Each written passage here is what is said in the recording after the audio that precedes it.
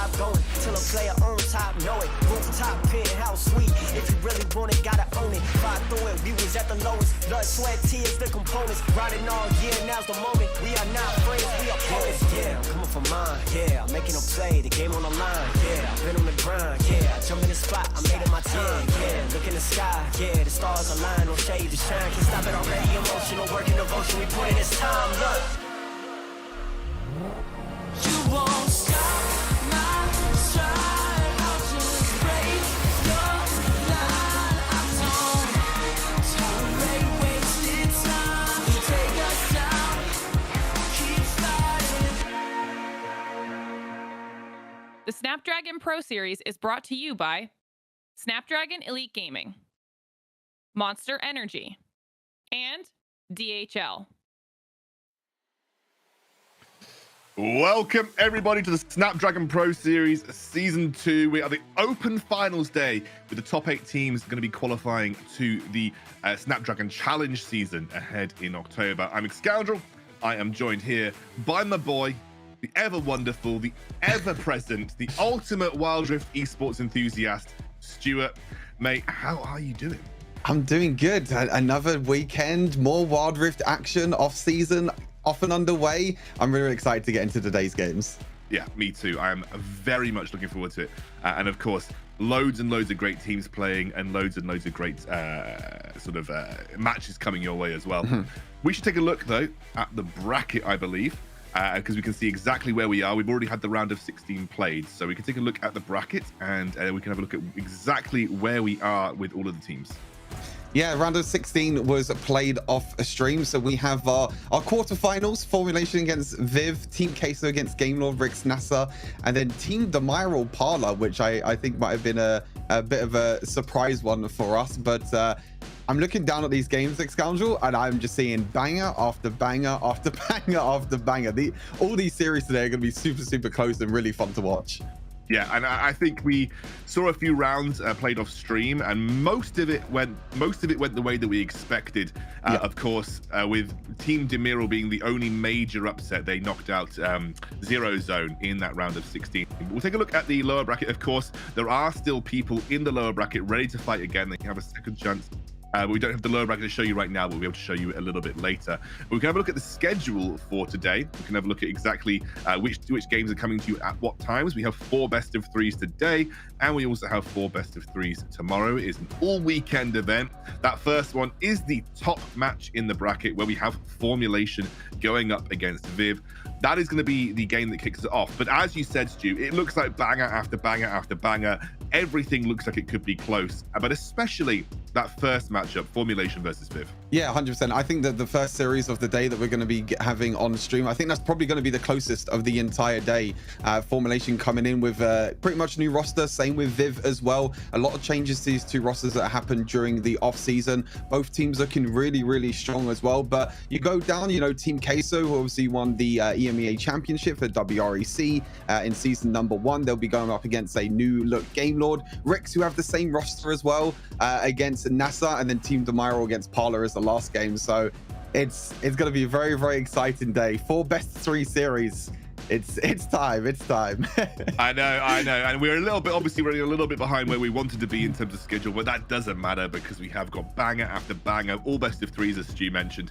And I think, the top 4 teams here, they do go on to qualify automatically. So the teams that win here in this best of 3, I believe, will go through to that challenge season, Stu.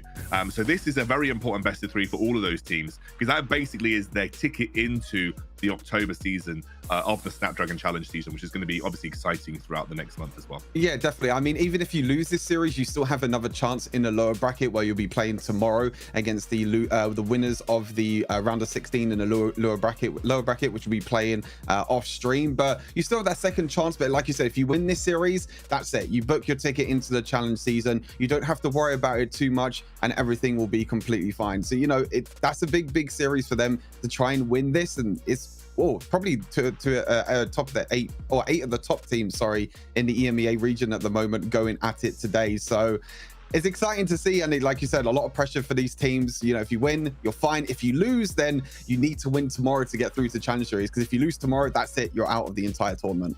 Yeah, exactly. You got 2 chances basically to make it through. This is your first chance, and obviously tomorrow being that second one. We are ready though. We're going to be jumping into that first matchup. Let's take a look at our first team, and it's going to be, I think, Formulation, a team, Stu, that has been absolutely tearing up the European scene in the build-up to all of the European off-season tournaments, but specifically looked pretty good in all of the kind of the prelude to this. Formulation kind of almost set themselves up as the #1 team in Europe in total. Obviously, Rix has taken a little bit of that crown back recently, but it was for a little while people saying that we think Formulation are the best team now. Yeah, definitely. Formulation did really well in the Open Cups. They actually secured the first seed for this tournament. So they were able to get pretty much, I think they won 3 cups in a row in the ESL Open Cups. They won all of them. Like you said, Rix took them down a few times recently. So ever since the Open Cups have happened about a month ago now, there have been a few fights between,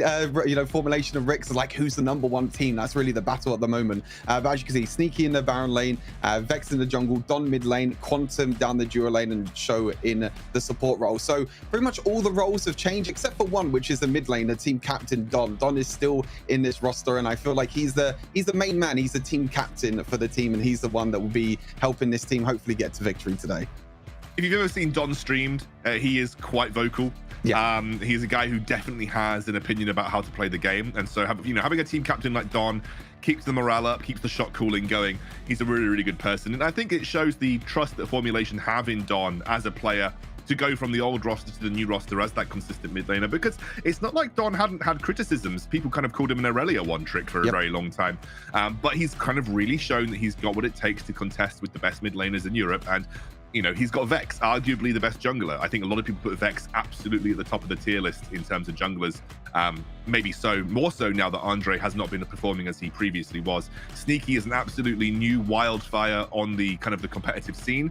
He's someone that really puts pressure in the Baron lane. He kind of breaks the meta a little bit, plays the more carry-orientated Baron laners as well. And of course, got a very dependable and strong bot lane here. So I think this is a very strong Formulation roster. And I'm really excited to see how they do. Again, given the chance, maybe they match up against Rix. If they make it through to the challenge season, we'll see them fight up against Rix. Because the last time they faced Rix, it was pretty one-sided. Rix kind of managed to push that one over into a 2-0, and it looked pretty quick as well. But before that, kind of a small sort of moment, that it was crazy where they were kind of taking Rix on and beating them. So I think this is a team that's got a lot of potential and definitely is here to upset those kind of traditional standings of Wild Rift Europe. Yeah, exactly. Yeah, I mean, I think the new one coming into this Formulation roster, Quantum, he played all the way back in season 0, before season 1 even started. Then he took this big massive long break, and he was kind of the question mark really for this roster, but he's actually performed really, really well. The Lux duo lane picks he's been picking off, the Varus as well. He's got Show in the duo lane, in the bot lane, which is probably considered one of the best supports as well. So I think Formulation have maybe one of the best support jungle combos, like I said, with the Don in mid lane as well. That stable source of the mid lane player in Don, and then you have Sneaky in the Baron lane. So we're going to take a look at our other team now, which is Viv Esports, a team that has been. Well, they had a previous roster that was kind of a little under the radar. They were, I would say, like top 5 or 6 in Europe for a long time, but never quite able to break into the big boys club. But they've kind of switched things up. They brought in Zefter, Yekwi, Kranix, Hester, all of these guys who are kind of well-known names in the European scene. Zefter definitely up there as a sort of a highly respected jungler. Kranix, one of the top 80 carries, and Hester, I think a lot of people would have put, back at sort of the peak Queso days, people would have said that Hester literally is the best support in Europe. So, you've got a very strong team here on Viv Esports, and I know you're a big fan of Patterson as well in the Baron lane. Yeah, Patterson, he's coming from Zero Zone. I really rated him highly when he was playing for Zero Zone in WREC Season 1, and I feel like coming into this roster, he's got a lot of pressure on his hands now, going from, I mean, no disrespect to Zero Zone, but coming into this roster now with, a bunch of high expected players. Every single time I see this roster, I'm like, this should easily be like a top 3 roster every time. But they've been a little bit inconsistent though. They've performed well in some competitions, then they've also underperformed in some competitions. So I'm excited to see how they come up against Formulation, because I think it's a big task for them. But like I say, if you look at these names on paper, for people who are familiar with the EMEA region, all of these are familiar faces. You know, Yeku in the mid lane, Zefta in the jungle, Heste who went to Icons as well, Kranix, Patterson. This is a good, strong roster on paper, but it's how they work together. They've only been together for about 1 month at the moment because Zefta and Heste are they're both kind of new, so they have to take a little bit of time to gel before we actually see the full potential of this roster. Yeah, I think so too. I mean, as you mentioned, you look at those names like Zefta was on top 3 teams at one point. Yekui was on top 3 teams at one point. Kranix, I believe, was on Rix before they did a bit of a switch up. Was Rix right? I'm not talking about my bombers at Game Lord. One of the two. And then obviously Heste was, like you said, went to Icons as one of the mostly, highly thought of supports in the region. So, you've got very, very, very strong players here that should be, in the right circumstances, one of the best teams in Europe, I think. Yeah, definitely. I definitely feel that. And for those watching on Twitch, make sure you cast your predictions over on Twitch as well. Make sure you vote in Twitch chat. Use them channel points. Use them channel points you've been building up. Make sure you vote over on the Twitch chat who you think is going to win, Formulation and Viv. Or Viv, sorry, I should say. They both can't win, Formulation or Viv. I think the predictions are probably going to be close on the channel points. I think our predictions are pretty close as well, who we think is going to win. There you go. Yeah, I think we both said Formulation. You think that Viv might take a game. I'm pretty certain that Formulation will be a 2-0. I do want to say, though, I think it'll be close, or at least I hope it's close. I think that this is if anyone that isn't Rix on this kind of lineup of teams is going to challenge Formulation, I think it's Viv. So I'm hoping that they do get the chance to show their stuff here today. But I do think Formulation are strong for a reason. Stu, you feel the same way, but you think the Viv could sneak one game? Yeah, I think they can sneak one game. I think, like you said, if it's not Rix, then I think Viv is probably the next team that can maybe take a game away from Formulation. But I think Formulation as a team has performed a lot better. They've been together for a lot longer as well. Then, like I said, Viv, this roster is still kind of new with Zefta and Heste coming in. They are looking stronger and stronger as they play more and more. And obviously, we're still kind of in the off season, so I think they might take a little bit of time to gel, but I think they still have a chance maybe to even take the series, but I think it'll still be 2-1 Formulation. Yeah, I think so. Did I say that Heste was on queso? I didn't mean to say that, sorry, by the way. I just... Game loss, yeah. I think that just went straight over my head when I said he wasn't on queso, because that's been Methanol for about a year now. So I was... Sometimes when you're talking and you just don't use your brain, that's what happens. We are heading quickly towards picks and bans. Of course, that does bring up the topic of 3.4 and the topic that Gwen is enabled for this tournament. Now, Gwen is something that has kind of burst on the scene. Riftmaker and Gwen in general, they've all been like kind of an interesting point. Riot believes that if you've looked at the recent patch notes that both those things need a buff. Yeah. Some people would probably disagree with you. I think a lot of people think that Gwen's in a really strong spot as she is. She definitely hasn't got the highest win rate right now. I don't know if you guys have seen that the Riot China server has an API and Gwen is like really low in win rate on Diamond Plus, but she is quite a difficult champion to play. So, there might be that element to it. But yeah, so Gwen is enabled. Anything else that you think is going to be that we, or at least our viewers should be looking out for when it comes to pick and bans, Stu? Of course, there is another thing as well. I think Gwen's going to be quite a highly contested pick because especially you have an AP damage source in the Baron lane now. Obviously, we see a lot of AP mages down in the duo lane most of the time because we see so many bruisers, so many AD assassins in the top side of the map. So maybe that might switch things up in draft. We'll have to see how that works. A few other things as well. The new support items as well. There is currently a bug with the new support items. Currently, you can build it double in the bot lane. You got like double relic shield in the bot lane in ranked. People have probably seen it quite a lot in ranked. There is currently a bug with that. So at the moment, teams are going to be restricted to one support item per team. So you can only buy one relic shield or one spectral sickle per team. So that means that the bug won't be abused. And also another bug is with Janna. Janna is completely banned from the open finals. There's currently a bug with shield and ignite. It's a really, really interesting bug. It's basically the shield lasts longer than what it's supposed to. And if you kill someone that has the Janna shield, the projectile that's still on you, if you still have that Janna shield, you basically don't get a death. You don't get a death. You don't get the kill credit or anything like that. So it's a really game-breaking bug, really. So that is completely banned. But I think other than that, I think some of the champions that are still going to be quite highly contested, Karma's still really strong, Senna's still really strong, and all the other bruisers as well in the Baron lane are going to be very, very strong and highly contested. Yep, I think so. I think there will be safe picks that we were looking towards. So like blue side first pick, you're expecting things like Karma to be high priority. Things like, well, actually Yumi's been changed and she kind of sucks now, which is great. No more Yumi, thank God. No more Yumi, thank God. But Senna, you know, the Senna combo lanes, which we've seen all over sort of the WCK and kind of like the Southeast Asian region as well. Yeah. You know, Senna Nasus, for instance, is still really popular, still will remain pretty popular, I think. People have been toying with Ashe a lot more now, especially since some of the changes. I've seen some crazy videos out there. I'm looking at you, DB, with your like Fimble Winter Ashe build. But there's definitely a lot to have a look at. But we are going to head over towards picks and bans now, guys. We should get these teams underway. I'm going to move my head up slightly so I'm not both moving my head up a little bit. by the graphic. We're both moving up. We don't want to get cut off. Yeah, no. Well, Stu, I know you were a hobbit, but we know we will try and get your head over. I'll go down here. Okay. Go down here. Okay, so all right. So we're just going to look over. We're going to look over the pick and ban. What's being picked, What's guys? been banned? What's going on? Oh, Rakan's been picked or banned. Sorry, I can't quite see though. It's only your eyes showing. Yeah, it's look over in the sunrise. Yeah, Rakan's gonna be the first ban. Oh, Karma, I think that's fun. good.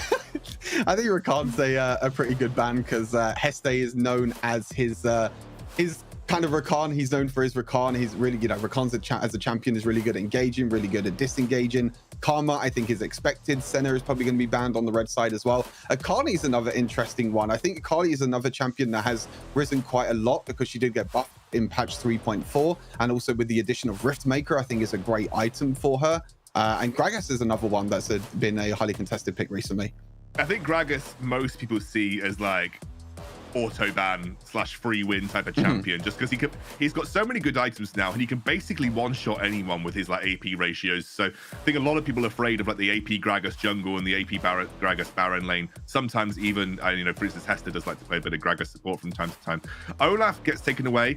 Interesting, that's a hotly contested jungle pick for both Zefta and Vex. Vex is kind of known as one of the best Olafs on the server, so I guess they believe it's not going to be first pickable for them. And the Senna, as you correctly mentioned, that's not going to be over for Formulation. So Formulation now have a couple of options on the table, but they're going to want to keep things as open as they can, I believe. I'm expecting maybe a Renekton or even a Jace here. I think that them two are probably the next highly contested picks. You normally see Karma, Gragas, or Senna, or Varus. are they just going to first pick the Varus? They're going to get comfort onto Quantum as a first pick. This is by far his most played champion during the off season. Really, really comfortable on the Varus. Also plays a little bit AP Varus sometimes. I don't think we'll see it today, but AP Varus with Riftmaker is very, very strong. But AD Varus with the Poke, very, very strong pick.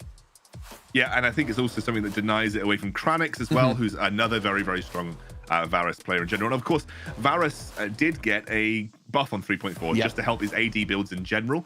I know they've been trying to make on-hit Varus a thing, not quite a thing just yet, but they did give some buffs over towards his lethality build too.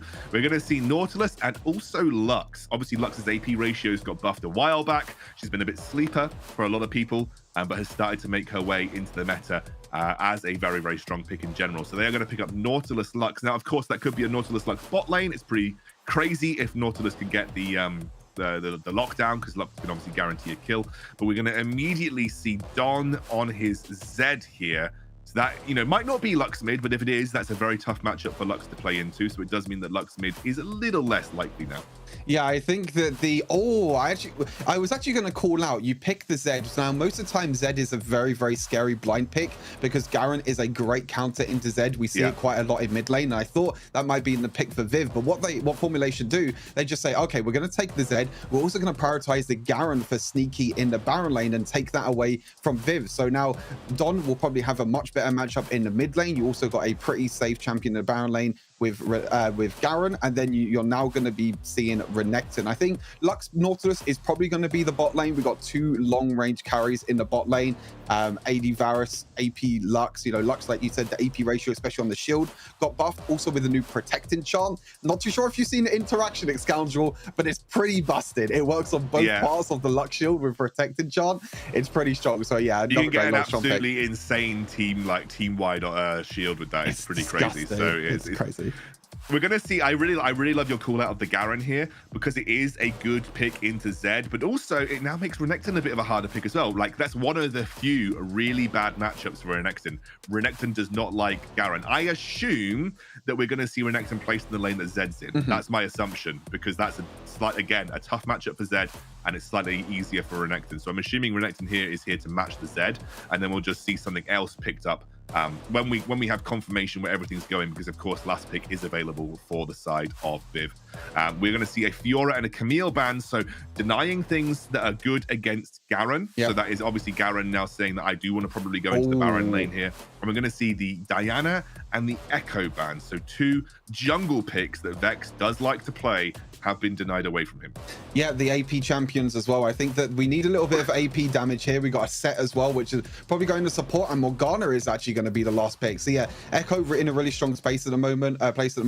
Diana jungle has been very, very popular, but Morgana is another AP jungler that is very, very strong. So you have a little bit of AP damage on the side of Formulation, but on the other side, you ban the Fiora, you ban the Camille, but Jax is still up and available. Jax has been so annoying for players and for teams to deal with at the moment because yes, the early game is not that strong, but once Jax gets 2 or 3 items, there's no one that can really deal with Jax in the side lane at the moment. You just go Divine Sundra, you go for Hullbreaker, you go for Blade Ruin King. He just slaps towers, takes inhibitors for free, sometimes even the whole Nexus, who knows? And then it's going to be Zephyr on his Karzik. So I think overall, both rosters and both teams have really, really strong team comps.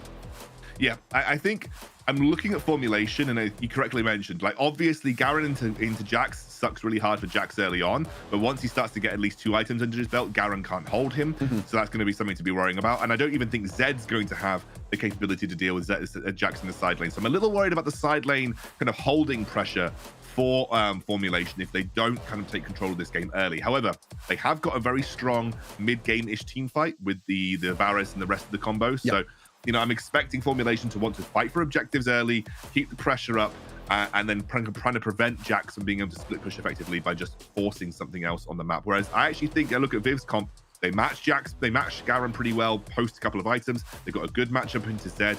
We've got good kill pressure on the Varus with the Kazakhs. Got a very strong and kind of like decent bot lane that isn't going to die easily to that bot lane combo that they're facing up against. So I think Viv have drafted pretty well here, and I think if they're able to stall the game out long enough, they could just win through pure Jax pressure. Yeah, definitely. I think the Jax pressure is definitely going to be pretty big, but I think the main one is you know, the jungle and everything. The jungle is going to be pretty big. I think for Zephyr, I think he's going to maybe look to try and invade as well, go into the enemy jungle, you know, go into Morgana's jungle and maybe stop it, because if you don't know, in Wild Rift you can kind of double camp with like Raptors and red buff and also blue buff and Golem, so you can kind of double jungle. So maybe Zephyr's going to try and look to invade in there. Let's see, could be a bit risky. Let's take a look though at our game. We are heading into it very shortly now. It is going to be Formulation versus Viv. It's a very, very, very strong two drafts that we've seen here, and I think I'm slightly favoring Viv. But of course, Formulation have got a very, very strong team, and if they can get control of the game and kind of keep the pressure up around objectives, I'm expecting them to be able to put Viv in a tough spot. Oh, okay. We're getting a little bit of a great. Oh, there we go. We are into game number 1. Formulation against Viv. It's going to be very, very exciting to see. At the moment, you can see that nothing crazy in terms of items. No, not items, sorry, in terms of rune pages. I think everything is pretty standard. Electrocute's an interesting one for Krenix, I guess, looking for a lot more burst damage, maybe with the combo from Nautilus. Sometimes you see summon Airy on Lux to get more shield pressure. But there you go. They can look for the engage ready bot lane. Oh, Vex doesn't quite land the binding, but just managed to get away with it. Heth using his hook nicely to get out. You can see Patterson's been pretty okay here. He's gone for the Grasp build. So, I mean, I know Grasp's okay in the laning phase, but I know into like Garen, I'm probably never going to proc it easily, or at least if I am, I'm kind of losing, right? So I think I maybe would have gone for like a Conqueror or like a... Oh, wait a second. We've just killed Hester on the bot side of the map here. So Quantum already getting ahead. Patterson actually looking for the fight here. Yeah, Patterson was looking up in the Baron lane, but unfortunately missed that play in the bot side. But it looks like Zefta was maybe there, but maybe they got another catch. You know, Show didn't even use flash at all. I thought it might have been a engage from the set down in duo lane, but Kranex has both summoners down already. Heste has the flash down as well. So already the bot lane is going to be action. I mean, there's always going to be action in the bot lane when you have Set and Nautilus as a support. But like I said, Quantum already has that huge advantage in the bot lane, taking that first kill. We see Hester coming up here, just try and put a bit of pressure on and help Patterson get away with it. You can see Shao has made his way up as well. So you do see this from supports quite a lot, quite frequently. They make a rotate out of lane if they feel like they can leave their bot laner to their own devices. Hester is here, so is Shao, and here comes Sneaky. He hasn't got that flash available for the time being, but he should get away. Nice little dodge, but they're going to keep going as the ult comes through. There goes the kill. It's a double kill for Garen, and already they are getting put pressure on here by Viv. Formulation 2-0 in the trade, and they take nothing back from it. Yeah, I mean, Heste just walked up to lane. He just revealed himself straight away, maybe to try and push the lane and try and proc the relic shield. And Show was just like, okay, I'm in the bush. I'm going to engage. Really nice dodge from Heste, actually, from the Dark Binding from Morgana. Really, really well played, but unfortunately, he wasn't able to survive in the end. But really nice double kill. Now it's 2 kills, like you said, onto the Garen. And this early game against Patterson just got a whole lot better. We already mentioned it during draft. It was like, okay, Garen's gonna have a good matchup. He already has Hullbreaker completed. It's 4 minutes in the game and Hullbreaker is already completed for Sneaky. That is not a good sign if you're a Jackson, if you're Patterson.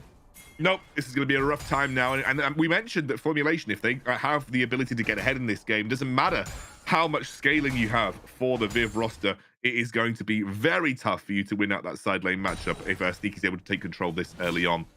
I'm wondering, though, again, I kind of want to bring discussion back to that Grasp rune. What do you make about Grasp? I prefer Lethal Tempo if I know that I'm not going to be trading too much with my laning opposition. So I kind of prefer Lethal Tempo because it just, I think, scales better for Jax, but he has gone for the Grasp. So yeah, I think Grasp could just helps him a little bit better in the laning phase because you get that little bit of healing. You also gain the extra little bit of health as well. So I think Grasp is more for the laning phase. You can see that he's struggling a lot at the moment. I think Sneaky might even have ulti. Killing spree already for a Garen. For those who play solo queue, for those who could see what Garen can do, having a Garen have a killing spree of 5 minutes, it's not a pretty sign at all for them.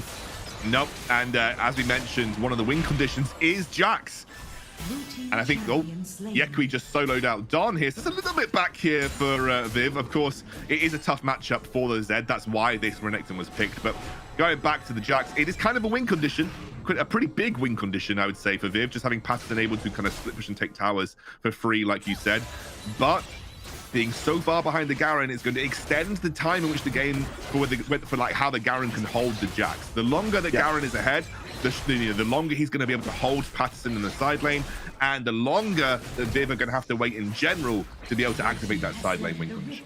Yeah, you can see that both objectives were taken. They were just a trade in terms of objectives, so nothing too crazy there. It looks like they're going to try and maybe pressure up in this Baron lane. Hester's up there as well, but Zefta decided to go back to base. They're actually not going to use the Rift Herald up in the Baron lane. Maybe they could have tried to take first tower of the game, but instead Zefta's just going to carry on trying to farm, but he's going to realize that the whole of his bot side of his jungle is already taken, so now he's kind of in a whole world of his own at the moment. You can see both dual laners are in the mid lane.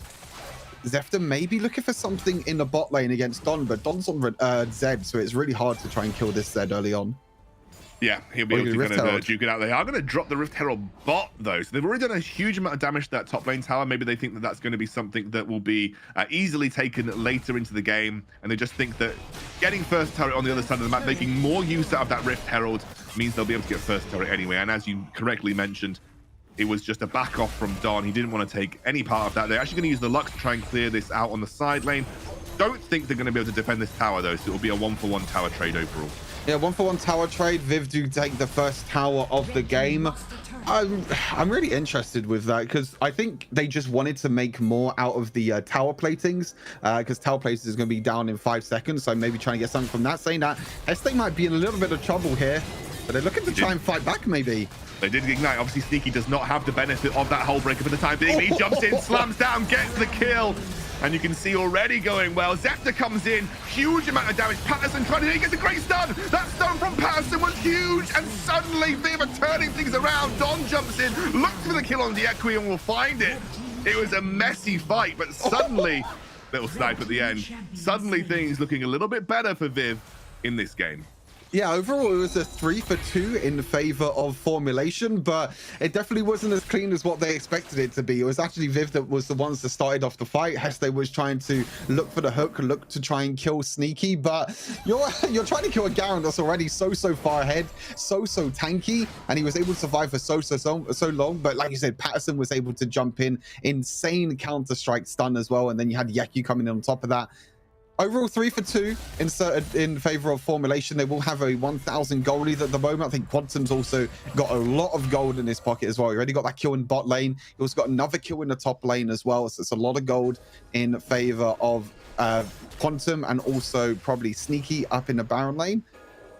So things looking pretty even though. Not as crazy as what I expected so far. I think there was a shutdown, so that's a lot of gold that came off Sneaky there, I think. So that was something that kind of helped even things up just a little bit. You can see Yequi struggling to deal with Sneaky in the side lane.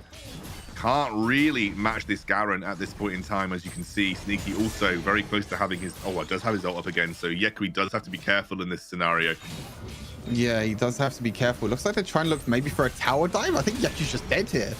Oh, he really is. That's so close. He'll go down, and they can't quite stop Sneaky from getting away from the tower. Viv did not want to commit to that tower defense, and they end up losing Yequi for it for free. Yeah, they're gonna look to try and pressure down this bot lane as well. They already got the top lane tower. They're gonna maybe look towards this bot lane tower as well. I think the big thing is at the moment is that Formulation doing so well in the side lanes and doing so well at outnumbering and tower diving, but that's a little bit too far. That was just a little bit too far. Zephyr really wants to go for this right now. Has to be careful though. One binding and he is dead in that scenario. See, the binding has just got used. They are trying to go for the engage. Hester doesn't quite make it happen, but they do manage to catch out Kranix, or Quantum rather, who does go down.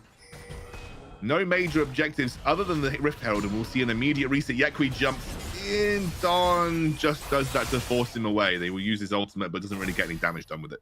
Yeah, Rift Herald, like you said, up and available. So this could go in the hands of Viv again. It could be double Rift Herald for them. They are going to start it off. Quantum is dead for another 5 seconds, which means that there might be a little contest here for Formulation, but I think they're just going to give up. They're just going to be like, okay, you can take the Rift Herald. They can maybe look to try and crash this in the top lane because top lane tower is very low, or maybe look to try and crash in that mid lane tower because mid lane tower is so important for both teams. It means that Kranix and Quantum might have to play a little bit safer if this mid lane tower gets taken down. They are going to do it as they can see that Sneaky's on the other side of the map right here. They want to get a charge in at least. That is an ult coming through. He doesn't actually get the ult through though, and that is a huge win as he throws him into the middle of the team. Massive engage. The chains of corruptions are landing everywhere as Patterson desperately keeps himself alive. Vex is the target, but he will just about escape. Viv overplayed their hand. They wanted to get position because Sneaky was in bot lane. Now they're going to lose both that and the dragon. Kranix gets stunned up. That's a stasis as well.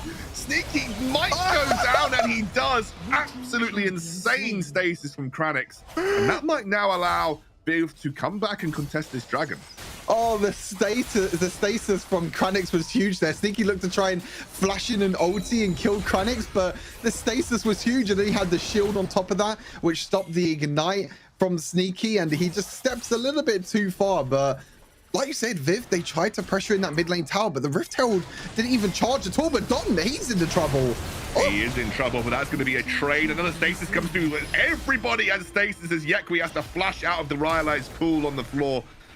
They are trying to desperately defend this dragon for the time being. It's a 1-for-0 as it stands. Kranix takes a bunch of damage from that pool on the floor as Patterson is essentially trying to play kind of like, I guess, zoning for his team. Great ultimate comes through. It does land a huge amount of damage onto Sneaky for the time being. That's going to be Show going down as he uses that stasis, or rather the enchant, the Gargoyle's enchant, to buy some time.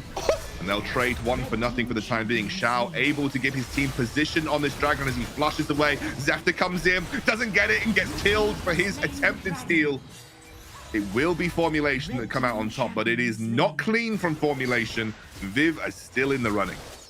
Yep, 2 dragons to 0 now for Formulation. There's a bit of a fight in the top side. I don't know if Don wants this yet. He's just going to go back to his shadow. I think the play this game goes, I think it's going to be harder for Don to try and kill Jax, especially if he has his ultimate available. Yeah, it's definitely not clean from Formulation. There's definitely moments during this game that I feel like Formulation can maybe clean up on, but they have 2 dragons at the moment. They are even on the towers, so even though the Rift Herald got taken twice, they did stop that charge in mid lane. They got 2 dragons, so they can try and look for that 3 dragon win condition in the next 5 minutes. Yeah, I mean, I think they've already got the Mountain Dragon stacked up with 2, so that's already a good dragon to have in your back pocket, especially when you're maybe a little bit worried about teamfight scaling, or you're worried about kind of dealing with the side lane, you know, as the game progresses. If they can get the Infernal, that means you'll be able to hold Jax for even longer as the Garen. So it is definitely something that I think Formulation will be looking for. And of course, it does give them a bit of extra scaling that maybe their comp doesn't quite afford them. Of course, though, when you have a Varus, you always have a decent amount of scaling on your team. So got to keep our eyes on that. And when you look at the mechanics of how a team fight plays out, of course, it's the Varus that's the difference maker here. If Varus can land a big ult onto the Garen, Jax, or the Nautilus, even the that was close. Even the Kha'Zix, there's so many targets that are just going to eat chains of corruption, and it's going to be very difficult for them to escape it. Yeah, there's a lot of close range melee champions on Viv that, you know, Varus loves. You know, Chain of Corruption, I think there was a cool interaction that we saw as well, where Show actually might get caught, but he does have his W still available. He does, and he has the gargoyles, but he will go down. There is the stasis for the time being. Quantum is going to try and take him out as the flash comes through from Zefter. There is the shield, not quite leveled up right now, but it'll be enough for Zefter to get out. And Viv take another little pick, which they'll be really happy about as Patterson jumps into Sneaky. Feeling confident now. He's had the time as they jump onto Don. He gets locked up, goes in for the ultimate straight onto Zefter, who gets taken out. This is the team fight, but the chains of corruptions are landing. Hester dives away, uses that hook to give himself some space. Another shield comes out from Lux, and that will be a 1-for-1 overrule here. Don escapes with a minuscule amount of HP. Yeah, look, these Lux ultis in mid lane as well are just doing Formulation dirty right now. They're trying to take this mid lane tower, but it's so hard. They would eventually take the mid lane tower. Yeah, these Lux ultis are doing a lot of damage. But I know Viv have a really good pick comp. You know, they have the Lux binding. They have Heste's ultimate as well. They can look to jump in, you know, with Yeku and Zefter on the Kha'Zix and the Renekton. And they were able to get that first pick, but and afterwards, they went a little bit too far. They saw the binding on Don, and it was like sometimes that split-second decision. Like you see the binding, and you're like, okay, go on Don, go on Don. But I think they forgot that he's playing Zed, so he just uses his ulti. He just easily jumps away with his shadow, and he's able to survive. But again, it's only a 4,000 gold lead. I think we have to definitely wait for this next dragon, which is going to be Infernal, which is probably going to be the next big fight of this game. Yeah, I don't think anyone's going to risk a Baron as of yet, because it's a little bit too tough against the Lux, especially. You can kind of get obliterated in one ultimate if you're not careful. Also, they don't particularly have a very quick Baron take, if I'm honest with you. There's no, like, super quick Baron takers on the side of Formulation, and neither really, apart from Jax, and maybe Crowdmix, sorry, maybe Zefter. So maybe Viv have got a slightly quicker Baron take, but ultimately Formulation don't want to take that risk as of yet. I think also you've got to remember that with Viv, if they make a pick, they kind of have to commit a lot of people to get the major damage down. Like, you kind of want to go like Nautilus hook into Renekton stun, into Lux binding, you know, so that person just can't move for about 10 years of their life. But you have to commit a lot to make that happen, and that's exactly what Quantum likes, right? He wants everyone to commit into one space, because then he just throws down the Varus ultimate, and you're going to get value. You're going to get massive value. So I think it's a bit hard to make those picks work unless you absolutely know that you've caught someone off by themselves. Yeah, I think to engage, really, that's the big one for Formulation. You know, wait for Viv to engage first, which looks like what they're doing now. But Vex, he's not the tankiest, but there you go, Chain of Corruption. Chain of Corruption comes out as the flash coming through. The great ultimate. Oh, Show has done the entire Viv team day. What a monster on the set. Absolutely obliterated them in one foul swoop, and Formulation just clean up. That is the problem with committing to the pick from Viv. You put yourself in such a precarious spot. Shao on the support set absolutely destroyed Viv in a single swoop. And that's exactly what I was talking about, the counter engage. I think Vex just completely baited the entirety of Viv. They tried to look forward as we look towards this replay. It was Heste that was looking for the engage. I mean, to be honest, I think it might even be the end of the game. So I'm not too sure if you want to go back to live to see if it's going to be the end of the game. Yeah, it is going to be the end of the game. Formulation going to take it. And that last team fight, like I mentioned, it was like Vex like, yeah, come to me, come to me. We want you to come to us. Chain of Corruption afterwards. Vex still had the stasis with the ulti as well. There was so much lockdown, and that ultimate from Show, and then the 3-man haymaker, or 4-man, it might have been haymaker on the backline. The route into the damage with a true damage was absolutely disgusting. Absolutely disgusting. I think he definitely stunned 4 people, right? Because he managed to pull people in from both sides. So I think he managed to stun 4 people in there. But I you know, it was absolutely insane, and I think ultimately you saw why trying to make a pick when you know the enemy team can respond on the side of Viv is rough to do, because they basically they couldn't go anywhere near Vex because the rift, the chains of corruption, right? They couldn't go anywhere near Zephyr because of chains of corruption, so they couldn't even support. And when they did, it was just immediately thrown into the fight by Shao, who just made an absolutely insane play on the set. It was so good. The set ulti right at the end was so satisfying to watch. So I think it was a 3-man ulti, it's a 3-man haymaker, stunned like 3 or 4 people at the same time, and it's just a clean sweep after that. But I think, like you said, I think the Varus pick and the chain corruption, we was talking about the first pick, you know, Varus, a very, very comfortable pick onto Quantum. It was really, really nice, able to land the chain of corruption. And when the chain of corruption is there's nothing that can happen. You know, you can't engage onto a chain of corruption because there's so much split. And as we take a look at the replays. Yeah, it's just some from the early game right here. That was that super early engage that didn't go particularly well for Viv under their own tower. And this is where Sneaky was able to get ahead. Yeah, Sneaky got a double kill in the Baron lane here. I still love that dodge by Heste. It was so nice, so clean. But yeah, the double kill for Sneaky early game really helped him a lot in the laning phase. He got himself Hull Breaker after like 4 minutes, and as you can see, easy solo kill for Sneaky. When you're ahead on the Garen, this champion could just spin to win and do whatever the hell he wants. I mean, Viv, they were taking the early Rift Hells. They were trying to get advantages with towers. They unfortunately didn't get that charge in mid lane, which didn't really, you know, do too much for them. It was the dragon stacking from Formulation that really helped them out big. And we obviously have this bot lane tower dive attempt that didn't go the way that they were hoping. Sneaky still able to just hold his own in the 2v1. It was very, very tough for Viv all round. And I think just they weren't quite able to get a foothold in this game the way they would have wanted. They definitely didn't give enough time over to Patterson to be able to execute a side lane split push, because they didn't really play to it. They didn't really give Patterson the time. You know, they could have just played complete wave clear. They could have played Kranix to just kind of poke from range and keep everything as safe as possible, and then kind of let Patterson do his thing in the side lane. But he didn't have the gold and they didn't have the time. And ultimately, Formulation had the way better team fight comp, and they were able to take advantage of it. Yeah, they're able to take advantage. You can see the scores here as well, 17-9 in kills. You can see quite a few Serpent's Fangs as well, which has definitely been rising quite a lot as a new item in patch 3.4. You can see it for Quantum to kind of stop the shielding from Kranix. You can also see it in the Zephyr, which I think stops the just stops the shielding from set. But I think overall it's still a very, very cheap and very, very strong item. But across the board, even Vex as well. I think Vex was maybe a bit of an underrated one in this game. You know, 16 kill participation out of 17 kills for Vex in the jungle.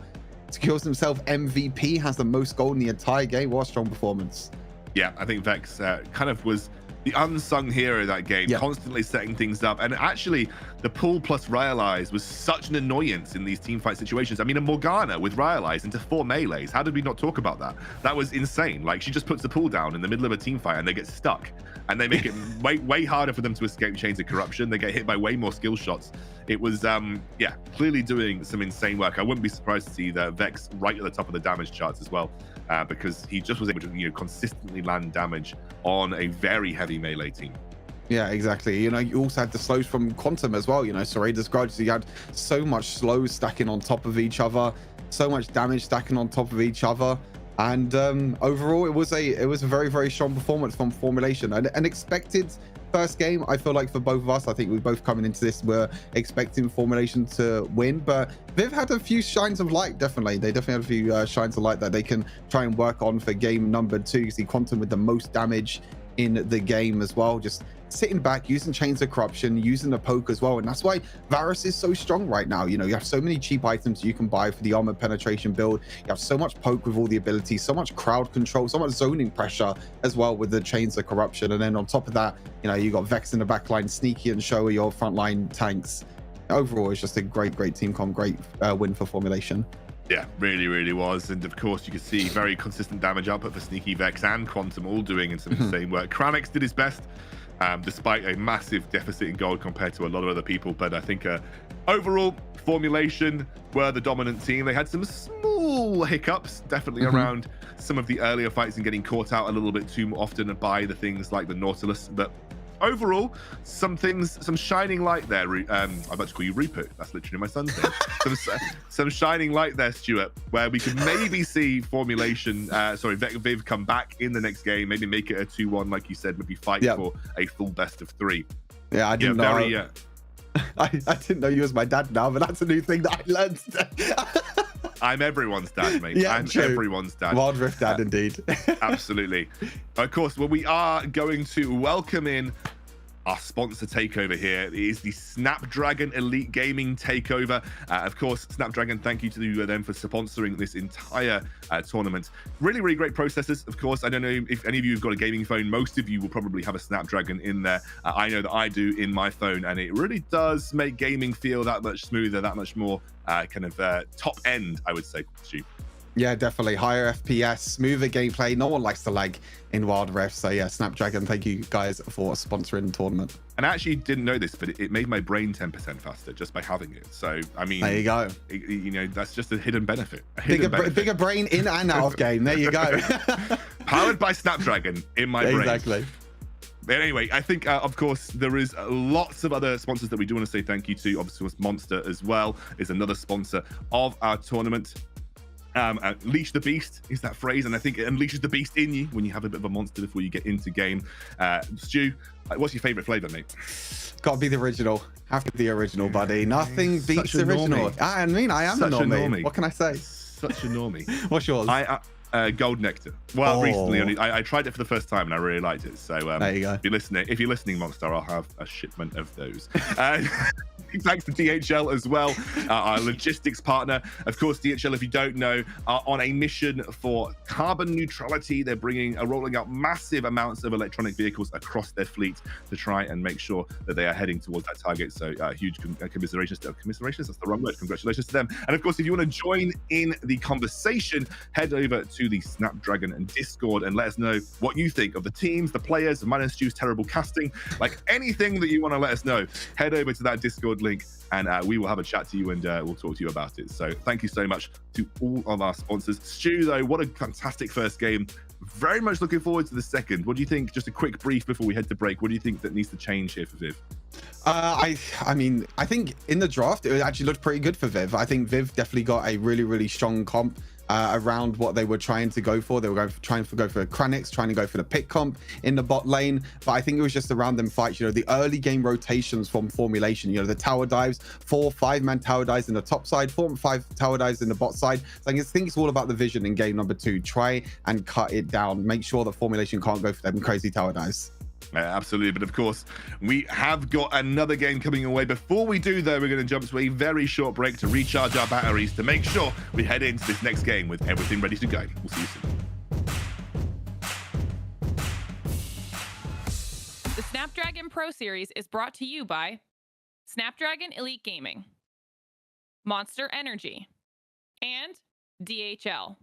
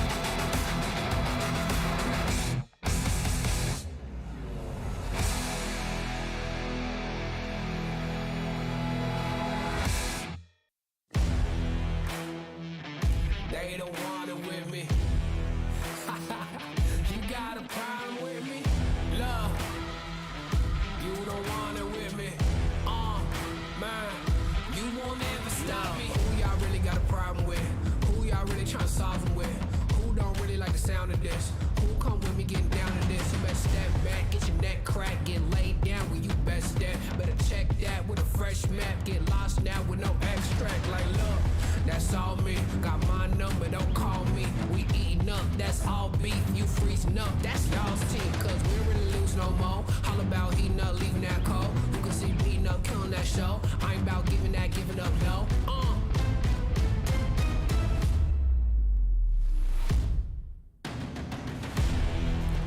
Nah, cause they don't want it with me.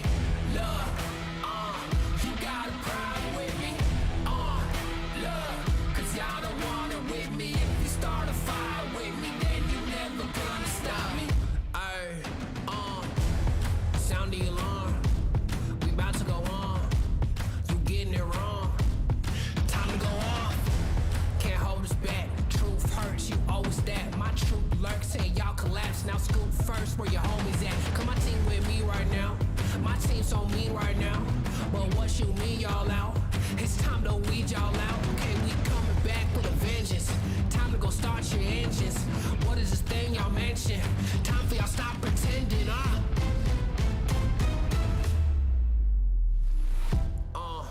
nah, y'all can't do that. Where your crew at? Y'all can't do that. Nah, where your crew at? Nah, man, cause now you alone. Yeah, get out of my zone. Man, cause now you alone. Love, get out of my zone. Nah, cause they don't want it with me. Look, you got a problem with me. Look, cause y'all don't want it with me. If you start a fire with me, then you're never gonna stop me. Nah, cause they don't want it with me. Look, you got a problem with me. Look, cause y'all don't want it with me. If you start a fire with me, then you're never gonna stop me.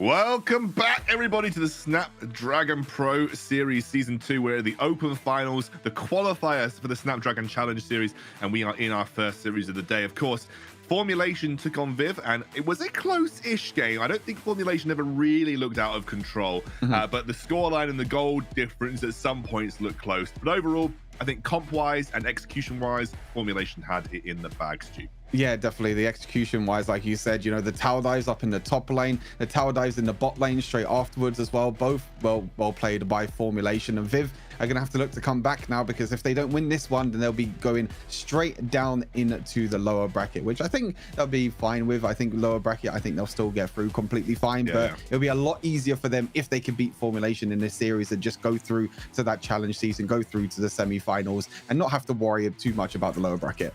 Yeah, of course, Stu, let's take a think about what maybe can change here for Viv going into the next game. You mentioned it a little bit before the break, but let's expand. Of course, Formulation don't technically need to change anything, but for Viv, maybe switch some things up. Yeah, I think that the pick priorities were quite interesting. I think on red side, it is very, very difficult at the moment. Most teams like to pick blue side. So I would expect Viv to pick the blue side for game number 2. Maybe try and get one of them power picks. Because red side at the moment, you feel like you're forced to ban, you know, the likes of Karma, the likes of Senna, the likes of Gragas, M3 power picks at the moment. But now maybe Viv moving on to the blue side, they might be able to try and get that first big priority. But I think it's all about, you know, in game. I think draft wise, I think it looked okay. I think Formulation adapted the draft very well, picking the Zed and the Varus at blue 2 and blue the Zed and the Garen, sorry, at blue 2 and blue 3, denying that away from Viv as kind of like the counter pick to Zed. But anyway, you know, I think in the game, I think that's really where it comes out for Viv. You know, the bot lane, they lost 2 versus 2. The top lane, they were losing skirmishes up there as well. So I think the big thing is definitely there. Yeah, I think I really love the Garen followed by the Fiora and the Camille ban. Just made it so there weren't that many picks for Viv to actually kind of match the Garen. And of course, we saw a lot of resources invested by Formulation in that Garen lane very early on. But of course, one of the men who kind of made that happen was Vex in the jungle. Playing Morgana, super popular jungler at this point in time, mainly because it offers you a very quick clear speed. It is an AP threat from the jungle, lots of team fight control. If you look at some of the API stats from the China server, it is the highest win rate jungler in the game as well at Diamond Plus. So very strong jungler, and Vex made her look fantastic. 94% kill participation, a gold per minute of 819, which in a professional match is really strong. Very high damage per minute too. I think Vex had an all-round excellent game. Yeah, it was like you said, I think like the unsung hero, really. Like we didn't really see too much from Vex, but he was just in the backline, like you said, the pulls against, you know, the melee champions that Viv had, the pulls, the slows, the bindings as well. And that last team fight, that little bait that he did to bait everyone in from Viv Esports, that was really the big one, you know, baited them all in. And it was just like, okay, I'm just going to stasis, use ulti, everything's completely fine. But yeah, really strong performance by Vex. I think going into game number 2, we're gonna have to probably see, you know, will they ban out the Morgana? Because I think one of the main reasons why Morgana is such a strong pick at the moment is because of her jungle clear. She has the fastest jungle clear at the moment in the entire game, so she can get level 5 the quickest out of anyone on the map. She can then look for ganks, she can look for plays with her ultimate, and then you just scale up even like more and more because she just keeps farming, she keeps getting all that gold. As you can see, 819 gold per minute, but she still does a lot of damage. Over 1,000 damage a minute. That's pretty crazy for a competitive game. Well, we are excited for this second game in the series. Viv, I think, had some moments. Like, they had a really strong pick comp in general. They made some solid individual picks that they maybe could have capitalized on. I love the fact that they controlled both Rift Heralds. They could have maybe used those to accelerate the game if they wanted to, too. But they just kind of lost out on Dragons. They lost out when it came to straight-up 5v5 team fights, and they just weren't quite able to get Patterson rolling in the side lane. Interesting that you'd give Patterson such a heavy win condition versus someone so renowned as Sneaky. I mean, Sneaky has massively made a name for himself in the lead up to this tournament as probably one of the best Baron laners, you know, in the EMEA region. So to see Patterson on something that required to have a good laning phase versus Sneaky was maybe a little bit of a risk, but nonetheless, you know, it is a strong pick in general. Obviously, second game round, we might see things change up. We might see some different bans. We might see the comps kind of change. Maybe we see Viv head towards a more traditional team fight comp. We shall have to see. They are definitely not 100% out of this, though. They looked pretty good for a large portion of that game, Stu, and I think there's a good chance they could come back and fight here. Yeah, I definitely think that they can come back. Like I said, I think in the draft, I think they're probably going to be moving over to the blue side. So I think that that's going to be a big, massive thing to see what side Viv Esports pick. Will they stay on the red side? Highly doubt it. Will they go onto the blue side? Most likely try and get that first pick priority for them. Maybe take away the Varus for themselves. I think Varus, you know, for Quantum is very, very strong, but he's also very strong on the Lux. I think try to maybe ban out. I think that's a good thing about blue side as well. You know, you can kind of target your bans a lot more. You don't have to worry about banning away the OP picks, you know, the Karma, the Senna, the Gragas, you know, them picks. You can target the ban. So maybe target bans onto Quantum could be a big thing. Maybe slow down his you know, he can slow down his champion pool. And as you can see, we're going to get into it. And interesting enough, Viv are staying on the red side. So valuing that last pick potential, valuing the kind of counter potential that the red side gives you. Of course, Stu's giant head has been cut off by the pick and ban graphic once more. As he do. Pick the head up a little bit. Dear. It's going to be a Rakan ban. So Hester, I mean, look, Hester, I think if you associate one champ with Hester, it is Rakan. Yeah. His Icons performances where people kind of said, oh, he did well, shame about the rest of his team, were generally on Rakan. So, you know, I think like that's a solid ban in any situation, especially because Xiao, I know Xiao can play it, but he's not usually like a Rakan enjoyer when it comes to, you know, priority. It'll be a Kali ban once more, which I think makes sense against people like Patterson and Yekwi. And then we're going to see the Gragas ban. That is, again, something that's very first pickable, it's flexible, and it's a very good pickle round. I think that one adaptation that Viv might do, or they're not going to do it. Okay, I thought that maybe them banning Gragas first. Maybe, you know, some teams on the red side like to leave open both Karma and Senna, so you just trade 1-for-1 in terms of the power picks. They decide not to. The Lux ban away actually from Formulation this time around. So, I mean, it's probably going to be a Senna ban. I'll be very surprised if this Senna goes through, because it will most likely be a first pick. There you go. There's the Senna ban. And we could be seeing a Varus first pick again. You don't have to worry about the Lux anymore as the other long-range threat for Varus. It's just going to be maybe another Varus first pick. Well, I think it makes sense. I think it worked for them last time. It denies it from Kranix. Quantum loves it. I mean, it's just a sensible pick. It also immediately gives you strong team fight. It immediately makes heavy melee compositions bad. And so, I think in general, you mentioned the priority on Renekton. That will get locked in. By the way, can I just say, really love the moving champ select portraits we have in the Snapdragon Pro Series. It's very cool. You don't usually see it. I'm just going to give massive credit to our production. It looks nice. So it is Renekton and Nautilus. So a similar vibe to last game, looking for that lockdown, looking for that single target pick potential. And again, the Renekton is flexible. Baron lane or mid lane, it kind of depends. Set will come through, I imagine, for Shao once more. And then we're looking for a pick here from Dom.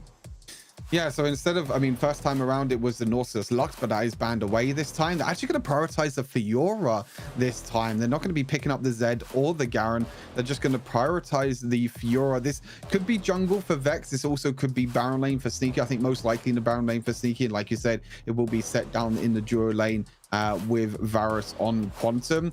And then, Zefta now. He's like, okay, you showed your Vex, you showed your Morgana last game. Now it's time for you to see my Morgana. That's a big pick. Yeah, I think that's a really strong pick for because it gives them some kind of range threat. It gives them extra pick potential. It allows them to control team fights a little bit better. I really like it, and also means that well-timed Black Shield can kind of shut down a Chains of Corruption from Sneaky too. So I think generally a very strong pick here from Viv. Good counter to what you're seeing. It'll be the Ziggs ban. So they're trying to deny kind of AP threats in the bot lane that we know that Kranix likes to play. With the Ziggs going away, maybe I'm wondering what the next ban. Maybe you could even see a Seraphine ban. It's a little bit not particularly ordinary, but could see a Seraphine ban here. Yeah, it could be Orianna as well, and Orianna is good, another one. Yeah. I know another surprising champion that hasn't seen any pick or bans this entire series so far is Lucian. Lucian could also go into the hands of Kranix down in the bot lane. Is a pretty good compo into Nautilus. I was thinking at the top of my head, I was like, okay, Viv banned Garen. They're maybe looking to first pick Zed in the second phase with that Garen ban. But if Formulation read it, Formulation, the coaches behind them, they read it. They're just like, okay, you banned Garen. That means that you could potentially pick Set and get a pretty free lane in mid lane. But no, they ban away that Set as well. And there's you just Lucian. Mentioned it. There's the Lucian. Yeah, you just mentioned it. The Lucian comes through. Now, that obviously still has flexibility here. We could, of course, also see Kranix playing the Morgana. We don't see it as much now that Morgana is so popular in the jungle, but it is something that can be played. Obviously, Garen ban is nice for Renekton too. It's one of the very few matchups that Renekton doesn't do particularly well into. But that will be Vex on his Echo. So I think that's going to be Vex Echo. I don't imagine it's going to Dawn. I think it's going to be as you mentioned, Sneaky on his pretty world famous EMEA famous Fiora. He's kind of well known for that in the solo queue ladder. And it might be Shao now taking the Set into the mid lane. And it'll be the Camille. Okay. Maybe it is Echo mid then.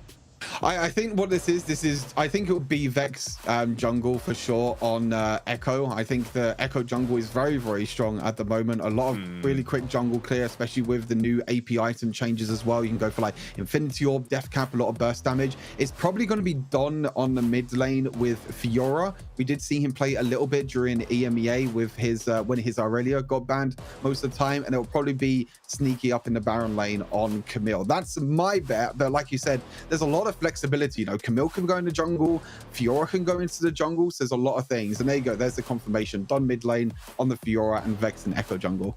Yeah, I know Don's played Camille mid, as but to rule that out. Don does play a bit of everything, but he is known for bringing these kind of typical Baron lane picks into the mid lane and kind of like piloting them. So it will be Fiora for Don into what will be the Lucian mid, and it is going to be Kranix on Morgana bot. You did say that was possible, so very flex draft. Yeah, very flex draft from both teams here. Stu, based on what you've seen, which team do you think has come out on top of this draft? I think, this is a tough one. I think the Formulation probably have the more potent power picks, I would say, on Formulation. But I think Viv also did really well with the flex picks. We were talking about the flex picks on Formulation, but then Viv are just like, okay, we're going to show you our flex picks as well.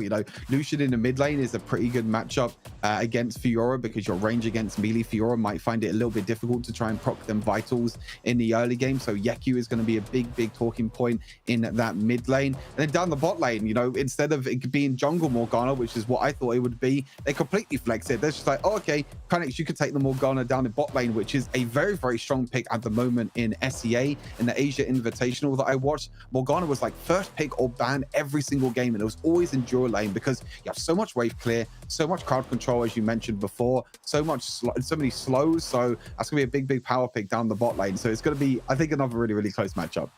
Yeah, I kind of like Viv's draft a bit more this time round. I think they have more options. They're not super reliant on a certain win condition. So pretty excited about Viv. I think they've drafted a bit better here. But of course, we're heading into that second game of the series.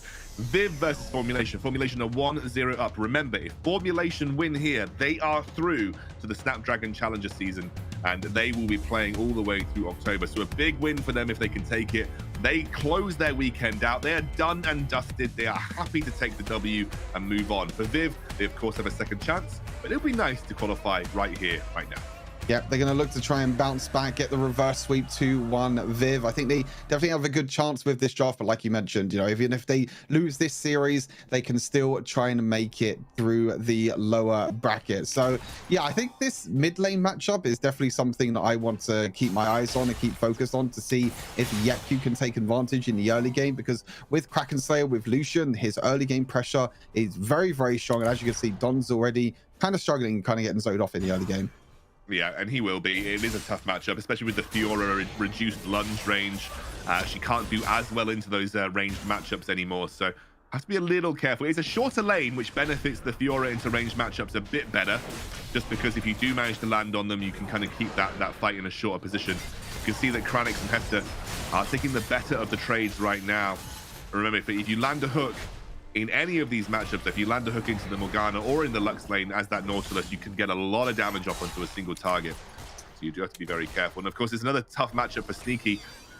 The Renekton matchup for the Camille can be quite difficult to deal with. Yeah, it does. In the early game, it's definitely in Patterson's favor, especially because he's gone for Kraken Slayer on Renekton. I think there's a big high topic at the moment with that. I think Patterson on the Renekton is like, should you run Kraken Slayer on Renekton? Should you go for Conqueror? I think that when people pick Kraken Slayer on Renekton, you're just like, okay, I want to get ahead in the early game. I want to get advantage with this rune, because you don't really scale too much with Kraken Slayer. Kind of falls off a little bit, and you want to really go for Conqueror if you want that late game scaling. But Patterson is going to look to try and win the 1v1 in the early game and take advantage against Sneaky. I think Kraken Slayer is also good if you're interested in killing an individual target, but not really concerned about how your team fight presence plays out beyond that. And so I think, like, for Patterson, killing Quantum or killing Vex is probably fine. And so just having that extra burst damage is nice. You can see Sneaky can't really trade back well enough. We'll get a bit of healing back, and that's one of the problems if you're playing Renekton. If you choose to dive out, you are potentially a little bit risky. Not got the level 5 yet, but we'll find it. Patterson just taking a nice trade in his favor. Yep, Sneaky had to be a little bit careful there. I think that's one big thing about Camille as well. The passive shielding, the AD or AP shield that you get definitely helps you out a lot. Definitely helps you, allows you to be a little bit more safer in the laning phase. Start finding just swinging a miss. You can see both junglers right now actually prioritizing the bot lane. Vex already went back to base. Yeku is maybe going to do the exact same. Both Relic Shield for supports. I think Relic Shield is definitely a lot stronger at the moment, especially because you have two melee supports down in the bot lane. So they were roaming a lot last game, even though they have Relic Shield. I think that's one thing with Relic Shield is, like, with Relic Shield, you don't really want to roam that much because you want to try and get the stacks as soon as possible. But we saw in the last game that there was a lot of Baron lane pressure. You know, Heste was up there all the time. Show was also up there all the time roaming. So we're gonna have to see if that's going to be the exact same this game. You see Don taking a bit of damage. I like Don's itemization here, by the way. He's gone for Ruby Crystal and Jerome's Fist, mostly because he knows that versus Kraken Slayer, the more flat HP you have, the better. And so he's just trying to negate kind of the early pressure from Yeku in the lane to try and survive as long as possible. You can see Sneaky obviously going for the Divine Sunderer. Same thing. Interesting choice for Divine Sunderer this game. There isn't really many high HP targets to make it massively useful, as we have the engage coming through. Shot just gets deleted. Didn't even have a chance to use the Haymaker and gets blown up. And that is the problem. You do have to be a bit careful versus this team that has clearly orientated their picks. They have a lot of single target bursts, and honestly, Shao just got caught out. Yeah, the chain CC from Heste, the auto attack into the hook, into the ultimate. Show couldn't flash, he couldn't use W, and this champion's getting buffed next patch as well. Nice one. Anyway, I honestly think Nautilus is probably one of the strongest supports right now. I think the chain CC that Nautilus offers, how tanky he is as well, especially with a lot more gold income you get now with supports. You can just go for flat HP, you just go Exali Seadra into Warmogs, get super tanky, be at the front line, CC everyone with your auto attacks, and he's so strong. And that's one of the main reasons why he's strong with that pick they got on to show. So a little bit of an early advantage again for Viv this game. Yeah, and Viv kind of were able to do that in the previous game. They did get caught out by the roam up top side, but they have managed to generate about a 1,500 gold lead in their favor just through strong lane assignments. I think, you know, in general, they have drafted very well to deal with the laning phase, and Formulation know that they can't really take too much advantage right now. It will really come down to those teamfight situations. You're playing into a much better range split this time round for Viv, so chains of corruption are not going to be as strong as they were previously. And I think generally Viv looking pretty strong at the start of this game. Yeah, definitely. I think that Lucian still kind of wants to go into like close range ever so slightly. Sure. He's not like the biggest range AD carry, you can call him, or marksman, you can call him. But he has a lot of mobility. I think that's the big thing, is that Viv have a lot of mobility this game to maybe dodge away from the chains of corruption. But again, I think it's Viv that are going to be the ones that are going to try and look for the engages. And it's really the counter engage, which is where Varus really comes out top. You know, like you mentioned, the chain of corruptions, the slows on top of that, and then just constant piercing arrows over and over again. Looks like both teams are prioritizing towards the Rift Herald, but it looks like Viv are going to take this away in Formulation, going to give it up and maybe look towards the Dragon, but they haven't even started the Dragon yet, so Viv are just going to take the Rift Herald completely free, and Vex is still just farming his own jungle. I mean, we have seen Don start it up. I mean, you can see that Vex is heading over, but I think they know that they can't really compete right now. I think one of the things that you nicely mentioned that will probably be a major win condition around objectives to play for is that you can't really face check easily into a Varus as the Game Lord team. So as long as there is good vision control, and as long as you're not trying to put yourself in a rough position versus the Nautilus, or we have a fight coming out that's going to be the Hectic Ultimatum used. The stun comes through. Sneaky tries to trade, and Patterson would just about escape. Sneaky could have flashed for it, but did not want to. And it will be Patterson that escapes with an absolute sliver of HP here. Yeah, the Hextech Ultimatum was actually really well timed from Sneaky. He actually completely negated Patterson's second ability, so he didn't get stunned at all. And there's more fights in the top lane. Vex is coming up here, though. I think Patterson's dead. Oh, no. There's no way he go back. He's going to escape! Oh! How did he do that? How did he bait them so hard? That was so big brain from Patterson. Absolute monster brain from Patterson right there. And he manages to get out scot-free. Will be able to defend his tier 1. And they're even going to get the Dragon for it because Vex committed to the top side of the map. That was a huge brain play from Patterson that not only netted his team a very easy Dragon, but he's also able to stop any plates or that many plates falling on the top side of the map. Oh my god, that was so smart from Patterson. He wasn't in vision at all, so instead of going into the last bush, which is what Vex expects, I think most players expect, you know, okay, they're gonna go and try and go back, they're gonna go into that last bush and try and recall. Instead he goes into the closest bush, which is the place that he least expects them to be, and he just recalls for free. It's just like, okay, I'm just gonna recall here for free, and they don't even check it. It's unreal play. I mean, it's just such a simple play, but it's like you said, it's just such a big brain play that these pro players have. It's so smart, and you just love to see them sort of plays. It's bad for obviously Formulation overall, but I think for Viv and for Patterson, it's a big play, and him surviving in top lane, like you said, they got the free Dragon in bot lane as well. Got a really good advantage this game. Oh, Yakui just absolutely batters Don Shao, tries to take the majority of the beating here, does have that Haymaker available to just clear the wave out, but Viv looking very strong in the laning phase for the time being. They played that red side lane advantage really well. Their lane assignments have worked out fantastically for them, and they are now, well, they've maintained about a 1,500 gold lead, but they are pretty close to taking down some towers on the bot side of the map, so that'll be first tower of the game going their way. Yeah, first tower of the game, first Dragon, and first Rift Herald for Viv. It's a really strong early game for them. Most of the time, when you see objectives like that taken, first tower, first Rift Herald, first Dragon, that's a lot of gold in your back pocket. And you can see it's about over 2,000 gold lead now for Viv. So they're going to try and use that money, try and use that advantage. And I think Yeku has done a really, really good job this game against Don most of the time down in the bot lane.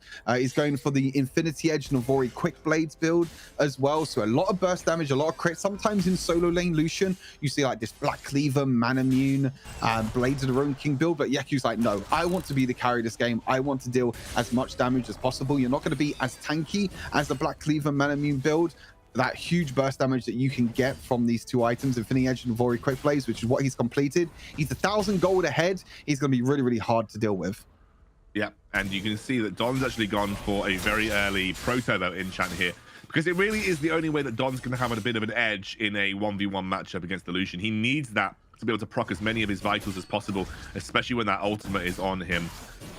Now, Sneaky, that's very aggressive from Sneaky. Great Hextech ultimatum. We have the engage coming through. Sneaky kept alive for the time being. Vex gets taken down. Doesn't even get the chance to use his ultimate, and Shao has to back away. Sneaky now as well. Over the wall, keeps himself alive, and it is another win for Viv in that small skirmish. It's going to be the second Rift Herald going their way, and they are here to fight in this second game.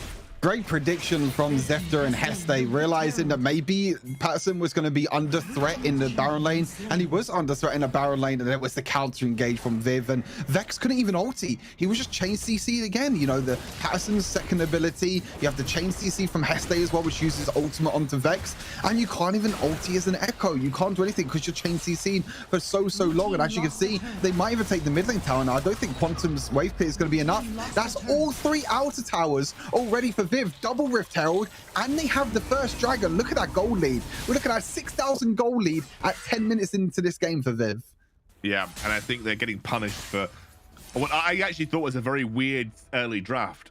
Just I didn't know why the Fiora got drafted so early into this game. I kind of understand the flexibility of it, and I know it can go to pretty much anyone on the top side of the map, but they have really let themselves open into having some weak Baron lane and weak mid lane early game here, which they should have been punished for exceptionally well, because you can now see Yekwi is also getting a solo kill. He picked up a solo kill onto Dom while all of that was going on, and he's in a very, very strong spot. And I don't even think that we're going to be able to see the Formulation roster contest this second dragon. So it's essentially the complete reverse of the previous game, just not able to compete for these global objectives right now. Yeah, exactly. I totally agree with you. I think the Formulation definitely have the better scaling, and they're also going to try and pick great dodge from Patterson. Great dodge from Patterson for the time being. He will get ulted back in, and it will be Sneaky that picks up the kill. There is a small sliver of hope here for Formulation. They're not out of the game. That's absolutely certain. Don. Yeah, Yekui's not going to overextend here, though. He'll be fine. Yeah, he'll be completely fine. I think Patterson overextended a little bit too much. I think that he could have maybe waited a little bit until the dragon came up and then looked to try and pressure in the Baron lane, because now maybe they could try and contest it. It's a 4 versus 5, but instead they're not contesting the second dragon at all. Even in a 4 versus 5, Formulation do not feel strong enough to try and take the second dragon. So what this tells me is that Formulation are just saying to each other right now, it's like, okay, we have the better scaling, we have Echo, we have Fiora, we have Camille, we can play this 1-3-1 style in the late game. So we're going to look to try and get as much gold as possible into our side lanes and try and play around them, and maybe look to try and fight for that third dragon, because if you give 3 dragons up to Viv, that's a lot of power of dragons in their back pockets. Yeah, and I think Sneaky picking up that tower is really important too. They do need to open these side lanes very quickly. You correctly mentioned you've got 2 very strong scaling solo laners. You've got all the wave clear that you need in the world in the form of Avaris. You can see now Sneaky thinks he's going to go in straight onto Yekwi, uses the Hextech ultimatum to buy himself some time. Sneaky has got his death stance available, but it's not enough as the entire ultimate gets poured into him. There'll be ulti for ulti, but ultimately when you're a Lucian, you're not that bothered about using yours. Yeah, exactly. I mean, that's another big thing. I mean, I think Yeku is very, very far ahead. I think that was a little bit later. Maybe that was 5 minutes later, and Sneaky had another item. I think it gets easier for Sneaky in a side lane with Camille. I think you could definitely look to try and one-shot Yeku, especially because he's going for this crit build. But at the moment, Yeku is just too far ahead. He has too much damage, and there's not enough resistances in the back pocket of Sneaky at the moment. And Hextech ultimatum down as well. I think we're going to have a little bit of a stalemate, I feel like, in this game, where both teams are just going to look to farm up. They're going to, you know, Formulation wants to scale up. They just want to get their side lanes ahead, as I mentioned. They just want to try and get as much gold in their back pocket as possible. But then for Viv, they also just want to wait. Even though they have a bit more of an early game comp, they're just like, okay, we're just going to play safe, and we're just going to play towards this third dragon. So we might have A little bit of a stalemate and a little bit of a few minutes where both teams might not look for too many plays. Yeah, but I think like especially for Formulation, they need that time because they are pretty much an entirely side lane orientated comp. I actually don't think they can team fight effectively with a Fiora and Camille, so they really do need to spend a bit of time generating gold for their solo laners so that they can actually compete more effectively, especially with Yekui. I mean, Yekui's just the real problem. As they see an engage coming through, that is going to be a big play. Stasis comes in, and there is a change of corruption. It's a really nice change of corruption because it's kept everyone locked in place, and I think Formulation are just going to have to flash away. He goes over the wall. He gets exhausted. Patterson's way too engaged. Over the wall, he gets thrown by Shao, but in the meantime, it is a double kill for Zephyr. I think Shao unfortunately dropped the healing in the wrong spot, but it will also be Sneaky picking up a kill turret while all that's going. So it's essentially a 2-for-1 overall. I will say though, Stu, I feel like Shao dropped the healing away from his team when he ulted Patterson over the wall. He kind of dropped the healing away from his team, which wasn't ideal. Yeah, I totally agree with you. And I think this whole time as well, Sneaky was pushing in the bot lane, and now they're going to try and look onto Don. They are. Shao comes in, tries to make a stun happen, but it doesn't. Sneaky is here as well for the time being. Everyone is low, but they are absolutely obliterating. They all went in at the wrong time, and that's going to be Sneaky forced to flash away as Zephyr is there. They won't get the Baron, but they'll pick up 2 kills. Just a little bit of an uncoordinated defense there from Formulation Gaming. Yeah, I think they had to try and stop the Baron attempt because I think Viv have a pretty good Baron squad. You know, you got Kradix on the Morgana with the pool, which is very, very strong. Lucian as well. As we take a look back at this replay, you see how much burst damage this Lucian build does. A full crit Lucian, double kill straight away. They tried to look for Sneaky as well, which he wasn't able to get. The kill there, but it was just a bait in the end. I mean, they were just baiting more kills. And they were baiting Formulation to come in because they have to try and stop it. And it's just more and more gold for Viv at the moment. They're looking very, very nice at a 6,000 gold lead at the moment. And now with the 3rd dragon probably coming up very soon, maybe the next minute and a half or so, there's a lot of strong items across the board at the moment for Viv that they can look to try and take advantage of. Yeah, they just picked up the Mortal Reminder as well on the Lucian. So he's going to be super strong, locking down a lot of that healing. Patterson, I don't think Patterson will be able to compete with Sneaky right now. I think Sneaky needs to make a play. I don't really think Sneaky can afford to wait too much longer. He needs to make a solo lane play to give his team a maybe 4v5 advantage, or he needs to just keep pushing on at inhibitor. He's waiting a little bit too long, I think, to ramp up this side lane wave, and I think he knows it. He's got to be super careful. I actually don't think that Formulation can contest this Infernal either. I think they really have to play through Sneaky on Camille in the side lane, hopefully winning this the game. Yeah, I don't actually see any other way that you can do this. Yeah, definitely. I totally agree with you. I think that Sneaky right now is kind of just split pushing the side wave. You can see that he was pushing in the bot lane as well at the same time as they maybe could look for Don here. As soon as he shows, they're going to look to try and go in, but the timing of Heste's ultimate is huge. He doesn't actually get a pick, but you can see that everyone for Viv at the moment are just in this bot side. They're trying to get the vision control. They're trying to get control around this dragon because it is up in 5 seconds. This is a big, big moment during this game because his Sneaky is still up in the Baron lane, but it's being defended by Patterson. But I think the Sneaky doesn't really win the 1v1 now. I think, Patterson doesn't really win the 1v1 now because Patterson is getting stronger and stronger on, Sneaky's getting stronger and stronger on this Camille. Saying that, Sneaky's actually dropped really, really low and had to use the Baron in the Baron lane. He tried to go for the tower dive. I think he's really desperate to make that 1v1 happen. Shao gets rooted up, has got that haymaker available, will use it, but the Serpent's Fang obliterates the set. No shielding coming through from him, and now it's a 4 versus 3 on this side of the map. Sneaky still unable to make a big play. He's so far behind in HP to Patterson, and I think unfortunately Formulation will have to go for a desperation steal here. Yeah, look for Vex. Vex is going to try and look for this here. 4,500 health on the dragon. It's going to go lower. Look at Vex over the wall. He's going to try and go for the steal. He's trying to go for it, has to use the ultimate straight away, forced out of the 2, and it will be a secure from Zephyr. It was just an unfortunate timing from Vex. He kind of had to do it blind, but it is a 3-dragon stack now for the Viv roster. I think they played the draft really well. They played the early game really well. And I think, unfortunately, Formulation need a little bit too much time to get their side laners going. That Fiora has not worked out at all for Don. It has been a very rough game for him. Yeah, he's really struggled against Yeku, and like I said, that was kind of matchup to look at. Is like if Yeku can get ahead on this Lucian, which he did, he's 4,000 gold ahead at the moment of Don. Don still only has 2 items, and even in the top lane as well, Sneaky hasn't found anything going for him as Seth is looking to flash it in as well. But yeah, I mean, Sneaky's even losing the 1v1 against Patterson still. So even though Sneaky's looking to try and pressure in these sideways, you can see he's now in the bot lane now. They're really trying to get this 1v1 advantage, but Sneaky didn't win last time, and maybe he's not even going to win again. As if there's another fight in the barrel lane, I can see the health bar, but there's also a fight this Baron. Oh, it's so close for Zephyr landed. That's the Shades of Corruption coming through. Have they got enough time to make this work? As Don flashes in, can't quite find the kill onto Yekwi. And unfortunately, the team fight gets absolutely turned on its head. Quantum desperately trying to escape, but he won't be able to. Just about misses on the hook. But I think Viv with the Baron should be able to push, maybe even look for the end here. Yeah, they can try and look for the ends. Patterson, look, you can see he's chasing down Sneaky. He's trying to stop the backports to Sneaky. Quantum against the world. 3 Baroned up cannon minions are there, and Viv could look to try and take this to a 1-1 series. I think they are going to do so. Stu's prediction coming through for the time being, and you can see that Viv living up to expectations, living up to what we know this roster can do. They fight back against Formulation and take us to a 1-1.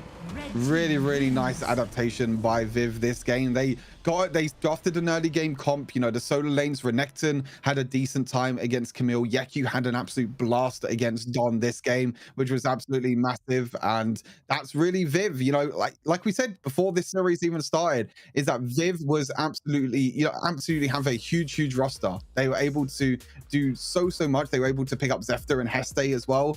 And now you can see that the potential of this roster is there. If they can find little picks, if they can find everything going for them, they have a chance of being, you know, contested as maybe one of the top teams in Europe. And I think they showed it here, especially, I think they drafted really well. I think the early Renekton is a super safe solo laner to pick in most situations. I don't think Formulation had a good enough answer. In fact, I think they drafted 2 lanes that don't do great into Renekton. And then they got kind of played by Yekwi's Lucian, who I think had an absolute banger of a game. But it was Zephyr that comes out on top with the MVP. Again, a strong performance from another good jungler. It is the junglers that are the name of the game when it comes to the MVP slots this time round. And I think he was just able to kind of take advantage of how strong Yekwi was. So whenever Yekwi was just kind of blasting these team fights, it was Zephyr that was able to get reset after reset after reset on this Kha'Zix. Yep, it was, yeah, reset after reset. And I mean, it's going to be interesting now to see what happens in the third game of this series. I think the you know, the Baron lane matchup has been very interesting, same with mid lane, but like you said, I think junglers is the name in the game at the moment. You like the flexibility that we spoke about in draft as well. I mean, when I saw the Morgana pick, I was like, okay, this is going to go into Zephyr's hand, but instead they're just like, okay, we'll bring the Kha'Zix into Echo, which Kha'Zix has a decent matchup into Echo. Yes, Echo has really insane scaling, but other than that, it's pretty much everything in the hands of Zephyr. And then you got Kranix in the bot lane on this Morgana pick, which, as I said, is one of the most highly contested picks at the moment in the Asia region. And you can see why, you know, how much he could just sit on the back line, use these pulls to slow everyone on the side of Formulation, and you have to have so much crowd control and everything. It was really strong sort of, I guess, response from Viv. They did not look out of control of this game ever. I think Formulation were constantly behind, constantly trying to catch up, and I think they drafted themselves into a box. You know, I think they drafted these 2 relatively weak solo laners in terms of the matchups. They're not, I mean, in isolation, Camille and Fiora in the right matchups are great solo laners, but in this particular setup, the very early Fiora draft, it meant that it was good time for Viv to respond and shuffle their lanes around in an effective way. And I think generally played this really well. I actually might have even preferred to see a Camille jungle, Fiora Baron lane, and just put the Echo mid, because that might have been better into the matchups they are in. But let's have a look at the stats here. As you can see, it was a generally strong performance from the Viv roster. No one really getting ahead of the game, apart from Sneaky, kind of the shining light, but that's because he was just sat in a solo lane farming towers. He technically had the most gold apart from Yekwi and Zephyr, so had a pretty solid performance, but he was just absorbing turret gold the entire time. Everyone else, though, for Formulation, has struggling to get on the board. Yeah, you can see that their win condition was really around Sneaky. They were just trying to wait and trying to let Sneaky push in the side lanes, side waves, sorry. You could try and push in the side waves as Sneaky, try and win that 1v1 against Patterson. But the thing is, though, is that, you know, Patterson could still do fine. Like you said, Renekton is a very, very solid pick. Patterson can still do completely fine in the side lane against Sneaky.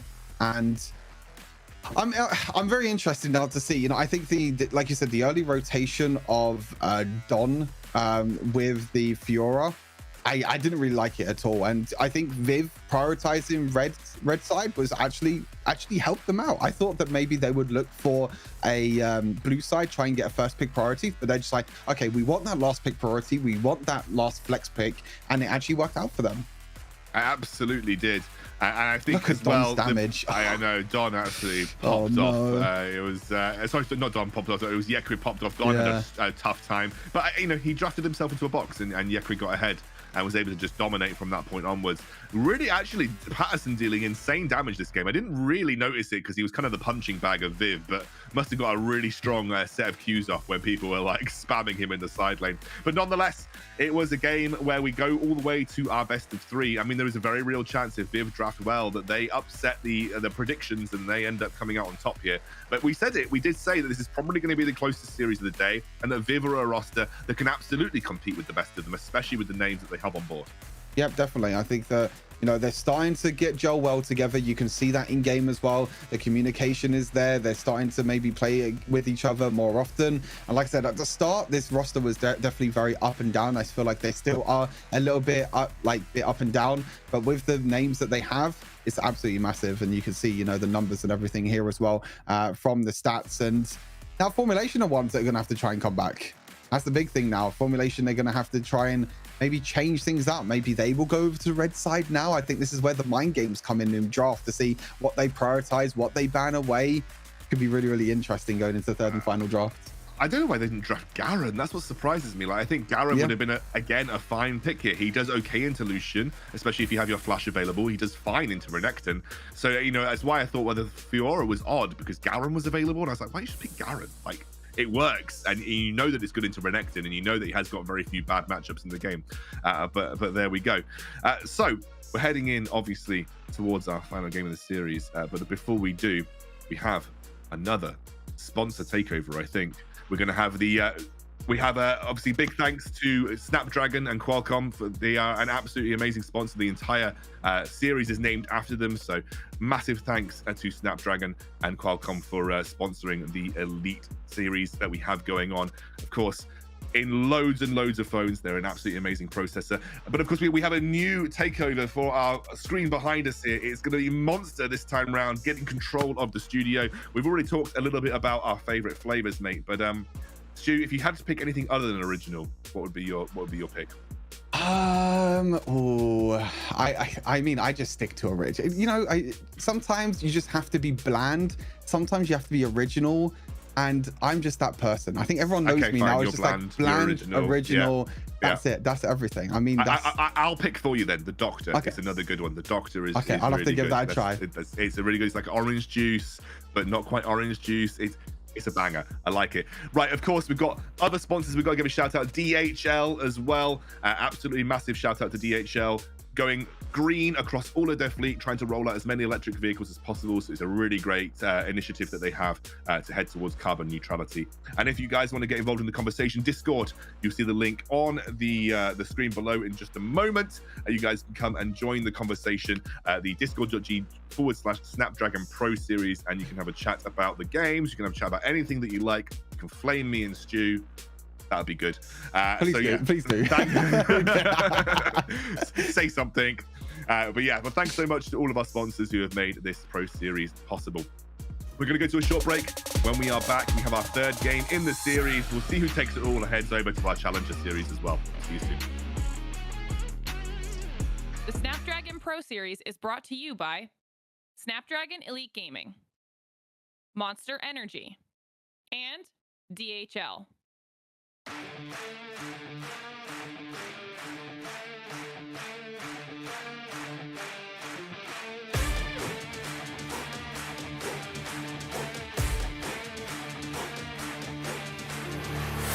Look at my shine with the glow. This is my time with it though. This is my time to be way at the top. Me and my guys gon' pay out the block. I don't look like boss. Time's right, and I know the sea is walking in the limelight. Promise you gon' wanna watch like a sci-fi. My guys are high risers, high time. My crown if you come to my side. I pledge allegiance for lifetime. My squad connected like Wi-Fi. We grind and you see the highlights. This my life. It ain't a game now. Me and you, we ain't the same now. Lions coming out to play now. Opposition out the way now. Out of the way. You wasn't invited. Say you come to play. I dare you to try it. You don't wanna try me. Then step up to my team. Yeah, out of the way. Yeah, yeah. Out of the way. Yeah, yeah. Out of the way.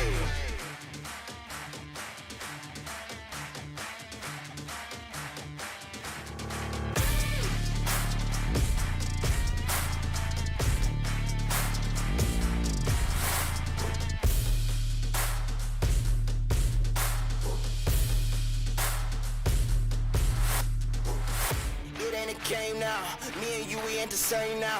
Lions coming out to play now.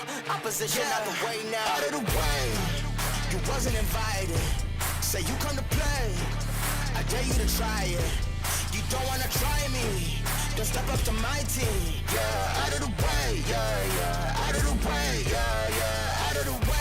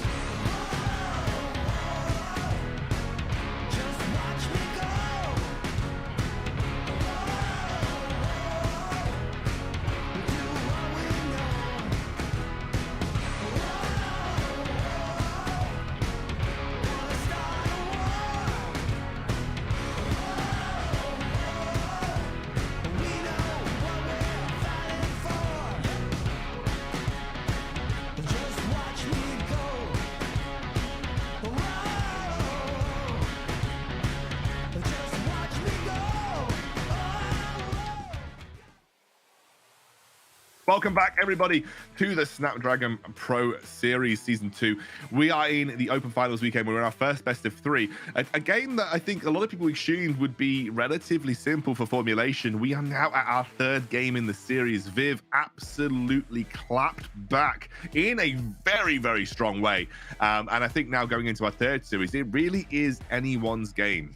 Yeah, definitely anyone's game. I think it all comes down to the draft, really. I think the first draft was really, really smart from Formulation. They drafted the Zed Garen combo, which they could have done in game number 2 as well, but they decided to go for the Fiora instead. And instead, that meant that Viv were able to pick up a really, really strong matchup with Yeku picking up the Lucian, which was really, really smart from him. And then you got Zed in the jungle, Morgana in the bot lane. So now Formulation is lost. Now they will get side selection for this next game. So will they stay on the blue side? Will they go maybe over to the red side? We'll have to see. But hey, I'm just saying, my prediction's still on. If Formulation win this game, I'm just saying. Your predictions are still on for the time being. Obviously, we could both be wrong should Viv end up winning this. They did draft really, really well in that game, though. So we'll have to see how it goes. It was pretty banger, though. A really, really good game. Pretty one-sided, though, I would say. I don't even really feel like Formulation were in it. They lost pretty much every global objective. They never really got the Fiora rolling. And it was only Sneaky that was like a glimmer of light, and he was desperately trying to get a solo kill on Patterson, but no matter what stage of the game you are, trying to get a solo kill on a Renekton is very difficult. Super mobile, has a ridiculously long stun, has healing, has his ult. Like it's very difficult to find a solo kill onto a Renekton in the side lane. So couldn't even generate a man advantage through side lane pressure. And unfortunately, Formulation unable to play towards that 1-3-1 win condition.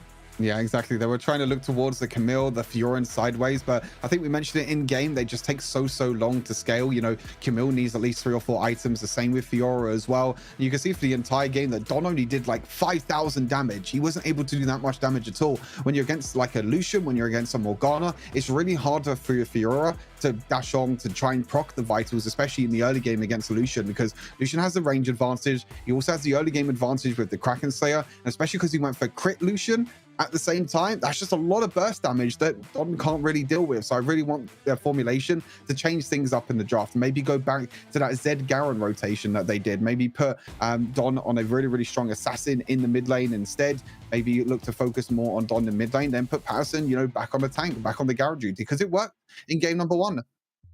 I mean, I think when the chips are down, it's Don on Aurelia, but we'll see. Zefta was the MVP of that game. Again, junglers having very strong influence, an 83% kill participation, very high gold per minute for a Kha'Zix too, and was able to find those executing blows, playing off how strong Yekwi was in the mid lane. He was able to just get those resets and really take advantage of the small skirmishes, because of course we didn't really see proper team fights this game. Sneaky never really joined them. Obviously he was trying to do his thing in the side lane. So, you know, when it came to the smaller skirmishes, Lucian and Kha'Zix thrive in those smaller skirmish situations, and that's kind of what we saw there from Viv. I think we saw with, like, you know, Viv taking all the objectives in the early game. They got that free Rift Herald. They were able to take the Dragon as well because they won that top lane fight. And that Patterson play where he recalled in that bush as well was so smart from Patterson. He basically baited Vex in the top side, and Viv were like, okay, we'll take this free first Dragon. And then they got so far ahead that they weren't able to contest the second Dragon. They were just waiting and maybe trying to scale into the third Dragon. They couldn't even steal the third Dragon either because Sho also got caught with the Serpent's Fang onto Zefta, reducing the shielding on the sets, and then they weren't able to do anything for the third Dragon. So it was really good control from Viv early on, denying the sideways pressure from, you know, Don and also Sneaky on the Fiora and the Camille. They're going to have to look to try and do the same and maybe draft the same sort of early game comp that they did in the second game. It's funny how a single item has kind of made Set almost irrelevant now. It feels like when Serpent Fang's in the game, like Set is just so difficult to make work in these team fight scenarios. But there we go. That is what it is. Also, Gargoyle enchant kind of got a bit, or Stoneplate enchant got a bit hit by it. So I mean, because it's such a good gold efficient item and because I'm going to be honest with you, Wild Rift is kind of dominated by shields. There are like so many shields in Wild Rift. It's such a no-brainer item for a lot of AD champs that you know, it's having a lot of impact already. That's what you like to see when you introduce a new item into the game. You kind of want to see it having that kind of impact, which is good.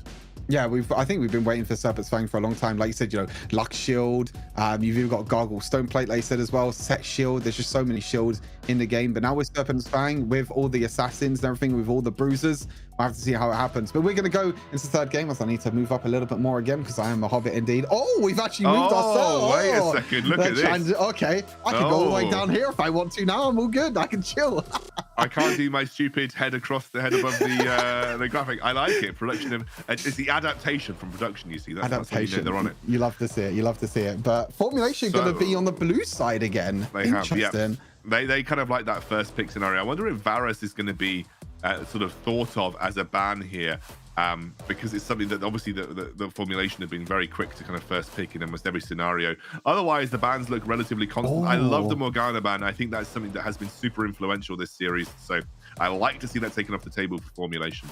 Yeah, maybe we could look at the Varus Lux again. I think that's another thing. Formulation did ban Lux in the previous game. Maybe not going to ban the Lux anymore.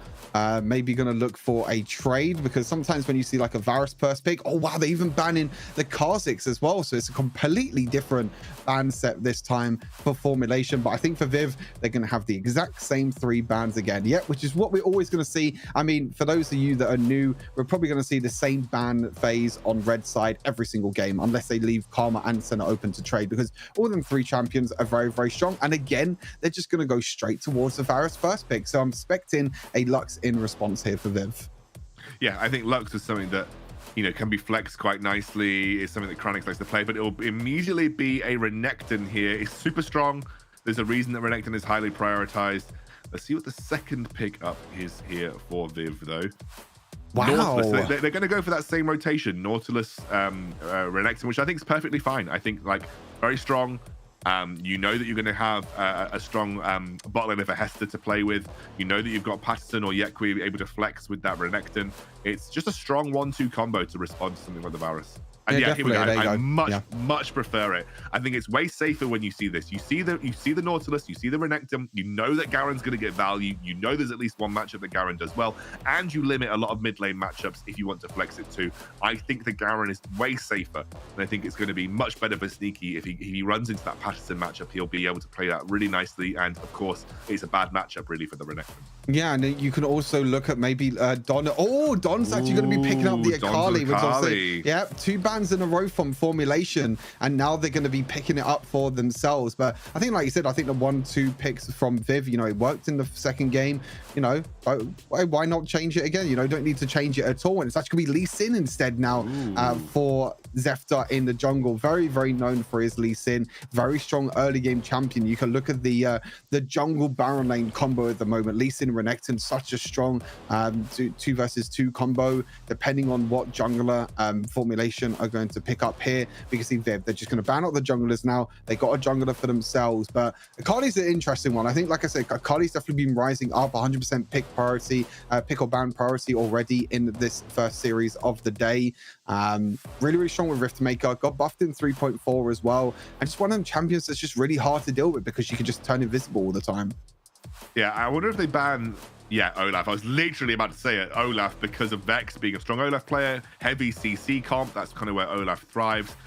Lee Sin, great jungler with any form of heavy CC lane. Like, you've got a Nautilus in bot lane, you've got a Renekton in top side, any kind of heavy CC lane where the setup can come through and Yekwi can just Zefta can kind of just jump into the action and find and execute. It's like exactly what you kind of want to see as a Lee Sin player. So it's a good setup for Lee Sin.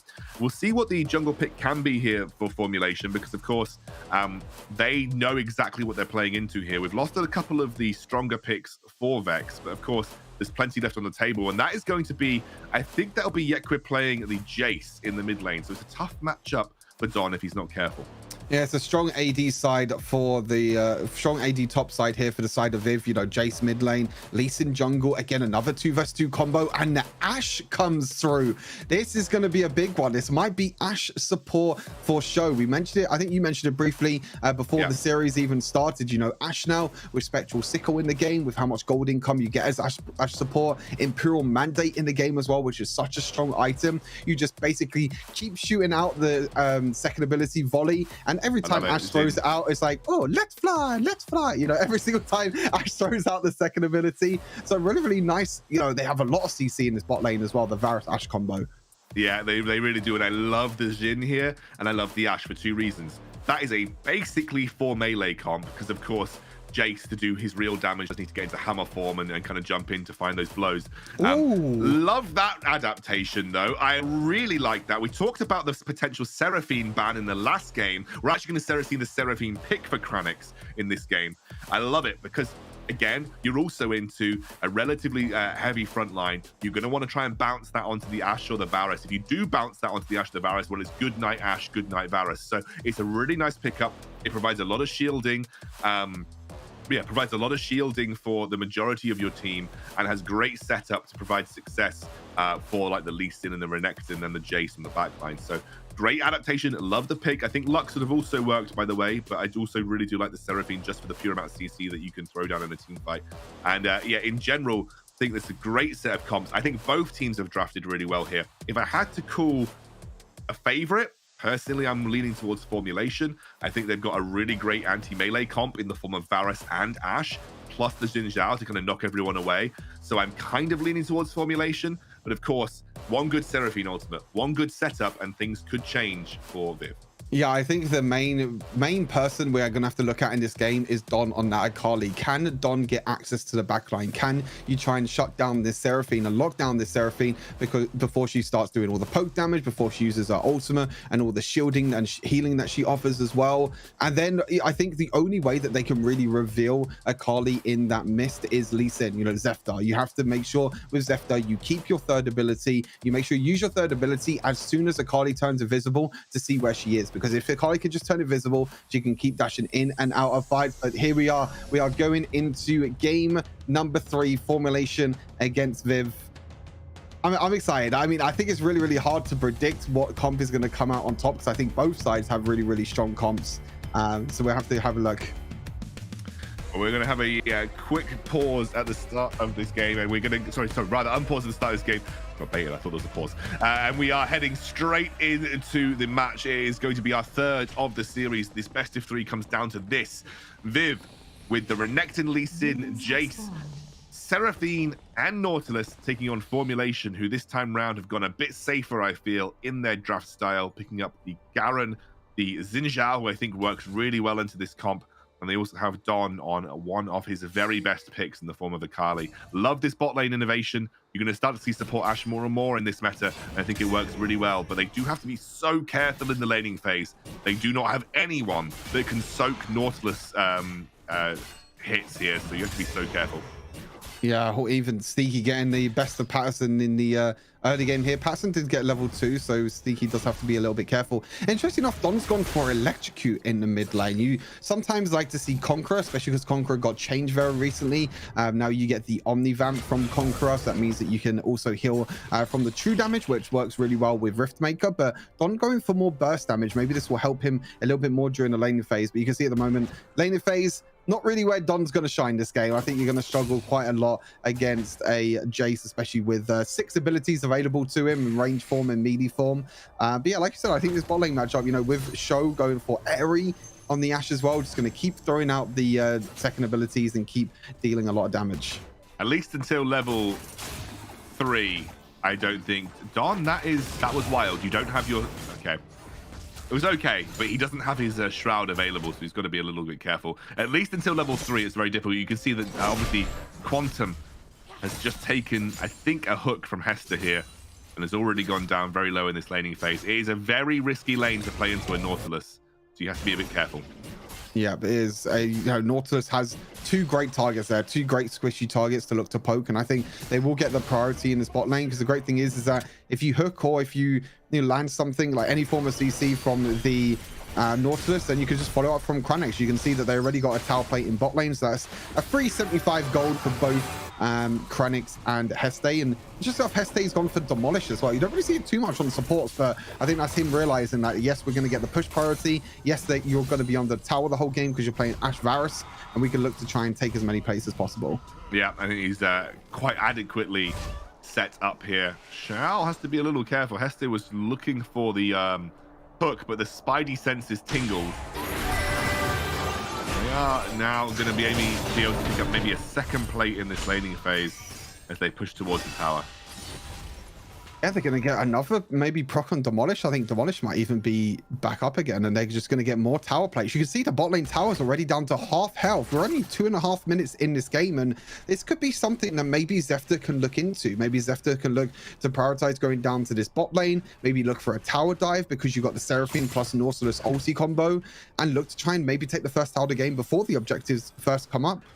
Well, I think that's kind of what they were trying to do a little earlier on. You saw that Zephyr and Yekwi were kind of hovering on that bot side of the map. And I think you saw Quantum and Shao back all the way to their tier 2, knowing that a dive was on the cards. Just trying to play it as safe as physically possible. Is Don also taking a bit of a beating from Yekwi in the mid lane. Still a good start for Viv. Strong laning phases once more. It benefited them in the previous matchup. We'll have to see if they can make much more use of it here. I will say that the gold hasn't crazy snowballed despite those plates. We are still only about 200 behind on Quantum on that bot side of the map, so things are looking still relatively even across the board. Sneaky hasn't really found the kind of edge he would have liked versus Patterson. Patterson has of course also gone for barrier, which is a nice pickup into the Garen because it means you can't find the executes quite as easily. And you can see, I think Formulation just trying to play as safe as possible, knowing that their game kind of snowballed out of control last time round when they were just unable to get a foothold from the laning phase.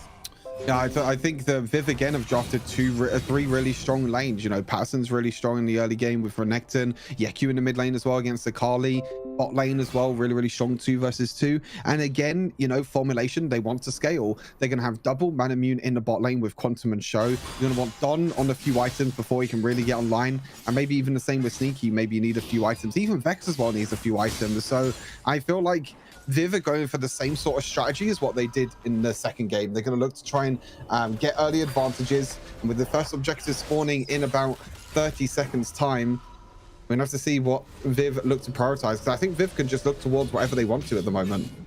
I think they have a strong team fight around the dragon, especially if they have playing off the back of Seraphine. You can see that Don is here. That's a long-range arrow. Don's going to go in with that ultimate. Here's Zeta here as well. Just needs to find the execute. Does find it. Brilliant play off the arrow here for Dom. Doesn't quite get locked down by Hester. And that's now a man advantage heading into the dragon. And you can see we've already got Sneaky coming down to commit to this side of the map.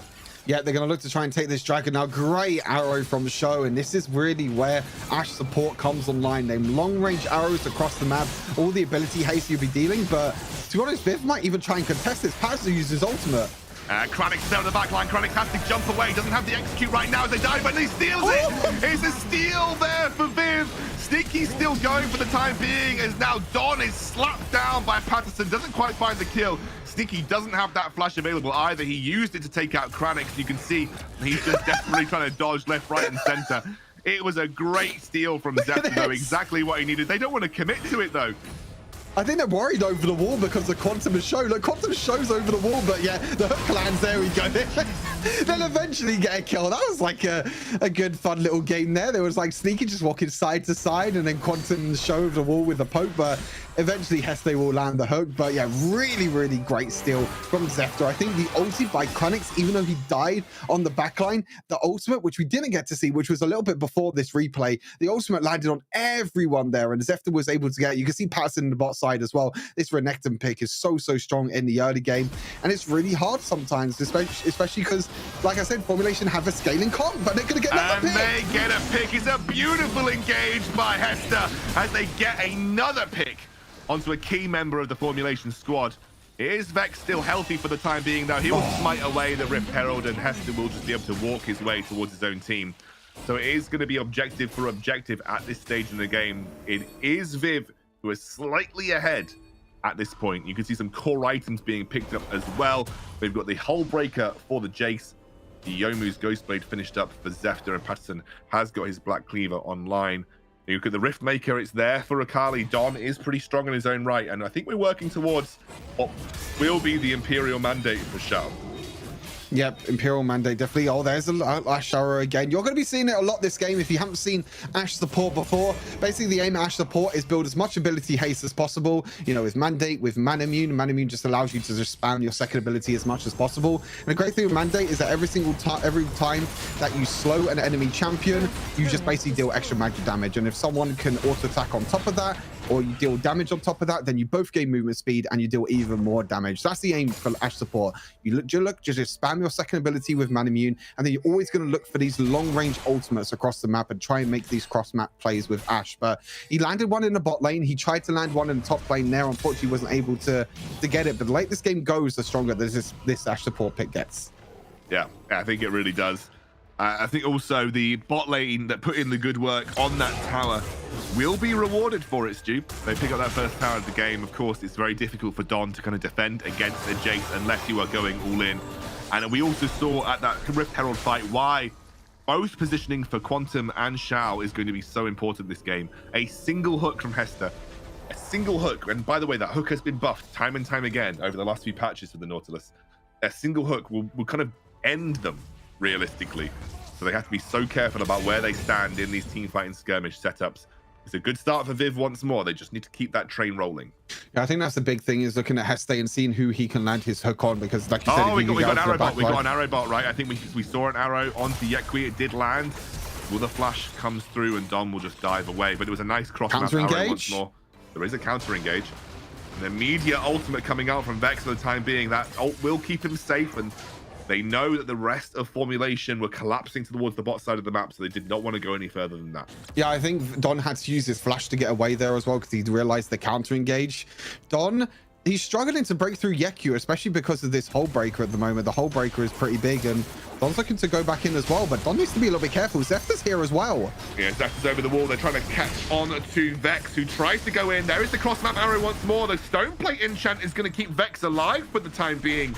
They just didn't think that Hester was hanging around just past that small kind of like brush area, and so Hester manages to catch them once more. I've got to say, despite the MVPs in game, Hester is definitely standing out to me as MVP of this series right now. I think he's been so influential on that Nautilus.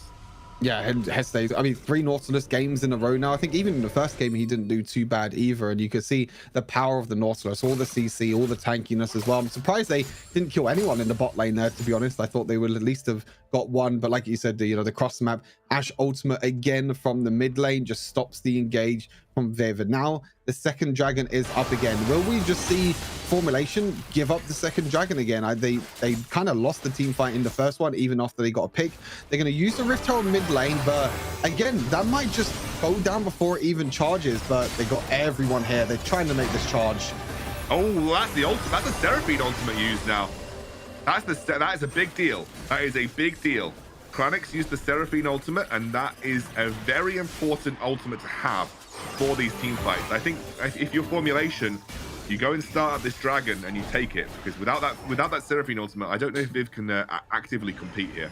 Yeah, you can see that Viv is deciding to just go for the Rift Herald instead, give up that second dragon. And that means we're just going to have a trade in objectives. And that means it's going to be 1 dragon a piece at the moment. But Formulation, and they're going to try and contest this. But I don't know if that's what you want to do. Oh, Hester flashes forward. They are going to get slowed up by the Chains of Corruption and also by the Ashe Arrow. They'll trade 1 for 1 at the end of the day. I understand what Formulation were trying to do there. They really did think that without the Seraphine ultimate, they had massive advantages. But nonetheless, they will get punished for it. They're going to try and go for mid lane tower here. Yeah, they're going to try and get the mid lane tower. The Seraphine is not going to be enough for now, but it looks like they are going to try and defend it, and they will defend it as well. Zephyr's kick onto Vex actually hits the cannon minion and kills the cannon minion. So really, really nice use of the ultimate there from Zephyr. They will defend this mid lane tower, and Viv get another tower in the Baron lane as well. So it's top lane, sorry, and bot lane tower go in the favor of Viv. And as you can see, a little bit of a goal lead at the moment, 2,500, which is not that big. 1 dragon paired to each other. You can see items completed across the board already. Look at all the Serpent's Fang that we're getting again. You know, all the shields from the Seraphine, which are going to be really, really big this game. Also the Lee Sin. And then the other side, you know, you've got actually not really that much shielding as what I can see on Formulation. Unless I'm being really no, almost no shielding, I would say, shield. apart from like the stone plate enchants. So the stone plate enchants on the Garen and the Xin Zhao is kind of all we got here. Whereas you've got Seraphine, you've got Nautilus shield. You have a lot of shielding, basically. Yeah, Lee Sin's got a small shield if he lands his W on an enemy. So there's a small shield for Lee Sin, but there's a lot more value out of Serpent's Fang this time round for Quantum. Yeah, definitely, and that's why he's gone for it as the second item. Normally you see Ghostblade's second item for Varus pick for Quantum, but instead gonna go for the Serpent's Fang. Doesn't get the movement speed benefit, which maybe he might like in this game because he's trying to stay safe away from Heste. But you see that both of them are trying to defend this mid lane at the moment. The Ashe is just throwing out the second ability. As you can see, he can just keep poking over and over again. And Yeku's damage this game as well is absolutely disgusting. But we might get a fight here.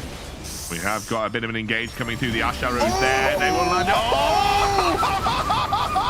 What did I just watch? Absolute murder from Viv. That kick from Zephyr was out of this world. Knocked 3 people up, 4 people up from Formulation, and that is a Baron call. What absolute disgusting combo did I just see from Viv? That was mental. The Seraphine ultimate into Zephyr kick, a 3-4 man knockup from Zephyr as well is absolutely huge from Viv. They take the mid lane tower, they're going to take the Baron as well, and they're going to take full control of this third game.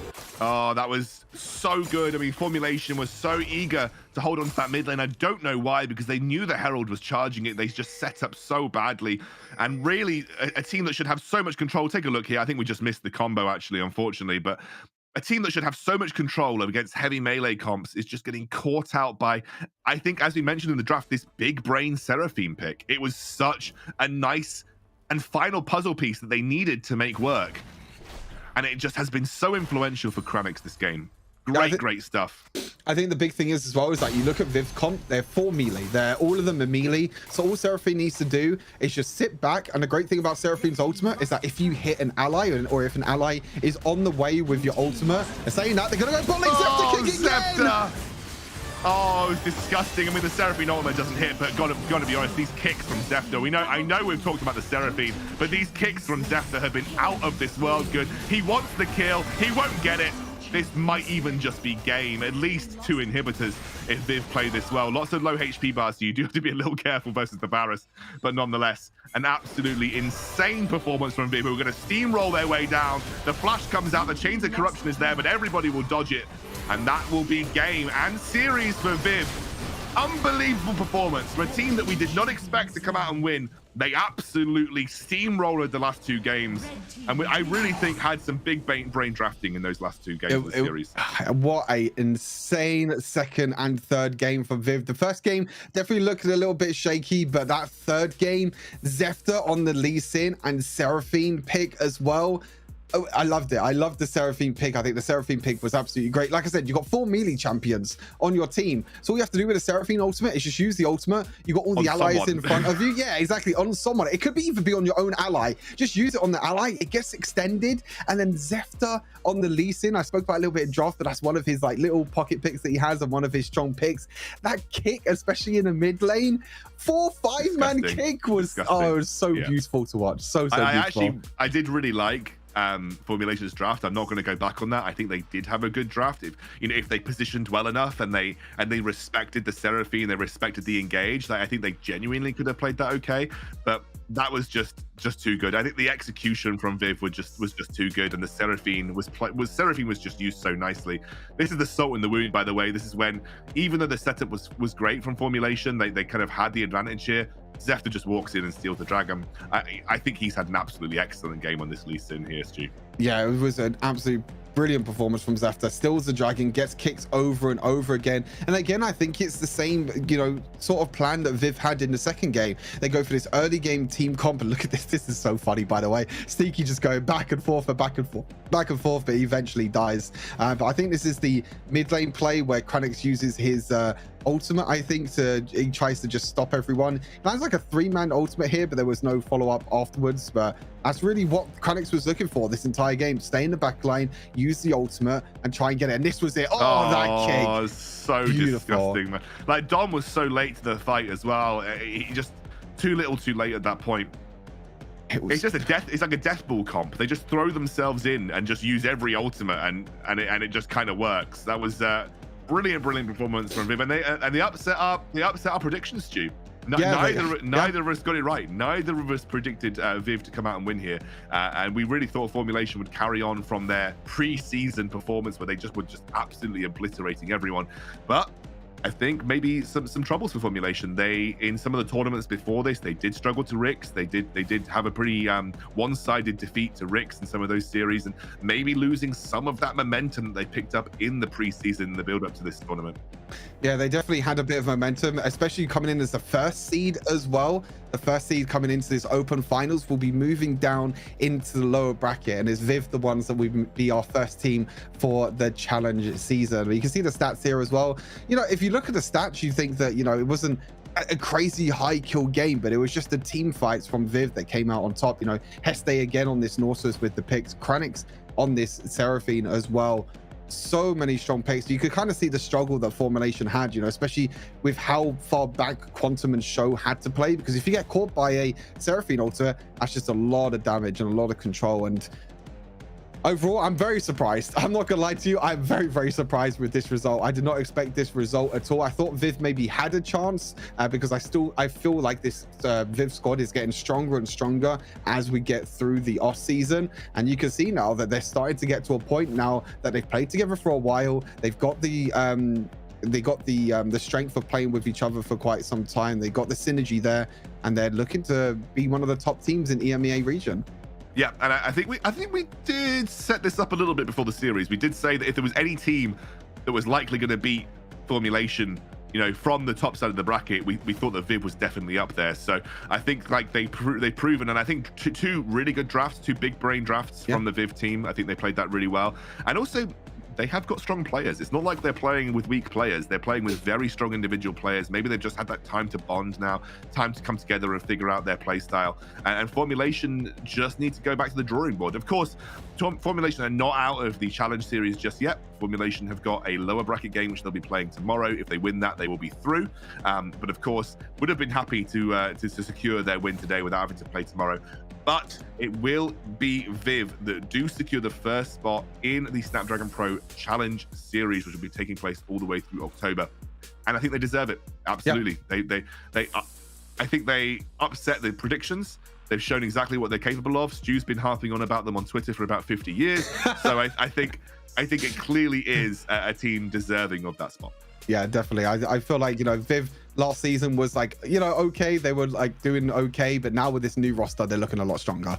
Absolutely. Well, we're going to give some thanks to our sponsors, to Snapdragon Elite Gaming, of course, for sponsoring this fantastic processor, really sort of top-end gaming processor as well, if you're looking to get hold of a top-end phone. We also have Monster as well, another one of our fantastic sponsors who have been here supporting us. So massive thanks to Monster. For, as we've discussed, many of our favorite flavors. They are just absolutely fantastic energy drink, and I think you know, if you're interested in trying them out, I absolutely would. We also have our logistics partner DHL as well, going green with as much of their fleet as physically possible, rolling out more electric vehicles across the world, especially in Germany. So massive congratulations to DHL for sort of pursuing that initiative. And of course, our final shout out is our Discord. If you want to join the conversation, discord.gg/Snapdragon Pro Series. Come and join the conversation, flame me and Stu, talk about the drafts, flame the teams, flame the players, flame everybody. That's exactly what you want to do, and we will see you on there if you are. Right, we are going to have a break. Our next series is on the way. We'll see you soon.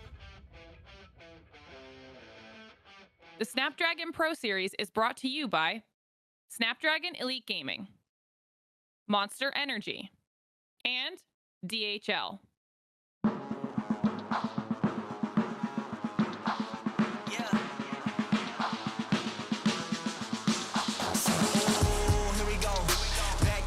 Scenario, win, yeah, we on a roll.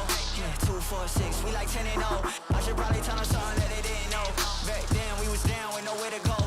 Might have been down, but we didn't fall. Now we running it like some intervals. Ooh, what now? Tell me who you see when you look straight up. Like, wait, who? Us now. What you gonna do when we pull up on you? Like, ooh, touchdown.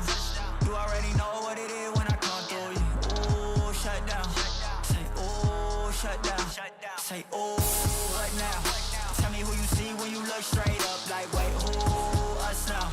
What you gonna do when we pull up on you? Like, oh, touchdown. You already know what it is when we come through you. Oh, shut down. Oh, shut down. Oh, give me that crown. I need that now, right now. Oh, don't make a sound. It's my time. You hear the crowd. We need that rain. Me and my team. Deja vu, this here a dream. We done all seen 100 times over back when we was just teens. Now we going dumb, told them we the one. They would count us out, now we counting up the funds. Now without a doubt, they be throwing up the ones. Like they was always rapping, I believe them if you want. Now they show love, came with it done. It is what it is, it isn't what it was. They all love to hate when it don't work out. Tell you that they always been down when it does. Look. Say, oh, what now? Tell me who you see when you look straight up. Like, wait, who? Now, what you gonna do when we pull up on you? Like, ooh, touchdown. You already know what it is when we come through you. Ooh, shut down. Ooh, shut down. Say, ooh, what now? Tell me who you see when you look straight up. Like, wait, who? Us now. What you gonna do when we pull up on you? Like, ooh, touchdown. You already know what it is when we come through you. Ooh,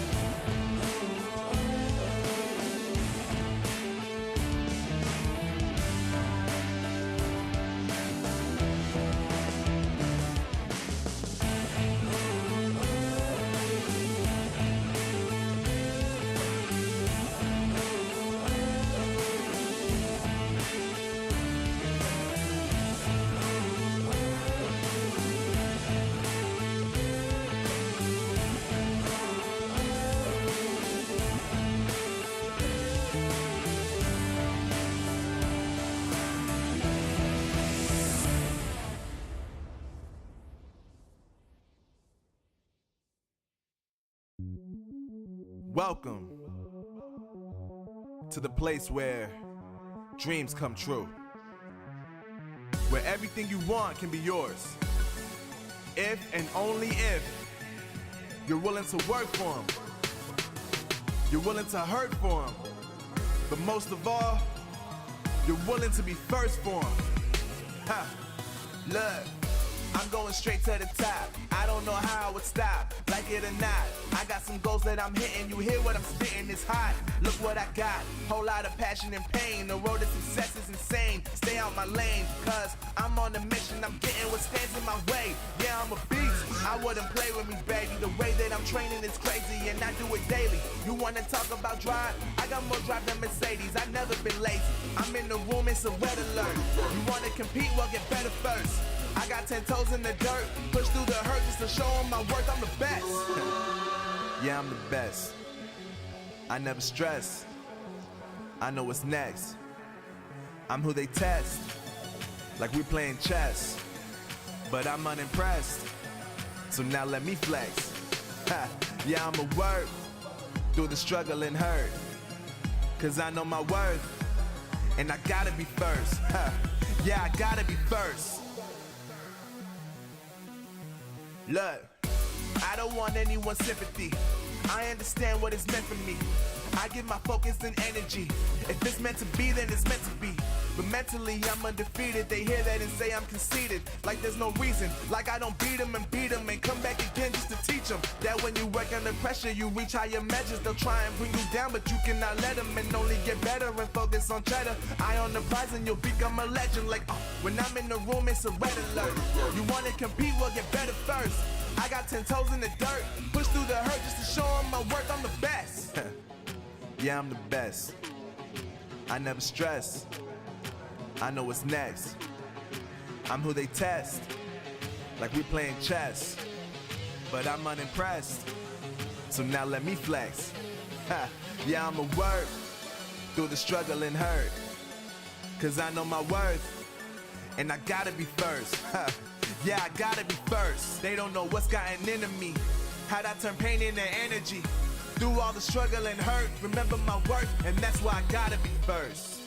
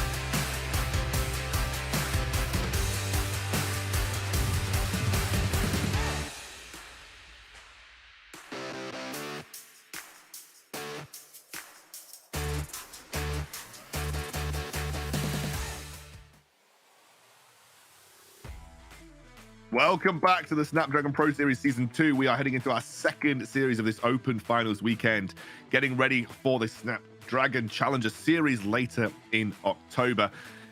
Bit of bang, our first series. It was a bit of I say upset, although I think it was a pretty close series on paper anyway. We're heading into Team Queso versus Game Lord. If you're talking about close series, this is another one that could go all the way to 3 games. Both teams in their prime were top 2, top 3 Europe. Unfortunately, that prime is a little bit dated now, and both these teams need a bit of a pick-me-up to get them back to their former glory. Good place to start, though, is qualifying for the Challenger Series, of course, Stu. Yeah, exactly. That's the big next step for these two teams. Both of them have fairly new teams now. We'll see, hopefully, the teams very, very soon. Probably starting with Team Queso. They have a pretty new roster coming in. They don't have the same bot lane as before now. Oh, it's Game Lord first. Sorry, my apologies. This is the Game Lord roster. As you can see with Game Lords, they're pretty much Formulation 2.0. Yeah, you have like a lot of players that used to play on Formulation. UI, Kimau, Feko, and Trust all used to play for Formulation before. But again, they've kept their core in Ruiz in the mid lane. Formulation kept their core with Don. Ruiz has stayed with Game Lord, you can see. And I think this roster can definitely perform very, very well. Formulation, the old Formulation squad that you can see on screen, you know, with Feko, Trust, Kamau, and UI, they did make it to the finals last time, and I do think they definitely have a lot of potential. And now with Ruiz in the mid lane as well as the core of Game Lord, this roster is definitely looking very, very strong. Yeah, I mean, Ruiz is another one of those guys that you kind of build a roster around. We saw it with Don in obviously Formulation sticking around there. They kind of built a roster around him. Ruiz is another kind of energetic, emphatic, you know, extremely vocal mid laner. You do generally tend to kind of have him as that center point of your entire roster.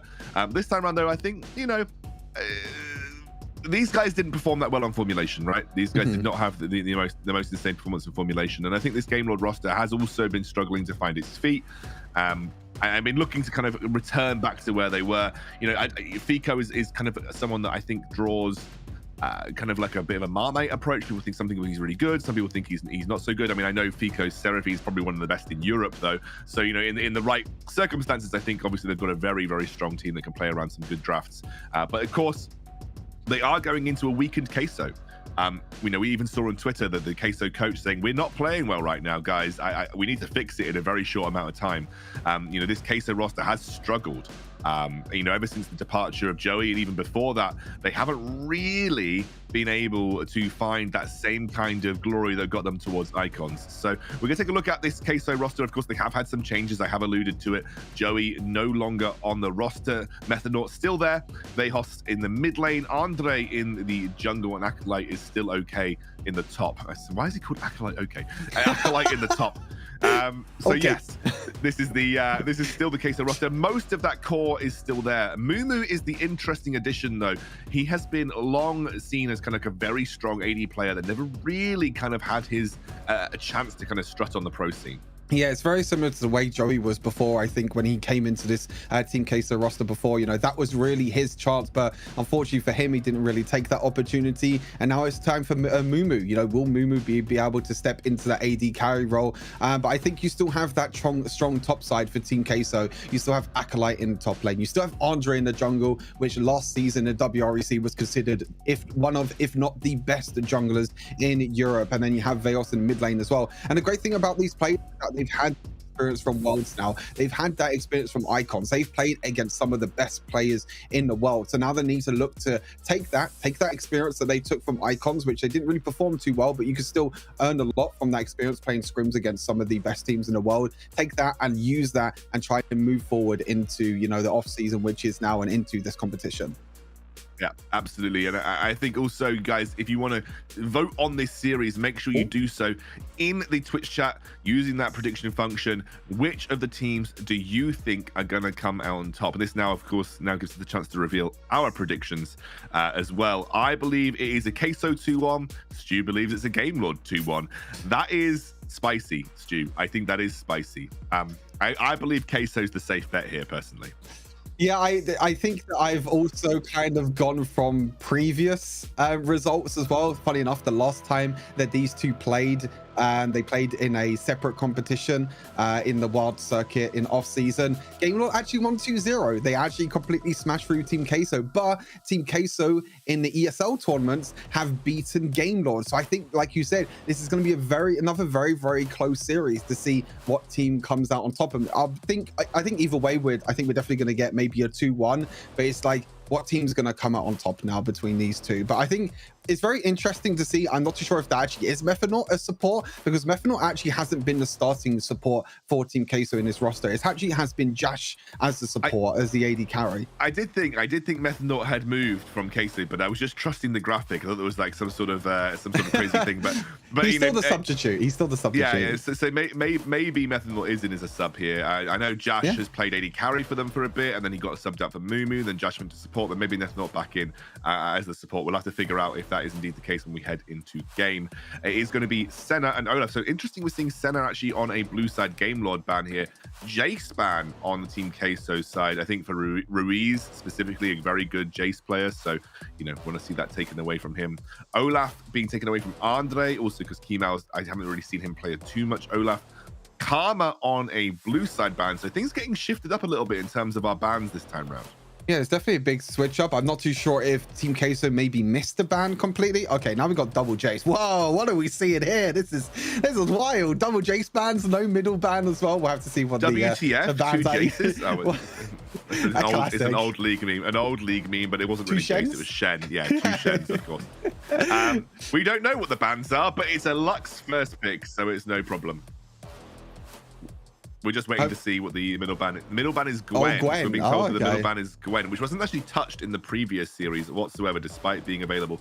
I have materialized into about 2 pixels, so I'm just going to materialize into the digital world here. Goodbye. I'm curious why we're seeing 2 Karmas. I'm curious what the other ban is as well. I don't know if we could get word on that, because we've got Karma on one side and Karma on the other, so we're not too sure what that is. But anyway, moving on into the picks, we've got Lux as the first pick, so we'll be prioritizing the Lux. We did see Varus as the first pick priority over the Lux before from Formulation last game, and straight away you pick up the Lucian straight away, which is a great flex pick, and then you got Rakan, but Gragas is the other one that's open. I thought that might have been another ban instead, but instead it's going to go in the hands of Game Lord. Gragas is such a strong pickup at the moment. You can see Zed was actually the 3rd ban for Game Lord, but Gragas, huge flex pick. Can play in jungle, can be played in mid lane, can be played in top lane, and his damage output is disgusting. If you get 2 items on this Gragas, you can one-shot anyone at all.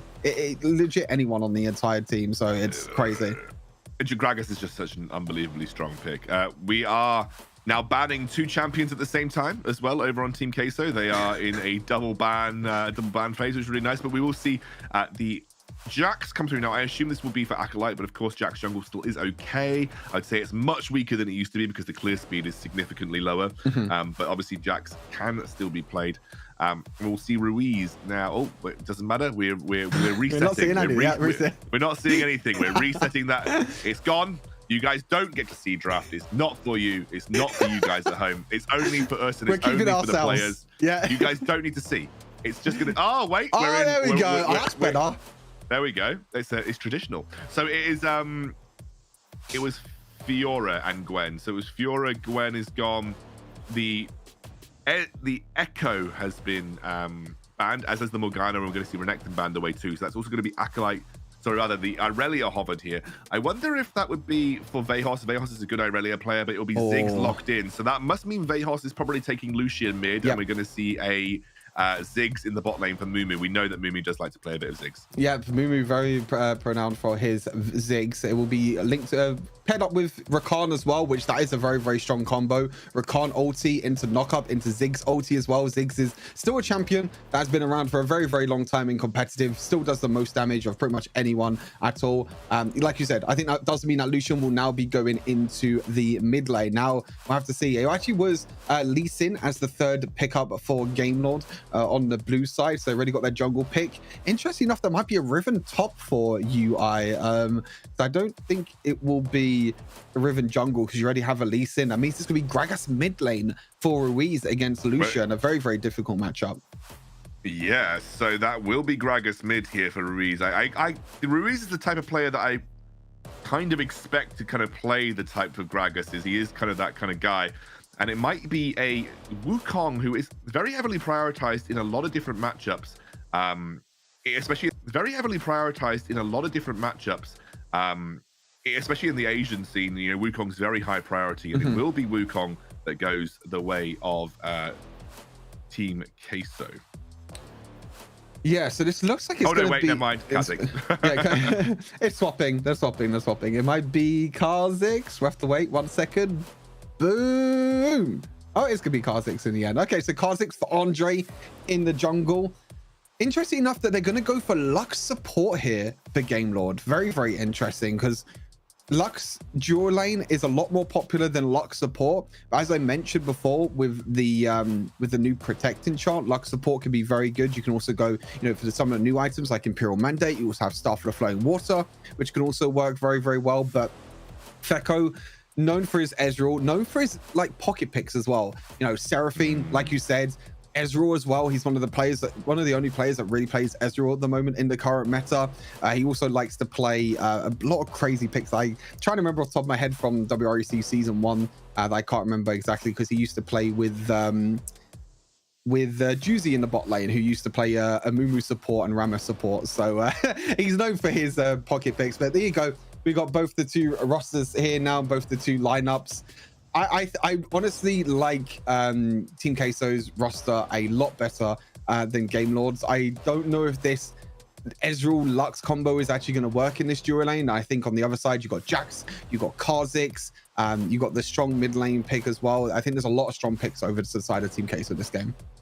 Yeah, I think Queso are definitely stronger. They have more win conditions, in my opinion, in terms of what they can play for. But I think overall, I am looking at the drafts and thinking that I'm in favor of Queso at this point in time. I think they've definitely pulled out a very strong draft here.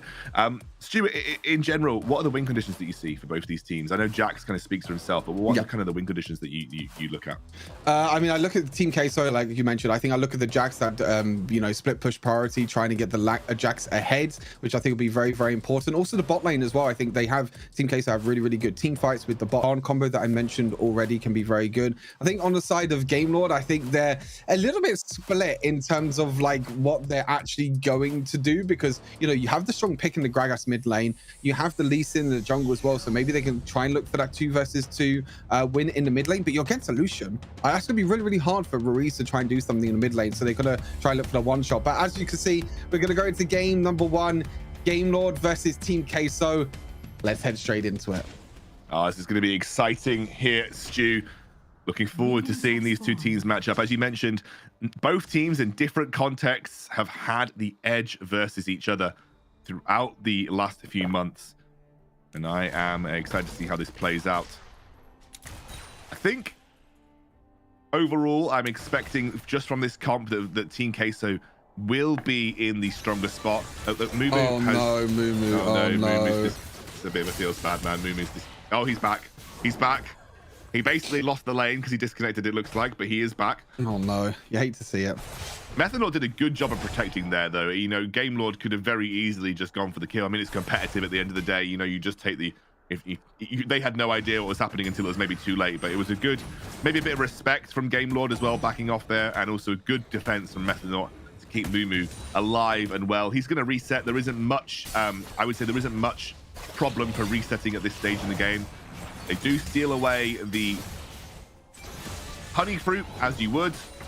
They do a lot of damage over to Methanol as well, but Mumu is back in and back rolling in that bot lane. They also took a load of damage. I think he's disconnected again. This is not looking good at all. This is really unfortunate. My prediction is clearly going to go out the window. Well, I'm gonna get a prediction. Right, let's go. No, but I mean, you hate to see it. I mean, I think that Mumu and Methanol definitely would have an advantage, and actually is Methanol in the bot lane as well. So I mean, like I said, you know, normally it is Jash in the bot lane for Team Queso, but maybe they're trying something a little bit new. Maybe they're trying Methanol back in the duo lane, even though I don't think Methanol has played the game too much, because he's focusing on study. So we'll have to see how that works out for them. But I think overall at the moment we're looking at a pretty even game, but I think Mumu's playing Ziggs anyway. So as Ziggs, you can just stay back, you can just farm up as much as possible and do whatever you want. You can actually see that Andre has looked to invade Lee Sin, but Lee Sin's coming now. He needs to be a bit careful. He should be fine. Andre's gonna back out here. Did he get the blue? He got the blue, right? Yeah, he got the blue. I think. Yeah, he got the blue.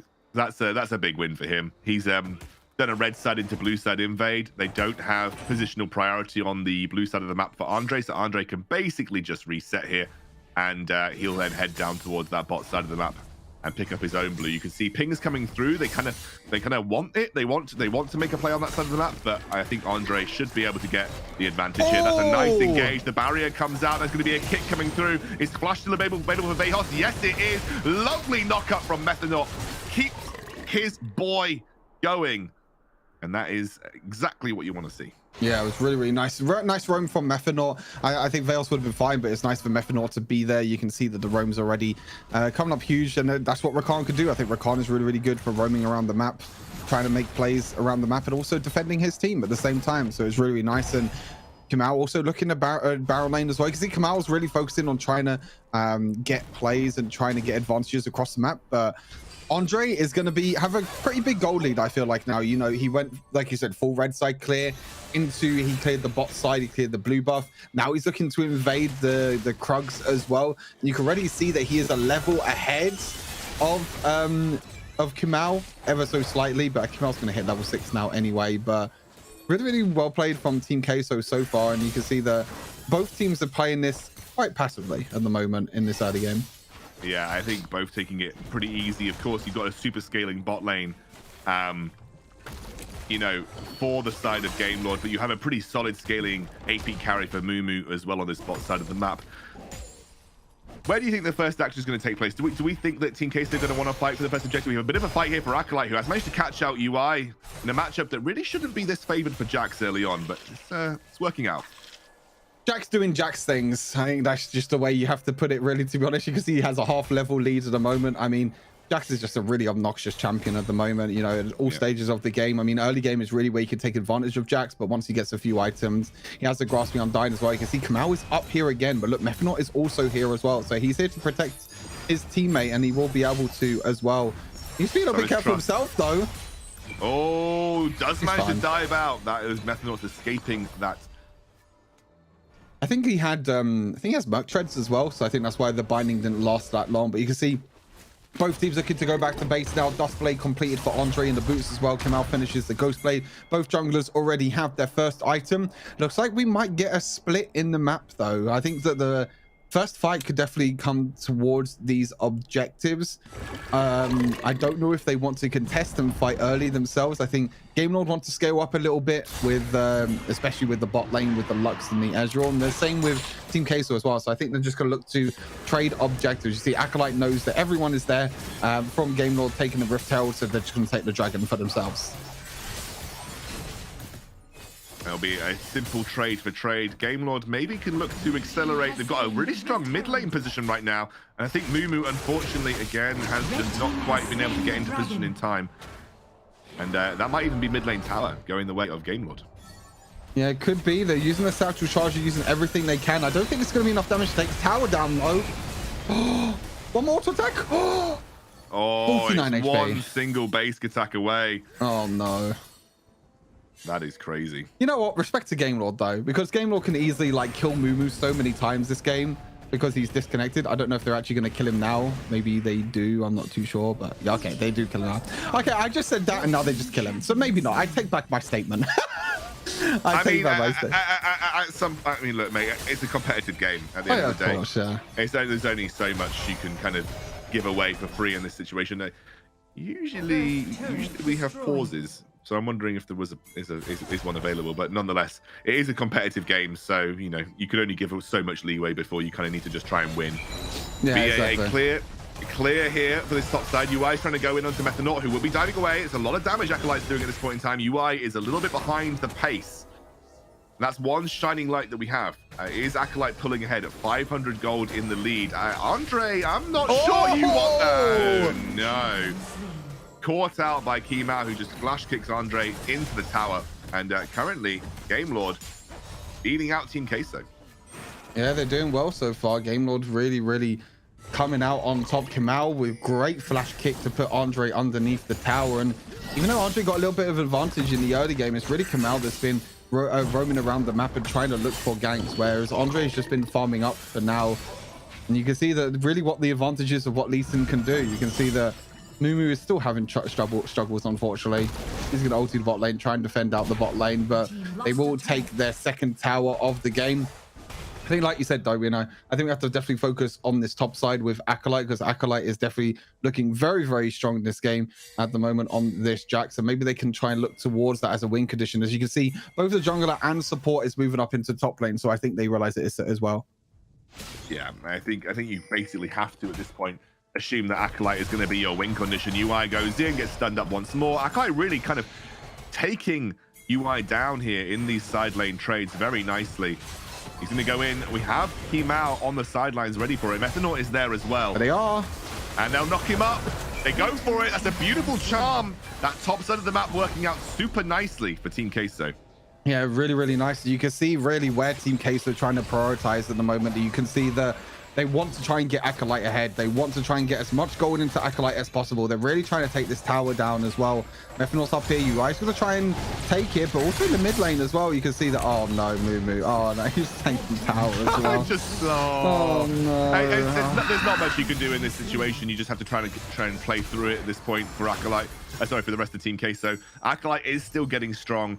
And there is still this chance that if Acolyte is able to take over a side lane and Moo does at some point get back in terms of connectivity, then we still have a very strong side lane win condition going for Team Queso. Yeah, definitely. I mean, Ziggs can still do Ziggs things. It's completely fine. You know, Ziggs, all he has to do is really just throw out his bombs and just clear waves. That's basically all Ziggs do, and he can still do the most damage in the entire game. But you can see items on the board at the moment. Ruiz. Oh no. That's a little hit back at his old teammate there. Yeah, absolutely. They're not far behind in gold though, so there's still some gold silver linings. I mean, Acolyte must be pumping out most of the gold advantage here for Team Queso. He's beating out UI nicely, which is just not a matchup that you're supposed to lose as Riven, really. Yeah, definitely. With the second Rift Herald coming up as well, I'm interested to see if Team Queso try to go for this. I'm not too sure if they are going to try and go for this. And Pekko is actually scaling up pretty well, though. I think I saw that he had the Manamune and the Trinity Force completed already in the item section at the bottom. So he's scaling very, very well. Might even have Manamune completely finished already. You can see that he moves up into the top lane. He's going to try and take this tower. I think he's going to take it with the satchel charge, but he might lose it with his life. Use the satchel charge. Use the satchel charge. No way. He's not going to get the tower. No, he did. He got it. Oh my god, the last minion hit. The single caster minion. The single caster minion did it, boys. Minions, baby. Let's go. Oh no, but yeah, I wonder if Team Queso has given Mumu being controlled by bot. I wonder if they've just said yes, screw it, AI. AI plays the thing. Maybe you might be right. Like, it did look a bit weird. You can like your AI Ziggs can just like hit towers, right? I think Andre's maybe a bit screwed here. No, he's away. Okay, he saved his jump. He saved his jump. He's able to jump away to safety. The second dragon looks like it's going to go the way of the game lord, but Acolyte is here though. We know him as this smite god, and they're going to go in. Oh, that's all you need. Acolyte jumps in. He just has to smite it away. Oh, the smite king of Europe does it again. Who can stop this man? Acolyte's 1v4ing on the backline as Jax. He's going to have to get away with the jump, but I mean, Acolyte here, just sacrifice Mumu, guys. There's no way. Just leave him. Just leave him. Just leave him. There's nothing you can do. Wait, Fetko, he's got over the wall. Okay, Mumu's alive. He's fine. Mumu's alive. Yeah. I mean, this is the game that we're playing. Does Mumu survive when he disconnects? That's the game that we're gonna have to play this series. Hunt the Mumu. I assume we can sub Jash in if it gets the next game and Mumu's still having connection issues. Hopefully, unless Jash is unavailable, then it's just really. And at that point, you just bring in a bot. Yeah. Can I sub in? I'm not a bad AD carry. I feel like I could do quite well in competitive. I can play and cast at the same time. Doesn't sound too bad. I can play Ziggs. Oh, I can play Ziggs as well. Ziggs is easy. That champ's pretty easy. Yeah. Sub us in, Queso. We got you. I don't know Spanish that well as a Spanish org, but you know, I can say hola. You know. Hola, amigo. Well, I'm sure not. Wait, does everyone on the team speak Spanish? No, Vejos, Andre, and Acolyte do. I don't know. If Methanol, I think Methanol is French, if I'm not mistaken. Yeah, I think Methanol might be French. So at which point, yeah, they must have to speak some English. So I think we're fine. No, we're fine. We're chilling. All right, new Team Queso bot lane. Stuart Scoundrel coming soon. We're not going to be casting games anymore. I'm not sure I can beat out Methanol in support, mate, but. I'm probably better than an AFK Mumu, so... Just summon anyone on this point, I've got to be honest with you. The fact that Queso are even still remotely competitive is really good. Yeah. the fact that Queso is still keeping this game going. Mumu. Mumu. Methanol wants it. Methanol wants the fight. He's going in. They still want to. Everyone's 1 HP. Oh no. Oh, the meteor! The meteor snipe! Oh, why did we go for the fight, guys? Why didn't we just side lane split push with Acolyte? Why does the... unfortunately, this game. It's like we just saw like game. absolute rage. We're going to see another Meteor enchant come down here, and that'll be Acolyte getting blown up as he gets splashed on by the entire Game Lord roster. And what can you say? I do feel a bit bad for this game. It's rough. It's rough playing. Yeah, you hate to see. Yeah, I mean, you hate to see it. I mean, there's obviously connection issues or something. Hopefully, they can get it sorted for next game. But I think that's all Team Queso have to look at now. They're just gonna have to look at the next game and see what they can do. But I feel like overall, you know, their draft and everything wasn't too bad. But yeah, Game Lord just running over this game now. How many Meteor enchants have we stacked on Game Lord, guys? I don't know. I don't know if we can look at the scoreboard, but I'd love to have a look at how many Meteor enchants have been stacked, because I swear they're just using them every 10 seconds. I'm pretty sure people said that you can just stack Meteor enchants and it does like insane damage in team fights. Yeah, you can. I mean, the great thing about Meteor is that it doesn't have the same downside as like Redemption, for example. You know that Redemption is like, when you use Redemption, if you use another Redemption within the next 20 seconds or something, it's like 20% less effective. Meteor doesn't do that. You do the same amount of damage each time, but look at the snipe, boom. It could also be just trust using Meteor every single time, because if you fully upgrade your support item, then when you get a takedown, your cooldown on your boots active gets reduced by 40%. So you can use it so many times. Yeah, it's only one. Okay, it's literally so just one Meteor. That's literally just getting spammed all the time. I do kind of want to see a team go Meme Dream 5 Meteors and just see how it happens, see how it works out. I mean, Meteor is a pretty good enchant, I think. I think it does do pretty well. You know, you see it sometimes on Camille, because you can do the lockdown with Camille ulti with the Hextech Ultimatum on top of the Meteor afterwards. There are a lot of great ways to play with the Meteor enchant. And also the devs love Meteor. And Step and Maddie and everyone, they all have a Meteor enchant banner on their social media accounts. So I think everyone's on the Meteor hype train at the moment. But actually, I think it's a pretty cool enchant. I think it's one of the first enchants that they've introduced that I've thought actually really solid. Yeah, we're just unfortunately watching the 4v5 demise of Team Queso here. I know Acolyte's been trying to keep it going, but we've just lost too many inhibitors at this point. Do get trade one back. Ezreal does go down. Somehow Mumu picks up the shutdown, the man from the grave. They're going to keep this going for the time being. Andre's looking for the first reset, but it flashes away. Ruiz escapes for the time being. UI now forced to go into stasis. Hopefully Vejos is able to, interestingly goes into stasis himself, but nonetheless, Acolyte still chasing things down. Wants to get Lux now, looking for some kind of trade back as the stasis comes out for him. Vejos. Oh, he'll actually spot out Kemal here. This might actually be a dragon for Team Queso. Triple dragon, 4 versus 5. I mean, Mumu, look, yeah, Mumu's doing his job. He's just in base. He's defending the base, and oh, Andre just took a lot of damage. I mean, they have to try and go for this anyway. Culling comes out. We're too sure if there's anything else. They're trying to do it. Oh, wait. Andre picks it up. Andre picks it up. We're going to try and get this. As well? He gets it. Andre secures. Tries to go for Lee Sin. I don't think Methanort and Andre can do this. This is not over. It's a triple dragon for Team Queso. They might be 5k behind. Mumu appears to be clearing waves. He has gone static again, but he's clearing waves. So he's doing his job. At times he's clearing waves, but hey, by the way, how good is Andre at smites? This guy, like, how good is Andre at smiting? Like, that is insane. Like, even like WREC finals against Rix, he won 3 smite fights. He basically carried his entire team to win the first WREC title. He's now done it this game as well, and he showed again why he's just a smite god. Like, this guy just does not miss smites. It just doesn't matter. But yeah, 3 dragons over to Team K. So I'm not too sure if it's going to make a lot of difference. I'll be totally honest. Look, Game Lord are going for the weak point. They're going for the weak point. Oh no! Come on, Game Lord. Be nice to Mumu. Come on. It's not very nice, is it? You know. You've got to be nice. They've smelt blood. I mean, Acolyte Hold on. They're playing through Acolyte. They are actually just straight up playing through Acolyte. Ruiz will be the target, gets sniped under tower. They're trying to take him down. He has got the tower to prevent the isolation for the time being, but Acolyte will be forced to flush away. They're going to go for the Baron. Can Mumu just stop this with a bit of a cheeky bomb? Yes, he can for the time being. Stop them backing. Can we stop them backing?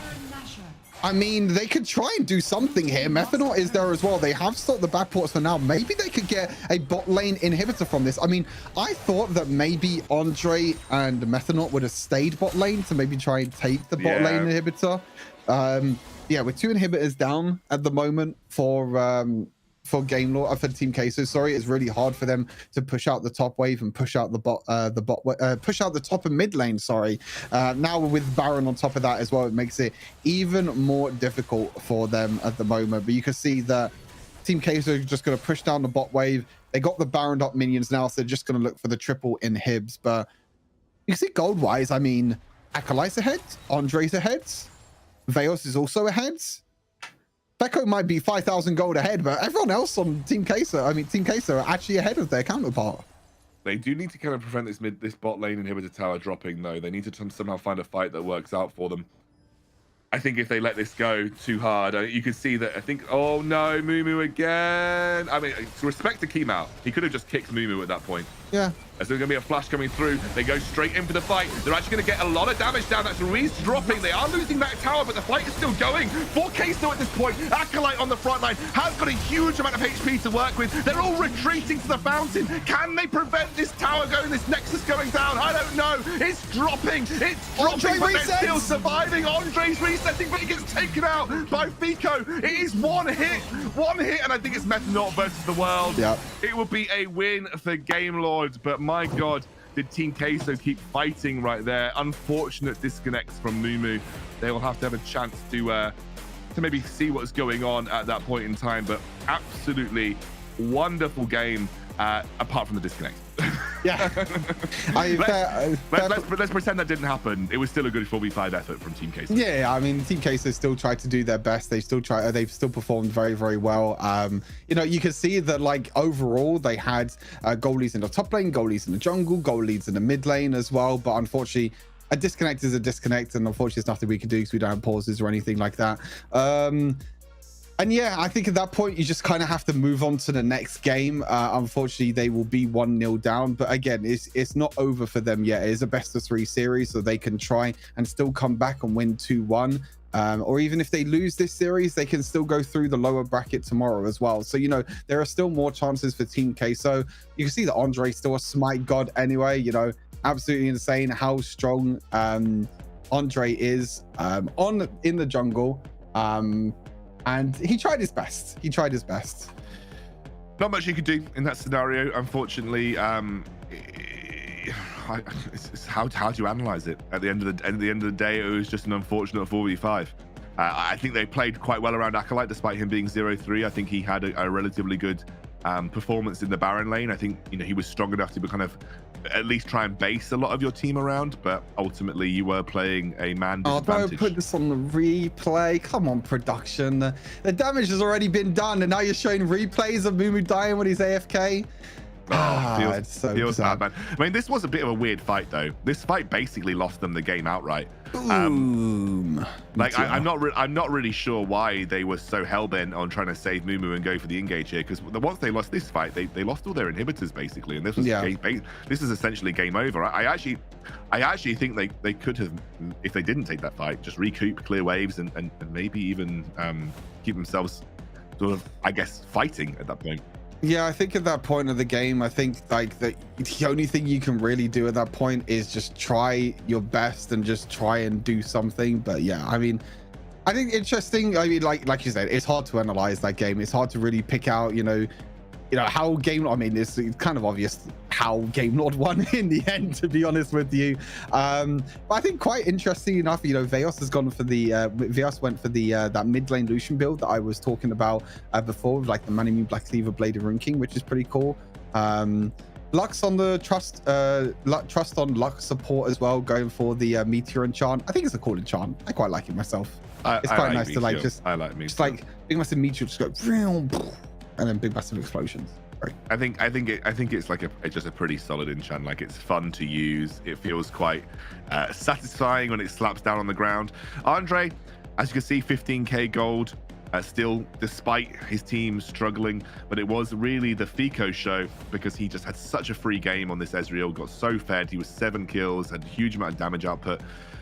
And Game Lord, I mean, they'll be happy to take it. It's a free win in that game, that series. They now need to just get one more in the next 2, and that will bring them into our top 8, going straight over to the Snapdragon Challenge season. So for Game Lord, they'll be pretty happy. Stu, if you win your prediction, it doesn't count. I'm just telling you right now. I mean, I'm serious. okay, I'm serious. okay, It doesn't count. It doesn't count. Okay, so we're basically both still going to be 0-0 after this series. I'm sorry, you It doesn't can't matter. count that prediction. I'm sorry, it'd be unfair on me to count that prediction. Okay, no, that's fine. I respect that. I respect that. I mean, I'm still going to win the prediction game overall, so it doesn't matter anyway. But I can respect that. Okay, I can right. respect that. So I know who I'm predicting for the rest of the day. Where I'm are just you? saying, can I get like 1 point for the previous series, by the way? Because No. I predicted 2-1, so No, Viv there's actually no won. points. There's Yeah, no but you points. predicted 2-0, It doesn't matter. and it was 2-1. It doesn't- Okay, Shit, so we have you to lost. say the exact prediction to get a point? No. You just need to get the right team, and you can't have Game Lord this series for obvious reasons. So I'm just saying. Okay, wait, I'm looking at the rest of the day, and I feel like we're both going to predict the same thing anyway. Yes, we are.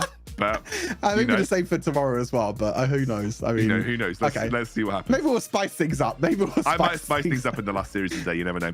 Right. Oh. So, this is obviously, we're going to say thank you to all of our sponsors, Qualcomm Pro Series, Snapdragon, fantastic. Obviously, the entire series is named after these guys, so a massive shout out to those guys as well. It is also going to be Monster Takeover once more, and I've got a little question for Stu.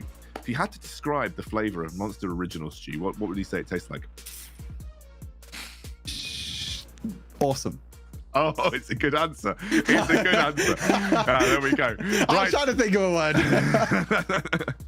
And of course, also a massive thank you to our DHL sponsors too. They are going green on their fleet, trying to get as many electric vehicles out there as physically possible. If you want to join the conversation, Discord/Snapdragon Pro Series. You can come and join us on that Discord conversation. So please make sure you do. And you tell us what your favorite flavor of Monster is and what it tastes like. And don't use the word awesome. That is it for us until the next game. We're going to take a very short break. We'll be jumping back into this series shortly afterwards. We'll see you very, very soon. The Snapdragon Pro Series is brought to you by Snapdragon Elite Gaming, Monster Energy, and DHL. They don't want it with me. You got a problem with me? Love, you don't want it with me. Man, you won't ever stop me. Who y'all really got a problem with? Who y'all really trying to solve it with? Who don't really like the sound of this? Who come with me getting down to this? You better step back, get your neck cracked, get laid down where you best step. Better check that with a fresh map. Get lost now with no extract. Like, look, that's all me. Got my number, don't call me. We eating up, that's all beef. You freezing up, that's y'all's team. Cause we don't really lose no more. All about heating up, leaving that cold. You can see beating up, killing that show. I ain't about giving up, no.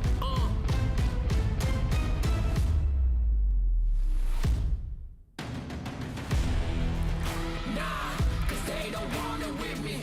Look, you got a problem with me. Look, cause y'all don't want it with me. If you start a fire with me, then you never gonna stop me. Ay, sound the alarm. We about to go on. You getting it wrong. Time to go off. Can't hold us back. Truth hurts, you always that. My truth lurks till y'all collapse. Now scoop first where your homies at. Come my team with me right now. My team's on me right now. But what you mean y'all out? It's time to weed y'all out. Okay, we coming back with a vengeance. Time to go start your engines. What is this thing y'all mention? Time for y'all stop pretending,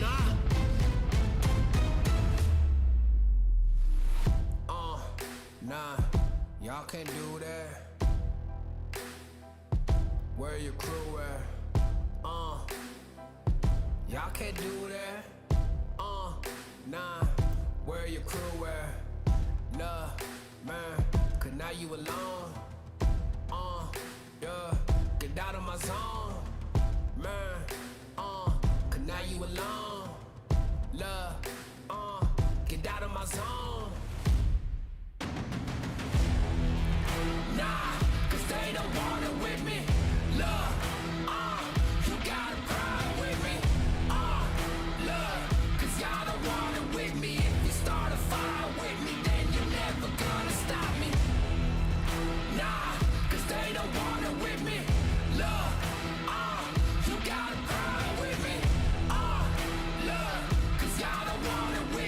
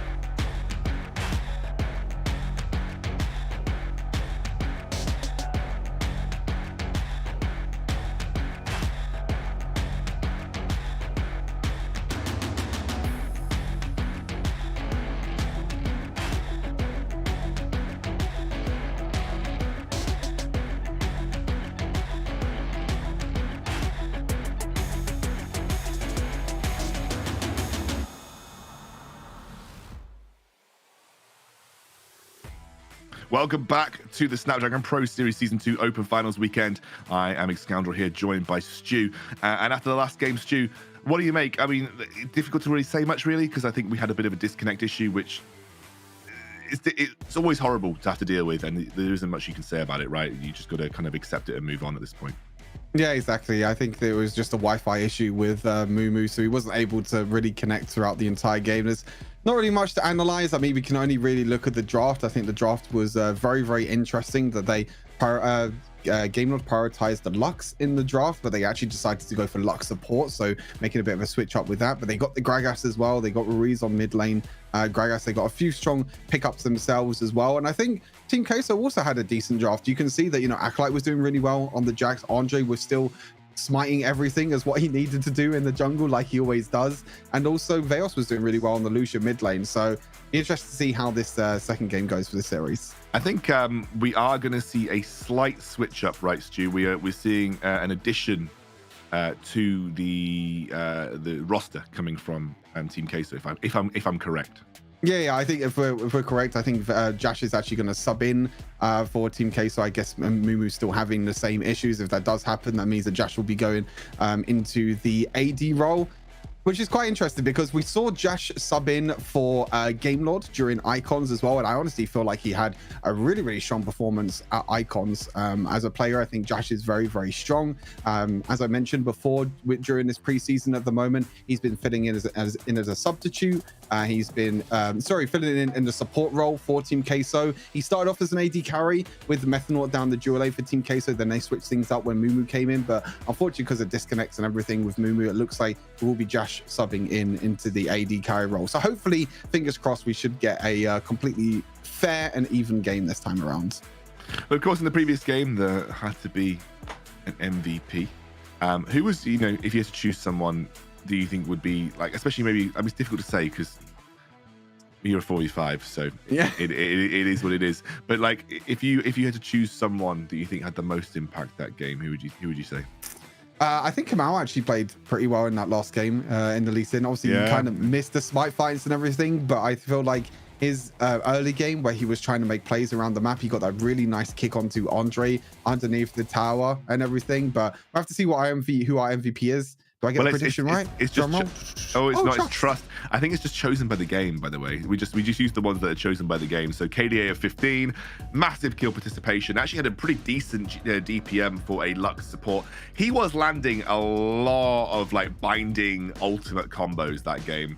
You know, had he had an actual AP build path to work with you know, solid income, he probably would have been like one-shotting people. But I think Trust had a pretty solid game. You did say you were questioning the Lux support. It might have gone different if it was kind of like fair standings, but overall it will be Trust that takes the MVP award from that previous game. Also, he got meteor kills. He got 2 meteor kills. Exactly, so, which is cool as hell. So yeah, exactly. It's a cool MVP.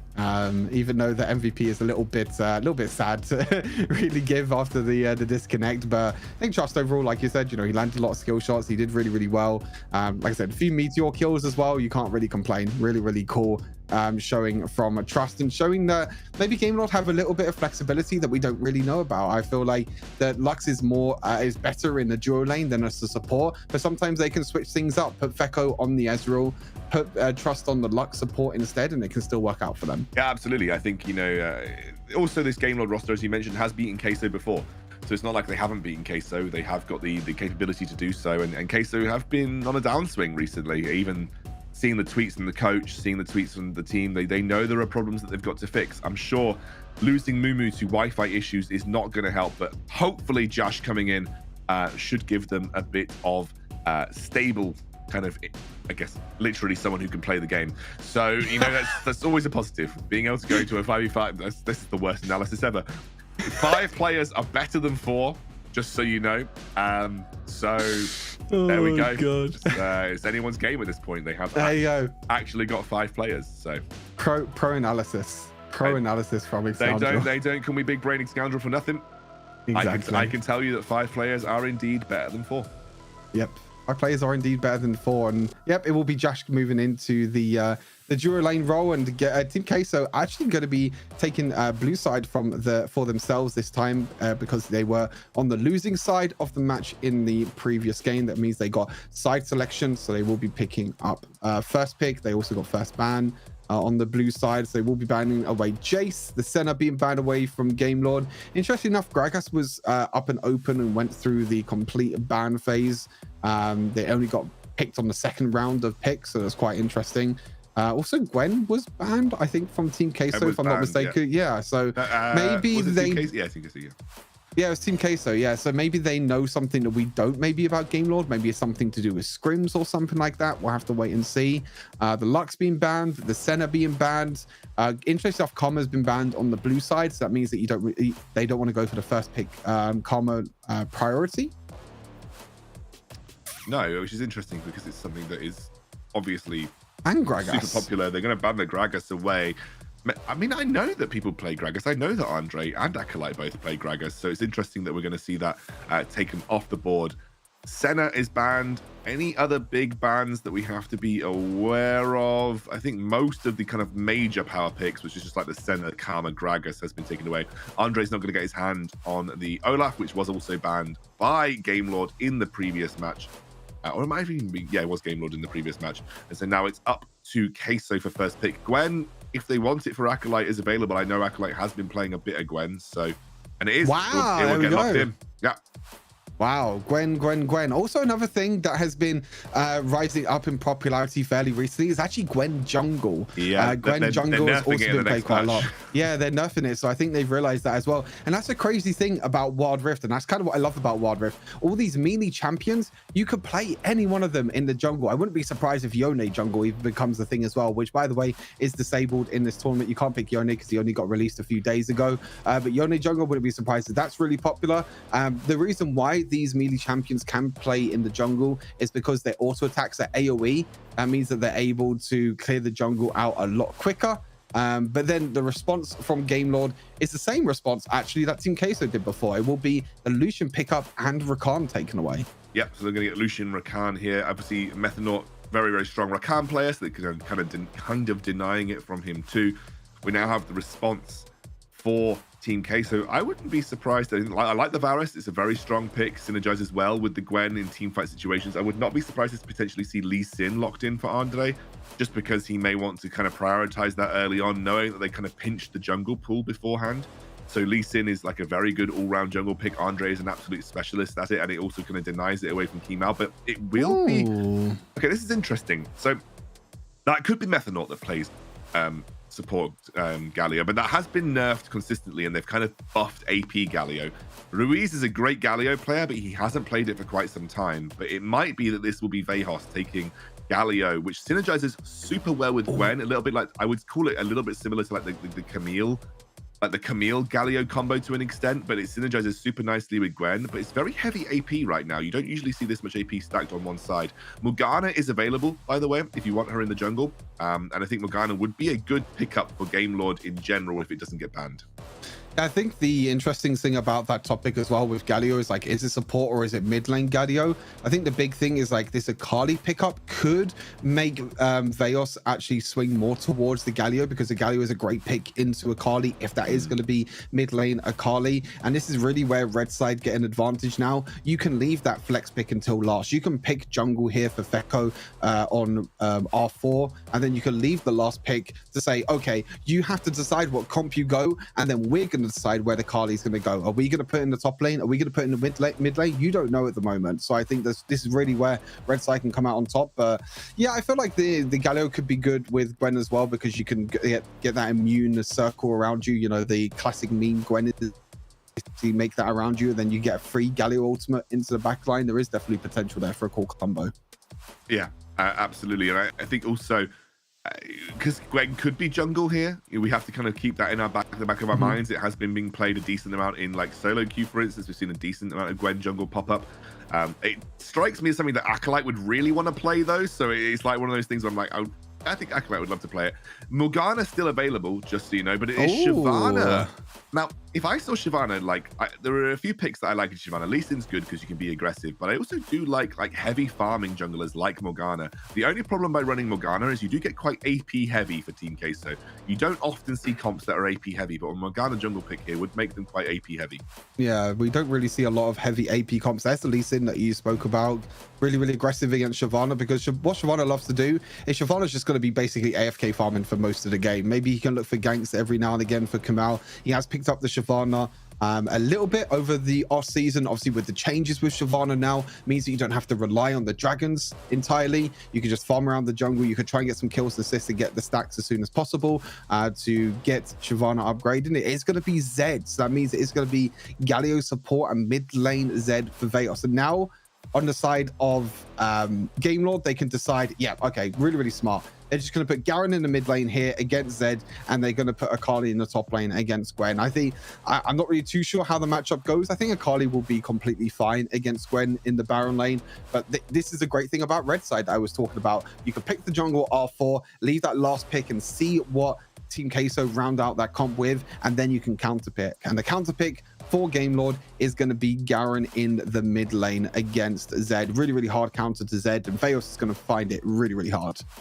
Yeah, I think like the Akali, like Gwen matchup's a bit of a skill matchup. I don't think there is like a serious favorite either side of that. So I think it's relatively even. Vejos will struggle obviously into the Zed, so into Garen. Garen is like a super safe matchup into Vejos. You're not going to get any kills, so we're expecting Vejos to have to roam here. Team fight potential for Team Queso is very strong though. They've got a very strong team comp in those team fight situations in general. And we'll have to see how the rest of this game pans out. Of course, they have subbed in Josh here, so they do have someone hopefully with a bit more of a stable input. We will be seeing a hopefully fair game and see if Queso can bounce back in this series. What do you make of the drafts, though, Stu? Who do you think comes out on top here? I'm just really excited for the Gwen pick. This is the first time we're really going to be seeing Gwen in the competitive, to see maybe if she is as strong as what people say, even though she is getting buffed in the next patch as well next week. I'm really excited for that. I feel like Team Queso overall have a really, really good combo. I feel like, you know, like you said, with that Gwen Galio combo, also with the Zed in the mid lane as well, they've got a lot of backline threat that they can try and jump onto Fekko on this Lucian. But on the other side as well, I think Team Game Lord also have a pretty good roster themselves, you know, pretty good lineup with the front line of the Garen and even the Shyvana. I think the big question is, can the Shyvana get online? Can Shyvana get stacks quickly? And if she does, if she can get a lot of stacks and get up to 400 stacks really, really quickly, and she's really, really hard to deal with. See how aggressive Andre can be. Obviously, being able to be aggressive in Shyvana's jungle very much depends on the state of your lanes. And mid lane, you're not going to have much prio as the Zed. And top lane, I think it's going to be a little even either side. So, you know, there might not be as many opportunities for Andre to get into the jungle and be as aggressive as he maybe wants to be versus this Shyvana.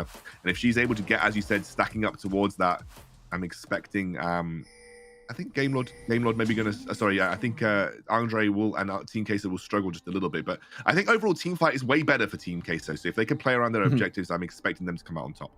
Interesting enough, you can see Acolyte here takes Ghost Ignite on Gwen. Now, for those who don't play PC League, there is a thing in PC League at the moment where you don't take Flash on Gwen either, but that's because you can have Teleport as a summoner spell. So normally you see that in PC League, you could just go like Ignite, Teleport, so you still have a lot of lane pressure, and then you can also teleport into team fights. Obviously, that is not a thing. He goes for the Ghost instead, so that he can look to be a lot more mobile, but then he still has the kill pressure in lane with that Ignite.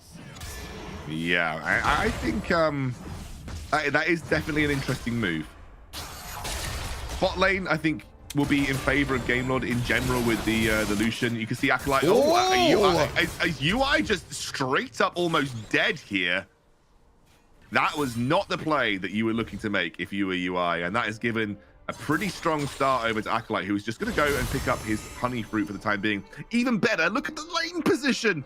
The minions are pushing into Acolyte as well. An engage comes through from Andre. They want to put pressure onto Ruiz, who just flashes away.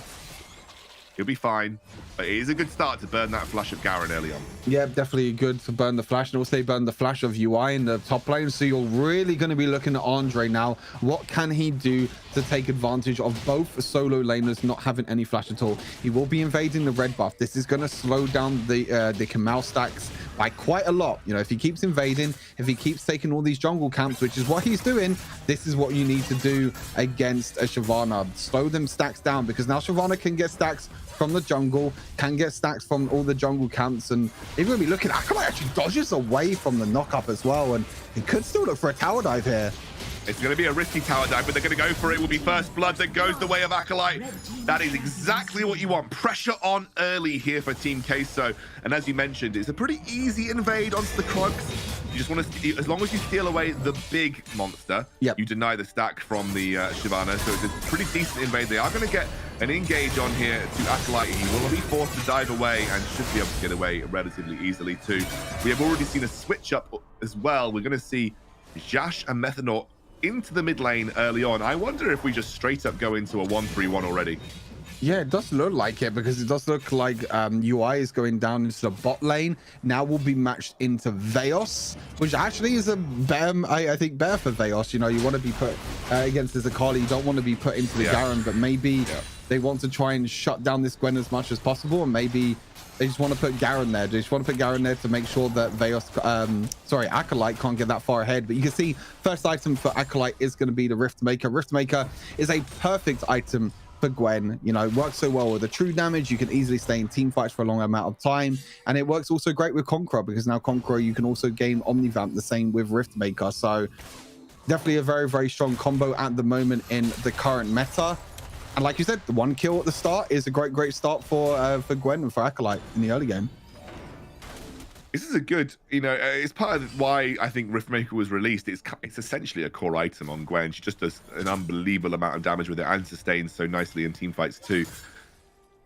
It's a good start for Team Queso though. It's exactly what they would have been wanting to get back into this series with a bang. And I'm just saying, if the prediction goes, if they do manage to win this series, I am going to claim my prediction win. I knew you were going to say that. I was waiting for you to say that this entire time. I was like, yeah, I'm not going to be able to get a prediction outcome, but if they now come back and win 2-1. No, okay, look, okay. If Queso win here and then Game Lord win the third game, I'll let you have your prediction. Actually, I tell you what about if Team Queso win here, we then do a new prediction. So we do like a new who's going to win the third game, and then it's fair. No. What? No, Come on. What do you mean you can't do that? I mean, look, in case they win here, you can have your prediction back. I'm just saying that's how it works. Okay. I know what you want to do. You want to change your mind, and you're going to go Queso. No. I mean, I still would have probably got Game Lord anyway. But okay, well that's fine. Then we just stick to my plan. Okay, we'll stick to your plan. Then your plan sounds better. Okay, that sounds good. Okay. Sounds good. Actually, I mean, look, if this is not a complete walkover, if Game Lord win, you can have your prediction, even though it feels a bit bad. No, it's fine. I would take the prediction. It's okay. I don't want to feel like I'm taking advantage of the prediction game. I want to win fair and square. Fair and square. I like it, Stu. You're always a fair and square bloke. Yeah. I'm basic. I'm bland. You're not basic and bland, Stu. Don't talk yourself down like that, son. Oh god. Anyway, back into the game. First objective. Wait, Stu. I did get told that we need to hear your singing at some point. Oh no! We don't talk about that. It's fine. Why? That is for my stream and my stream only. But it looks like we're gonna get Fight of the Dragon actually. If we can have a look at that at the bottom left-hand corner. We have Vegas going in on Zed. He's using his ultimate, but doesn't get anything. And then Jash is almost dead as well. But Vegas over the wall and gets the... I was trying to sing for you, Stu, but... That's more like rapping and singing at the same time, but I mean... somehow they get Dragon. I don't really know how that happened, but they get Dragon, which is a bit of a blow for Keemount on this Shyvana, if I'm honest with you. Oh, UI is actually going to dash it in. UI is going in. He finds the kill onto the Galio, and it will be a trade 1-for-1 as the arrow comes in from Jash and picks up another. So that's a 1-for-1 trade overall. Still Team Queso in the driving seat right now. They picked up both objectives at this stage of the game. And they will be super happy with the start that they've got. 2.5k-ish, 2k-ish in the lead. And they want to keep pushing that forward as Team Queso seem to have found their footing. Now they actually have 5 members. They seem to have found their footing. Yeah, definitely. I feel like for Team Queso, they got the first Rift Herald and they were actually contesting 4 versus 5 towards the Dragon. They were able to delay it out long enough for Andre to come all the way down to Dragon, and they were able to also get the Dragon. Even really went up the team fight overall as well. And you can see Andre is just denying stacks over and over again, taking away that big Krug. You know, it That's really does good. only deny gold, but also deny stacks over to Shyvana. Exactly, really, really good. But you cannot overstate. Every stack counts versus the Shyvana. Yep. Just stealing away as much as you can. This is why Lee Sin's so good at it, especially versus the big camps. You know, he could just walk in, take the big monster. Really, really good stuff from Lee Sin. They just need to get this below 2k. They have got it below 2k, and that should now pick up the tower. Going to have the Rift Herald charge in. Methanol will go down, but it is a 1-for-1, and they pick up the mid lane tier 1 too. Super happy with that. You've also got to look at Acolyte on the bot side of the map. He is for free going in. Vehos could ult here, but I don't think he is going to straight ult onto UI. That will take him down with the mark. Kimau almost two-shot Andre there as the flash comes in from Fico. He picks up the second as the exhaust is there too. Josh just warding them away, building up the stacks. 1-for-1s across the map, but it is still Team Queso coming out on top. Yeah, Team Queso are on top at the moment. Meteor coming down. Ooh, look how much damage that does, by the way. That's kind of disgusting. It's kind of banging. Yeah. It's a great enchant. Great enchant. August. Yeah, Team Queso. Team Queso are definitely on top of the moment. 3,000 gold lead, has the Dragon, has that first Rift Herald, and they were able to use that to take that mid lane tower. Even though they traded 1-for-1 the Enders, I feel might be quite out here, but I think it'll be completely fine. But yeah, Team Queso doing really, really well in this early game, taking advantages of taking the early game objectives. You also still have, you know, Gwen also scaling up, also going to be going for Nash's Tooth as the second item. I think the later the game goes, the stronger that Gwen gets as well. Gwen is such a strong champion at pretty much all stages of the game, just because of the way her kit works, and especially because of the addition of Riftmaker. Also, you still got Nash's Tooth in the game, so really, really nice. As you can see at the moment, Acolyte's going to be completely fine, just going to be able to clear as much as possible in the battle lane. Yeah, I think Gwen is such a cool champion. I know she's like XD 2020 champion for League of Legends PC design, but she is just kind of cool and has a great thematic. So nice to see her in, and nice to see someone taking advantage of her in this this series, because she is open and available for all the teams competing in the Snapdragon Pro Series. And to be able to just kind of get her onto the Rift with someone that feels competent with playing her is pretty good. Flash comes out from Vehos, he needs to escape, but they will end up getting top lane tier 1 for free and have positional advantage on the next Rift Herald. So Queso in the driving seat once more when it comes to these neutral objectives. Yep, definitely. They're going to take the top lane tower as well. That's all 3 outer towers taken for Team Queso. And Game Lord have not even got a single tower again. And look, you can see Andre and Methanol taking away the jungle camps again away from Kimau. Kimau's also doing the same bot side, but I mean, you're still denying stacks quite a lot. Andre will just smite this away, denying a load of stacks. Difficult for Kimau to make Shyvana feel impactful, and that is one of the risks of Shyvana. If you don't get the stacks quickly enough, you do just become slightly irrelevant, and kind of a very easy champion to deal with. You've got to also remember that her tankiness in the early game has kind of dropped. She no longer gets bonus health in her dragon form. Instead gets Omnivamp, which is okay if you are getting a good ult off and you're getting a lot of damage down, but you lose the health, and the health is the thing that kind of makes you feel a bit tankier, and it also gives you a bit more room to breathe when you use that ultimate. Yeah, I totally agree with you. I think the extra tankiness can sometimes help, and sometimes in competitive you do also see a Divine Sunderer Shyvana as well to get that extra little bit of tankiness. Not for that, you don't really play the carry Shyvana in a way, but like you said, because of how many stacks he's already been denied in this early game, you need to really wait until you get at least, I think, 200 or even 300 stacks on your passive to make it even worth it. As Acolyte going to be in the bot lane. He is going to go straight in onto Fico.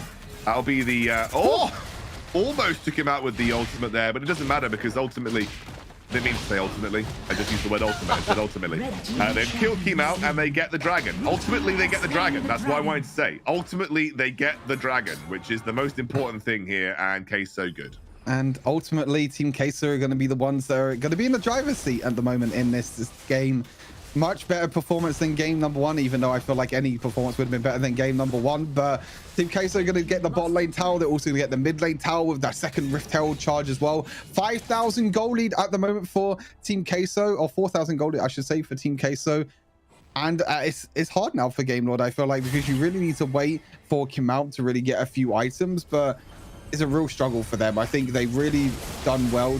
Acolyte really done well on this Gwen pick to really perform very well in the top side. And ultimately, the ultimates come through. Ultimately, the second ultimate comes through, and ultimately, they are going to get another ultimate onto Vejos, who goes down. Trust drops ultimately as well, as the ultimate Meteor comes down ultimately. And UI able to dodge out with the second part of his ultimate ultimately. Fico manages to escape ultimately. I need to ultimately count after that one. I was trying to actually count how many ultimately you said and ultimates you said, but then I completely lost count. But you can see the Team Queso again. Ultimately, I said enough ultimately. Okay, you said enough, and Kamau won the smite fight. Kamau got it. He won the smite fight. That's enough. More stacks. Wait, how many stacks? 18 is it? You get? Oh no, I don't think it's that much actually. How many stacks is it not just a normal camp amount? I thought it just counts as a normal big camp amount, which I think is 8. Oh yeah, true. I think it is 8. Yeah, you might be right. Yeah. I think anyway, right. I think 18 is on like kills or assists or something like that. But I'm curious how many stacks this Shyvana has. I'm not too sure if we can actually check how many stacks Shyvana has at the moment. But I mean, ultimately, I guess it's like 200. Yeah, it's probably not even 200 or 300. I don't think it's 200, 300. Maybe it's 200. Who knows? But I'm going to stop saying the word ultimately now. I swear. You sure? No. Okay. Good to know. But ultimately, yes. You know what is ultimately cool? This game, Wild Rift. I love Wild Rift. I love Wild Rift. Not as much as you love Wild Rift, because I don't think anyone can love Wild Rift as much as you love Wild Rift. I always get hyped about Wild Rift. You do always get hyped. That was a nice little kick. UI should be able to get out it. Nice status as well. Keep Andre. Great knock up. This is exactly what you want if you're a Game Lord fan, as they get the first kill of this. Vejos jumps in, does manage to pick up one. I think Josh with a little snipe gets a 1-for-1 trade secured. It was a nice little bait from UI though, and drew Andre in further than he needed to go. Bring a Meteor kill account this game, or not this game, sorry, today, like in general, because I think that's the third Meteor kill, because I think it was a kill from Trust with Meteor. We're going to see the replay again. Really nice triple knock up. I think Trust Meteor comes down and boom. See, I had perfect timing on the Meteor there by Trust. Gets another kill with Meteor. That's 3 Meteor kills for the day. Meteor Pog.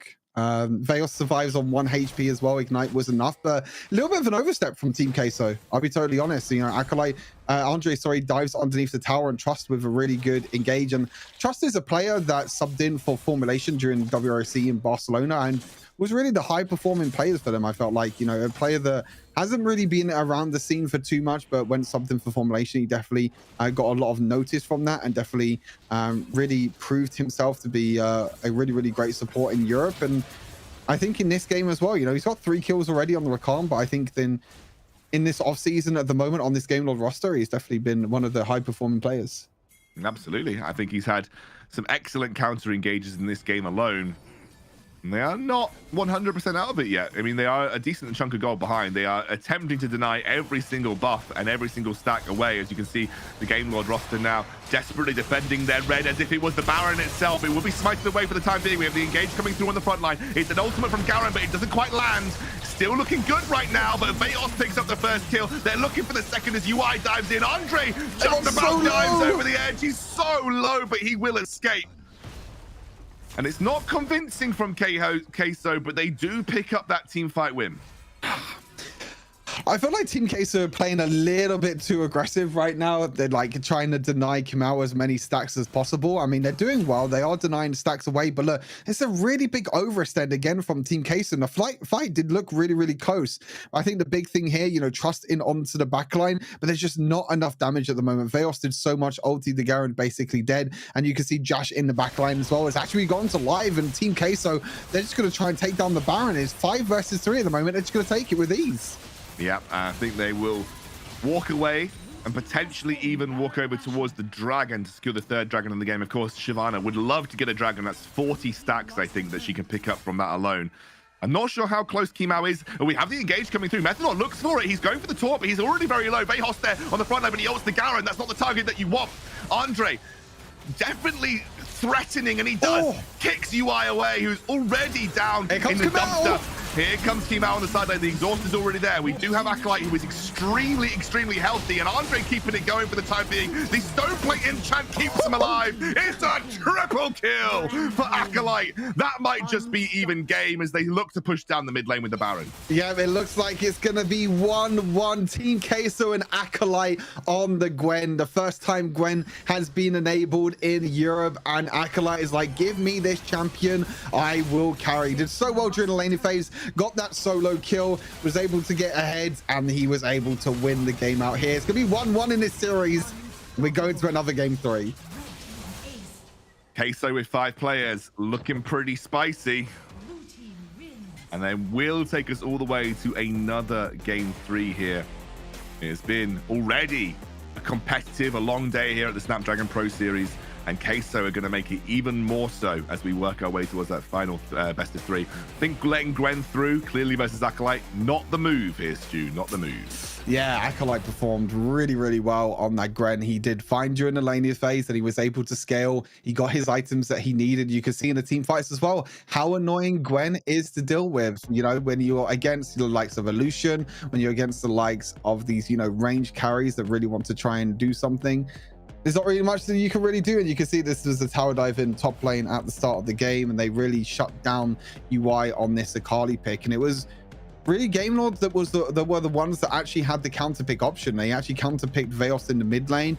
They were still able to roam around and basically stay away from the Garen. They basically made sure that Vejos was in the solo lane against the UI and had that fair matchup against the Akali, and basically completely avoided the Garen.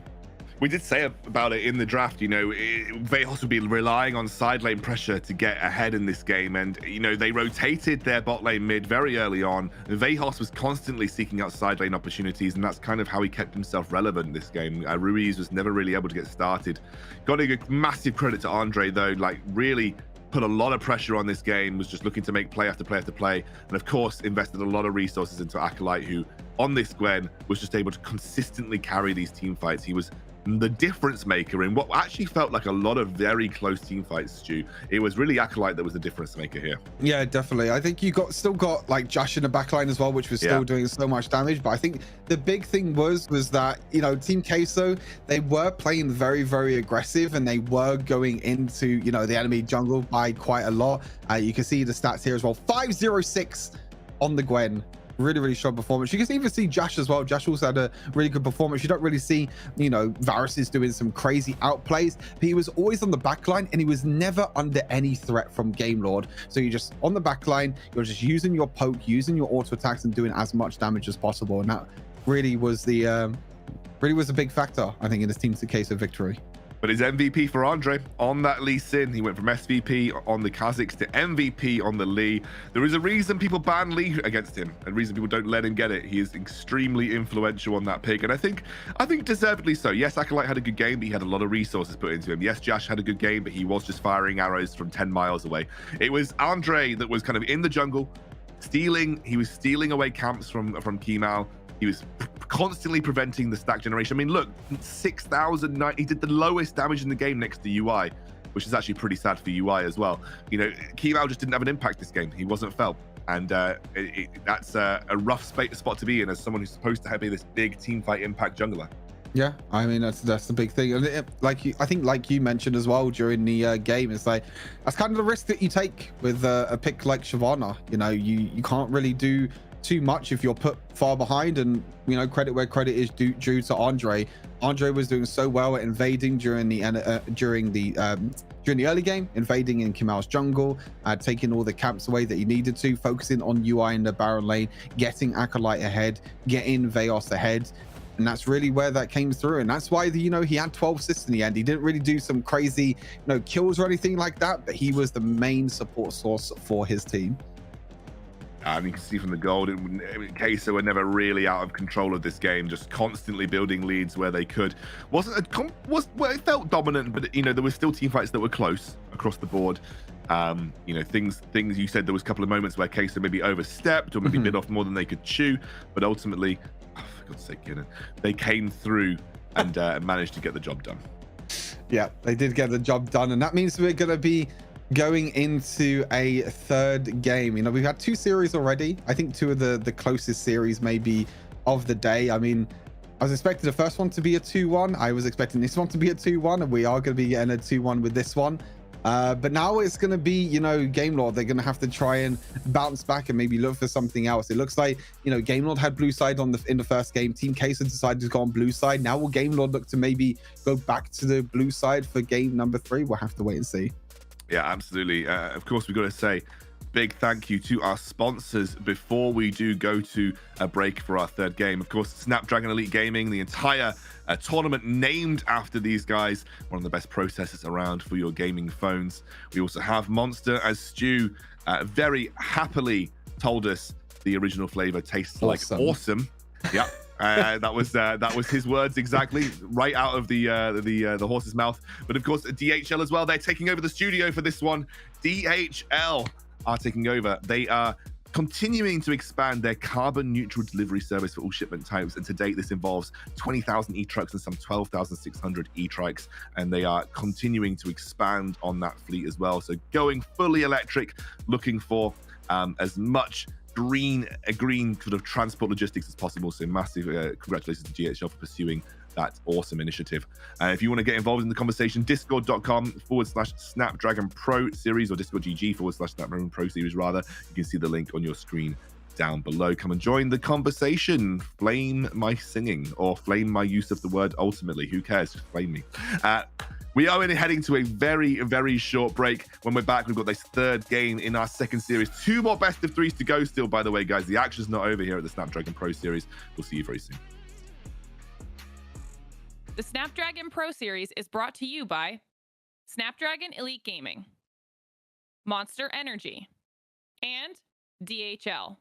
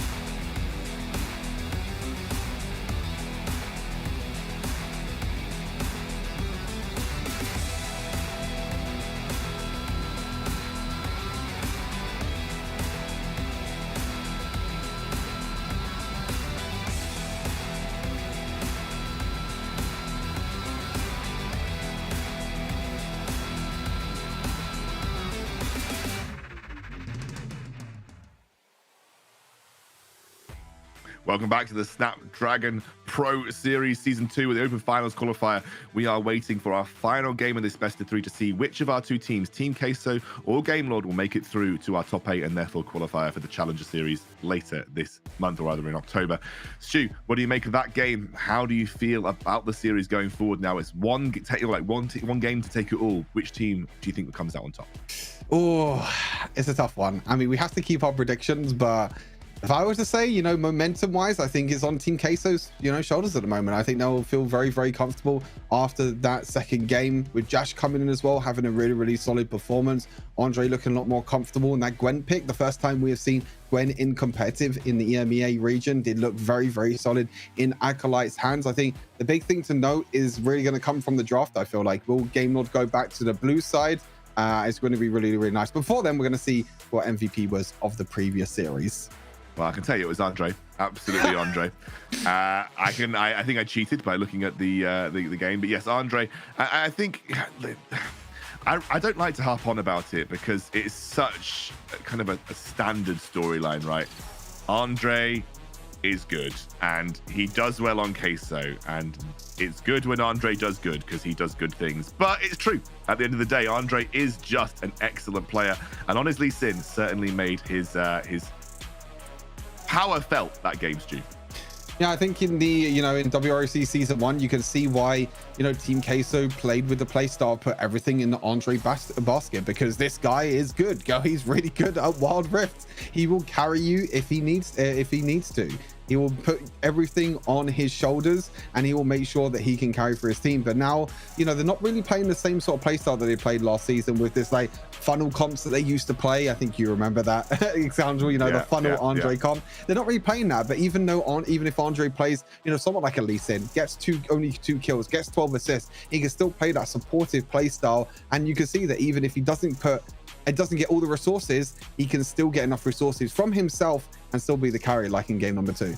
Absolutely. And I think that game, he set his team up for success, massively so. And I think ultimately, stop using the word Kenan. Acolyte got all those resources, you know, but he deserved them on the Gwen. But he was set up a lot by Acolyte and also the roaming from Methanaut as well. We're into draft now, though, Stu. Do we see a Gwen ban this time round?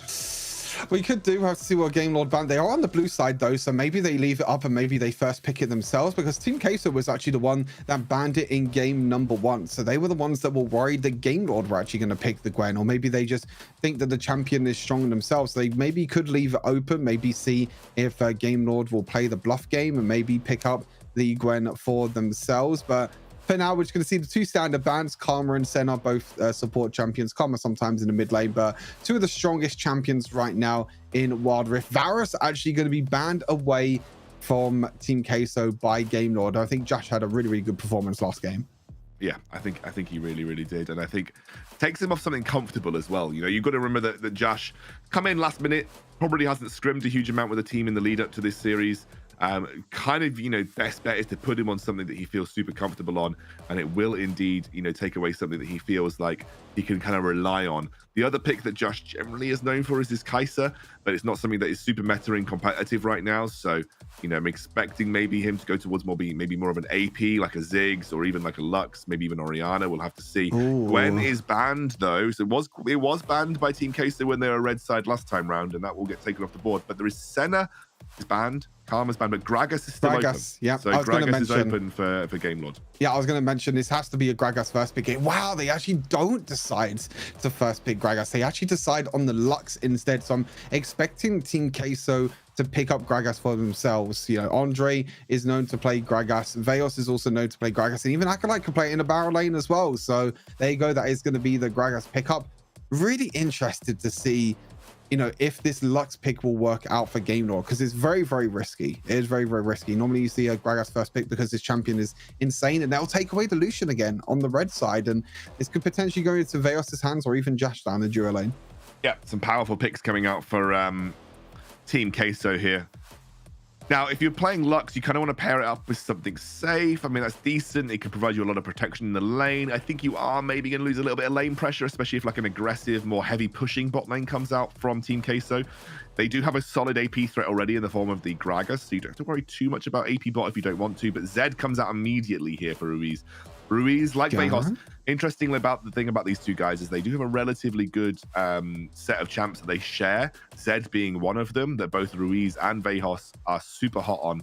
But Garen's still available. You could just see a Garen get locked in for Vejos at this point and just say, okay, fine, I'll lane versus the Zed wherever it goes.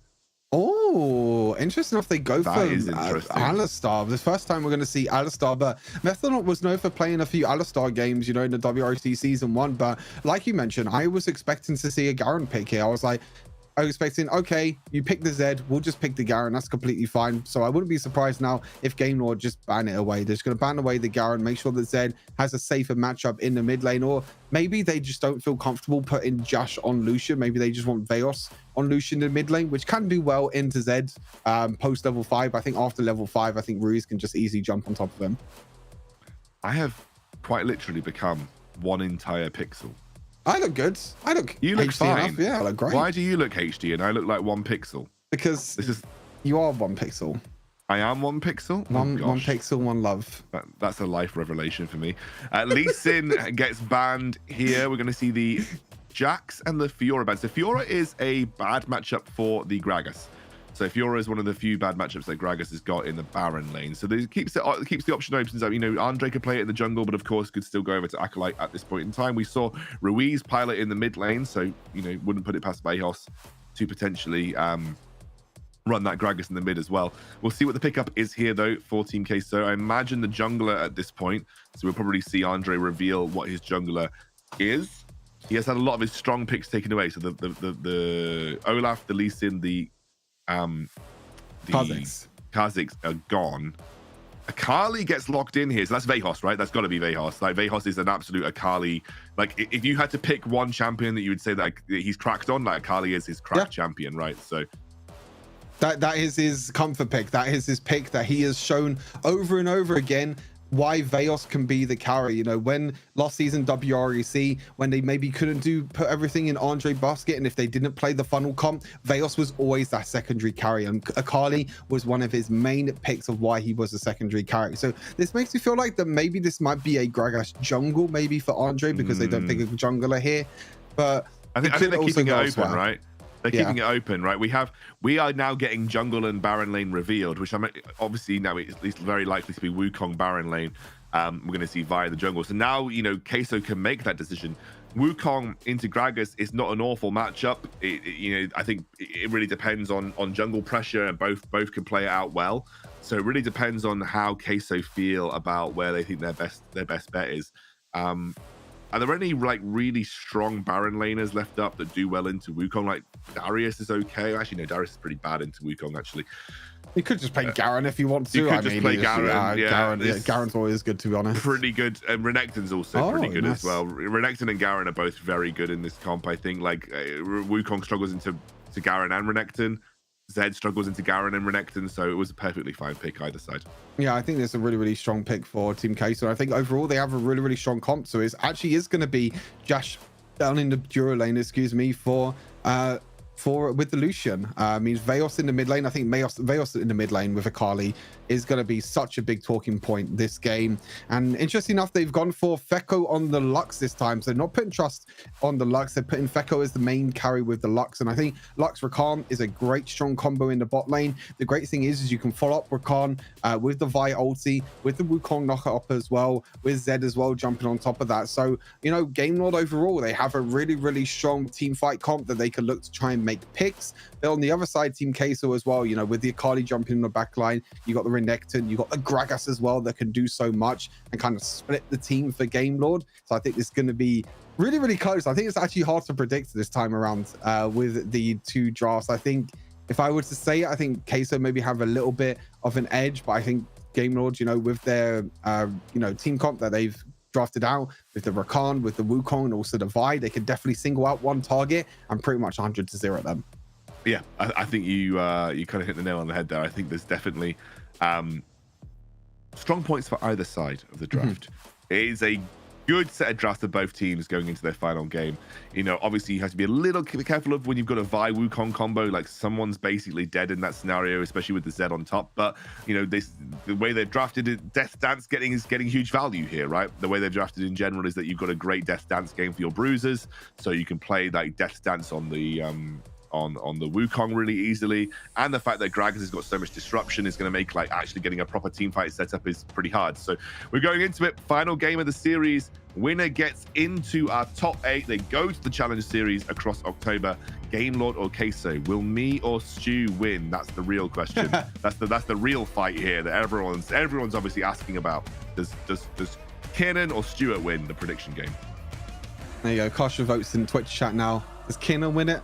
Does Team Queso win, or does the Game Lord win, or do I get the advantage? Do I win the prediction game? We'll have to wait and find out. You don't. No, I don't. Okay, Just saying you don't. No, simple no. It's a simple no. Here we go. We're going to get into game number 3. Looking across the board at the runes to start things off. Interesting enough, Veos has gone for fleet footwork, so maybe he feels like he doesn't want to trade too much against Ruiz, and maybe he just wants to play a little bit safe. I think Ruiz definitely can trade a lot better as a Z against the Kali. So Veos going for more defensive rune with the fleet footwork, making sure that he can sustain very well. As you can see, he's trading very, very nicely early on with the healing. Yeah, both of them taking toe for toe, but whenever you've got a fleet footwork enjoyer, you know that they are going to clean up nicely. Do fine here. That is a wild play by Methanol. The exhaust already comes down here. That's a flash in from Josh. That is mental. What? And they're going to actually just pop the ignite onto Josh here too. So that was a very, very all-in play from the Team Queso bot lane. Maybe Methanol looking for now the option to go in onto Trust once they hit level 2. But I mean, Fico is very healthy, and he's just going to be able to zone out the Team Queso bot lane. I mean, they're both level 1. I mean, if they were both level 2, then I could see the play, because you can, you can headbutt pulverize, you can maybe dash if you're playing Lucian, but level 1, especially when Rakan also has flash, like, it's very, very aggressive. They used all 4 summoners already, and if you think of Game Lord, you can think like, oh, maybe they could look for a play themselves now, because Josh still has Trust still has the knock up, Becco still has the flash. So they can maybe look for a potential flash binding play as well. So very, very interesting early game. But I think that Team Queso definitely have the laning phase advantage in this game. Methanol, that was interesting, my man. Very, Say very that interesting. Acolyte going on UI. UI now down to about 2 HP. He is an easy. He's staying. Acolyte's not going to proc the tower here. UI wanted him to hit it. He's going to flash. Minion damage. Oh no, that was a bit of an interesting flash. Wait, he gets away? Veos picks up the kill, but it will actually be first blood going over towards Kemal here as Andre just overextended. That was a nice bit of stalling from UI, and I think that the Team Queso roster misplayed that a little bit. Yeah, I think Andre was trying to flank around from the back, but maybe he got caught out himself from Kemal, and overall it is a 1-for-1 trade. They will deny a few CS, but how did Andre die? Oh, look, Andre was looking for the invade. Look at the mini-map at the top left. After Andre was looking for the invade. I thought they were going for the dive, though. I mean, I mean, Andre just proxied the wave. That was the problem. Yeah, then he just gets caught by himself. Yeah, look, you can see there, he's completely caught, takes the tower hit, and he just dies. So yeah, instead of looking for the tower dive, Andre just made sure that there was no minions coming, so they wouldn't take any, tower aggro, or the minions wouldn't get pushed in. But I mean, he basically loses his life for it. So it's a 1-for-1 trade overall, but it's really, really good for Acolyte. I feel like in this barrel lane. Like you land any skill there, like any single skill, and UI is dead. There was no need to proxy the wave, in my opinion. They're going to go for the engagement. They've got the pulverize left available. That's a very low. Oh, goodbye, mate. You're gone. See you later. H-Part evaporated by Andre, who does get a kill back for his woes on that top side of the map. They're going to go in. I don't think he dies here. They're just trying to at least claim back some of their own jungle. That's the engage. Trust forced to flash away. And because the flash was used top, Kemal will die to Josh, who picks up the kill. And I've got to say, Queso mean business in this last game of the series.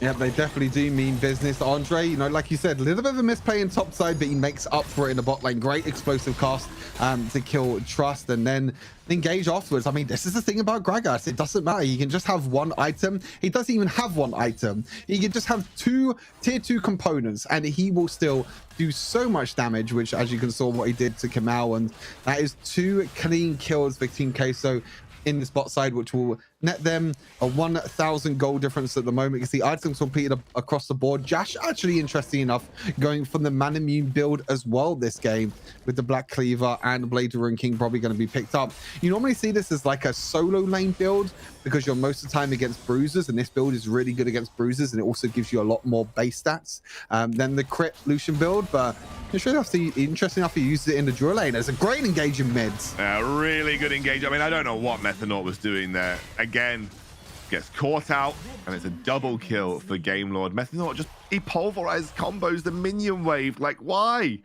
What are you hoping to achieve there? Yeah, you just expose yourself to a gank there, and that's the wombo combo that I was talking about. You know, if they can look for the wombo combo with Kamau and then the Lux ulti afterwards, you get the lockdown, you get the easy Lux ultimate out. And saying that, it looks like Team Queso might even get the top lane tower here before the objectives even spawn. I mean, they spawned now, but they started Rift Herald, Game Lord, and Team Queso could maybe look to collapse on this. Well, they have got a man disadvantage right now. Vejos is on the bottom side. Maybe Vejos just trying to claim as many tower plates as possible. You can see Methanort is going to be forced to back away. They will take Rift Herald, but I think I'm not going to say the word. I think close. I think they're taking, you know, plates as an okay trade for the Rift Herald, and I think that's fine.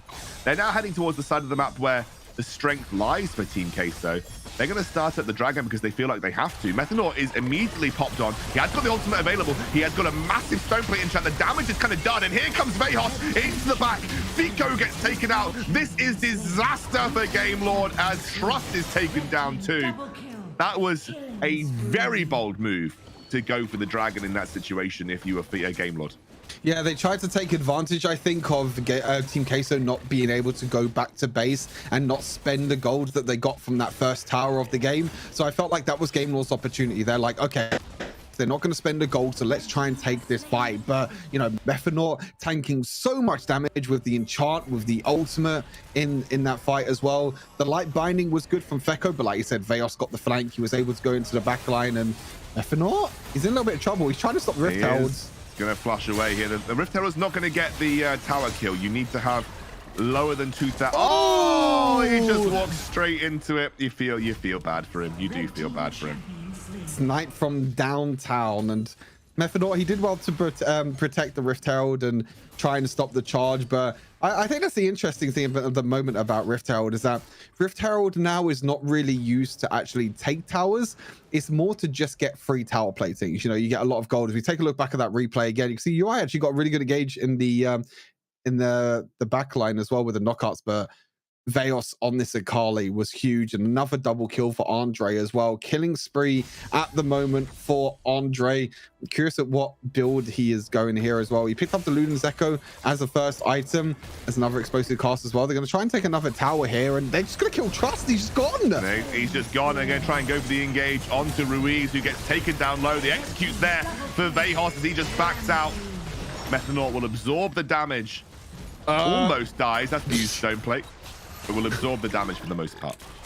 Interestingly enough, I mean, he had to use the gargoyle stone plate there to keep himself alive, and looks like Feko's going to stay, but I don't think they could do too much. This is going to be the second tower of the game to Team Queso. You can see Luna's Echo already completed Infinity Orb as a second item from Andre, so he is going to be doing a lot of damage. Obviously, there was a lot of AP items that got changed in patch 3.4. You know, Deathcap got a little bit of a nerf, and now the components are maybe not as great as before because you're going to be sitting on tier 2 items. So a lot of people have actually been going for Infinity Orb as like this early game item.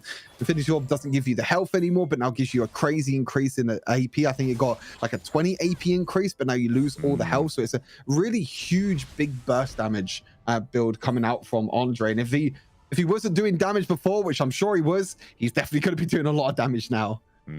Yeah, it's looking good for Team Queso. Nice little engage, nice bop. ultimate used, but he is down as Methanor gets the kill. And that exposes this mid lane at tier 1. Vejos is coming in for the engage. They try to find the kill onto Trust, but he is already taken loaded. Meteor in shot comes down, but they can't quite find the executing blow. Forced to flash out away from that tier 1, but Kemal is 2 seconds away from death. Acolyte comes in the back line. The Croc cleans up, and Game Lord are desperate to hang on to something in this game. UI drops. It's a bop on the head from Andre, and it is an easy sweep. 10k almost the lead for Team Queso right now. Fico holding on to that tier 1, but it is Team Queso in the driving seat right now. Yeah, they're definitely in the driver's seat. They're trying so hard to break this mid lane tower. If they could break this mid lane tower, it would be absolutely huge for Team Queso. They will open the map up so much. The Rift Herald is currently up and available. You can see that both Game Lord and Team Queso are looking to move towards there at the moment. Kamau is going to be the one to start things off. Will Team Queso look contested? Looks like they will. That goes back in the base, and so is Acolyte as well. So this is currently a 4 versus 4. It is absolutely a 4 versus 4, but you've got to think about how much gold difference, how many item differences currently sit between the two teams, and Methanor himself is enough to just ward them away from getting close to that Rift Herald. Feels like it's just going to be painting by numbers for Queso at this point. Methanor by himself, though, wants to take the engage. He really wants to go for it. Nice ult by Andre, but he will go down. Acolyte should be there to clean up the pieces as Trust finally drops. Kemal should be able to keep himself alive. But Methanor has the ultimate. He gets a huge pole, but then there is Vejos in the back line looking to clean things up. Acolyte will get a rampage here, and UI can do nothing but use his ultimate to delay as much as he can. Tier 2 tower will drop. Yeah, tier 2 tower will drop in the mid lane. That's huge for Team Queso. They're able to pick that up. They're able to win the team fight, and now they're sitting comfortably at a 10,000 goal lead. Methanor on this Alistar is definitely proved worthy for Team Queso, and Acolyte, he might survive here. He gets the double dash. Meteor comes down as well. UI is trying to jump on him. Maybe he's looking for a dash to Acolyte. Oh, Lux ulti. Oh, Close. He was being a little BM there, like just recording in the middle of the lane, and then he realized, like, wait, I might actually be dead by this Lux ulti. He doesn't go down in the end. And with this dragon coming up as well, I think Team Queso will just easily pick up this next dragon. They should be able to, and that'll be their second dragon of the game. It's a 10k gold lead. This would be quite the comeback from Game Lord, and they don't exactly have a super insane scaling team, especially versus what Team Queso are bringing to the table.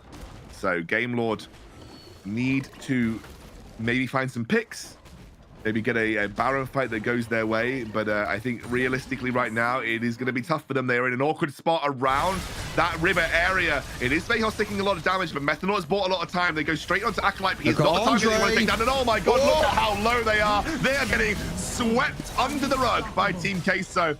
Andre is blocking the escape for Trust.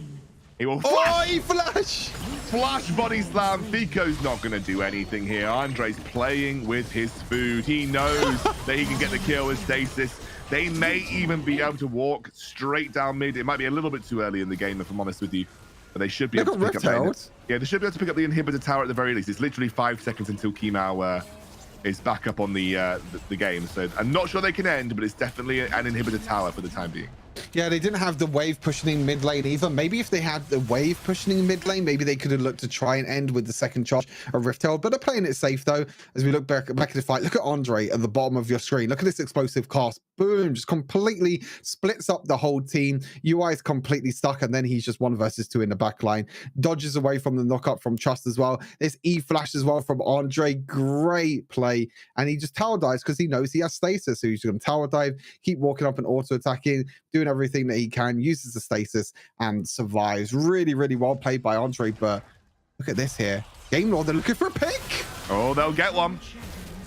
Nothing that Andre can really do. He doesn't even really have the mana to work with right now. They can't convert it into anything, but small picks here and there might be enough. I mean, they still want to go for the fight. I mean, Methanor is hovering at this point in time. Jash is following up. There is Acolyte by himself. Ruiz won't be able to do much about it, but it's something at the very least. Yeah, they were looking for something in the bot lane. Looks like they are still looking for something in the bot lane. Acolyte uses his ulti as well, but it doesn't come of anything for now. They're just going to take away the camps, try and Deny as much gold as possible for Game Lord, which is working out. Acolyte's just going in mid. He just doesn't Acolyte care. just going in right now. He's got a lot of items to work with. He's got very fed this game as well on that Renekton. Next objectives really to look at are the third dragon. If that goes the way of Team Queso, there's all but a nail in the coffin. There is also the Baron with permanent priority mid. It is anyone's guess which one they might want to go for, because they can essentially set up for both. Yeah, they can do everything in their power to be able to do it. And yeah, they're just going to look in mid lane. They're going to clear everything in mid lane. Veos, really strong performance on this Akali. He's even going to dash back in as well. But all the counter engages there. Wait a second. They are straight on to Josh. A little bit of an overextension, but Andre still has the damage to work with. He will get locked up. I mean, Fico's really going for it. A nice little pole combo, but unfortunately, Acolyte not there to back them up in the team fight. Got to be a little careful. Queso don't want to overstep too much. If they overstep and then give away a Baron, things could completely turn on their heads. So they'll pick up the tier 2. At least they come away with a kill for, or like a loss for a tier 2, but still not completely over. It's pretty much over, but not completely over for Game Lord. You have to be a little careful if you're Queso for giving away free kills. Yeah, it's really hard, I feel like, for Game Lord to come back into this game. I feel like they really need to contest this third dragon, because if you give 3 dragons over to Team Queso, then it's really hard for them to come back. But the problem is right now is that you just can't walk up and do anything if you're on the side of Game Lord at the moment. You're so far behind that you just, if you walk up like this, you might just die, and Methanol predicts that perfectly. Yeah, you're completely right. And it's Andre getting caught out here. He doesn't have that stasis available. At least he doesn't use it. There comes the Meteor, and again, some overconfidence from the Queso roster. They cannot win 4v5s as it stands, and that is at least the GA going down, but they may even going to be able to pick up Methanol here. He escapes with a sliver of HP. Acolyte has got flash. He might flash in here. He goes for it. Flashes in. Tries to find the kill. There is the exhaust that's been popped on him. That will be the ult coming out from Fico. Flashes will keep them safe in their own base. But again, Queso just need to be a little careful. You cannot 3v5 this game.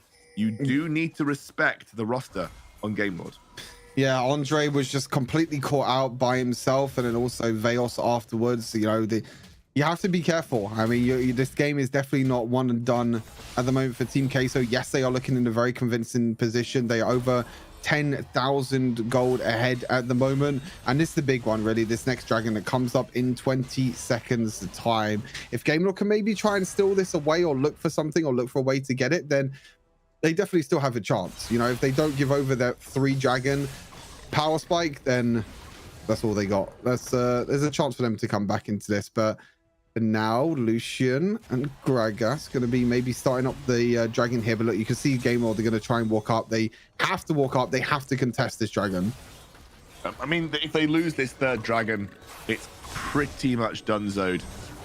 Acolyte is doing all that he needs to zone. I mean, really, all it is up to is Methanol and Acolyte. If they just sit here like this, you can't even get anywhere close. And Game Lord know it. They lose the dragon. Not much they can do about it. Again, why? Methanol, no. Methanol, no. Bad Methanol. No. Back away. Bad Methanol. Bad cow. Bad Methanol. Bad cow. Bad cow. Your AD carry is going back. Your extremely fed AP Gragas jungler is going back. You do not want this fight.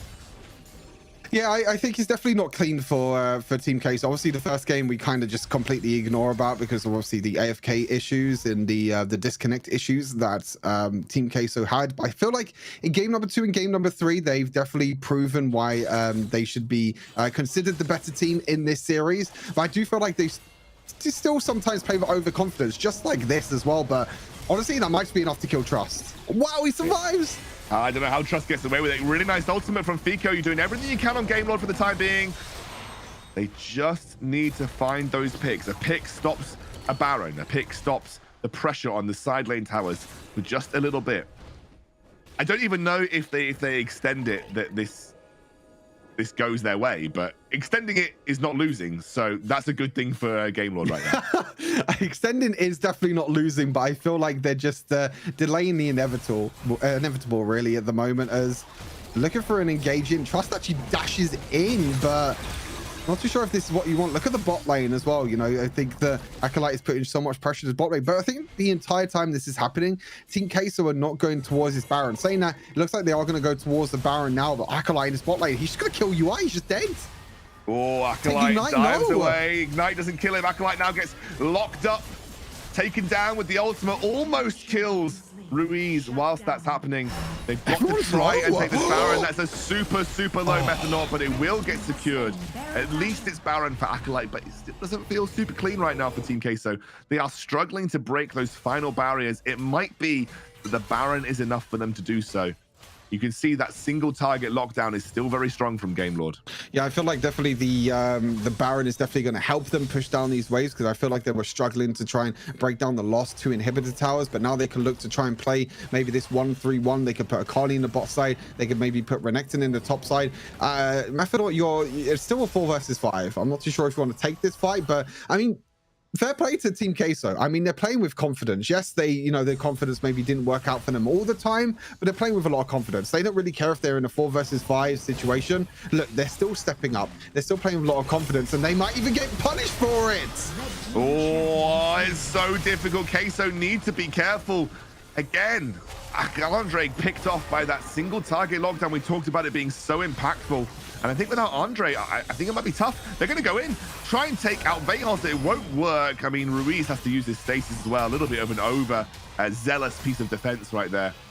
Acolyte doesn't have Baron either, so it's not like they can even really go in. Vejos does a load of damage. As Methanol jumps back forward, and they'll get the kill. At least that's something. Jash now follows up, trying to take down Kemal. They have Methanol tanking for the time being. It'll be the inhibitor tower that goes down. Now Trust gets taken super low. Absolutely obliterated is Vejos, really pumping out the damage. There goes the Vi. Again, the combo between the two, the Vi and the Lux. Methanol doesn't quite drop to the ultimate from Zed. And in the meantime, Acolyte is taking the final inhibitor tower of the game. It's sloppy, it's messy, but Team Queso are getting the job done. Yeah, they're going to get the job done. They're going to take the Nexus, and they are going to end this series 2-1. The Corgi butts come out for the last time, and that is it. Team Queso, I wouldn't say convincingly. I would say that it was a very I feel like the early game was definitely in Team Queso's favor. I feel like they definitely played very well in terms of, the early game. They played to their strengths, especially in the mid game as well. But when it got to late game, when it got to later stages of the game, it was really hard for them to kind of close out the game. You felt like they were overextending a little bit too much, which they did at times, but you could see that they had so much of a goal lead because they're early in mid game that they were completely fine with it. Yeah, I think just when they were playing on all cylinders, they were playing excellently, and I think that they deserve to come away with this series. And of course, they have proven me right. They have won me the prediction game despite having a 4v5 at the start. So I'm going to take it at 1-0. But Stu, I will make it interesting later on so you don't get completely turbo stomped. And that's fine. This was a very early game. I still think there was some disrespect for that Lux Vi combo. We saw how many times individual members got caught out, even when we were 12k gold behind for Game Lord. They were still able to get Lux Vi combos onto single targets, which was really impactful. I mean, in general, I think Fico had a pretty good game. He landed a lot of damage, but just a little bit too far behind from the get-go. Andre and Acolyte just got too fed this time round. Yeah, I like the idea from Game Lord in draft for sure. I like this pick comp with the Vi, with the Lux, with the Rakan as well. But I think, like you said, they just got a little bit too far behind. They lost the objectives early on. They lost the 2 dragons, and then when you lose 3 dragons as well, it's just really hard to come back from. I think that doesn't really matter what sort of draft you draw, what a draft you go for. When you lose 3 dragons, that's such a powerful part during the game that if you give that up, and that's it. There's so much damage, so much healing, so much defensive stats for Team Queso when you pick up 3 dragons. You can see from the stats as well. Really well played all around. Jash coming in as the substitute for this game had a really good Varus performance, and also had a very good Lucian performance as well. And then Vejos in the mid lane, like you mentioned during the draft, Big Scoundrel. When we talk about Vejos, we talk about the assassins, we talk about Akali. He's so well known for his Akali pick, and he again had a great performance. It is the MVP technically to Andre. Another super high kill participation game. Junglers have been the name of the game this series, and Andre 31k damage, 32k damage.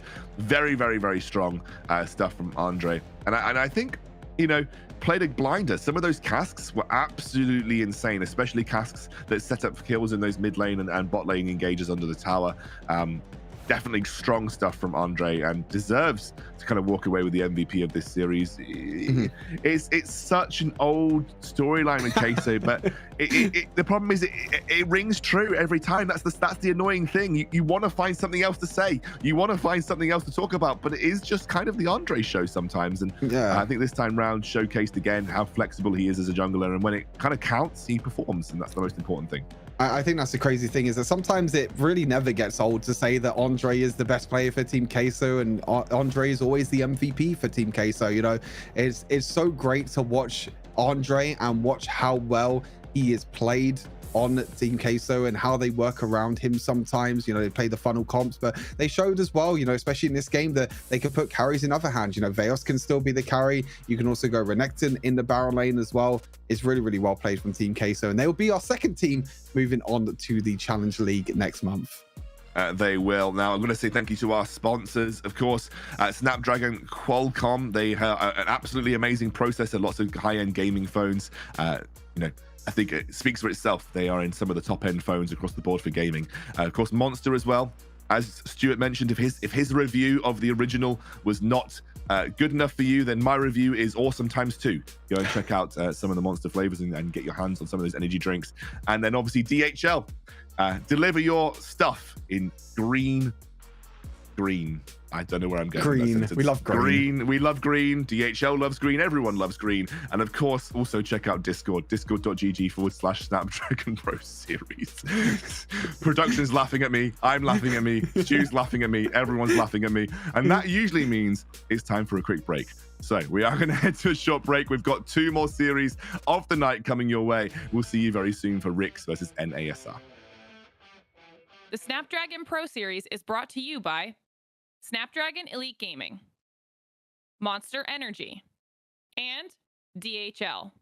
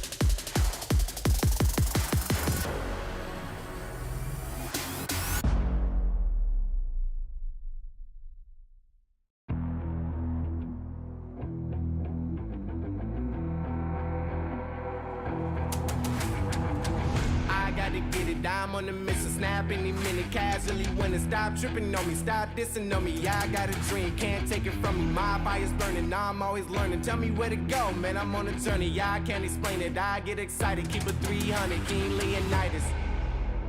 Strap in, cause it's gonna be a long ride.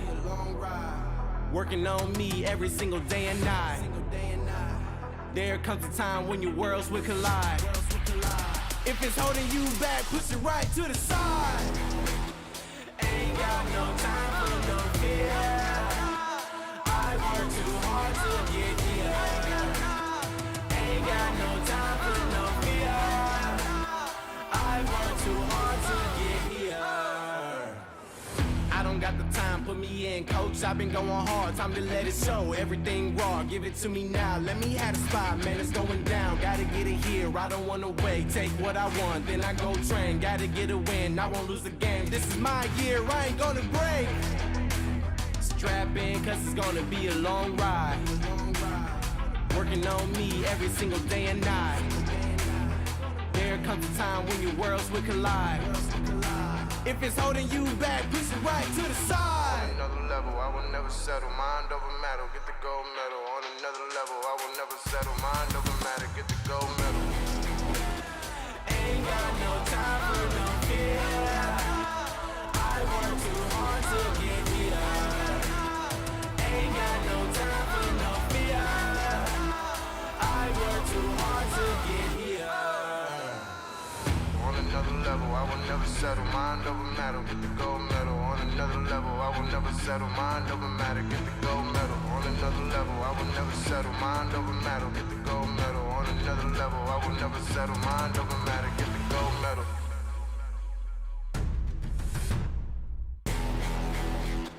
Ain't got no time for no fear.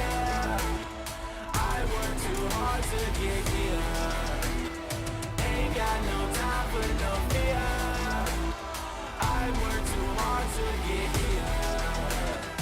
Ain't got no time for no fear. I work too hard to get here. Ain't got no time for no fear. I work too hard to get here.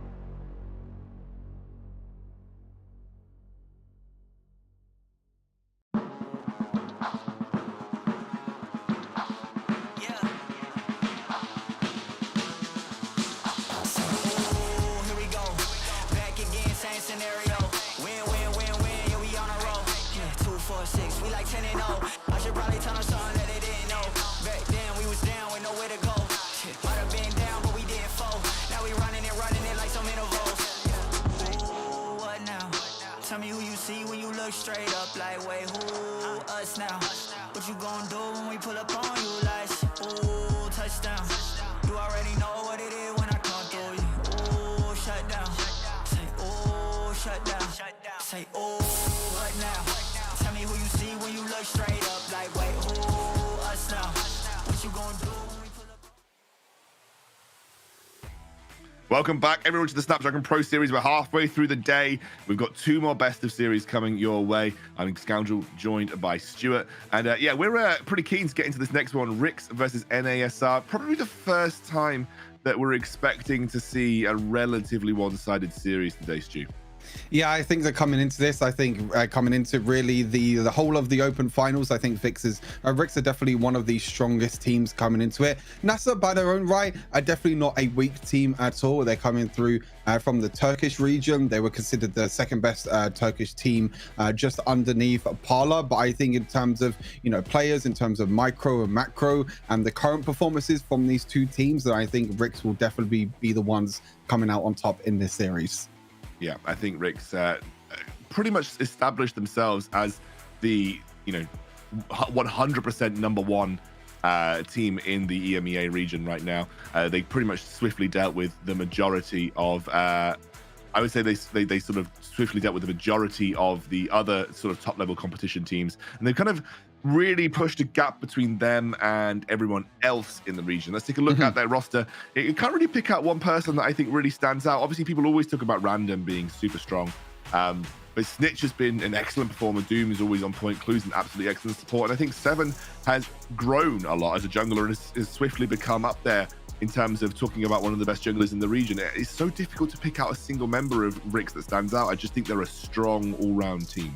I think the great thing about Rix as well, and the great thing really about this whole roster, is that they've stayed together. There's nothing has changed with this roster compared to last season. They've been together now for I think about a year, or maybe just under a year. You know, Random still considered one of the best Baron laners. Like you said, I think the big you know, talking point is definitely Seven. This is not to be mistaken by SE7. He's basically just changed his name because apparently he was wanted to be called Seven before, but he named it SE7, so it's still the same player. But yeah, he's definitely stepped up his game. You know, I think when Seven first come into Rix, he was considered just like a solo queue jungler coming into it, but now he's definitely had a lot more time on the competitive stage. He's had his experience as well, because this squad was the same squad that went to Icons as well. So very similar to Team Queso. They've had a lot of practice against the top teams in the world, and they've kept the same roster as well. They kept the same coaching staff as well, and I think that really speaks to how highly the organization and the players think of each other, and even the coaching staff. Of course, they're going up against, I would say, a relatively unknown team in the form of NASR, just because they haven't had the spotlight too much. We haven't seen them a huge amount on streams as of late, and it is some very recognizable names if you've been following EMEA. Rekner and Swest especially, you probably will have seen them in other teams throughout the EMEA region. Rekner and Swest, both known as very strong players. I know that a lot, whenever I'm playing with sort of top level players and we see Swest in solo queue, everyone's like, oh god, not Swest, because he is a strong player, great jungler, very fond of the Riven jungle, I know that for sure. But other than that, Stu, a team that is kind of a little bit more under the radar, right? Yeah, for sure. I think NASA are definitely a little bit under the radar. They're definitely not considered one of the best teams, but they still have some strong players, like you said. I think the main talking point of this roster is definitely, like you said, Swest and Rekner, that mid jungle duo. They really look to try and get Rekner on their mid lane carries and put Swest on the carry in the jungler as well. Like you said, the Rivens, you know, the Gragas as well, and they'd like to put Rekner on like the picks like the Jace, but they've got a big test coming up against them, against Rix, and I'm really curious to see how that mid jungle matchup goes, because I think when you're coming up against Seven and Snitch is probably one of the most stable and one of the most consistent mid laners that we have in the EU region, and Seven as well, who likes to go for crazy plays. I think that's going to be definitely the talking point of this series. Yeah, it's really interesting that Snitch, he always gets called like the stable mid laner, the strong, you know, doesn't have like, but actually, you know, he's got this ridiculously sized champion pool. One of the things that's great about Snitch is he can basically play anything in the game. And second, he's actually been popping off a lot recently in competitive. You know, the man literally lives and breathes Wild Rift. I know that I'm the meme for that phrase, but he does quite literally live and breathe Wild Rift. The guy is constantly playing, constantly streaming, really great ambassador for the game as well, and he's just generally a great player. Yeah, and I 100% agree with you. I think the reason why he's called Mr. Consistent is that he doesn't really just make any mistakes. You feel like, you know, some players might make mistakes, but Snitch is always that one. It's just like he knows his limits. He knows when to go in. He knows when he needs to back off. Like you said, he plays pretty much any champion you want. You want to play Lucian mid. You want him to play Ashe mid. He's even played that during off season at the moment. He's played Zed mid. You play assassins. He could just play tanks like Garen. You can pick anything that it can be played in the mid lane. Snitch can play it without a doubt, and especially, you know, with Akali coming in as well, we can even play Akali mid lane. So he definitely is Mr. Consistent in that mid lane. He absolutely is. Of course, we're heading towards predictions here. Guys in Twitch chat, make sure that you use that predict function. Let us know who you win. I imagine that Rix is likely going to be kind of a favorite here, but of course, you know, anything could surprise us. We've had a few surprises today in general. Stu, me and Stu both went for Rix. You went for Rix 2-1, Stu, did you? I think I said 2-0, but I think I think it was it was 2-0. I did 2-0 Rix, but yeah, Rix I think will cleanly win this 2-0. There you go. It's fixed. There you go. 2-0. I think it should from be, production. It should be a relatively clean Rix victory. I would definitely agree with you there, Stu, if I'm honest with you. But ultimately, the mid jungle combo could surprise us. Rest and Swekna. I'm just gonna call him Swekna. I'm literally calling him Swekna. That is their name now, guys. It is Swekna. I think they are the guys to watch out for. Obviously, if they can get rolling and get ahead, then absolutely there is a case for them kind of coming out on top. But I think overall it should be a relatively solid win for Rix.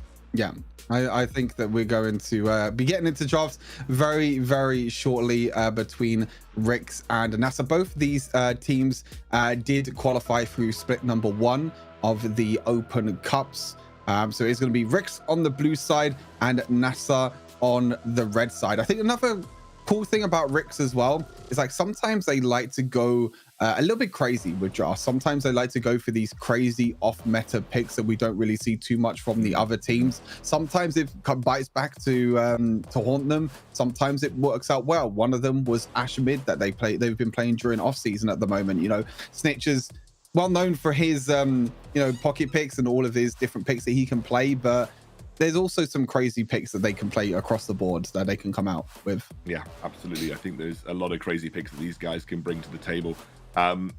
It's going to be some relatively standard bans for the time being. We're looking at the Senna ban here, which we were kind of expecting.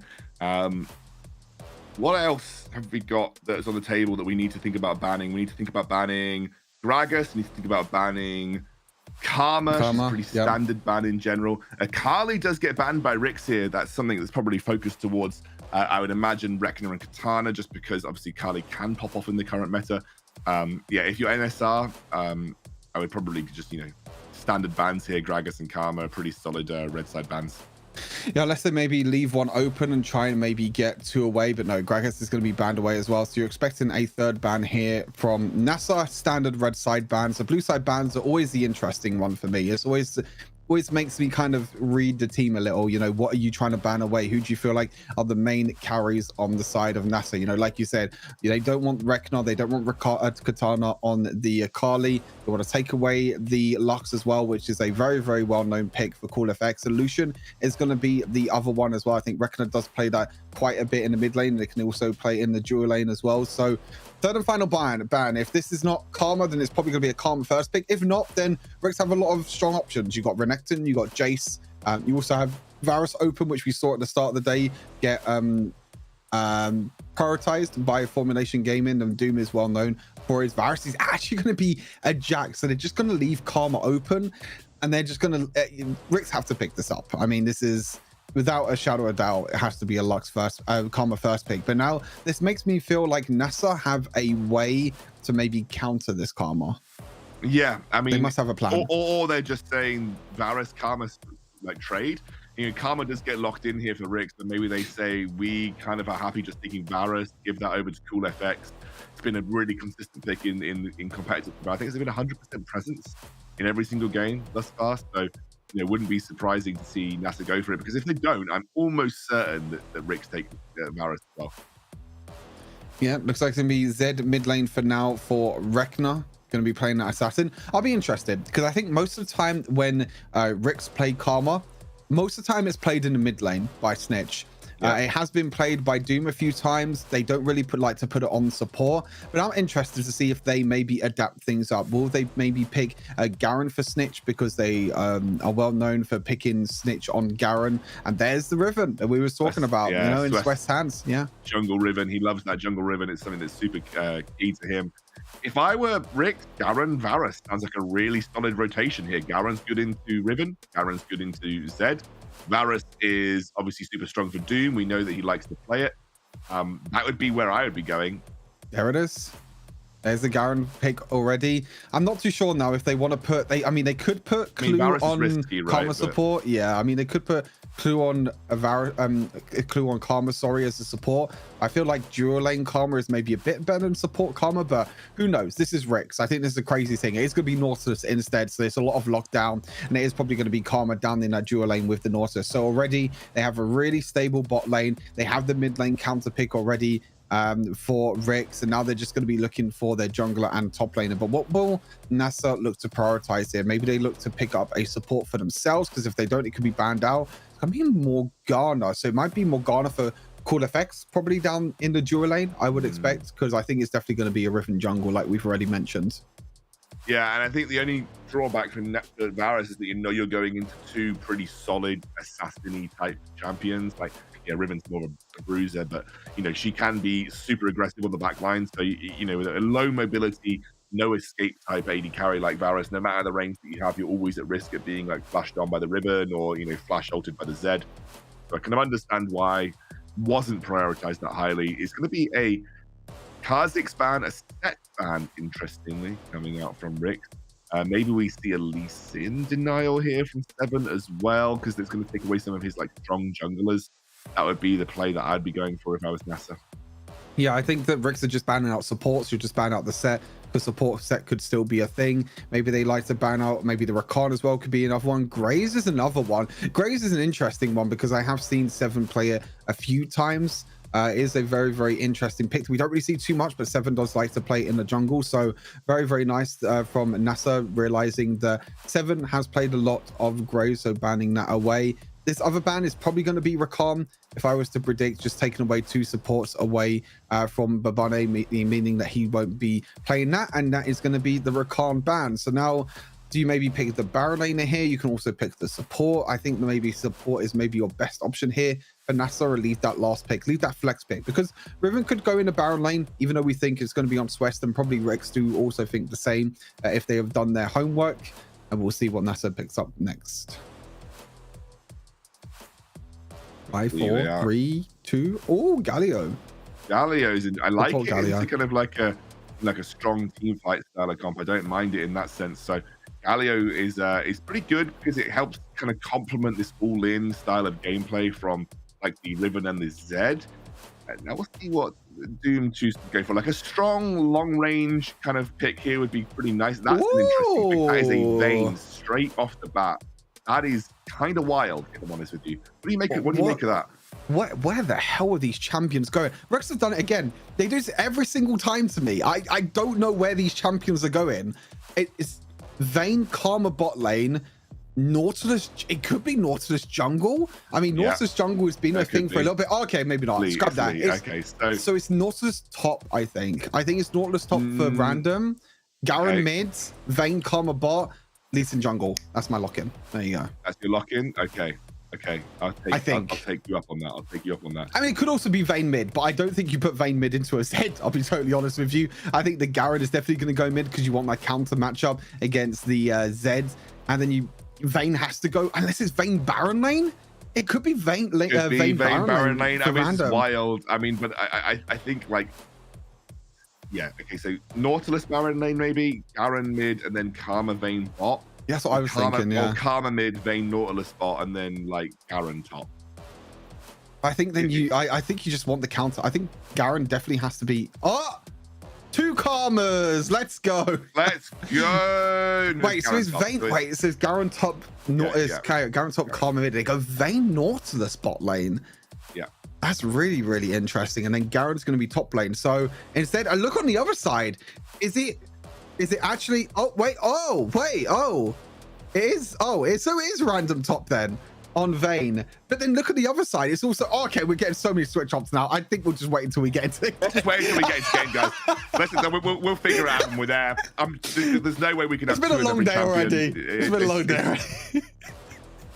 Let's just see. We're playing lottery right now. We're playing Wild Rift Lottery. Let's see how it goes. Where's everyone going to go? Well, the only thing that's certain is that we're going to get into games soon. That's the only thing. Is it Vayne top? It could be a Vayne top.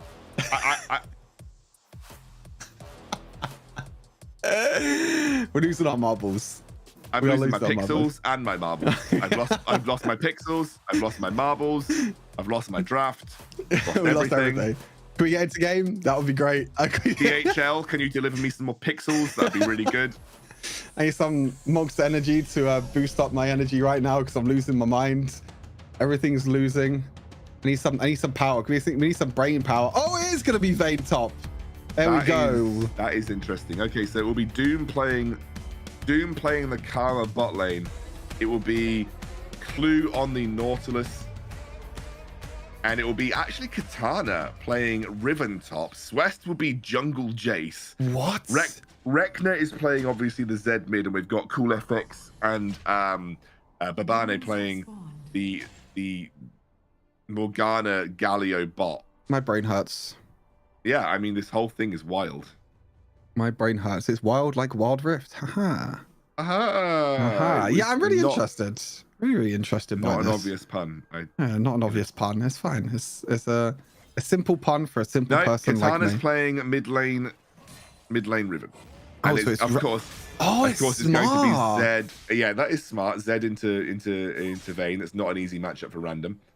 Yeah, definitely not an easy matchup. I mean, it's range versus melee, so random might be fine in terms of the early game, but I mean, this is definitely a big switch up because, you know, most of the time we mention it already. You know, we're probably going to mention it quite a lot. Garen is a great matchup into Zed. It basically means that Zed cannot kill anything. It cannot kill a Garen at all. You just build whole breaker, you go into side wave as Garen, and then you can easily just do whatever you want. Now, this means that Stitch is maybe going to have a little bit more difficult time in the mid lane, but I'm really interested to see Swest Jace jungle. I've not seen Jace jungle for a very long time. Very long time. It's mainly played in like the mid or Baron lane. That's why I thought that even after the Jace pick, it was still going to be Riven jungle. Yeah, very interested to see how this works out, as we're going to get 2 versus 2 bot the mid lane. Who cares about the dual lanes? They're mages, right? They can just do whatever the hell they want. It's still not an easy matchup for the Riven into the Garen. I mean, it is something that you've got to play quite carefully as the Riven. Almost gets locked up. Clue kind of misses that one, as you can see. Does lock him down. The ignite comes through. They're not going to land the taunt. Here comes 7. Doesn't want to go for it. He has to be super careful. He flashes forward. He gets the stun as well. That is a very wild early start in the mid lane, and it's actually random that's going to potentially be on the receiving end of Swest on that top side of the map. Yeah, they're going to try and get the kill up in the Baron lane. They're not going to get it. Oh, Jace is Swest is using the new Jace skin. I haven't seen that yet. It's a cool Jace skin. Very cool Jace skin. 7 overextended. Oof. That's really unfortunate. That's really, you hate to see that. I mean, they were trying to push in the lane because they wanted Snitch to get a reset and go back to base, but unfortunately went a little bit too far. I don't know how he took tower damage there. I'm not really too sure if we're going to see a replay again of that mid lane play. I think Babane timed the knock up very well, the E, but then Clue flashes in. They get the stun and they get the kill in the mid lane. I'm curious as to how 7 got knocked up there. Got tower aggro there, but did he use his E? E maybe? Yeah, third ability. Yeah, that's the only thing that I can think of. We're having a massive engage on the top side of the map right now. You can see that it's an immediate kill, immediate lockdown onto Katana here as they were waiting in the wings. Actually, Random has popped his ultimate as well. Rekna has to be a little careful. He's going to get that Sonic Whip. A little bait. Tiny little bait. They actually pick up Doom at the same time. Knock-up timed well. They're going to pick up another kill here. Babani has used all of his CC. And 7, mate, you're tanking the turret. And he didn't realize he was tanking the turret. That's a bit of a feels bad, man. Unless he didn't have W, maybe he just realized that he was dead anyway. So maybe he just like tried to get like one auto attack on the tower. I'm not too sure if he would have escaped if he didn't have W. But yeah, meanwhile, I mean, NASA got a kill in bot lane as well. That whilst this was all happening in top lane, so Doom did get caught down in the dual lane. So overall, pretty even trades. I mean, Ricks do have over 1,000 goal lead at the moment, but kill wise, we are still 4 kills to 3. And we're still seeing the supports in the mid lane. This is such a weird game overall. Weird picks, weird lane assignments, weird everything, I feel like at the moment. Weird but everything. That's yeah, that's about what I would say, summing this up. Not gonna lie to you, Stu. it's a weird everything. So I think it'll be completely fine though. I think that overall Ricks will be happy with this early game. They're winning the early game trades. They've got a kill onto random and 2 assists as well. So that means they've got a little bit of a goal lead. But like I said, Doom and Morgana, Doom and Cool Effects are basically just playing solo lane. Yeah, Like and that's fine. I mean, Doom just happy to is fine. But let's be a little bit careful. Under tower, let's get locked up. They're going for the full engage here as Random's kept safe. They are trying to go for a tower dive. Here comes 7. Ragnar will find the kill. That is a good execute on the tower dive for NSR. And I think 7's even going to have to jump away. That was a big commit, and there's not really any punish that can take place right now for Ricks. Really well played from NASA. Really nice tower dive. Babane does drop, but Sweat does come out as well. But you can see, I think one thing that I always say about Ricks that I love is that they always try and look for plays around the map. If they take a disadvantage somewhere, or if like they're looking to try and take an advantage from somewhere at the map, they always look to try and make plays. They always try and look for the cross map and everything else. So you can see the dash coming in from Babane. They're going to be taking a Rift Tail, but Random could be caught here. I think Random does have his flash available, but they will dive onto him. It is a risky pick to play that Vayne Baron lane, and does look like NASA are trying to punish it. Still, I mean, NASA are up in kills. Not up in gold, but up in kills. They're competing with Ricks right now. And it feels like Ricks aren't quite able to make those kind of decisive plays that we're used to seeing from them. They will pick up that Rift Tail. There's a flash binding onto Doom, who's just going to get completely caught out. Nothing he can do. Snitch is going to get exhausted. He's going to be forced to flash away when we get locked down by the chains of torment from NASA. And I'm looking at a team that is currently competing with Ricks. We could see another potential series going all the way here. Yeah, really nice kick from 7. Just stops the dragon there. They're actually still going to do the dragon. There's really low health bars here. Random stop in the top lane. Great hook by Clue though. I'm seeing 7 and Clue by themselves. They're going to lock up Babane for the time being. They're trying to take it down low enough, but it will get taken by 7. 7 and Clue saving the day here as Rekna comes in, tries to get the kill onto Clue, will do so, but will get exhausted in the time being. He has got that Sonic Wave on him, and he should die here to 7, who is really keeping this team on their feet right now. 7 has definitely been doing some serious carrying work for this Ricks team. Yeah, he was able to secure the Rift Herald. He also secured the Dragon for his team as well. Like you said, the 7 and Clue show, they're able to stop 4 versus 2 against NASA. And this means that more gold will be funneled into Random in this Baron lane. He takes every single tower play in this top lane. He might even take the first tower of the game. He does need to be a little bit careful because Swest is very strong at the moment. He's not going to be able to do anything though. He's just going to clear the wave for now. But meanwhile, on the bot lane, it looks like that we might get some sort of engage in the bot lane at the moment as Babane's looking to go in, but nothing else is going to happen so far. 7 with a little, my mind's telling me no, but my body's telling me yes, but they're going to try and look to just try and stop the engage here. Clue should be able to keep this one safe for the time being. You can see Katana overstep just a little bit. Will kill off 7 with a cool and a binding, but they have lost first tower of the game. They didn't really manage to get any damage on that bot lane tier 1, so it is gold being funneled into Random, who has just picked up a stasis now, so should be safer from Zed. And I think Clue and Snitch should be able to clear this bot lane wave out with relative ease. Yeah, that's what they're trying to do. They're just trying to defend it, but they might be defending it, but losing their life. Clue, he is going to survive for now. So is Snitch, but you can see that everyone is trying to... What? Random? Yes. Caught by a binding. There's some low HP bars here. We will see that Nautilus get black shielded away at the very last moment. Good play from Cool FX, and here comes Sweat. Overstep from Ricks. The rest of the NASA lineup coming through. Doom trying to buy himself some time as Seven jumps in. Seven gets a kick. Not quite what he wanted. No mana on anybody for NASA, and it will be a double kill picked up by Rix. This is a messy game, but it is going to be another net global gold advantage for Rix, who pick up yet another tower. I think messy is the perfect word to use in this game. It's just back and forth, team fight after team fight, but there's no real clean victory in this team fight. We're going to see, again, Random with a little bit of a step too far, but as you can see, the black shield right at the end does stop the knock up as well. You can see Doom try to use his ultimate. Look at Sweat to the back line. Clue is just standing there. He's just like, yeah, I'm fine here. And Sweat just comes in and cleans up. I'm so survived. How does Doom survive here? I'm so curious. Like, he somehow survives. He got the healing from his bindings, right? That was keeping him going. You still get healed for karma bindings, I think. What you mean the second ability? The chains. The chain, you don't get healing from it anymore, but I think it would. Okay. Yeah, it's just like you get like the double roots thing that you can do on two enemy champions at the same time that they can get rooted. They like changed it a little bit.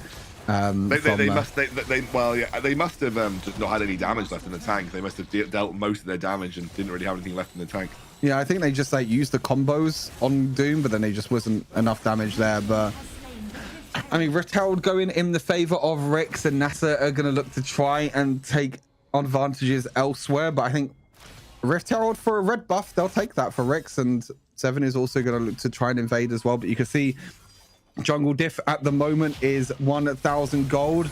Nice. Galio ultimate will stop the engage from Rix, but you can see at the moment, you know, the gold leads across the board at the moment for the side of Rix, but that's not looking to engage. He's looking to go for it. Seven has reached that gargoyle is in chat already, but it's some low HP bars across the board for Rix. Snitch should be able to escape. Has got the honey fruit. They will actually pick up a kill, but there's a massive meteor. Obliterated those HP bars across the board, and Rix kept themselves alive and fighting. Yeah, they do keep themselves alive just for now. It's a 1-for-1 trade. So again, another team fight, another even trade across the board. They're going to look to try and stop this Rift Herald. I think you need to use the Dark Binding here, Call Effect. He will use it, and it will stop the Rift Herald charge. That means that they're not going to be able to get any advantages from this second Rift Herald. Mandate completed for Doom. Already a really strong item for Karma that has a lot of slows and a lot of ways to immobilize champions, so he'll be able to do extra damage and also get a little bit of extra movement speed. Another tower going over to NASA, and you can see that the goal lead, it's really not that big. We were probably expecting not really a stomp, but we were expecting a convincing win from Rix, but this is far from convincing. Yeah, they're still ahead. They still are in control of this next dragon fight, you feel, but it does not feel like they are completely in control right now. They're definitely not in control at all as they look to try and go onto Snitch, but Snitch is playing Garen. Snitch is a very tanky champion, and saying that, he just dies.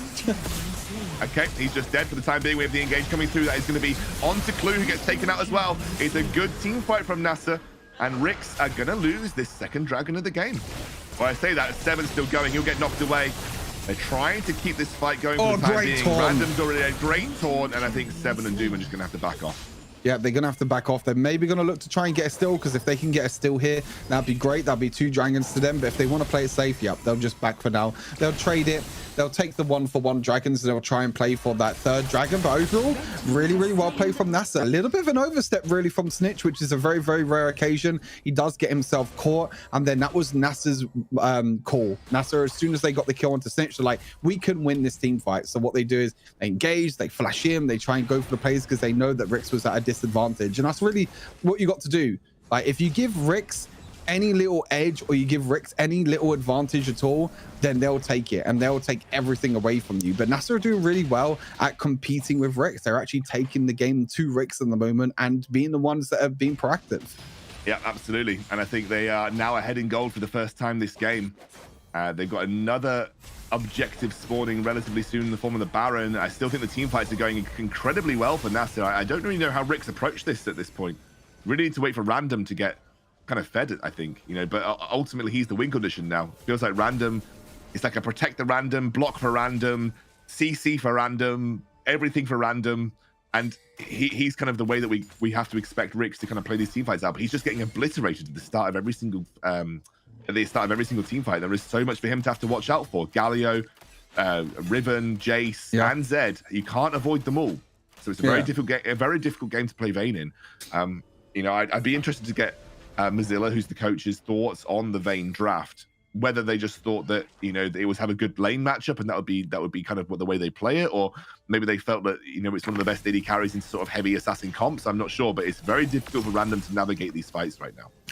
I think the big thing was that maybe they thought that maybe it was going to be like Riven in the Baron lane or something like that. So maybe you thought it would have been an easier matchup. But I think NASA did really well at realizing that, like, okay, look, we don't want Zed to be up against Snitch. So we're just going to put Zed in the top lane instead, which can work completely fine. And then we just put Riven mid lane and say, look for another engage. And again, NASA are the ones that are being proactive. This is something that we don't really see, you know, happen to Rix. Teams don't really take it. No, and they actually just baited out Doom's ultimate as well. They're going to push onto this mid lane tier 1. Will be an ultimate from Rek'Na onto Snitch, which doesn't really do anything for the time being. So that does mean that Vayne's a little safer if the next fight ensues. But you can see it's so difficult for them to step up. The Jace is making it impossible for Rix to get into a good position around these team fights. We were expecting a pretty swift game from Rix here, but NASA are making this harder than I think Rix were anticipating. Yeah, definitely. I think maybe again, you know, it's these unique picks again that again I was talking about. I think what you said was probably right. It'd be nice to think about what the coaches feel like from Rix as to why they picked Vayne, but it doesn't seem to be working out for them in this game at all. 1-4, and this is kind of what I was talking about in draft as well, is that Rix sometimes they get a little bit maybe too overconfident. They try and go for these picks that are maybe not really that meta, that maybe they feel like they can get advantages from because they're maybe against a weaker opponent on paper. But I mean, you know, the game's not done yet. It's not like NASA have won this game at all. But like I said, this is far from clean. This is far from what the best of what we've seen from Rick so far during this offseason. No, we are nearly at a 3-item Vayne, though. A 1, 4, and 5 Vayne who's nearly at 3 items. I imagine it's Phantom Dancer as a third item here from Random. So, you know, once that comes through, we are looking at pretty scary. Rix is going to be the target here. Snitch taken low. Will we force the flash across the wall? Rek'Na uses his ultimate, but I don't think it will do the job as Snitch manages to escape. They burnt a lot on a guy that was just farming Wraith. They're going to use another Meteor enchant, but it won't be enough as they get another engage coming towards Clue. Clue's already getting taken down low. There's another flash coming through as well. They're going straight into that tier 2. 7 forced to flash away. And again, the aggression from the NASA team. They managed to catch Rix out. Yeah, they bursted down back to base, and to be honest, Clue and 7 just didn't respect NASA at all there. They tried to step up, they tried to defend the mid lane tower, and this is a big problem at the moment. This is a really big problem, but now Rix are going to look to try and go in, but Snitch is all by himself though. That's the first good Dome ultimate that we've seen, and now suddenly Random's got a bit more space to do what he needs to do. He's waiting for Rek'Na to come out of his ult. He has the ward to work with, and we are starting to ramp up that Vayne damage. Doom gives him the shield. Here he goes. We're finally starting to see Random unlocked. A triple kill for Vayne, and that is the moment we are waiting for as a Rix fan. Yeah, that's a big moment for Rix. Triple kill for Random. That's a lot of gold now in his back pocket. We're going to look at this fight, but you can see that Random is in the back line the entire time. He is not getting touched at all. And then Rek'Na tries to jump on him, but Rek'Na doesn't have ultimate, so he can't get that easy access to get a little bit of damage. Is untouched during an entire team fight. He could just look to tumble around, and honestly, this could be the Baron. Everyone is dead. It's Cool FX versus the world. Will he steal it? He will not steal it. They have the time to get to Dragon here. Second Dragon Infernal mounting combo is a nice little bonus if a NASA, if they can get the setup properly. You can see Rix are already rushing straight to it. They know that that's an important dragon that they need to be there for. Face checking into Clue might be difficult. The rest of Rix are already starting to turn up. I think the big thing was that Rix were able to go back to base. So you can see Random. He's completed that Phantom Dancer, and he nearly has Infinity Edge now. He just got 3 kills, and he's nearly completed. He basically completed a full item and a half. Yeah, he's nearly full build. He's basically almost full build at this point. Had enough time in the game to scale up, and you're starting to see the amount of protection that they can provide to Random in these teamfight situations is starting to come online. Like, you know, huge CC disruption from Clue, Doom with his shields, the kick peel from 7, Snitch just being a big body in the way. It is kind of working out now for Rix. Yeah, they're going to use this Baron to push 2 lanes at the same time. And for NASA, it's really, really difficult. They don't have that much wave clear to stop these Baron up minion waves. They have a Morgana, but Morgana doesn't do too well. Other than that, they don't have a lot of wave clear at all. They're trying ever so hard to at least keep this bot lane tower. You can see actually in the bot side, it looks like Rek'Na's actually going in onto 7. He won't kill him, but there's a lot of pressure with Rek'Na. It looks like NASA are actually going to try and defend this off. They're actually going to... Is he going to take the bot lane inhibitor? He is. So it's a 1-1 trade in the inhibitors, but there's a fight in bot lane. Yeah, they're trying to make it count for Rix on the bot side of the map, but they're getting zoned away. They're getting a huge amount of damage on them. Doom's already super low. I actually think if you're Rix, you just have to take the L on this one and back out. Snitch taken low. He's going to go down here, I think. Should have taken the L, Rix. I know that you lost the bot lane inhibitor, but you did not need to force it as hard as you did. Again, another overstep from Snitch. Definitely something that we're not used to seeing from Snitch. And I think NASA did really well. NASA were just defending with their lives in that bot lane inhibitor. And Rek'Na was able to win, not win the 1 versus 7, but he was able to trade his life for the inhibitor. And I think that was his main goal. He wanted to take that top lane inhibitor, and that could maybe be something that NASA look towards now. Maybe look towards the side wave. Maybe look to try and get something. Oh, as they both look to dash away. But you can see Random now, he's pushing that top wave as quick as possible because he knows now that could be a win condition for NASA. The inhibitors do not respawn in Wild Rift, meaning that there's going to be constant in cannoned up minion waves in that Baron lane.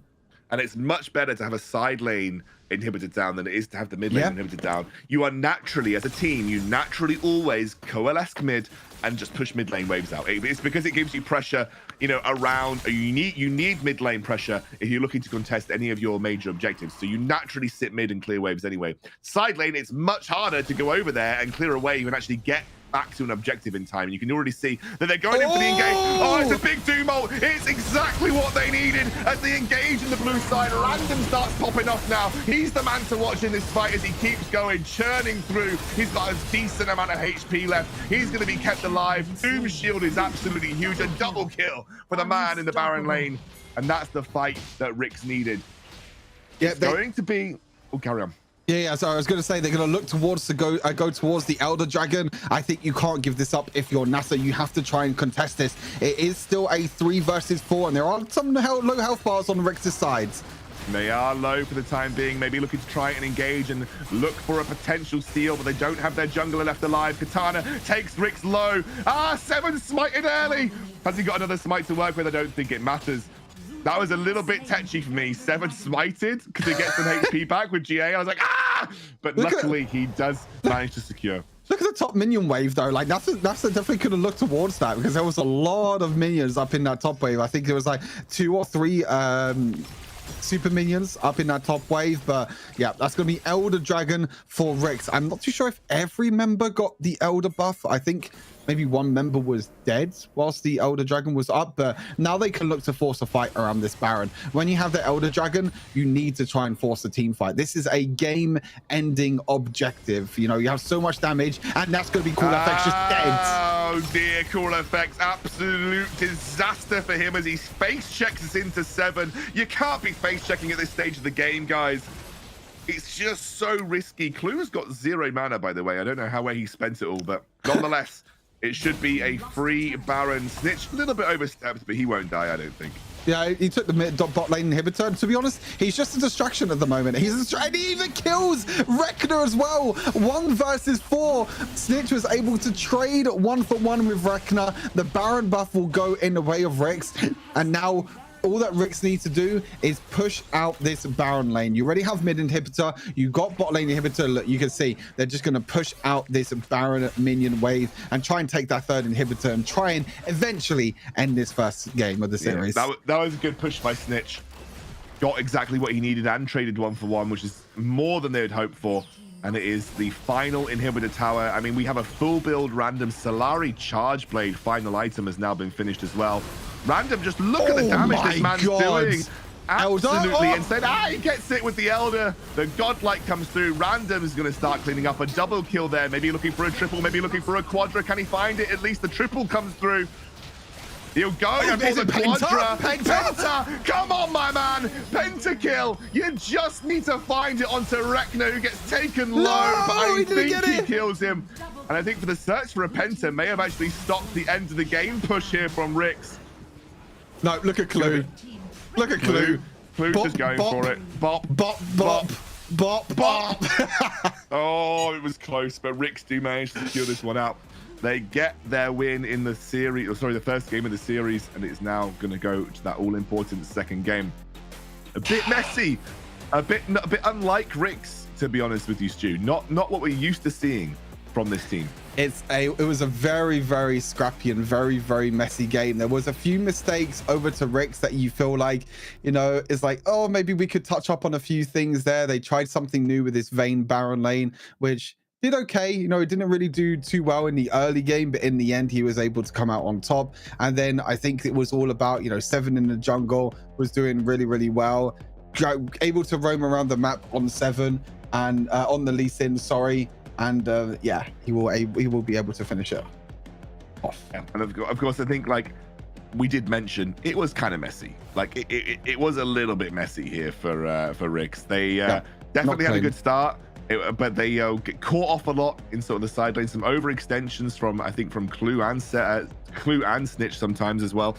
But nonetheless, they did manage to come out on top. You didn't really ever feel like, as much as it was messy, you didn't massively feel like it was ever a problem for Rix. Like, you know, you always felt like there was a small moment in the game where they lost that second dragon, I believe, where you thought maybe, but overall they seemed like in relative control. Yeah, I feel like even though NASA did win the team fights, I think you can see that Rix still felt confident enough in what they were doing, and they were still in relative, like you said, control. I think the interesting part is that NASA was the more aggressive team, I feel like, in this game, and that's really, really surprising. You don't really see teams take it to Rix. And I think that's the big thing about Rix, is that Rix are able to just, you know, play the game well, play the map well, but then some of the times it's like the teams don't really do anything. They just sit back and they just try and scale and maybe look for a late game team fight to win against Rix. NASA, on the other hand, they just play with full aggression. Yeah, and I think that's good because you need to play with nameplates off sometimes in these situations. You had an aggressive comp. You know, you have a Jace, Zed, Riven. You're looking to blow people up. You're looking to take advantage of those mid-game team fights. You know, so you should be just going in no matter the circumstances. You can actually see from the scores, like, technically a kill lead to NASA. You know, in terms of KDAs, they technically came out better. But they just lost out at those key moments. There was that one overextension team fight at the bot lane tier 2 that Random just essentially cleaned up. And once Random had that little tiny injection of gold, he came out and started swinging with a 4-item Vayne. And at that point, you knew that it was basically over. But Rix maybe need to think about how they approach that second game. I'm not certain on the draft. I think they, you know, I don't know. The Vayne obviously came out well, but it definitely felt like it was a bit touch and go in the mid game, and the gold graph kind of tells you that, Stu. Yeah, the gold graph is very up and down. NASA had a gold lead at some point, but as you know, as we mentioned, we felt like Rix were kind of in control of this game, even after the little mistakes that they made. And you can see by the gold graph that for most of the game, they had the gold lead. I mean, they had like up to 4,000 gold lead, and then it kind of got a little bit down when NASA won that second dragon fight and took that second dragon. But yeah, I mean, you're kind of just waiting for Random to come online, really. Once he has 4, 5, 6 items, if he's completely untouched. And that Elder fight as well was the real big thing. And I think overall, I think Rix do deserve this first game. But I mean, all credit to NASA, though, to be fair. I think NASA will definitely come into the second game with a lot of confidence. And now they'll have side selection as well. So they might even move over to the blue side, meaning that, you know, NASA could definitely have a chance to maybe take one game from this series. Yeah, absolutely. It's still up in the air. Depends on how this second game rolls out. But of course, a draft I think will be really important. I think it was a very comfortable draft for a lot of the NASA team members. Like Swest is a great Jace player. Like you know, you look at those champs, and you do think that's very on brand for NASA and the people on that team. So you know, maybe we go into that second game and Rix have a bit more of a clue about what they're going up against. So let's of course say thanks to our sponsors. It is going to be a Snapdragon Elite Gaming Studio takeover. Make sure you check out I know I've got to think up something new to do, you know, and so now I'm going to do voices. Snapdragon Studio takeover. Yeah, Obviously, Snapdragon, great processor. If you want to be playing at the top of your game, and make sure you check out any phone with a Snapdragon processor in it. Of course, Monster as well, another one of our valued sponsors, keeping us going through this long broadcast, injecting caffeine straight into me via Monster tubes. And DHL as well, another one of our very important sponsors, looking to roll out a complete green fleet, making sure they're having as many electric vehicles on the road as possible. So all credit to them for that really great initiative. And of course, if you want to join the conversation, there is a Discord that you can get involved with, discord.gg/Snapdragon Pro Series. Check it out, join it, come and talk and do stuff. Keep us going through what will be a very, very sweaty second half of the Snapdragon Pro Series here today on the Saturday. We have another day of best of threes tomorrow as well. But for the time being, let's go get a short break. The Snapdragon Pro Series is brought to you by Snapdragon Elite Gaming, Monster Energy, and DHL.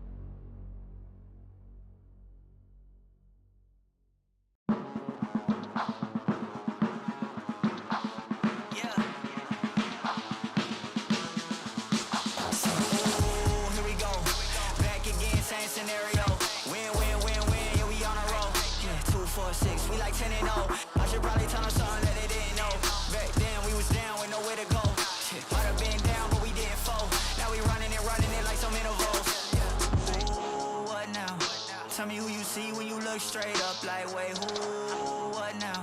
Tell me who you see when you look straight up like, wait, who, us now? What you gonna do when we pull up on you like, ooh, touchdown. You already know what it is when I come through you. Ooh, shut down. Say, ooh, shut down. Say, ooh, what now? Tell me who you see when you look straight up like, wait, who, us now? What you gonna do when we pull up on you like, ooh, touchdown. You already know what it is when we come through you. Ooh, shut down. Ooh, shut down.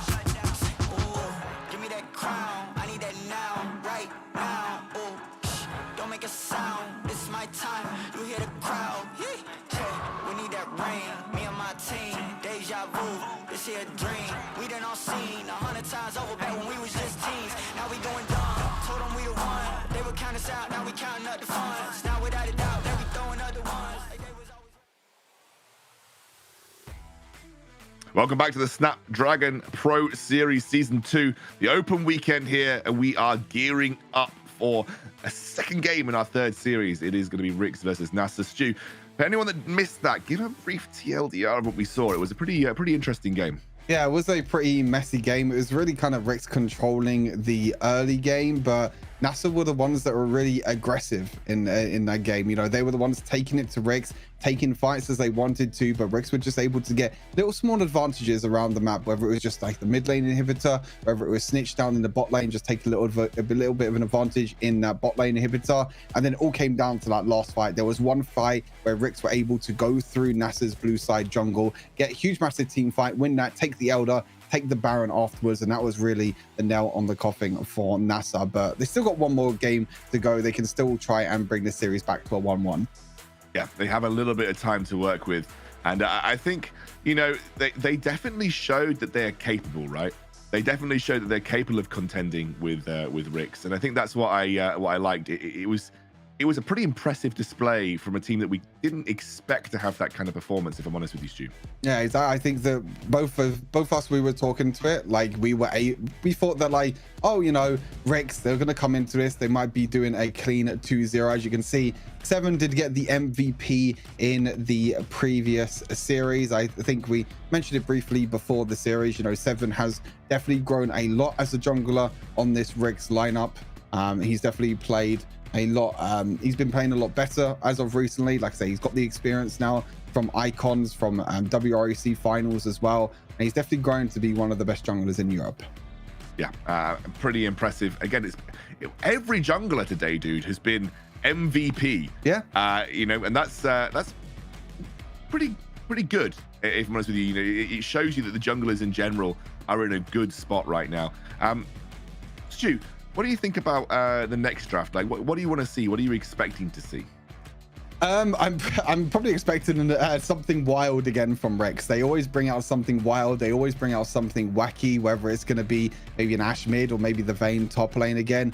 I'm expecting pretty much the same from NASA, though. I think we've kind of seen what NASA want as their core. They want kind of that jungle mid carry duo with carry on Katana in the top lane, and then Cordyceps always likes to play the mages down in the bot lane. So we're just going to see him on the mages, on the Morgana. I would like to see maybe a switch up, maybe in terms of playstyle in the actual game itself. You know, maybe try and look to play the macro better, look to play the map better for NASA, because I think the team fights went pretty well. And it's also another big thing. NASA decide to go on the blue side for the second game, so that will definitely switch things up in terms of the draft. Yeah, absolutely. Let's see. The ban's obviously going to shift up a little bit as well. It depends on kind of the red side, blue side. It'll be Jax that's banned away here for NASA on blue side. But obviously, if you're Rix, you have to be thinking about the Karmas, the Gragas's, the Sennas, the normal kind of red side bans that we're expected to see in the current meta.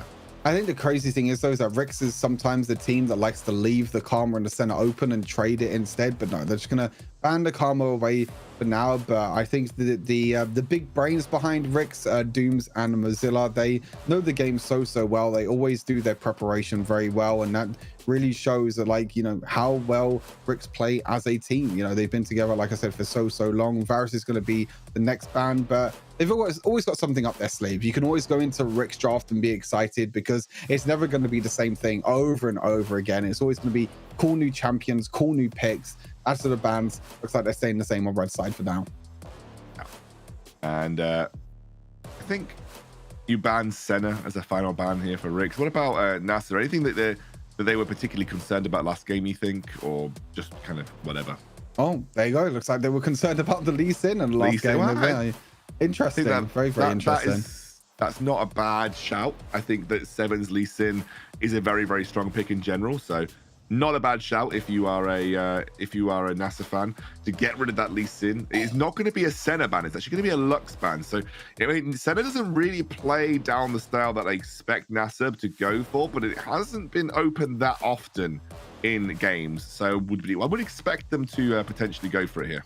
Yeah, I mean, Senna has been 100% banned, and there you go. That is going to be the first pick. I was actually thinking off the top of my head, I was like, if Senna does get banned here, what's going to be the first pick? And Cool FX on Lux has been such a strong pick for such a long time, and I thought that was going to be the pick, but instead, Ricks feel comfortable. They're like, okay, we're going to be playing, we're going to be banning away the Lux. We don't want Cool FX to get a comfort pick. You can pick up the Senna, and then we're going to get a counter to it. We're going to think of something that we can use, and Akali is going to be the first one. That is going to be the first pick. It has been played for random. It has been played for Snitch as well, and then Fiora is the next pickup as well. So they're not denying the Senna Nasus just yet. We have seen sometimes that teams on the red side like to bait the Senna pick, and they go for like a Nasus Ashe in the bot lane. That's sometimes what happens, but it looks like that's not going to be the case for now, as it is a Kha'Zix pickup for Western jungle. That was banned in the second rotation by NASA, I believe, as they were starting to limit out some junglers where they could. So that'll be Swest picking up a Kha'Zix here. As you mentioned, Nasus is available. It could also be Galio Senna bot. I mean, that's a pretty common combo. Babane showed that he was a pretty solid Galio player in the bot side of the map. And obviously you can farm more effectively if you're playing Senna Galio on that bot side. It's a little bit of an old combo, but it definitely works. Most people do favor that AP Nasus though, and they do prefer to have kind of that really strong mid-game scaling, with the fact that it scales up so well as well by going down that Rylai's build path. Yeah, I think it's an interesting one. I don't know why you wouldn't pick the Nasus here. I think Nasus overall is a much stronger champion to pair with Senna. Because you have all the slows, you can either go Imperial Mandate on Nasus now because of the Rylai slow with his third ability. So you get all the movement speed, you get all the extra damage from Nasus. I'm really curious to see what they go. Maybe this could be Reckoner's Galio mid lane. Maybe it's a little bit of a bait really from Nasa, but I think most likely it's going to be Senna Galio bot lane. So yeah, interesting picks all around really for Nasa. The priority on the Kha'Zix jungle as well. This could be Fiora jungle for Ricks. It looks like both teams are both banning out solo laners on either side. Yeah, banning away good solo laners in general, the ones that are pretty solid blind picks, like the Renekton, the Garen. Jace is going to get taken away. I think that's a relatively good pickup. I was surprised to not see Riven targeted, maybe. Obviously, Riven's still a big pickup for Reckner as well, if he wants to play it. We'll see what the final ban is here for NASA. I'm interested to see where this Akali goes. These bans are making me feel like it could be Akali Baron lane, or it could even be Fiora Baron lane. Lucian is going to be the ban as well. So I feel like you maybe pick your duo lane here. If you're Ricks, you just pick up a maybe the likes of maybe an Orianna or even a Ziggs down in the bot lane. You could also pick an AD carry down the bot lane because you do have that source of AP damage now from Akali. But I think you want to leave this flexibility last. There you go. That's Morgana. That's going to be put down in the bot lane. A little bit of a denial as well, even I don't think we'd ever see Morgana center bot lane. But a little bit of a denial away from Call FX. But it's going to be doing bot lane. And that means that NASA have to complete their comp and they don't know where the Akali's going or even where the Fiora's going. So the Ricks have full control of this draft at the moment because they can decide where the Akali goes, where the Fiora goes at the end of this draft. Yeah, both Random and Snitch are great Akali players. It'll be a Shen. Shen has received as little attention. He was something that's been quite popular in Asia. Like they play a lot of Shen and have been kind of picking him up quite frequently. But it's not something that the EMEA teams have been super keen on adopting. But it will be likely a Shen Baron lane here. Maybe a Shen support as well. You know, Shen Senna is actually a relatively solid lane. We'll see the final pickup. It's going to be Zed. Okay, so Reckner on the Zed. That probably means that Shen Baron lane, and we're looking at a Galio Senna bot lane. And that now offers up anything for Ricks. They know where to match the Zed. So they know that that's going mid lane because you're very unlikely going to see a Shen mid lane. I mean, it's possible, but it could, unlikely to happen. I would be likely seeing a Kali match up into the Shen. So I guess it's a pickup. Nope, it's going to be a Wukong. I really thought that we'd see Random as a Kali into the Shen here because it's a relatively easy-ish matchup. But it's actually going to be the Wukong that gets locked in. Yeah, Wukong in the Baron lane, most likely. That means that Akali is going to be mid lane for Snitch. There is a lot of lockdown, though, from Ricks. I think that in the team fights, Ricks can definitely come out on top because there is a lot of lockdown. I think the problem that NASA really have is that most of the time you want to pair like a tanky support with Senna. The problem is that with Galio, he might even build AP this game because you need a little bit of AP damage. Because if you don't, Wukong builds Death Stance, Fiora builds Death Stance. You know, Nautilus can just basically go full armor this game if Babane doesn't build any AP at all. Yes, Galio does build AP damage does deal AP damage in general. But I feel like you need a few items to make it, you know, basically doable in any way. Because I think the problem is that, but then it's weird because then on the other side you want Galio to be tanky so you can protect the Senna, but then you need a little bit of AP damage. This is kind of when Nasus comes in, because Nasus, you can kind of fill both of them shoes at the same time. You're a tank, you're a frontline tank, you can protect the Senna, and then you also do a lot of AP damage at the same time. So I'm curious what build path and what Babane does in this game, but it's definitely a very different approach to the Senna bot lane duo. Yep, but they do have a very strong front line to protect the Senna. You know, Senna can go down the Manamune build path and do a decent amount of damage as well. So, you know, they've got a super strong scaling team, super strong frontline protect team for the Senna as well. They've got someone that can actually threaten the backline and create distraction in the form of the Zed. Just a little worried though. I just don't think that their side lanes hold up. If we get tested in the side lane versus Rix, you know, especially if that's actually going to be a Wukong jungle and random on one of his best champions, which is the Fiora, then I'm worried about the side lane and how that holds up as the game progresses. But of course, we are about to head into this second game of the series. Will it go the full distance like we've seen every single series tonight thus far, or will Rix manage to close it out and get the 2-0 and move us on to that final series of the night? Yep, we'll have to see what happens. We're going to get into game very, very shortly, but Rick's going to look to try and close out the series and become the third team to qualify for the challenge season, which will be happening next month. It is going to be Fiora jungle and Wukong Baron lane, which means we'll be seeing the double assassin matchup in the mid lane, Rekna against Snitch, Akali versus Zed. Font of life it is for Babane in the support role. Very interesting. We don't really see too much in terms of font of life anymore because it has been nerfed by quite a lot.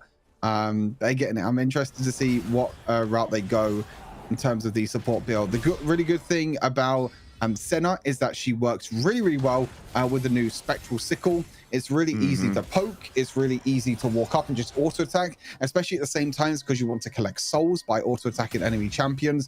So you just get so much gold funneled into you as a Senna. So you just build a support item.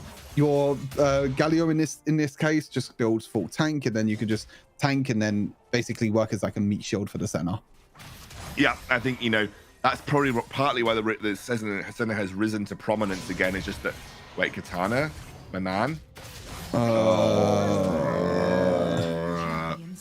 Did he taunt in? Oh, he taunted in. He taunted in. I think he taunted in, but he didn't even hit it. He like taunted in to just try and get a CS. But you just can't do that against the Wukong, especially because he was only level 2. So I don't even think he had his W available or his second ability available. Sorry. It's like if you have your second ability available, then maybe you're fine because you negate most of the damage from Wukong. But if you only have Q and E, you're just dashing into your death. Yeah, I mean, I know Shen is one of the strongest level 1 traders in the game, right? But you need your Spirit's Refuge up.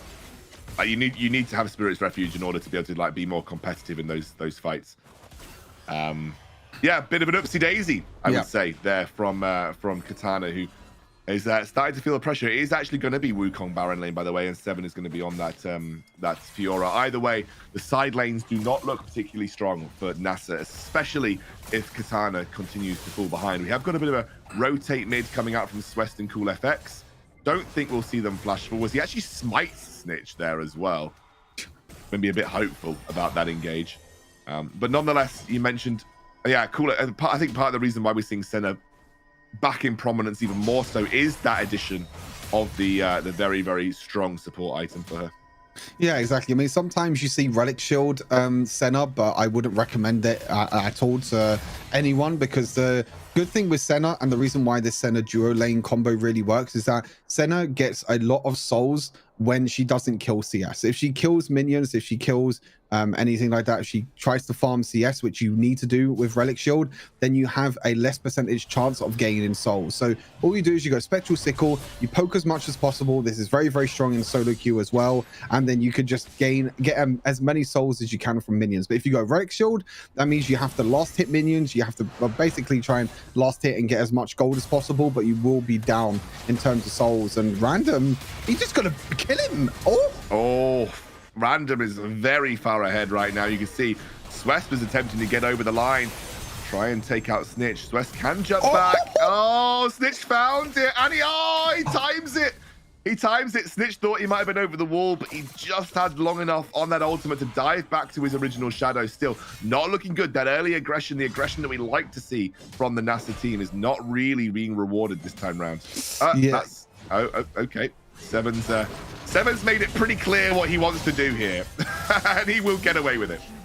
Yep, he uses his ultimate. I think he just wanted the extra movement speed, I guess, to get onto Katana much easier. And you can see Katana is having a really, really tough time. If that first blood didn't show much, then this definitely shows a lot more. You know, tower dive now 0-2 for Katana, already 1,500 gold behind. So it's really not looking good for Katana in this Baron lane. Like you said, probably feeling the pressure when you come up against one of the best Baron laners in Europe, especially on one of his stronger pickups as well with the Wukong. When you die early on, it's really, really scary. And it's really, really hard to come back now, ever since they done all the changes, you know, with the tower platings, with how gold works in the early game. Sometimes you could get a lot more solo gold now in the sideways because of all the tower platings and how much gold you get from kills and zoning away minions away from the opposite partner. You see that he's still dashing in though. He's still looking for fights, but he just loses every time. Yeah, I mean, you have to accept that your lane is a little bit out of control at this point. Yeah, you just need to just accept it and maybe find ways to play around the map with your ultimate. Because at this point, I am not sure that you're getting back into the lane versus Random. No, I don't think you're ever going to be coming back into this game. Did Random just ignite him to stop the back? Yep, that's brilliant. Yeah, it happens quite a lot actually. It's really, really weird the way it works. I think it just like stops the recall because Katana has to recall. The problem is that if he recalls now, he not only loses the entire wave, but he might even lose the first tower of the game already in top lane. NASA are gonna take the dragon, but they might just lose 2 towers for it. I'm curious to see if he got top lane tower. I think he did. Yep, top lane tower is gone. And honestly, this might be the mid lane tower as well. They're gonna look to try and respond, but Snitch in a little bit of trouble. He just needs that second part of his ultimate. Did he use it already? Well, he trades 1 for 1. So I really thought he maybe had the execute there, but I think he used it to get back into the fight versus that Kha'Zix. Here comes 7. Doesn't matter though. The rest of the team are turning up. 7 has already forced a flash out of Cool. If he can just proc it, he should be able to fight, but that is going to be an ultimate coming through. He's going to use that riposte, but it won't quite work out. A little bit of an overextend, but he has got that healing going for him right now just to get another vital proc. But can't quite make it happen. But here comes Random, flashes in. Random is in the house. And somehow, actually, everyone escapes. Never mind. Wait a second. You're saying that? Oh my God, that damage. And that's flashed in. That's a very early Divine Thunderer damage. They should pick up the kill. As you can see that Doom gets it on the Morgana there. But they somehow played happy feet for the majority of that fight. Random is getting so much gold right now on this Wukong. Yep. Oh, and even we missed it, but Snitch got a kill onto Swest as well, it looks like, even in the jungle. And this is the Ricks that we know. This is how strong Ricks can be. They can win out in the micro game. They win out in the macro game as well. They got top tower. They got mid lane tower. Yes, NASA got dragon. But to be honest, looking at how this game is going at the moment, I don't think we're even going to make it into the 3rd dragon. As Reckoner's looking to make a play here. Clue, smartly enough, actually steps away from Random so he can't get a double kill, and 7's looking for the 1 versus 2 outplay. Yeah, he's got a lot of healing coming through, but I think Cool has got healing of his own, and 7 just a little bit overextended again, playing a little bit too aggressive now. I think, you know, we're seeing a bit of I like to call it queso syndrome, where you think that you're stronger than you are. But they have got a decent gold lead still to work with for the time being, and Snitch has got a chunk of damage on that 2nd tier tower. Yeah, they got a lot of damage on the 2nd tier tower in top lane, also mid lane as well. You can see mid lane tower is sub probably 100 HP right now. They're trying to break that 3rd tower down in the duo lane. You can see Clue is roaming down there with Random as well. Random is so damn far ahead right now. I honestly don't feel like anyone could do anything, and it looks like there's even a dive in bot lane as well. And Rek'Na is going to have that Shen ultimate coming through. I'm not sure it's going to save him. It certainly does not. And Random will pick up yet another kill on this Wukong.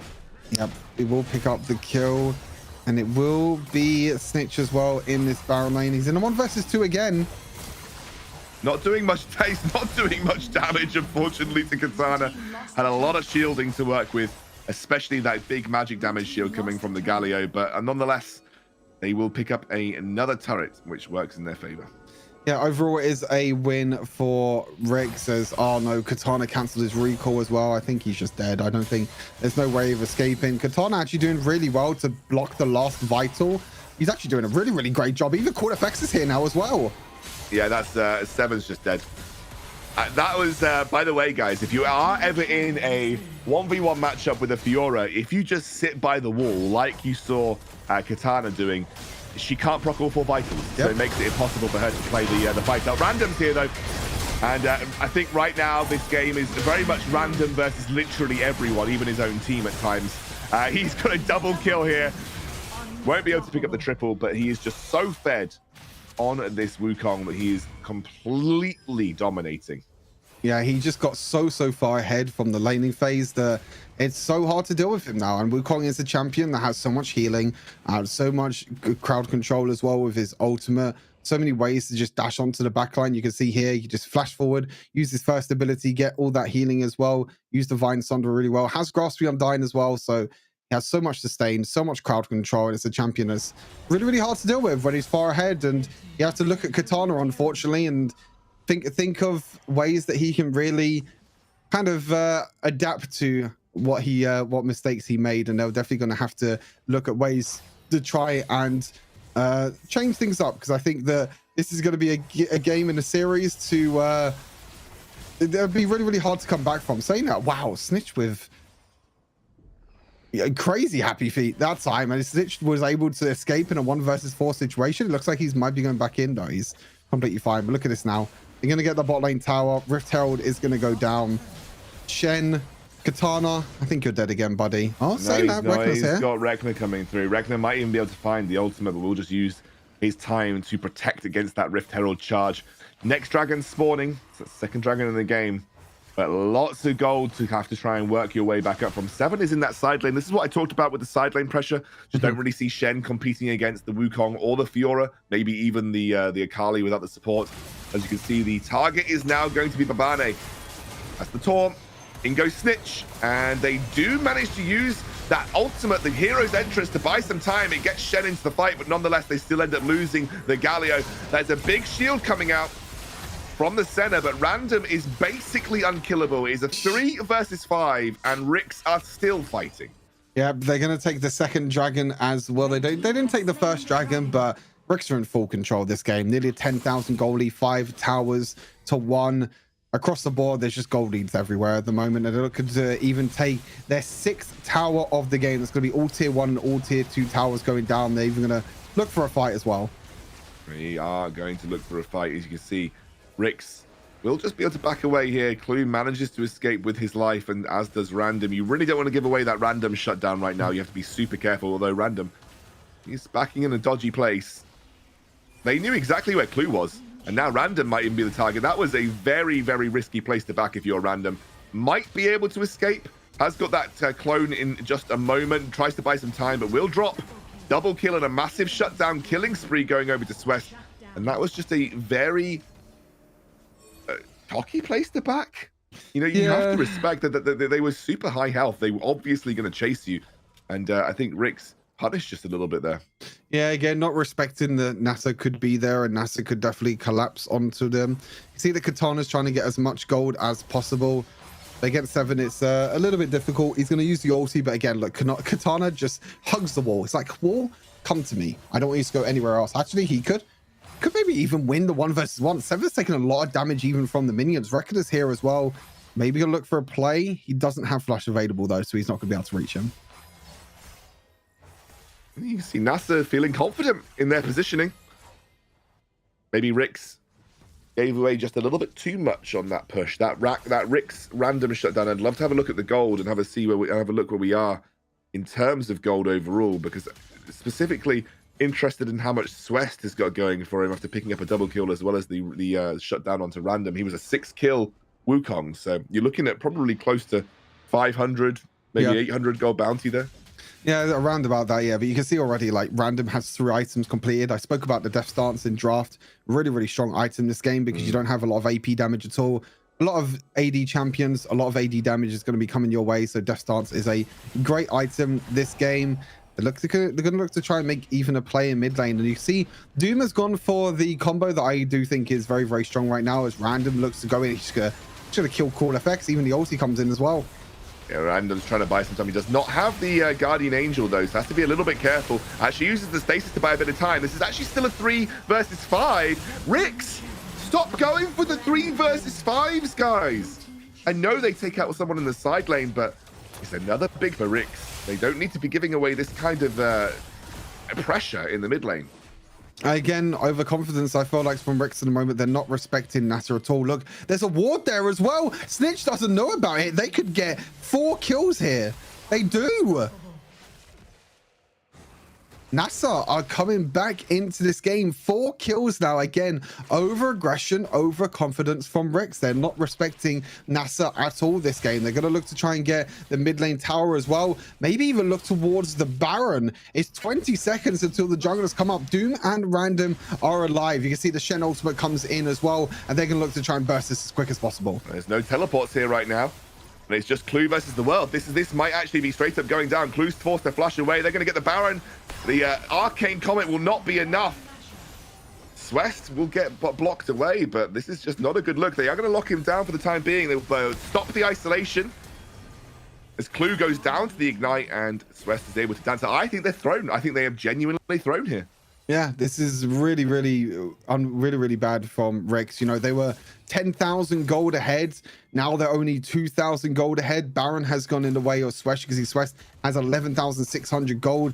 Even Reckoner as well this game. You know, these were the 2 players that we were talking about, and you can see that all the gold is in their 2 pockets at the moment. You know, 12,000 and 11,000 gold for the mid lane and a jungle. But Katana, you don't need to be here, buddy. I know you're trying to push with Baron lane, but it's going to be another kill over to Random. And meanwhile, it looks like Snitch might be caught, but there's a lot of ways to escape. And actually, it's a killing spree for Reckoner now. They're going to look to push in the bot lane as well. They couldn't even take an inhibitor. Look how many cannon minions they have as well to back them up. And they'll be able to get inhibitor tower. They're going to try and use the Nautilus ultimate to buy some time. They're just trying to stop this from going in. Actually, Snitch goes through. He's already super low HP. Manages to dodge away. We'll have to use that second part of the ultimate to get out. Actually, use the stasis as well. Honestly, it's Random or nothing right now for Ricks, and Random's desperately trying to protect this bot lane inhibitor from going down. He'll get locked up, though. This might just be game. Yeah, this could be the complete ace for NASA. The Doom does survive. There is only 1 cannon minion left, but look, there's another minion wave coming. We've got 5 seconds left on 7. They're going to try and go for the end. Teleports are coming in as well. Even the Shen ulti, they're going for the end. They're going for the end. That's going to be Stasis, or rather the Arcane, to try and buy some time. They're just going to push down this in the Nexus, though. I think this will be second game going to NASA, and honestly, I'm angry. I'm angry because Ricks just played stupidly. Yeah. Like it was a 10k gold lead.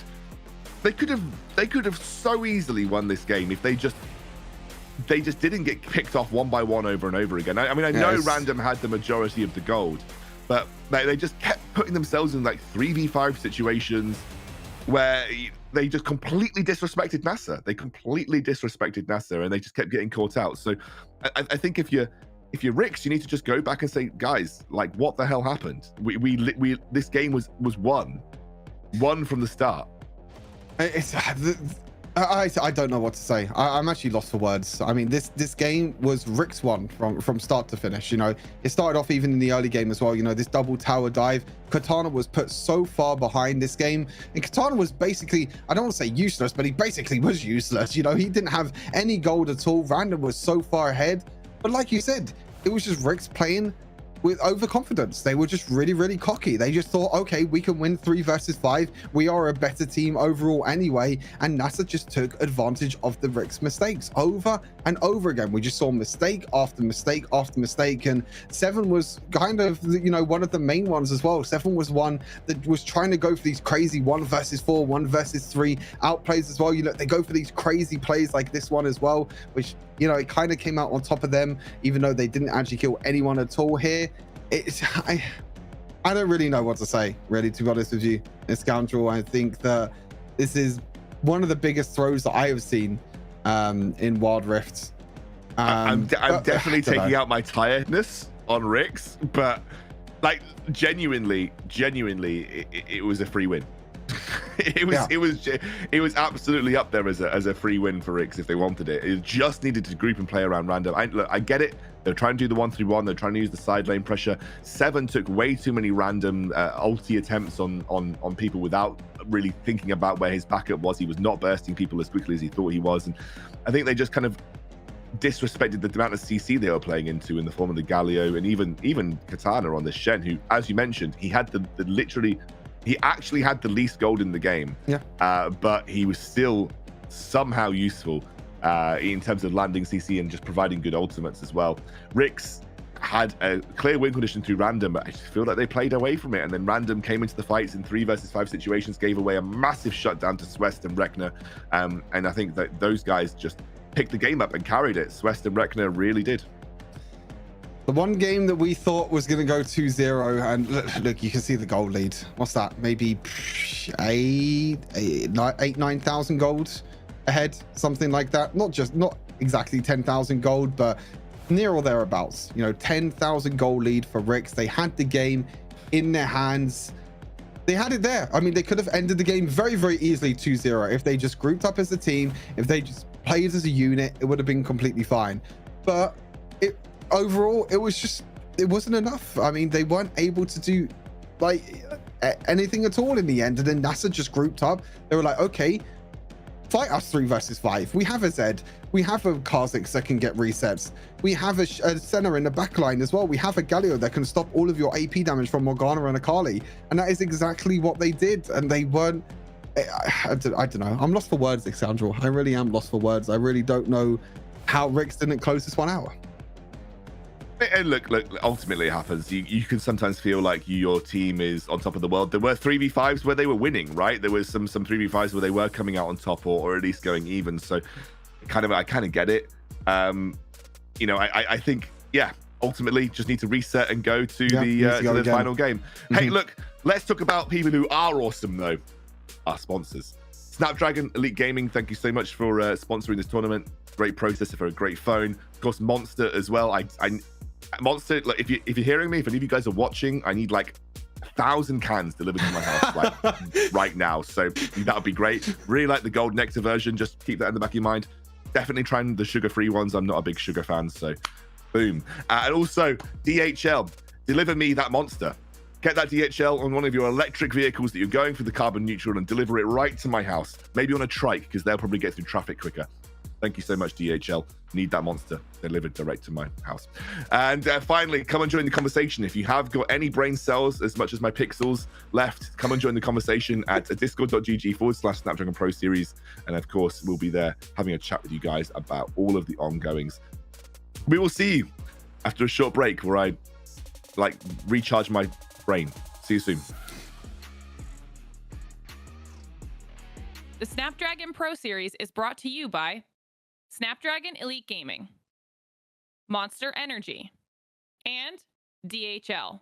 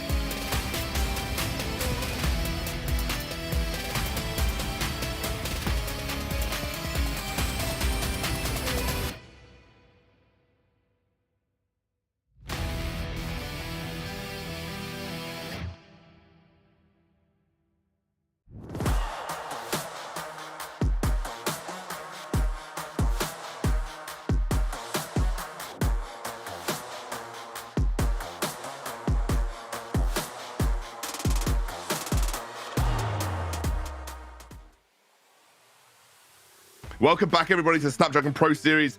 I am Excoundrel, joined by Stu. We've got one more game in this series to go. Stu, how have you felt about it so far? What do you think? What do you think of that last game? I know you were really enthused about it, weren't you? Yeah, it's I don't know. It's one of them games where you feel like Rix, they had it in the bag. They were 10,000 gold ahead. Everything was going for them. They got objectives, they got towers, they got gold leads across the board. They were getting solo kills, and then they kind of trolled a little bit. They kind of got a bit too overconfident. They didn't really respect NASA too much. But hey, on the other side, fair play to NASA. They didn't give up at all, even after a 10,000 gold deficit. They never gave up. They still tried to find out picks. They tried to find team fights, and that's exactly what they did. They found the right team fights. They tried to find the advantages. They got the Baron afterwards. They pushed down that bot lane tower, and they were able to finish that game with that last wave coming crashing in. It was a really, really interesting game overall. I do feel like that Rix will probably still end this series, and I think they'll definitely look to bounce back from this, because this is definitely not the Rix that we expect to see. But overall, Rekna, one of the players that we highlighted, Rekna and Swest definitely were the two main carries in that previous game. Both had the most gold as well on their team. Really, really strong performance by both of them, and especially Rekna. Yeah, I think so. Rekna stood out to me as one of the strongest players on that roster. But a really, really great performance all round from our teams in general here. I think they had a really, really great performance all round. Stu, what do you think of the next draft? What are you looking to see from the next draft?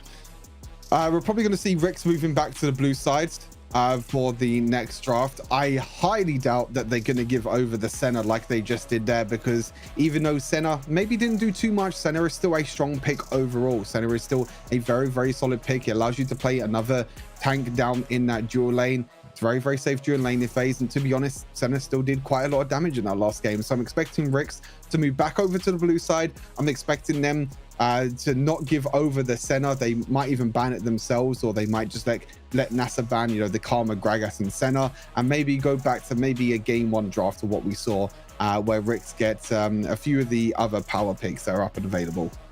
Yeah, I think I completely agree with you. I think Senna was definitely something that was quite, I think, awkward to leave out. We are into the draft. Obviously, Rix are now on red side again. So Rix are on blue side. So NASA are on red side.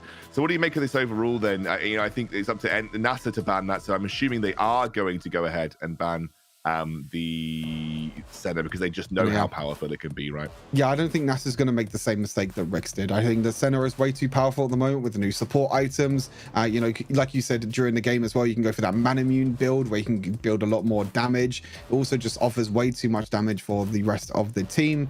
And yep, that's going to be banned away straight away. There you go, first ban. Karma and Gragas are the other two. Rix on the blue side, Rix on the blue side before banned Lux, Akali, I think it was, and one other. I can't remember who the last one was, but I think Akali was definitely the second ban. And there you go, that's going to be the second ban again over to Rix. And then NASA here expected to be Gragas or Karma. I think definitely Karma, definitely Gragas. They're two that we need to keep our eyes on here.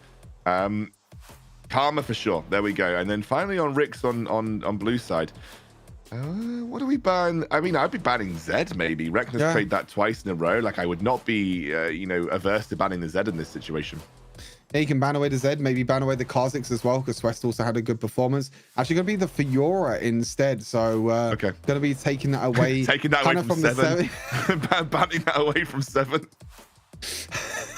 I wasn't going to say that. I was going to say more banning out the kind of own, ban out their own champion, but also they're probably worried because maybe they're not looking to first pick Fiora. So they're kind of worried about maybe NASA picking out for themselves. But Rix will be able to get the first pick here. It'll be interesting to see what they prioritize as a first pick. You still have the likes of, I remember what they first picked in the in the first game of the series. Oh, it's actually going to be Jax this time. Jax is that got banned away, right? Yeah. That got banned away from a couple of games right now. So, obviously you got Random, a very, very good Jax player.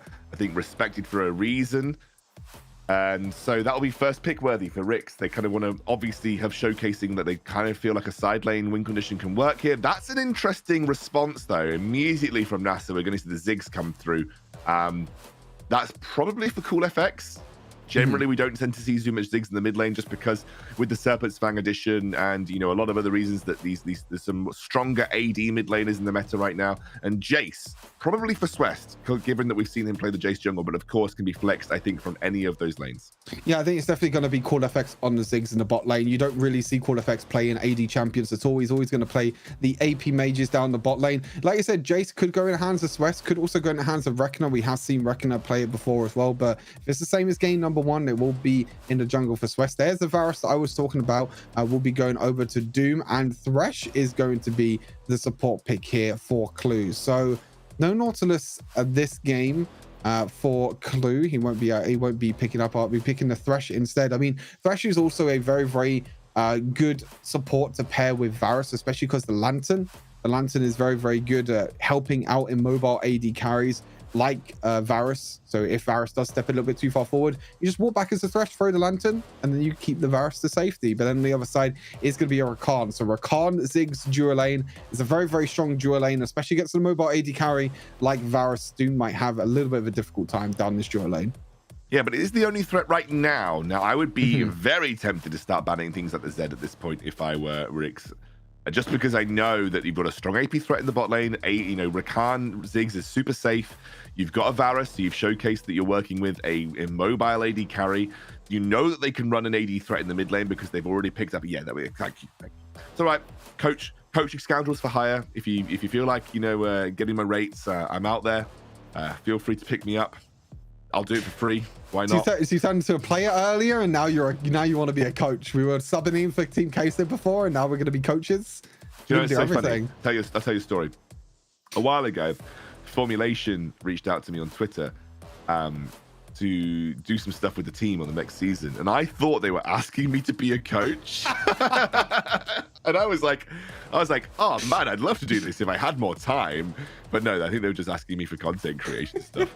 Yeah, I was like, oh man, that's quite Formulation. That's quite flattering. Like, oh wow, that's really nice. They must think that I know a decent amount about the game. And then I realized, oh wait, they're just asking me to do some stuff with content creation. But I was like really up for being a coach. I was like, hell yeah, I'm going to be a coach. I'm a great drafter. Scoundrel. And then I thought, oh wait, I don't really have time to do that, but I'd still love to do it. It would be so cool. I kind of want to before my career's out, give a go at like coaching a team. Just to see if I'm actually really just turbo bad at it, or just to actually have a chance at giving it a go.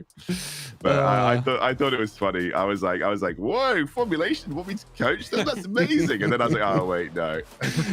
No, you're just stuck with your content creation, stuck with the YouTube and everything. Yeah, maybe a coach one day, coach/player one day.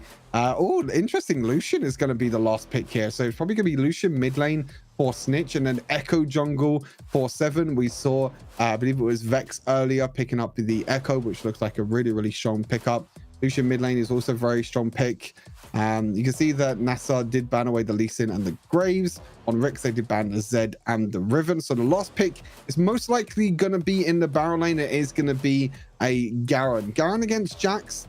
Garen could do okay in the early game, but I think the later the game goes, once it gets past like probably 1 or even 2 items, I think Jax just has an easy time against Garen. It looks like it is going to be Reckoner mid lane this time on the Jace against Lucian. I think you'll have a completely fair matchup. Yeah, I think so. I think overall, it's a relatively solid draft, although I would say a little bit reliant on the scaling of Ziggs, you know, as the longer that the game goes. And you actually have long range for long range comparability on the side of Rix as well. But I think side lane wise, it's all Rix. If Random can get ahead here, you're not going to be able to hold the line too long as Katana. And we've already seen that Katana maybe doesn't have the same kind of laning prowess as Random. So to take advantage of that early lane might be a bit difficult here. Random, of course, knows how to play the Garen matchup. Every Jax player does. So should be an interesting to keep our eyes on that side lane matchup as this game progresses. Yeah, I think the problem is that if Katana makes the same mistakes as what he did in the previous game, and if he loses, you know, early on against the Jax is a completely different champion to Wukong. You know, Wukong, maybe you could deal with a little bit. Jax fed, you cannot deal with that champion. That champion will legit 1 versus 5. And that champion is absolutely disgusting. He'll keep split pushing. He'll keep making plays. He'll keep fighting. He'll keep doing damage. He's absolutely disgusting. So I think like you said, I think there's going to be big pressure for Katana this game. He definitely needs to step up compared to the previous one, especially in this Garen versus Jax matchup. We're heading into our final game. This is the 9th game of the night, everybody. We've gone all the way in every single series thus far. Stu, we're going to be heading into this match. Who do you think takes it? Who do you think is going to come out on top here? Actually, I thought you was going to tell me how I was feeling, and I was going to say tired, but I'm also there, but the hype's still here, boys. We're still going. Yeah, I feel like Ricks are gonna come out in this game. I think they're definitely gonna step up. I don't think that Ricks are gonna deal well with NASA beating them 2-1. You know, it's definitely a little bit different. Oh, it's at whoa. Okay. I need to talk about this. This is Snitch AP Varus mid lane, and it's Doom bot lane on the Lucian. Now, for those of you who don't know, Snitch, he streams a lot. He streams every single morning. Make sure you go and check him out. It's basically just Snitch. He plays a lot of AP Varus. He's been playing a lot of AP Varus on the stream. He's been playing a lot with Riftmaker, with Nash's Tooth as well. It's been a very, very interesting pickup for him, and as you can see, he's struggling a little bit in the early lane, but this is an adaptation I did not expect from Ricks. To be fair, they always do this to me. I think there was a tournament a couple of days ago, and I was like, oh, this is going to be Karma mid lane for Snitch, and it's going to be, oh no, that was it. It was going to be Karma mid lane and Varus bot lane. But you know what? They did the exact same thing to me again. They picked the Varus. I'm like, cool. Varus is going to go bot lane and for Doom, and Lucian's going to go mid lane. The same with the Karma one. But no, they completely fooled me again, and it's Varus mid lane again, and now it's Doom on the Lucian in the bot lane. What do you think about talk to me about AP Varus? Like, why is this a thing?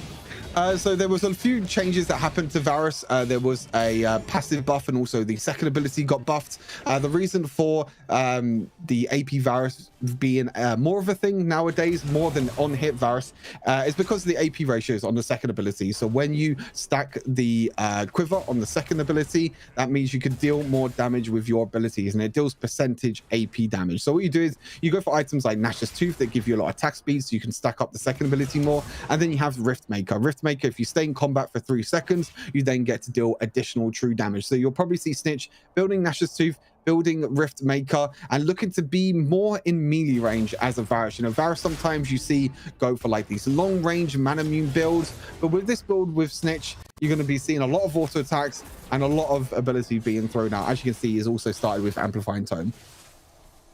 He's in a good spot, is Snitch.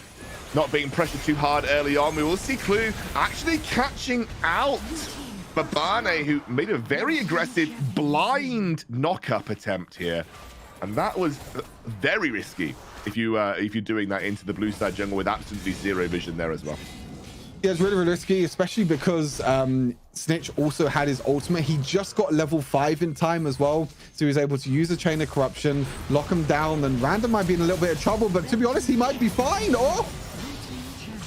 Just about trades 1-for-1 here, but they're going to go, and I think 7 should be able to pick up Katana with the Time Winder. Yep, 2-for-1 trade for Ricks up in the Baron lane.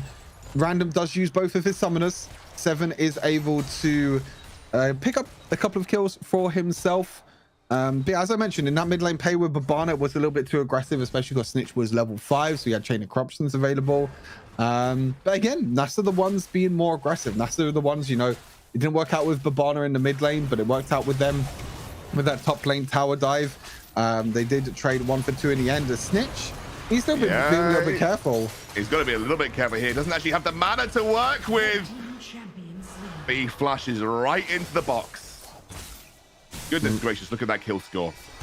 Ricks mean business. They don't want to lose this series. They want to guarantee their qualification to the Snapdragon Challenge season.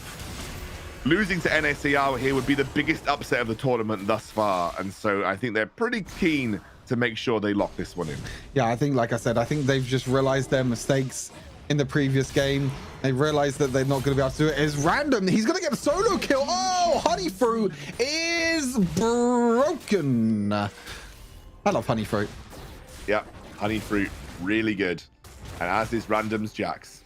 Yep. But also he did kind of bait Katana in and take the Honey Fruit. So, you know, it is what it is. They're going to dive here. Cool FX dies to Doom, who's finally on something where he can play aggressive, knowing how Doom likes to play these matchups. is able to play way more aggro. It's a killing spree for him. Rekna now the target for Seven, who wants to get a bit of payback for the previous game. His Fiora was not peak, not gonna lie, but his Echo looking pretty good. Yeah, his Echo's looking pretty good at the moment. Could look for the ultimate back in, but no, Rekna's not going to step up as well. Look, they're putting more pressure on Random in this Baron lane. But again, Katana gets solo killed, Random gets more gold, but look, they're just trying to pile on the pressure in this Baron lane. They want to deny Random as much gold as possible, but Snitch is on his way up. He will turn back for now, but Clue is also here with the objectives, with the big objectives spawning just about now, and it looks like Rix will focus towards that dragon. Random includes getting a bit of support here. You can see Babani's made his way up too, but means they've committed a lot of resources to the top side of the map, and Rekna will not be able to find a snipe, and it should even be a collapse onto the Rift Herald too. So I think Rix in the driving seat here. 4k gold lead, and they're going to go for this Rift Herald also. Yep, they're going to take the Rift Herald. They've took the dragon. Sorry, they are probably going to take the Rift Herald as well. They're going to be looking in a very, very strong spot right now. NASA, they need to somehow come back into this game. They're already at 3,000 gold deficit. Needs to try and look for something, but meanwhile, at the moment, Katana is going to be doing completely fine, and now they're going to be the ones that actually start off this Rift Herald. But to be honest, if I'm Rex, I think that you can fight this 4 versus 4. I think so. You've got a Rekna, who's probably the strongest player on the top side. It's a double stun. It is a double stun. 4-7 uses that ultimate, blows a load of damage, as it is now Random that is able to pick up the next kill. Great hook, as you mentioned, double kill for Random. I think it's all she wrote. As long as Rix don't keep playing the way they were last game, I think we're in a relatively solid spot. Nice barrier from Snitch. The hook is there from Clue. Over the wall, picks up the kill. 12-1. Yeah, 12-1 now for Rix, and like you said, as long as they don't throw like they did in the last game, it should be Rix taking this third game of the series, and they will book their place in the challenge season. This is the Rix that we know. This is the Rix that, you know, we know that they can perform. They can perform very, very well. Doom, I'm not too sure if he win this 1v1. Actually, no, he has exhaust. He can win this. It's a good flash, good little happy feet from Rekna. You can see Babani flashes in, or doesn't flash in, just uses the grand entrance. Unfortunately, Rekna a little bit too tanky to take down, but they invest a lot of resources, and does mean there is a free tier 2 tower. Attempted escape from Cool FX. Will have to flash to get away from Seven, who doesn't have his ultimate available just yet. He's coming back off cooldown in just a moment. He should be able to use that to escape relatively easily. Seven, he's in a little bit of trouble. He had to dash away and also use his E, but I think he's completely fine. Babani's here, but he's not going to be able to take a kill. And there's the lantern as well from Clue. As I mentioned, he can try and use his lantern to get these carries away to safety. But honestly, this fight was really good. We just missed it, but the double stun from Seven was huge. It was allowed Clue to follow up with the hook afterwards, and he then lands another hook. Clue was just landing hook after hook after hook this game, and then he roamed all the way to mid lane and landed a third hook in a row onto Call FX. So really, really strong so far. As Random's looking for the 1 versus 3. To be honest, he can win these for sure. He probably can. I mean, with a good counter strike, he goes in. He gets the first kill. Trying to take him down is a Olaf at the end of the day. The true damage will burn through, and it is a shutdown that goes the way of Swest in the jungle. That is a decent gold injection for him. Olaf can be pretty scary in the right circumstances as Doom rotates up. They know he's coming though. They've got a ward, and he's not going to commit any further. I mean, look at the gold again. The gold is all onto Swest. The gold is all onto Rekna. The 2 main carries for NASA. They are the ones that they have to look out for this. And to be honest, Swest has a gold lead now over 7. You know, they're giving over these shutdowns. You know, Random gave over the shutdown in top lane.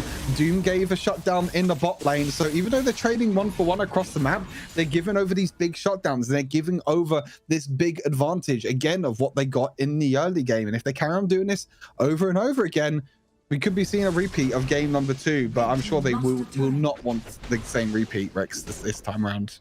No, they have, again, a really strong scaling comp as well. Snitch, though, target has to be a little careful. We'll get blown up. Can't really escape. Left Snitch by himself. They weren't really doing anything on the map. And that bot lane tower drops to a demolish and a satchel charge if they're just able to push him. There's no I'd say that Doom does not want that to happen. He will cull that minion wave. Still though, Rix has to be a little careful. Next dragon's spawning and they don't actually have Snitch up and available right now. Yep, Snitch is not up. He is available in 3 seconds. It looks like Rick's the ones that are going to play aggressive, though. This is a 4 versus 5 at the moment. They do need to be a little bit careful. Clue with the hook again. I'm not sure you want this fight, though, Rix. Oh, They get a double double knock-up. knock-up. A double knock-up. They're just completely disrespecting NASA once more. Why are you even in that spot? There is absolutely no need. I mean, Seven's trying to go for it. Random's still really strong. He will pick up the kill. Might actually be able to turn things around, but Random does get silenced. Seven does get silenced, but not enough to stop him from going down. Little bit lucky as Snitch comes through. Double kill for him. The burst is just strong enough. I really thought that Rix had overstepped here, but they proved me wrong and they managed to turn it around. Yeah, triple kill for Snitch in the end. Huge burst damage, like you said. You can see the power of AP Varus. If you could get the stacks with your second ability passive, you're able to do so much damage with the extra AP ratio. And to be honest, I still agree with you, Exangel. I still agree that, you know, Rick should not be in that position. You're in a 4 versus 5. You know Snitch is dead, but you're still playing over aggressive. You're still playing in the enemy jungle. And look, there's another player that's going to get caught. It's going to be Random this time. Going to be getting caught in the top lane. I mean, again, this is not clean from Rix at all. This is not the clean playstyle that I was talking about Rix, but you can see it's a 4 versus 5. Snitch is in mid lane and they could win this fight very easily. They do obviously take down Doom. Then they step a little bit too far because Seven, they don't respect that shadow. Look at Cool Effects. He lost 3/4 of his health with 1 ulti from Seven. And this is the power of Echo. Then gets the shield. He's then able to jump in to get the next fight. And then Snitch as well. Look at the damage on AP Varus. It's so disgusting. Once you auto attack a few times, that you get the stacks and then the burst damage is absolutely insane. It gets a fight. And actually, we're going back to live, I think. There's a fight, a Rift Hold, it looks like, in the picture-in-picture down in the bot side. And there you go. No kills. Oh, Swest did die in the end. It was Swest kill. I think that Rix managed to get the Herald here. Not too sure. Swest did die, though. He died to a Snitch. So Snitch managed to get the kill. Yeah, I will say, though, I do agree. Like, I don't really think there was any reason for Rix to be in the blue side jungle. You know that you're 4v5. You're going into a Rakan who can make these huge plays if you're not careful. A double knock-up. Brilliant stasis from Snitch, though. Buys himself enough time and his team enough time to just collapse in and take out the rest of the NASA lineup. Doom gets a really solid play in the back line, and it is now Swest versus the world. He is Olaf. You do have to be a little careful, but Random is strong enough right now to be able to get that mid lane tier 1.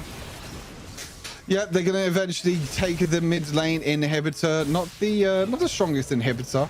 He is, you know, most of the time, I think you mentioned it in the previous game, you know, you're always going to be pushing in that mid lane anyway, but I is still inhibitor. That means it's going to be harder. And oh my God, Swest is even flashing in as well. He's going for it. He's going for it. He wants to take him down. He hasn't got that ultimate available. Doom may and Doom just fails to dash across the wall. Hits that tower, hits that wall, and unfortunately, Rix has to be a little careful again. I mean, Seven going for a farm on his own Krugs, will be able to escape with the ultimate, but probably just needs to back out of this situation. They are still disrespecting some of the damage output and the chase potential that the NASA lineup's got, and that's what I mean about the Rakan. Like, you know, that blue side push at the dragon, they knew that Rakan was there. It's such a prime location for Rakan to look for engages, and it kind of almost happened in the red side jungle as well. Snitch, the rest of Rix though are just kind of far enough ahead in gold so that it shouldn't be too much of a problem at this current time. They just need to stop making, like, oh no, I mean, Cool Effects is just dead though, right? You hate to see it. I think Jax just nearly like 4-shot him. I think he actually nearly died in 4 hits there. And then Swest might be caught out himself, but no, he'll be completely fine. He'll be able to escape for now. But yeah, I think, you know, there's still a goal lead here for Rix, and it's still a pretty big goal lead as well, 12,000. There's another double knock-up though, and again, there's a few kills going over to NASA. Oh, the shields! The shield is enough from Seven, and Doom's going to be able to clean up as well. The Lucian for Doom, the bait again from me, thinking that Varus was going to be bot lane, but it's actually Doom with the carry pants this time around. And it just shows that, you know, Doom can still play the carries. He doesn't have to play the AP mages. This is something that we were talking about in WREC Season 1 as well. And there you go. They're going to lock up Swest, who doesn't... He did have his ultimate, by the way. Swest could have probably just ran. but ends up just dying. Doesn't quite get enough time to push onto that inhibitor tower. Doom just gets his back cancelled. No. You hate to see it. You do hate to see it. It's a pretty dominant game from Rix, but you just feel like from time to time they are making unforced errors where they don't need to. Yeah, I totally agree. I think this is definitely a lot more dominant than the second game, and I feel like they're too far behind to make the same mistake as what they did. But saying that, this could be a very, very risky play to try and go for the Baron. They're not going to start off instead. Seven can maybe look to dash over the wall. He can just one-shot Cool FX at this point of the game. And Cool FX can't escape. They're going to walk straight into the parallel convergence. He Look flashes, at but he's that. dead. That is a third HP with a single Lichbane proc. Doesn't quite get the chance to ulti because he gets silenced by the Garen. And I'm not sure that's worth it, honestly. Yeah, I mean, you get a kill, but then you step too far afterwards. I mean, he could have just ultied out when he got the kill on Cool FX and just called it at that, and then looked to try and pressure towards the Baron. But again, Seven just going a little bit too far, and he's gonna make the mistake again of dying. But Rix, they can still look to try and take this third dragon. Even with the jungler down, I still feel like they can win a 4 versus 5. Oh, he's smart enough to Swess to know that that's a problem brush. Doom's going to be soloing out the dragon for the time being, and they know that they can't face check. They can't face check into a Varus. They can't face check into a Thresh. They're going to go for the engage, though. Straight onto random, straight onto the backline. They're going to pull Snitch across the wall, which is exactly what they wanted, but unfortunately, he keeps himself alive with the stasis. Doom has now taken the dragon for the time being, so they've lost that major objective. Snitch will go down to the Garen ultimate, but it is the loss of dragon, which was the most important thing. And that's another big engage as Doom dives into the backline. Clue looks for it, but they don't quite have the legs to make it work. They're looking for plays still. Even at a 4 versus 5, they still feel confident enough. Like you said, you know, it was kind of a distraction the whole time for Rix. You know, Doom was just soloing out the dragon. There's not really much else that NASA can do. They couldn't walk up. They weren't able to contest the dragon at all because they were zoned out from the rest of the squad.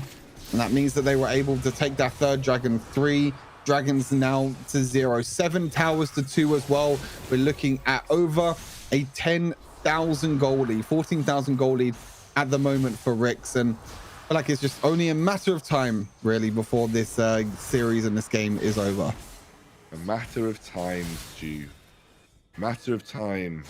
And so we head to that final series of the day. A matter of time where we go to another full best of 3. A matter of time. Full 12 days? I mean, fuck that. It was 12 days, 12 games. 7 hours casting. A matter of time. Or it could maybe have been 9 hours casting. It depends how unlucky we are.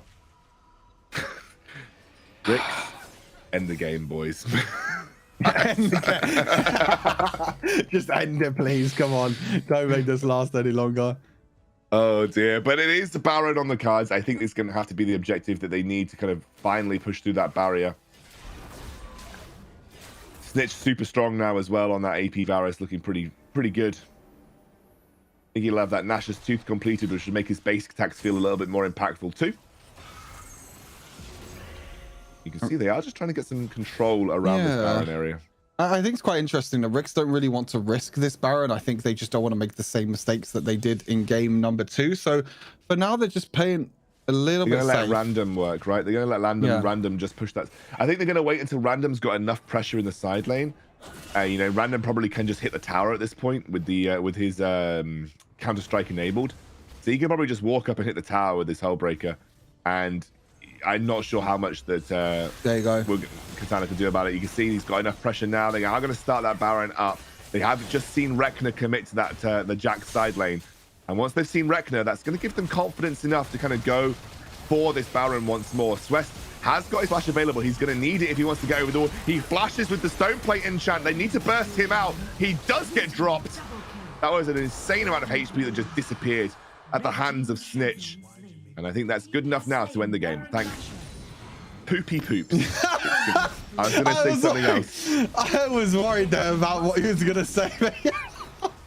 Rix, in the end, they will eventually finish this series after what should have been really a 2-0 for Rix, but eventually they will end it as a 2-1, and they will be a third team ahead of us, and will be going to the challenge season, and they will be joining Viv and Team Queso. So already we have 3 very, very strong teams moving on into the challenge season, and I should say it should have been easy, and it kind of was easy for Rix in the end, but I feel like game 2 they just got way too strong.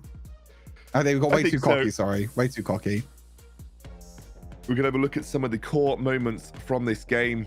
Stu, what do you think of these replays that you can definitely see on your screen? Replays. We love replays. Here we go. That's a replay. That's a replay right there. I love a good replay. Oh, another replay. We see replay after replay, and you know what? Most of this replay, yeah, most of the time, these replays are just all Rix. All Rix. Do you know what else I love about replays? What's that? They replay. They replay the victories. Exactly. And do you know what else I love about replays? What's that? I get to relive the best moments through replays. Wow. Do you know what else I love about replays? What's that? The fact that they're replays. Wow. I love replays. I do love replays. But yeah, I think most of these replays are all just Rix. Doom on the carry in the end with the Lucian. Interesting to see the end of game stats as well, to see who the MVP will be and what the damage charts look like. But there was moments during this game again where Rix definitely did not look like the same Rix that we have been seeing throughout the rest of the off season. At the moment, there are still a few hiccups here and there. They didn't win a clean 2-0 in the end, which was what we were both expecting. So even though we predicted the right team, we did not predict the right score. So I feel like I just relived the entire game. Like yeah, that was really crazy. The replays only went up to level 8. How many replays did we have of that game? Like, it was just, I feel like I could just watch the game out in like small replay sections.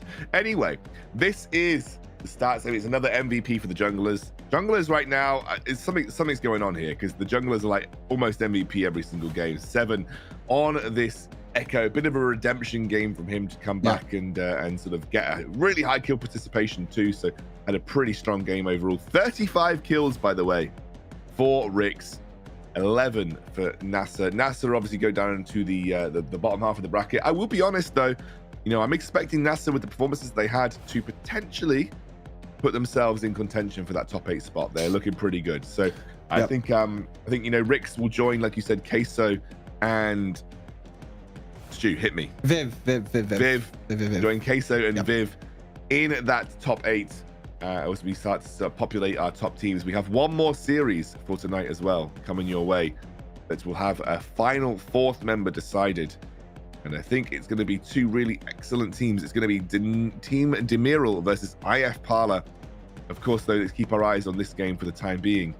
Very dominant from start to finish for Rix. Very, very dominant indeed. You can see just a steady rise. A few times they were just a little bit down as well. A little bit down in terms of the gold. You can see there was a steady rise, but there was a few little dips here and there. But overall, a really, really good. Oh, as the observer gets an invitation, we will not be accepting that, unfortunately. Can't say that name, but unfortunately, we won't be accepting that for today, because we are casting some Wild Rifts. So it's nice to know that our observers have friends, though, you know? Yeah. It's good to know that our guys on the observing side have got some friends that want to play some games with them. And also makes me feel like that they play Wild Rift as well. That warms my heart, you know? That warms my heart that our boys in the observing room, have got some friends to play the games with. So massively appreciated. Let's take a look at our sponsors. If you guys haven't heard about our amazing sponsors, I'm going to take this prime opportunity to tell you exactly who they are. Of course, Snapdragon Elite Gaming. Awesome processors, the best phones. But when winning really matters, you need to have your best gear possible. Snapdragon processor will do that for you. And when you've been on the grind for like 8 hours, like we have here on the broadcast, ready to go for that final best of 3 series of the day, well, of course, you need a Monster Energy straight into your... I don't know where I was going with that sentence. And finally, if you want to make sure that you get your awesome Snapdragon processor phone and also your Monster delivered to you in a green, efficient way, potentially on an electric vehicle, it's our boys DHL. They got you covered. And if you want to join the conversation and tell us about how much you want to do all of those things that I just mentioned, it's discord.gg/Snapdragon Pro Series. Now, I'm going to have to bid you farewell for a solid 8 minutes, because that is going to allow me to eat my chicken. And then we're going to get to our final best of 3 series of the night. So we'll see you so very soon. The Snapdragon Pro Series is brought to you by Snapdragon Elite Gaming, Monster Energy, and DHL.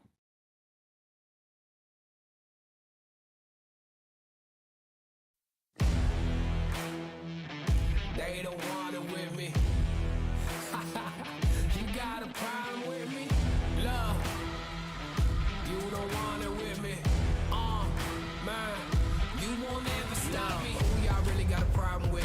Who y'all really trying to solve them with? Who don't really like the sound of this? Who come with me getting down to this? You better step back, get your neck cracked, get laid down where you best step. Better check that with a fresh map. Get lost now with no extract. Like, look, that's all me. Got my number, don't call me. We eating up, that's all beef. You freezing up, that's y'all's team. Cause we don't really lose no more. All about heating up, leaving that cold. You can see me eating up, killing that show. I ain't about giving up, no.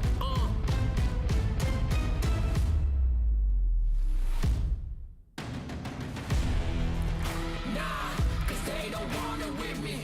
Look, you got a problem with me. Look, cause y'all don't want it with me. If you start a fire with me, then you never gonna stop me. Sound the alarm. We about to go on. You getting it wrong. Time to go off. Can't hold us back. Truth hurts, you always that. My truth lurks till y'all collapse. Now scoop first where your homies at. Come my team with me right now. My team's on me right now. But what you mean y'all out? It's time to weed y'all out. Okay, we coming back with a vengeance. Time to go start your engines. What is this thing y'all mention? Time for y'all stop pretending,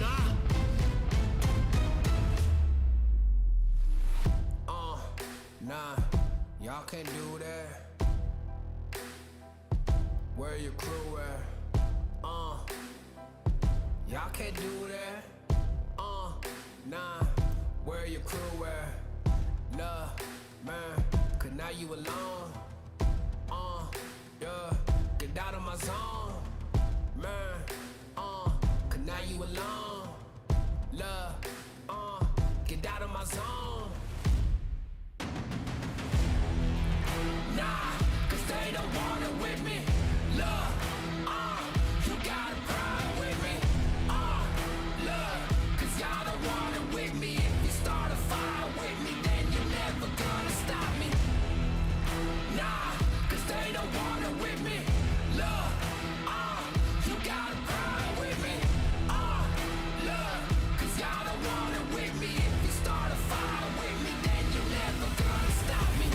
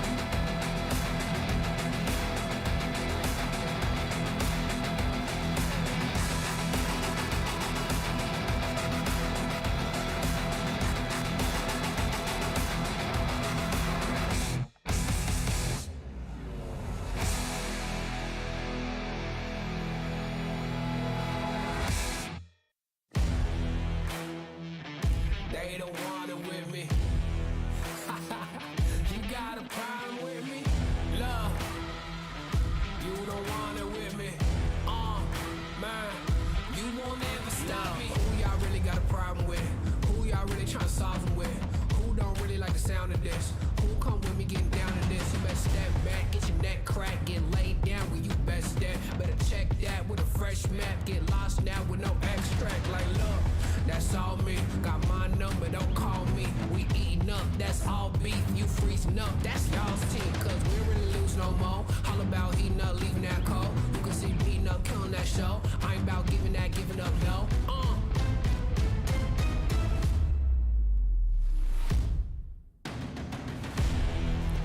Nah, cause they don't want it with me.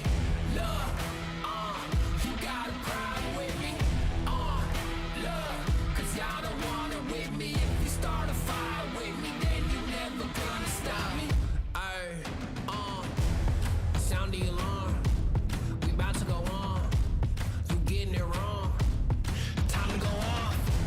Can't hold us back. Truth hurts, you always that. My truth lurks, say y'all collapse. Now scoop first, where your homies at? Come my team with me right now. My team's on me right now.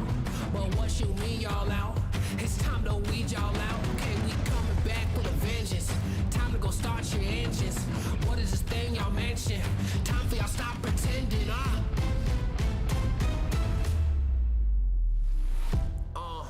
Nah, y'all can't do that. Where your crew at? Y'all can't do that. Nah, where your crew at? Nah, man, cause now you alone. Yeah, get out of my zone. Man, cause now you alone. Love, get out of my zone. Nah, cause they don't want it with me. Look, you got a problem with me. Look, cause y'all don't want it with me. If you start a fire with me, then you're never gonna stop me. Nah, cause they don't want it with me. Look, you got a problem with me. Look, cause y'all don't want it with me. If you start a fire with me, then you're never gonna stop me.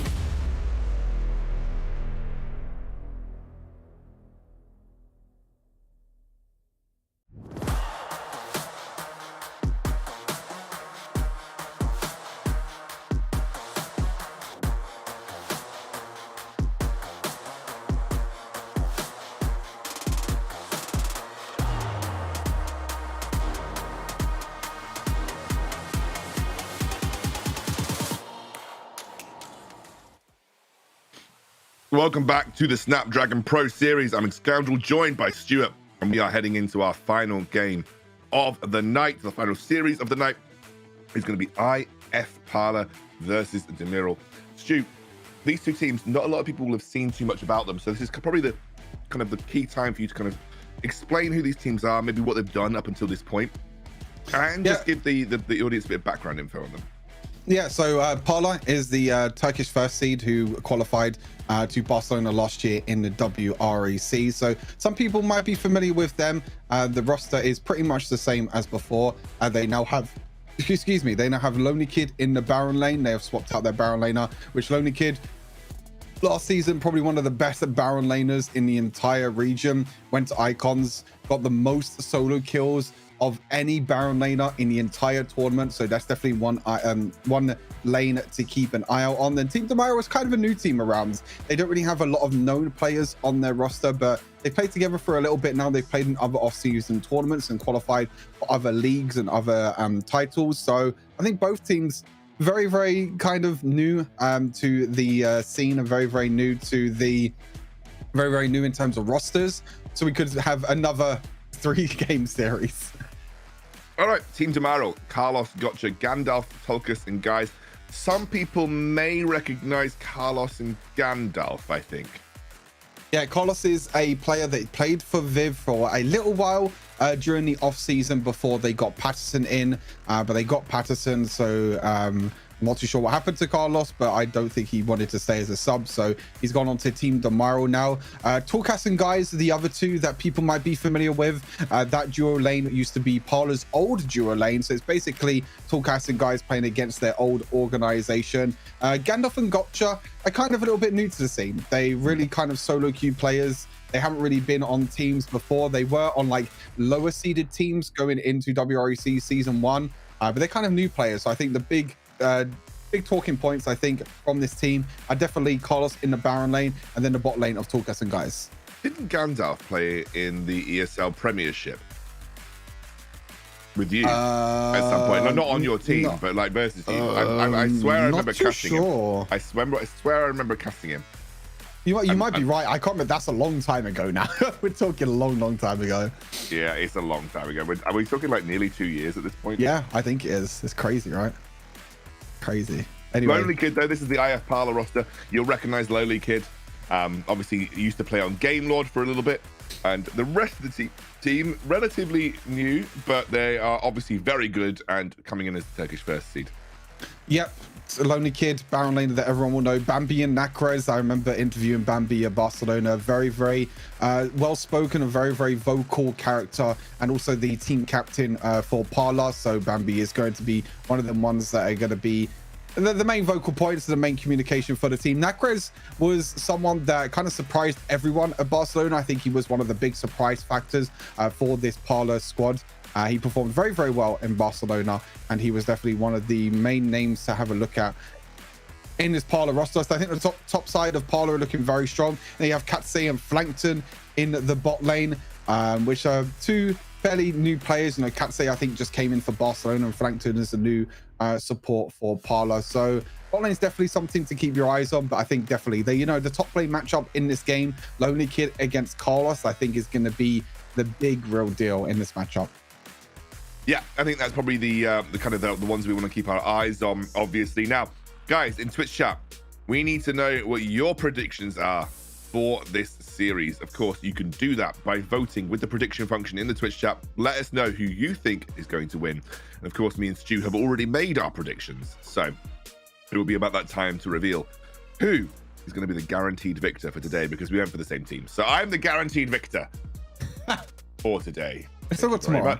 We still got tomorrow, but I will take the guaranteed victory of predictions from today. You're the prediction king today. I did get every series right. Not all, no, except for the first series. We both got that wrong. Yeah. Every series where it counted, where I actually had to beat Stu, I got right. We are heading towards, obviously, picks and bans relatively soon. Be good to get into this series and see what both of these teams are made of.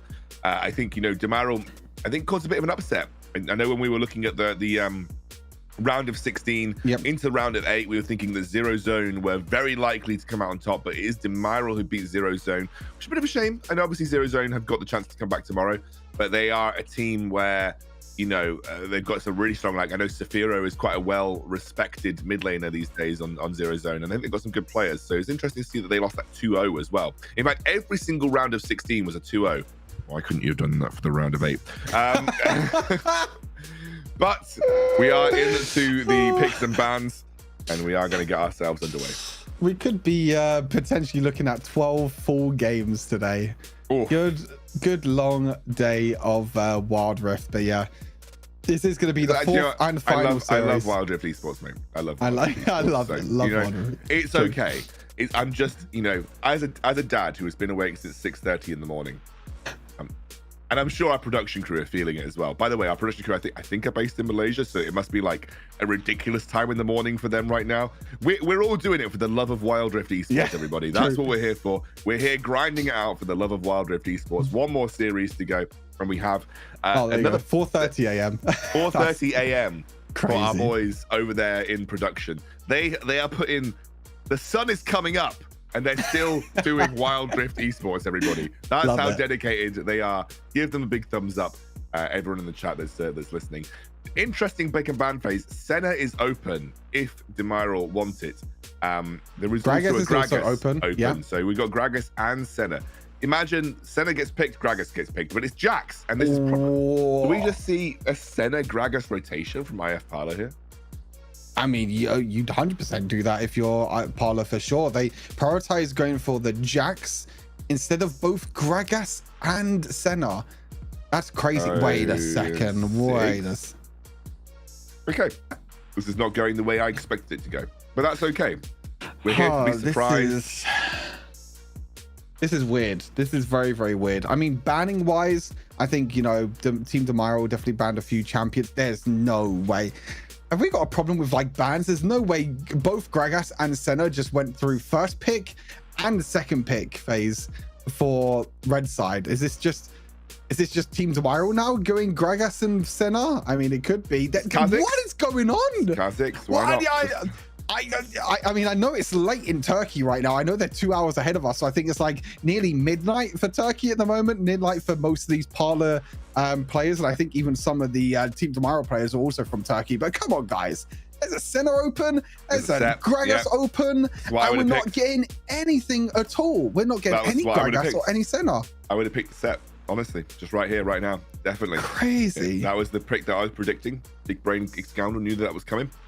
And I think now we're going to see... Well, what are we going to see? A Teemo. Oh, no, it's a Nautilus. Ah, sugar. Got it wrong. We've just seen a Senna and a Gragas go through the whole first phase of pick and ban. I don't think I've seen that for a long time. Like a very, very long time. That's how you know it's going to be a banger, Stu. That's how you know that this is going to be a banger. That is how you know. Means? You know what that also means? It's going to be another 3-game series.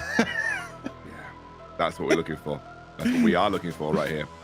3 games, ready to chow down on 3 more games of Wild Rift. Everybody wants to see it. You guys want to see it at home. Production wants to see it. We want to see it. Everybody wants 3 games of Wild Rift right here. I'm not saying that gritting my pain behind my smile. We just want to see more Wild Rift. Everybody does. We love Wild Rifts. We love it. But seriously, Castin is interesting. He hasn't even featured in the pick and bans so far. First time I think we're seeing Castin even being mentioned. He did get nerfed a significant amount. He's getting nerfed again on the next patch, by the way. So Castin's being restored to his true and rightful place like he is on the PC, which is in the dumpster. Senna gets banned finally as the final ban here. I wonder if Gragas now becomes the ban for Team Demairo. Of course, the first pick after this ban phase does go the way of Parler. They could just pick up that Gragas if they so please. Yeah, interesting enough, they banned the Rakan when they have a Nautilus, so maybe they think that it might be a Nautilus jungle, maybe, for Bambi. Bambi's known for playing his off-meta jungle picks. That's why maybe Rakan got banned as well. Maybe they just don't want the Rakan Ziggs combo. So, still no Gragas ban. Could also be Nautilus Baron lane. That is something that is still... Yeah, also Nautilus Baron lane as well. It's instead going to be the Jace. So, Jace... Fiora, both flexible picks. They're going to be leaving that flex until the last pick for Parler. Now Team Demairo have to finish off their entire squad. It will be Varus going in the hands of Tulkas, and now Guys is going to be picking up the last pick. Will it be the Gragas? Will we see an entire pick ban phase with Gragas not picked or banned? Well, it's going to be Diana, which hasn't featured a huge amount in pro play for quite some time. That'll be Diana mid then. It's going to be set Varus bot with a Jax for Carlos in the Baron lane. Now it's up to Parler to show us the Xinjia. Wow. We've just seen a Gragas go through the entire pick and ban. I honestly don't think I've seen that for a very, very long time. Gragas is known by many teams to be one of, if not the strongest pick at the moment in competitive, just because of how much CC and how much damage he's done. But he's not in this game. We don't have to talk about the fat man this game. So no Gragas, no Beers, no barrels, no nothing this game. I think as the night's gone on, by the way, my pixels have got more and more sparse. I actually don't look too bad. I look like maybe 480p. How are you doing it? How is this possible? It's the power of the camera. Because my camera is probably better than your camera, so I don't understand how this. I don't understand how this has happened. It's probably my internet. I do live on a farm, you know, in the middle of nowhere. So I'm supposedly should have decent internet. So who knows? My pixels just ain't loving life. So we'll see if we can fix it for tomorrow, guys. So don't worry. I'm at this point, they represent my overall mood, which is just completely faded. I'm game. It's a game of Wild Rift taking place soon. I was gonna make a funny joke saying the pixels are hiding the bags in your eyes or something. I mean, they are. They are. My bags are like, you know, this is. They're pretty bad. I can stretch my face really far. I'm not sure people want to see this though. So yeah, that's a little bit of a creepy face. I'm not gonna lie. That's actually woken me up a bit. That was good. I might do that again, but maybe just off camera so everyone doesn't have to see it. Anyway, please get us into game. Thanks. I don't know. I don't know how else I can talk. I don't know what else I can say at this point. I've said everything. Team Tomorrow against Parla, game number 1. Parla, I think, favorites coming into this, but as we mentioned, Team Tomorrow did take down Zero Zone, which we thought was going to be the favorite in the round of 16. So maybe they have a little bit of momentum going into this series. This is the 4th and final series of the day. We already have 3 teams that have qualified into the Challenger City Churchill. Hi. Say it again. Say what again? Say what you just said again. 4th series of the day? Oh, yeah. Say it again. This is the 4th series of the day. Oh, yes, Stu. Let's get down to business. It's the 4th and final series of the day. IF Parla versus Demiro. This is what you guys wanted to see. Let's go. Beautiful. The energy's rocking. We've eaten now. We've both eaten. We both had chicken. We both got the energy. We both got the protein in our systems. We refuel. We could go for another 8 hours if we wanted to. I'm sure Exalgel could. Yes. But but we're not. This is going to be the 4th and final series of the day. Parla against I was going to say Viv, because Viv Carlos is really confusing me, but it's not. It's Team Tomorrow. But yeah, as I mentioned, Team Tomorrow maybe have a lot of momentum. Most of these players are from Turkey, so they're currently 2 hours ahead of us. So they're playing at midnight right now, so it's very late for them. So respect to the players for sticking with us and playing so late on into the evening. And that might maybe cause a few maybe mistakes here and there. Just, you know, this is really where the mental game comes in, really where the coaches and the backroom staff and everyone as well, they have to be like, okay, we have to stay focused, make sure we win. Obviously, losing here doesn't mean you're out of the competition, but winning here will mean that you don't need to play tomorrow and you will go straight through to the challenge season next month. I tell you what, if the mental game was there for me, I'd have already lost. My mental's gone out the window. You that bad at Wild Rift? No, I'm actually quite good at Wild Rift. Believe it or not, believe it or not, for a boomer, I'm actually relatively decent at Wild Rift. I'm also well renowned as a boomer, apparently. They sometimes call me Papa Shoe, which kind of worries me sometimes. Who calls you Papa Shoe? There's a few people that call me Papa Shoe. It's a little bit weird. Can you explain how the shoe came into that name? Oh, Stew, not Shoe. What, Papa Shoe? No, you know what? Well, how would a shoe have anything to do with anything? I don't know, but I thought you were saying Papa Shoe. I was like, what on earth is that name? Papa Shoe. That's a good one, actually. Papa Shoe. Why don't they call you Daddy Stew? Just asking. I don't know. Maybe because Daddy is maybe a bit too much. No, there's nothing wrong with Daddy. I'm actually a real life daddy, therefore I can just call myself Daddy Esports. You are known as Wild Rift Dad as well. I am known as Wild Rift Dad, so that is fine. Anyway, I'm a boomer and I'm pretty decent at the game, so you know, that's fine. I mean, I'm not great, you know. I'm not like, you know, going pro or anything like that, but you give me Garen, I'm good. Should we make a boomer team as well? Make a boomer team. Speaking of, that's not a segue, but what is that they almost died. Yeah, Carlos got a little bit of help there from his team, from Gotcha and Guys. Plankton was looking to roam around as well, trying to make a few plays, but unfortunately doesn't do anything. So yeah, interesting enough, it's Lonely Kid on the Fiora this game, so going head-to-head against Carlos on the Jax. I feel like the matchup is definitely Lonely Kid and Fiora favored in the early game, but late game, I'm not really too sure. I feel like it becomes more of like a skill matchup. It's like Fiora can... Yeah, I think it is Jax, but I feel like Fiora could definitely outplay, you know, if you time the parry correctly with the counter strike, you can actually do really well. But then Jax just like, you know, sits on you and just slaps you basically. It's really hard to time the parry on the counter strike because Jax can hold it for like as long as your parry actually like exists for. And also you can activate it straight away. Yeah, or you can activate it straight away. It's like predicting a Renekton W as well. So it's difficult for Fiora, but I think like there is outplay potential for Fiora, but I think it's easier to play the matchup as Jax. You know, especially if you just hug the wall, like we saw that the Shen was doing in the previous series. Just hug the wall, it's fine. That is a level 5 gank. A flash immediately comes out. And we'll keep Carlos alive for the time being. He's not going to get dove though, so he should be able to just soak this minion wave up. Yep, he's going to take all the minions, he's going to take all the gold and all the farm. I think that, you know, sometimes players wouldn't really use flash in that instance. Sometimes they'll feel like, oh, I can just walk away from this. But sometimes you just need to not be risky. Sometimes just using your summon spell is best than risking maybe your entire life. Because, you know, if you got too low on HP there, that means you'd have to go back to base and basically lose that entire wave. But him flashing away means that he can stay, he can take all the farm, and he'll be completely fine. Now he goes back to base when he has the lane pushed in, and he'll be able to get a few items. Now, interesting thing though, that, you know, Wild Rift has changed quite a bit in patch 3.4. Obviously, we've seen quite a few changes. But I think the main thing is that, you know, support still roam. It's the new season in Wild Rift. Well, we're still in off season, but we're still in like a new, pretty much new season, new patch with patch, you know, 3.0 and everything. And we're basically getting support roams all the time still, even with the Relic Shield as well, which I find really, really interesting, because I feel like Relic Shield would have stopped roams on support, but they're just going to carry on roaming anyway.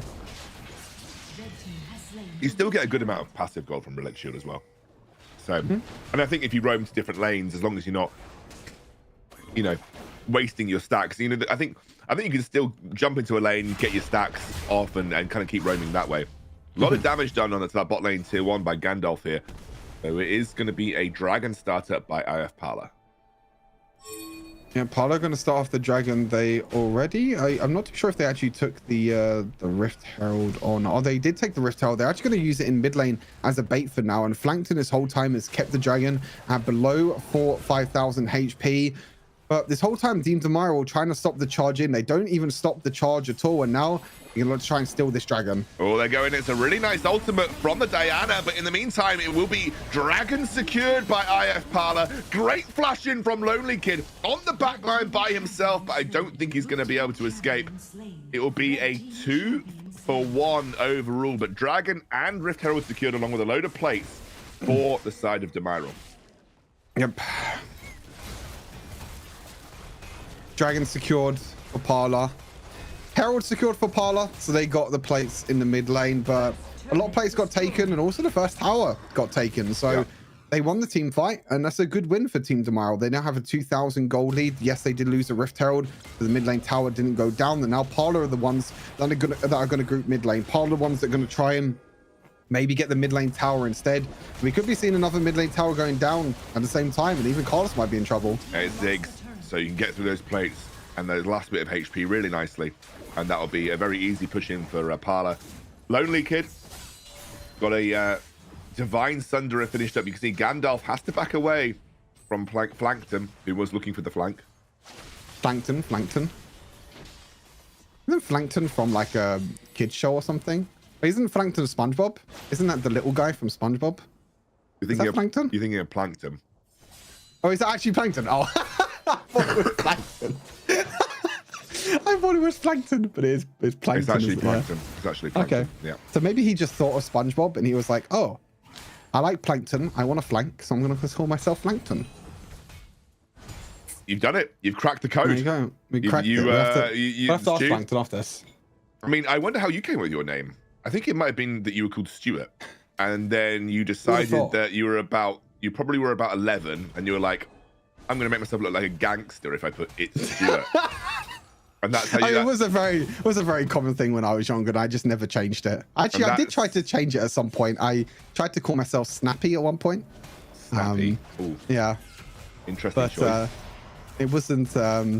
I don't know. I just thought like, oh, reaction time, Snappy, and then I realized that there's a German kids crocodile TV show that's also called Snappy the Crocodile. But anyway, back into the game. It's tower dive. They do manage to get out of the Ziggs bomb with a really nice use of the suplex from guys, but he will not go down. And you've got the wave clear machine in the form of cats coming through. And he'll be able to keep that. I love that there's just a random blast code now right outside the tower, just in case if anybody wants to use it. How do you think I came up with my name? Go on, give me Give me a little Stuart 1-2 on how you think I came up with my name. I've got no idea. Ex-scoundrel, you know, maybe you.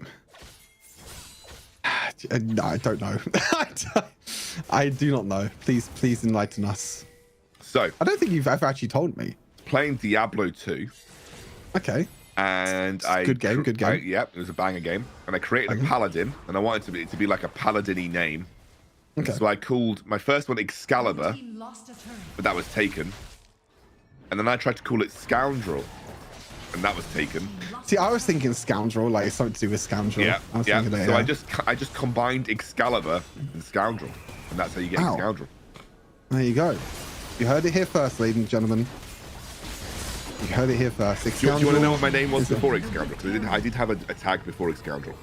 Red team lost a turret. My tag, no, not that bad. My tag before Excalibur, I was playing Medal of Honor Allied Assault. Wow, that's... Yep, it's a banger game. And another banger. I called myself Lieutenant Useless. So my Steam profile is the original username is LT Useless and not Excalibur. There you go. The more you know. The more you know. Well, at least that tag is carried over into Wild Rift. Anyway, moving on into... Anyway, we have the game. Sorry, Excalibur, I had to say that. You're not used to this. Why are you apologizing to banter? I bantered you so much this entire broadcast, and you say sorry for calling me LT Useless in game. That's not even... Mate, you didn't even go that hard. It's like... You're too nice, Stu. You can't even banter properly. I can't, no. Very good at the whole banter. You're just too nice. You're just too nice of a person, mate. That's the problem. Become more of a not nice person. Oh, I don't want to do that. No, thank you. No, I know. Right. Anyway. Back to the... we have Wild Rift, by the way. We do have Wild Rift. It's not just about the backstory of Kiernan and Stuart's lives. Rift Herald is going to be used in the Baron lane. Interesting. This is actually a really nice placement of the Rift Herald, because Rift Herald is now going to slowly push into the Baron lane. Actually got used right in the base. You can see it there. Got used right in the base, so it's going to be pushing in the Baron lane. But this whole time there's going to be also a Dragon up. So now you have to think that Parler are just going to wait. They're just going to poke out Team Tomorrow, which is what they're doing, and wait for this Rift Herald to eventually, probably in the next 10 years, crash into that tier 2 tower in the top lane. But both teams are looking to poke at the moment. I think the Parler do have the better poke with the Jace and the Ziggs. Yep. They're going to start off this Rift Herald, but they played it well. Also looking for it. I think Parler played it well. They bought enough time for the Rift Herald to head up towards that top lane inhibitor tower. Oh, sorry, second tier tower. So that should be going down now, easily enough. And if they can delay it long enough, they might even be allow it to charge onto the second tier tower. Depends if they can take note. Never mind. No. It's gone. Yeah. It's gone. See you later, Rift Herald. It was nice knowing you. We'll see you next game. We don't even really need this with Parler. We just can play it quite chill. Lonely Kid though. Lonely Kid pushes out the Varus, who just gets flashed on. He's going to be dying. That will be a kill over to the Diana. Low HP bars all around for Parler, but it's Lonely Kid on the backline, basically 1v9ing as the rest of his team gets cleaned up. Gandalf will now start to push Lonely Kid away. They've done enough to go for the dragon by themselves.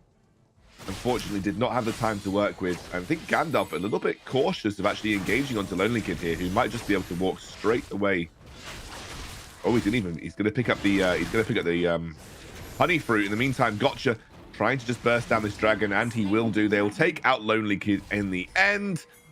Technically here, Team Demiral that come out on top with a 3k gold lead in their favor. Yeah, they got the dragon as well. It was honestly a pretty good team fight. I think the ultimate from Guys again. I think 2 ultimates in a row now. Guys has put a big target and done a lot of AoE damage onto Parler. And Lonely Kid has tried to isolate himself onto the backline, but he's not really been able to find the right targets at the moment. He's trying to do all he can to do as much damage as possible to the backline, but he's not doing enough at the moment. And Parler are actually losing out on these trades. It's 3 towers to 3 at the moment. 1 dragon apiece, but Team Tomorrow have a little bit of a gold lead at the moment. It's probably because of the extra gold they got from the kills. So now we're going to have probably a little bit of a stalemate here in this game. Interesting enough, Jace has gone for Serpent's Fang, probably because against the, you got Set Shield, you got obviously Diana Shield as well with her second ability. pretty much the only shields that they really have on their team. But I think the big one is the set shield. I think set shield can be so strong, but if you have at least one Serpent's Fang on your team, it counters out. We've seen it already. It counters out the set big time. Now we're going to see Carlos also ramping up in terms of his build. Gone for a Thorn Mail. I'm going to see, hopefully the ultimate comes through from Bambi. It will do for the time being, but it's Nacris that's going to get locked down here as Guys goes in. Actually, Bambi able to trade nicely back onto Carlos with the support of that tower. That tower's still going. The flashing coming through, using the Ziggs ult to try and buy a bit of space and time. And in the meantime, Lonely Kid on the bot lane by himself picks up a tier 2. How did no one die there? I do not know how no one died. That was a crazy tower dive attempt, and it's still going. It's still going because the stasis is there. I think Plankton will end up going down. It's still a relatively net win. I think Lonely Kid wants the fight, though. They're going to chase them down here. Yeah, they're all low Lonely health Kid's bars looking as for well. the flank, and he goes straight onto Tolkas. Nice riposte for the time being as Tolkas drops. Lonely Kid finally making the impact that he wants. I think Gandalf's going to get caught out here as the rest of the Parlor team do try and collapse, and Gotcha goes toe-to-toe. He gets them, but he's now going to become a target for the rest of the IF Parlor squad. Don't think that, yeah, the support is too strong. Oh, wait a second, though. Gotcha. What? They lose mid lane. They lose mid lane. I mean, that's all they wanted. They just wanted to distract so then Carlos could push the mid lane the entire time. They're going to try and pick out Carlos here. Really nice counter strike, but they might just be dead here. Well, you'd hope so, because I think IF Parlor are going to have to get the Baron off the back of this. If they don't get the Baron off the back of this, I think they're going to be really struggling. Got 7 seconds on Gandalf. Oh, it's a bit risky to go for the Baron here. Yeah, it's very risky. I think you got low health bars on Bambi as well. I think they're just going to look to try and get some vision control around the map, clear through the jungle. But yeah, mid lane inhibitor has gone down from Parlor, so definitely not the best thing for Parlor right now, getting that mid lane tower taken down. Next Dragon should be coming up maybe next minute or so, minute 30 seconds roughly, and I think that's going to be the big one for both these teams. If you can get an Infernal and Mountain on the side of Team Demiral, it's a lot of tankiness and a lot of damage, especially for both teams. I think they both want the Infernal Dragon to get that big damage boost. You know, you got Ziggs, you got Jace, Xin Zhao, and Fiora on one side, and the other side you got Carlos with the Carlos on Jax, you got Kha'Zix and Varus as well. You can see that Lonely Kid's in a pretty strong spot at the moment. 3 items, Gargle, Stone Plate as well. We'll be looking at picking up his next item. And maybe Lonely Kid might even look towards like the side lane as well, and maybe try and look to try and get an inhibitor of his own. I think he might actually have to, because obviously you can see Carlos here just pushing away on it by himself in that side lane too. You're never really going to be threatened mid because you've got Ziggs. So you're going to be fine mid lane if you just keep having Ziggs throw bombs at that wave. Oh! Tolkas! He is a low HP right now. Can they keep the pressure up? Can they keep trying to poke him out before this dragon respawns? Because the more they do that, the better chance they have of securing this dragon. Yep. They are going to try their best to try and push it. I mean, you can see the Parlor focusing this mid lane, because the problem is right now from Parlor is that if they lose one more team fight, that could honestly be the end of the game. Because mid lane inhibitor means that the super minis push down the mid lane. All they would need to do is push down mid lane after they win the team fight, and they win the game outright. I think that's the one scary thing at the moment from Parlor. So they don't want to risk this, but they did this exact same thing before, where they're just posturing around Dragon, but then Team Demiral just found the perfect engage with guys on this set. So keep your eyes on guys in this next team fight. Keep your eyes on this set, because that suplex could be the difference if we get a bit of a stalemate, a bit of a dance around this Infernal Dragon. The only problem with losing mid lane inhibitor is that you can never really get positional advantage on an objective, because you're constantly either having to push the mid lane wave out, or the enemy team could just push. Whoa, Bambi. Okay. No Xin Zhao ulti, which could be bad. Yeah, that could be pretty bad. And he's, you know, how long has he got to wait before that's back up? It's about quarter done right now. If he could just delay another 20 seconds, he'll have that ready to go. I think they're very aware that this has been used, and you can see Lonely Kid by himself in the side lane right now. He's gonna have to flash away again. Has he got the riposte? I don't know if he has. Oh, he's alive for the time being. Gotcha. Riposte. Riposte onto Gotcha. The stasis. Just back away, my man. Oh, it's an outplay by Lonely Kid. I don't think he meant to make it happen, but it did. And that should easily be the Infernal Dragon for now. Oh my God, Lonely Kid. Oh, they can't take the dragon either. The dragon despawns because the Elder Dragon is up in 1 minute. And instead, it looks like Parla are going to try and go towards the Baron. Lonely Kid with the 1 versus 2 outplay. You can see again, the Tower Divers coming in to Counter-Strike. If Carlos just activated the Counter-Strike again, like straight afterwards, he would have been fine. And then the riposte comes in, denies the damage from Gotcha, and the bomb. Look at that. Boop. Boop, boom. And there you go. That's going to be the kill. And now Parla are going to look to be aggressive and try and get a few kills of their own. Oh, we have a teleport from Gotcha in a few seconds, by the way. He can join this fight if he wants to, but I think with the loss of Gandalf, he's not going to go much further than that. I did see a teleport that got picked up by Gotcha, so he's got that available if he needs it.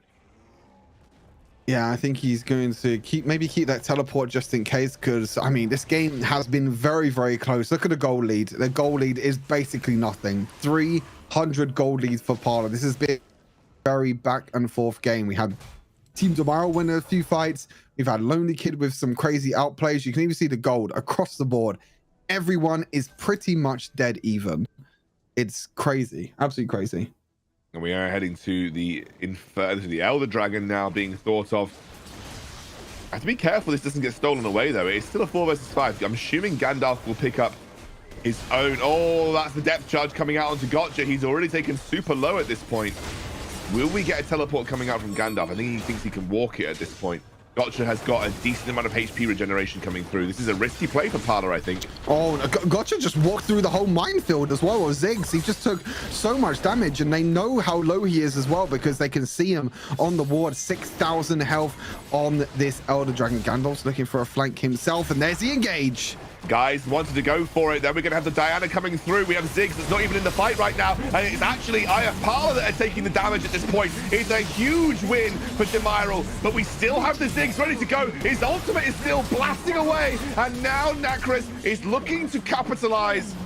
They were too low HP to deal with the Ziggs. It's a 3 for 3. No major winners.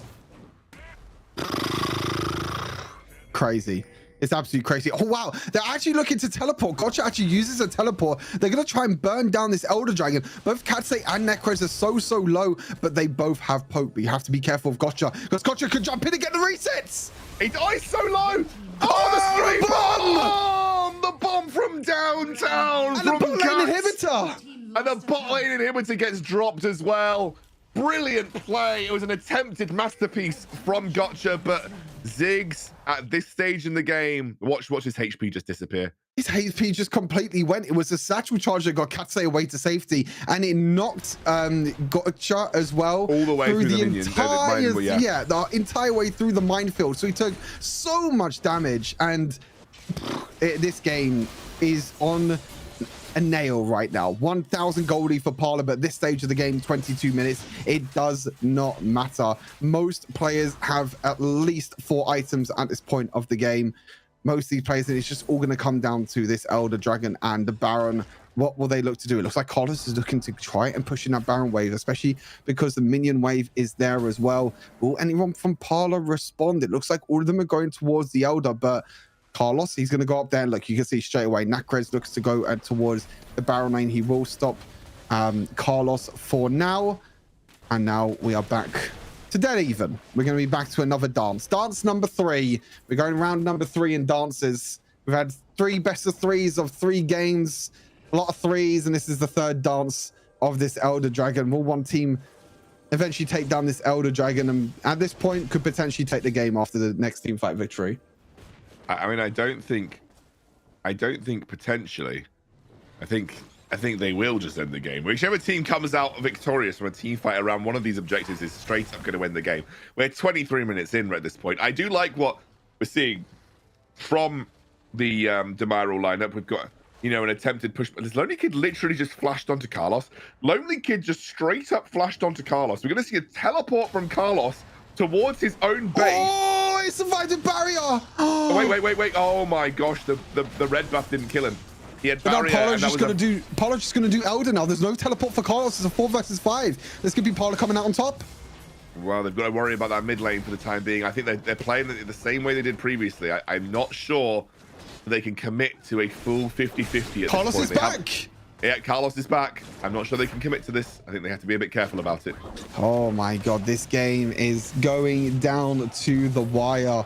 Lonely Kid was one auto attack away from killing Carlos. One auto attack. That is how close this game is. Lonely Kid was 1 HP under the tower when he made the 2 versus 1 outplay. Sorry, the bot lane inhibitor is down. You can see that Team Demario, they have to push out this bot lane.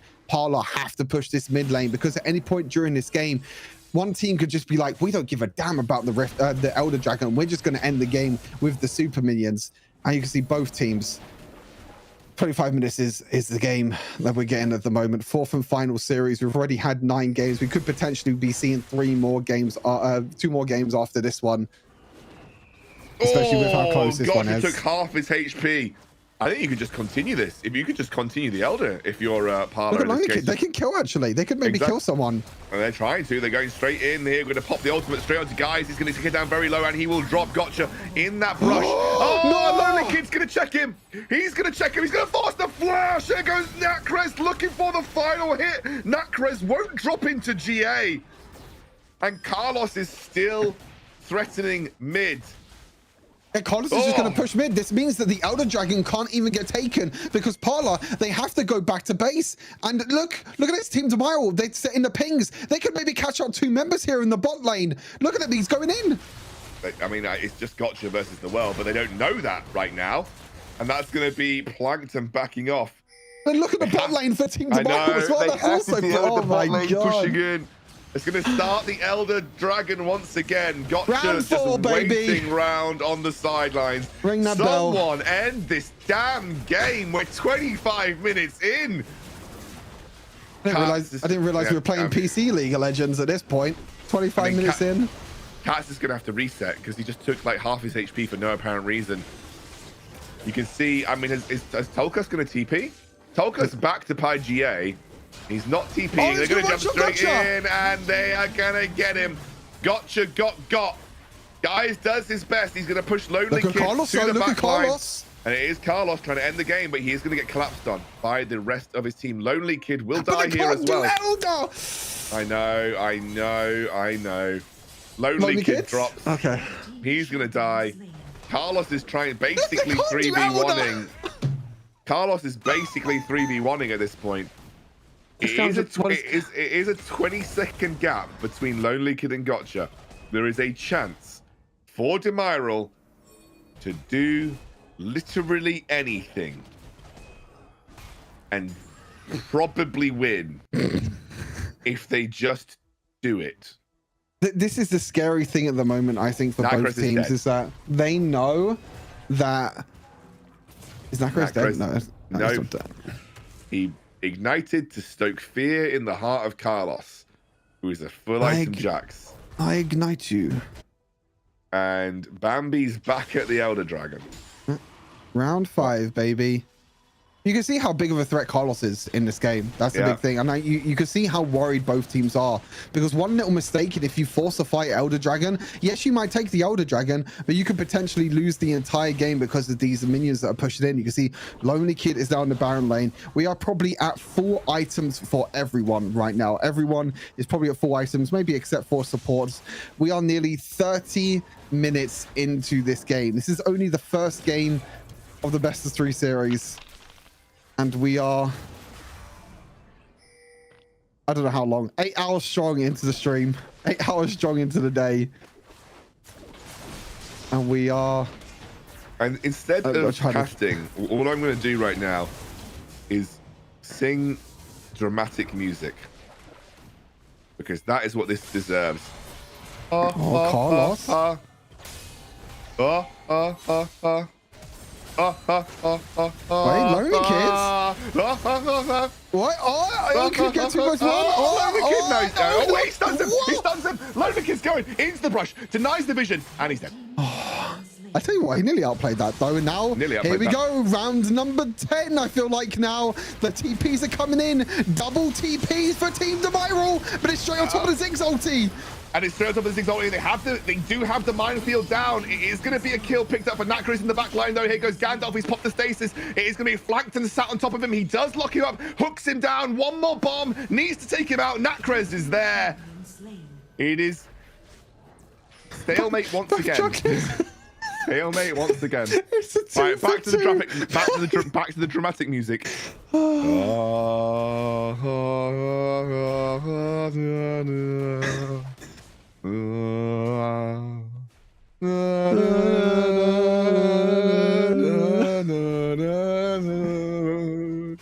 Wait, Stu, do the drum line. Okay, that's not way off key. You got to do the drum line though. I don't remember the drum line. The drum line goes.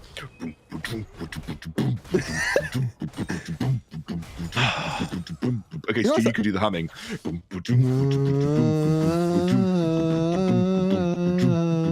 Okay, it's great. I'm sure the stream's loving this. Guys, this is what you get when you're 8 hours into a cast. Your brains have stopped functioning. The teams that you're casting won't end the goddamn game. And then you're 30 minutes into what could have been an entire best of 3 series in the space of one game. So that's where we're at right now. Another team fight. Let's go. There's teleports coming in. Bambi goes down, but Ziggs is untouched for the time being. 1-for-1, and Lonely Kid again tries to find his angle on the backline. He gets it for the time being. Will get dropped into GA as Jace vaults forward. Finally, surely now, Parla are going to win the game. Push the bot lane, end the game. Or doing something with the game. Anything is better than nothing. / Elder Baron dances for the 50th time. It's gonna be it now, surely. This could be it. I mean, 25-second death timers. He's in the base. 1,600 HP on the Nexus. And Parla will finally take game I can hear people clapping in #1. production. I'm gonna clap too. I'm clapping. We're all clapping. Oh. We did it. We finished game #1. Beautiful. We did it. Game #1. We did it. Game #1's done, boys. Okay, game we still could have 2 over. more games this, by the way. I'm just saying. I mean, it's up in the air right now. I don't know how long my brain / mental fortitude can last now. But I have Parla.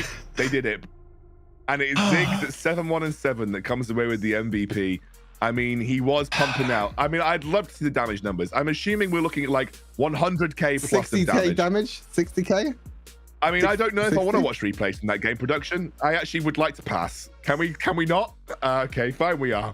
We are watching replays from this game. Of course, I have no idea what to say because it looks like it's just one of the Elder Dragon. I mean, this was the entire game, right? This was just the whole game. I'm pretty sure pretty sure this Elder Dragon dance actually lasted more than the entire early game itself. It's like, this is like the only replay that you need to see.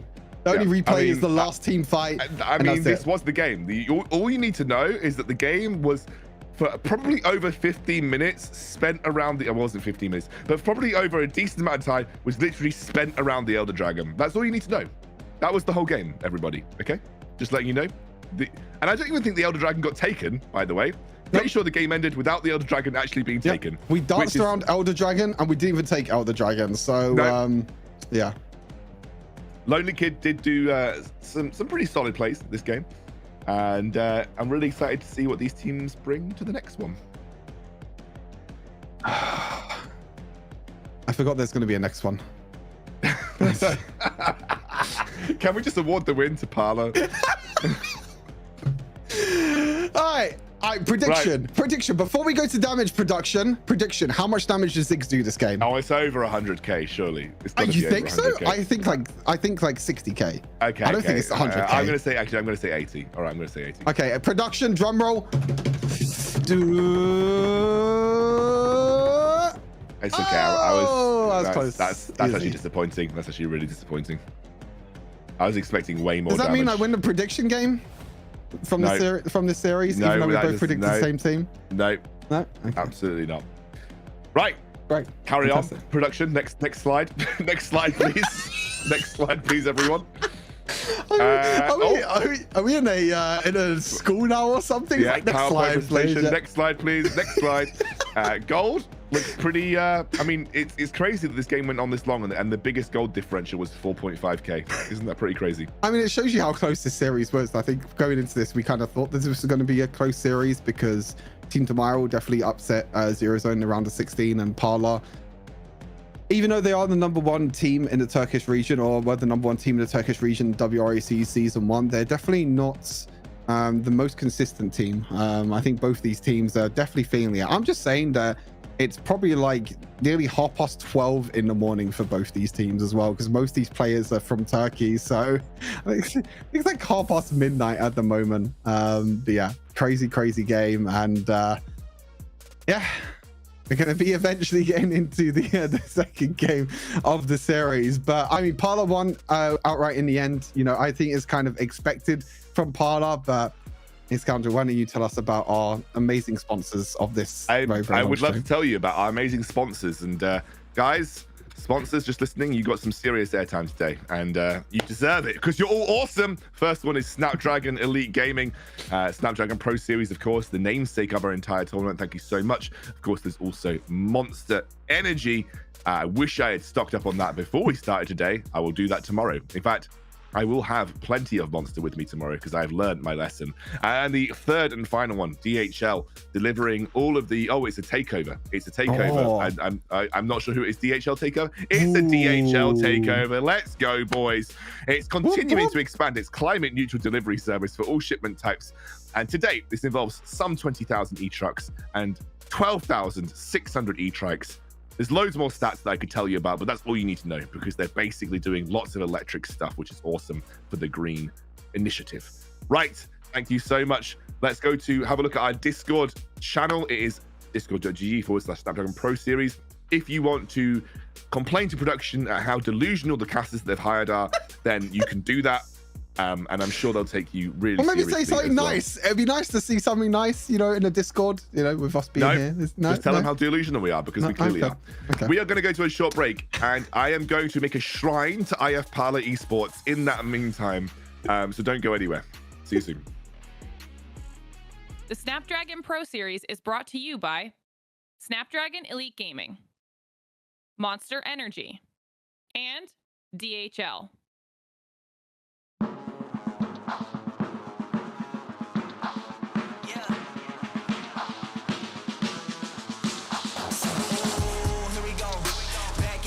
Scenario, win, yeah, we on a roll. Yeah, 2, 4, 6, we like 10 and 0. I should probably tell them something that they didn't know. Back then we was down with nowhere to go. Shit, might have been down, but we didn't fold. Now we running it like some intervals. Ooh, what now? Tell me who you see when you look straight up. Like, wait, who? Us now. What you gonna do when we pull up on you? Like, ooh, touchdown. You already know what it is when I come through you. Ooh, shut down. Shut down. Say, oh, what now?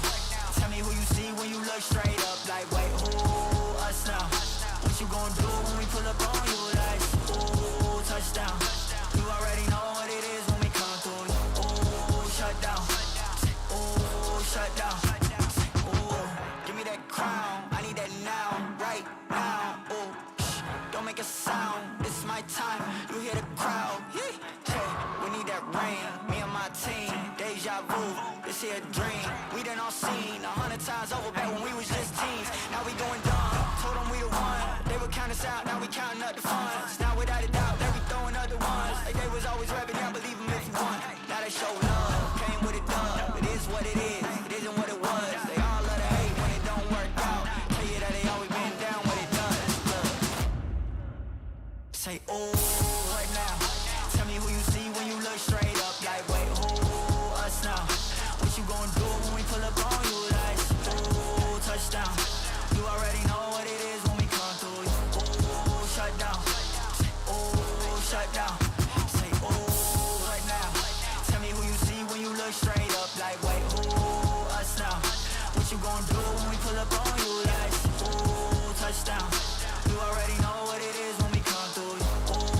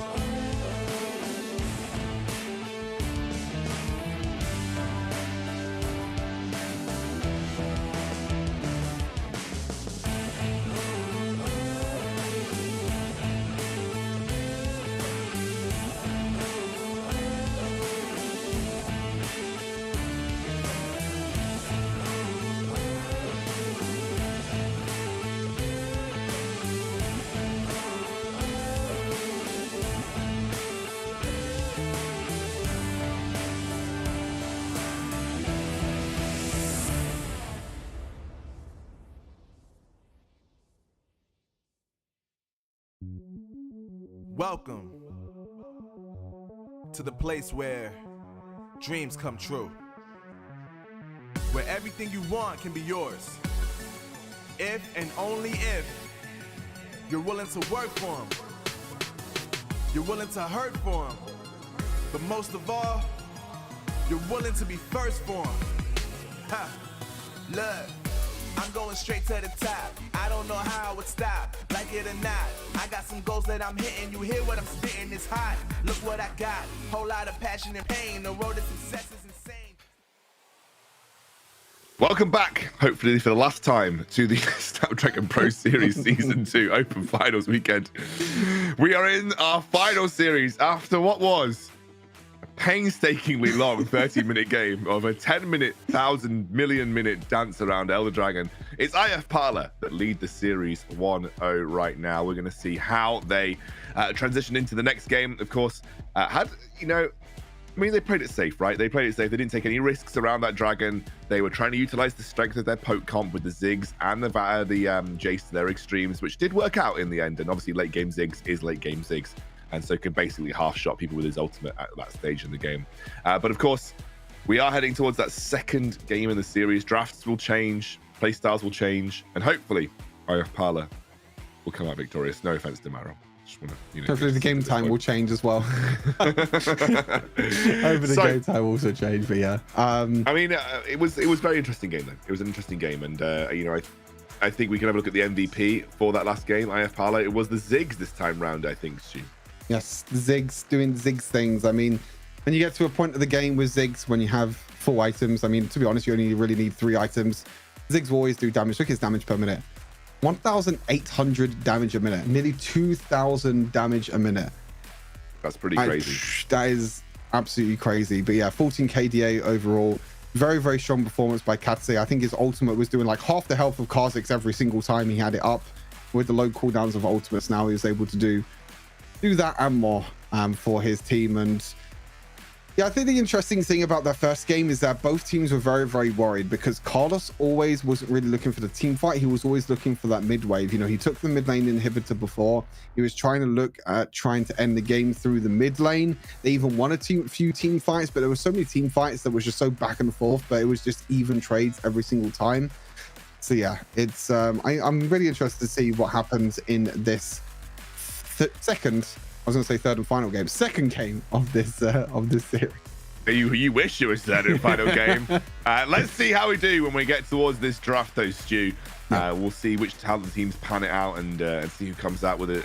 I think that draft previously slightly favored IF Parlor in general. I think we were both a bit flabbergasted that we saw no Senna and no Gragas. Senna wasn't banned until the second phase, and there was no Gragas even considered. Let's see if the teams change things up this time round. Maybe we see a bit more consideration towards some of those power picks. But of course, Demara already kind of upset the apple cart by winning yesterday. This morning, sorry. It feels like yesterday. They won today. Yeah. They won earlier in the round of 16. So they already kind of upset the apple cart by beating out Zero Zone. So of course, they have already done quite well as it stands. Yeah, definitely. They've definitely done well. And as we've always said, even if you lose this series, you still got tomorrow to play for. You got the round of 16 lower bracket, which we played off stream tomorrow. Then you have the lower bracket, kind of finals, I guess you could say in a way for us, lower bracket quarterfinals, which will include Game Lord, Formulation, and NASA already, who have lost this series, and whoever loses this series as well. So they still have a second chance tomorrow of 4 more best of series tomorrow after we get through this one. So it's going to be a lot of Wild Rift Esports action, but we love it. Don't excite me, Stu. You just said 4 best of 3 series again, and I'm already raring to go. Obviously. I'm already absolutely frothing at the mouth for more best of 3 series action, of course. But we have 1 more or 2 more maybe in this series to go. Depends. Give you another 30-minute game. Who knows at this point? I mean, the first game was really close. To be fair, it was back and forth. There was only like a 4,000 goal lead. I think it was. I think that was the biggest goal lead, and I heard that the teams are still getting ready. Teams, can you please hurry up? Thank you. Teams are still just they're just chilling. They're chilling. I think they're actually doing it intentionally because Stu asked them to hurry up, and now they've said we're actually not. So I think Stu, by asking some of the players that he's good friends with to hurry up, they've actually intentionally slowed down. because of course it's all good to see how Stu suffers on stream. Everyone loves it. You know, it's part of the fun of Wild Rift Esports. If Stu's not there with absolutely zero brain at the end of the night, have you really had a good day of Wild Rift Esports? Nope. Exactly nope. So Stu, my man, I'm sorry, but that's just how Wild Rift Esports is now. It's whether Stu can talk coherently at the end of the night or not. And if he can't, you know that you've had a damn good day. Successful day. Yes. Exactly. Successful day. If I lose my voice by the end, I mean, I've been already casting a bunch of different other tournaments as well in the oh, we haven't okay, this is just prediction. This is just BM at this point.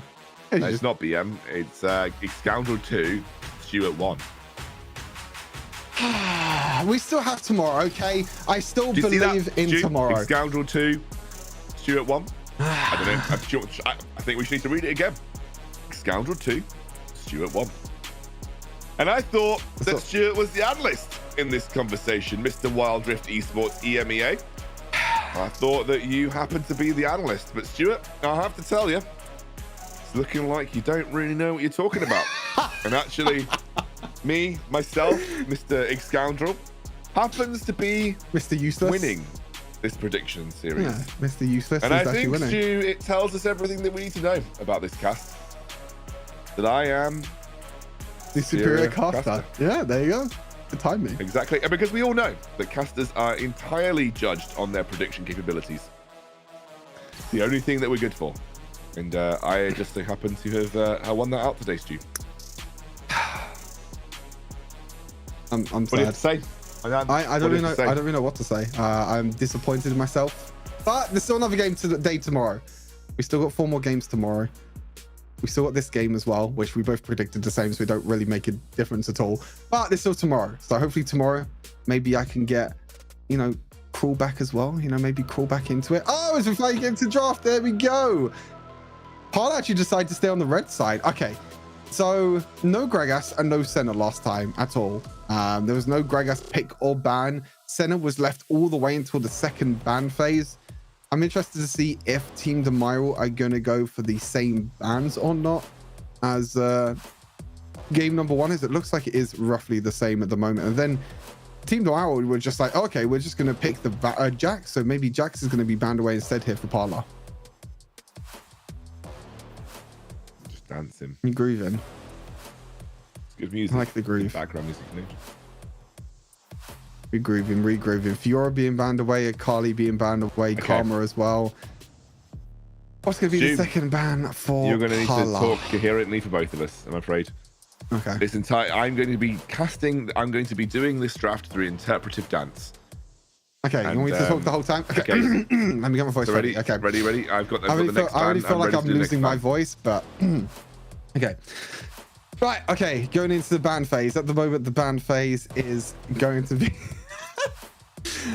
Akali, Fiora, and Gwen on the blue side. And then Parla's looking at a potential third ban here. It's actually going to be the Ziggs, interestingly enough. The Ziggs is very interesting. They kind of ban it away to themselves. Maybe they were worried about the Ziggs first pick, maybe, for Team Demiral, because it could definitely look very, very interesting. Now, do Team Demiral pick up the Jax? They will pick up the Jax again for this game.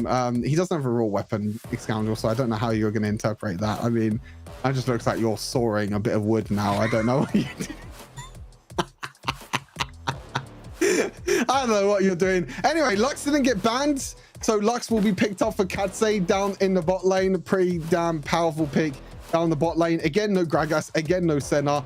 I don't know if these teams have lost track of time or I've lost track of time as well. Riven, interesting enough, is going to be a different pickup. So 2 separate picks over to Parla already.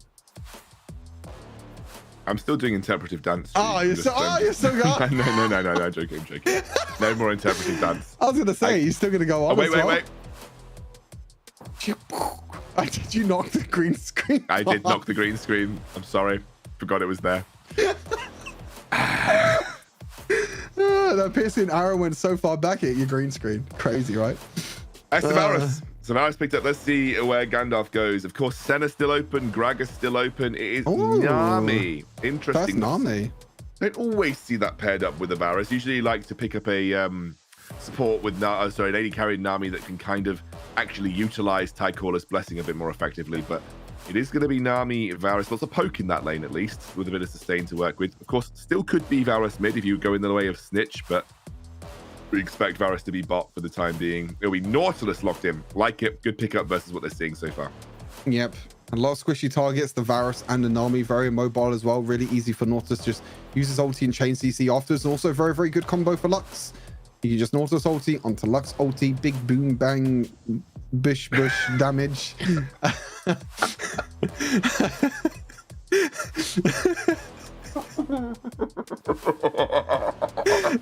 Varus as well in the bot lane with Nami. Nami's interesting. big boom bash ding dang damage. Agreed.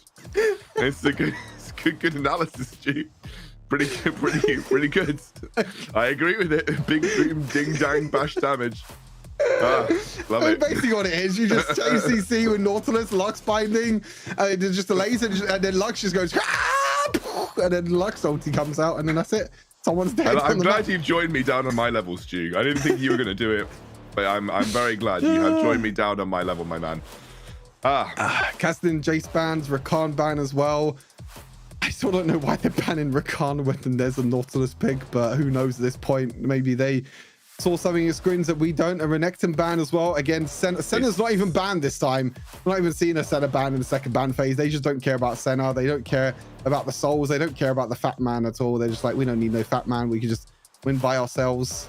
I mean, I don't think Demira are playing Senna at this point, given they've kind of showcased what we assume their bot lane's going to be. And I think you've not really drafted a Senna. I mean, Wukong could be Senna-esque lane, but you haven't really drafted a Senna comp right now for Parlor. So we'll see. Demiral have their mid lane, we think, and their jungle left to go. Basically, most junglers left on the table at this point. So for Gotcha, he could go down any kind of path. It'll be the Shyvana. I don't really know what I feel about this. I think Shyvana is actually going to have a really, really tough time in this game. You have so much CC on the other side. You know, Wukong knock up, Lotus as well. Even Riven can just easily jump away from you. Lux as well just uses binding, uses all the shields. I feel like this is a really, really tough game for Gotcha and the Shyvana. If the last game is anything to go by, we're getting a fully stacked Shyvana, whatever happens. And Ari comes through, so a bit of a pick style comp. I mean, the team fight is not that strong from Demiral. Obviously, you do have the Shyvana Varus combo, which is okay, but it's not exactly like a wombo combo big scale team fight. Very much single target focused, and you know, Shyvana is going to be the main source of kind of AoE damage. Jack's probably going to be side lane, and we'll see a Zed come through here for Parlor. So really just relying on Lux for their AP damage output. It's going to be Riven jungle, and I imagine Wukong top into the Jax here.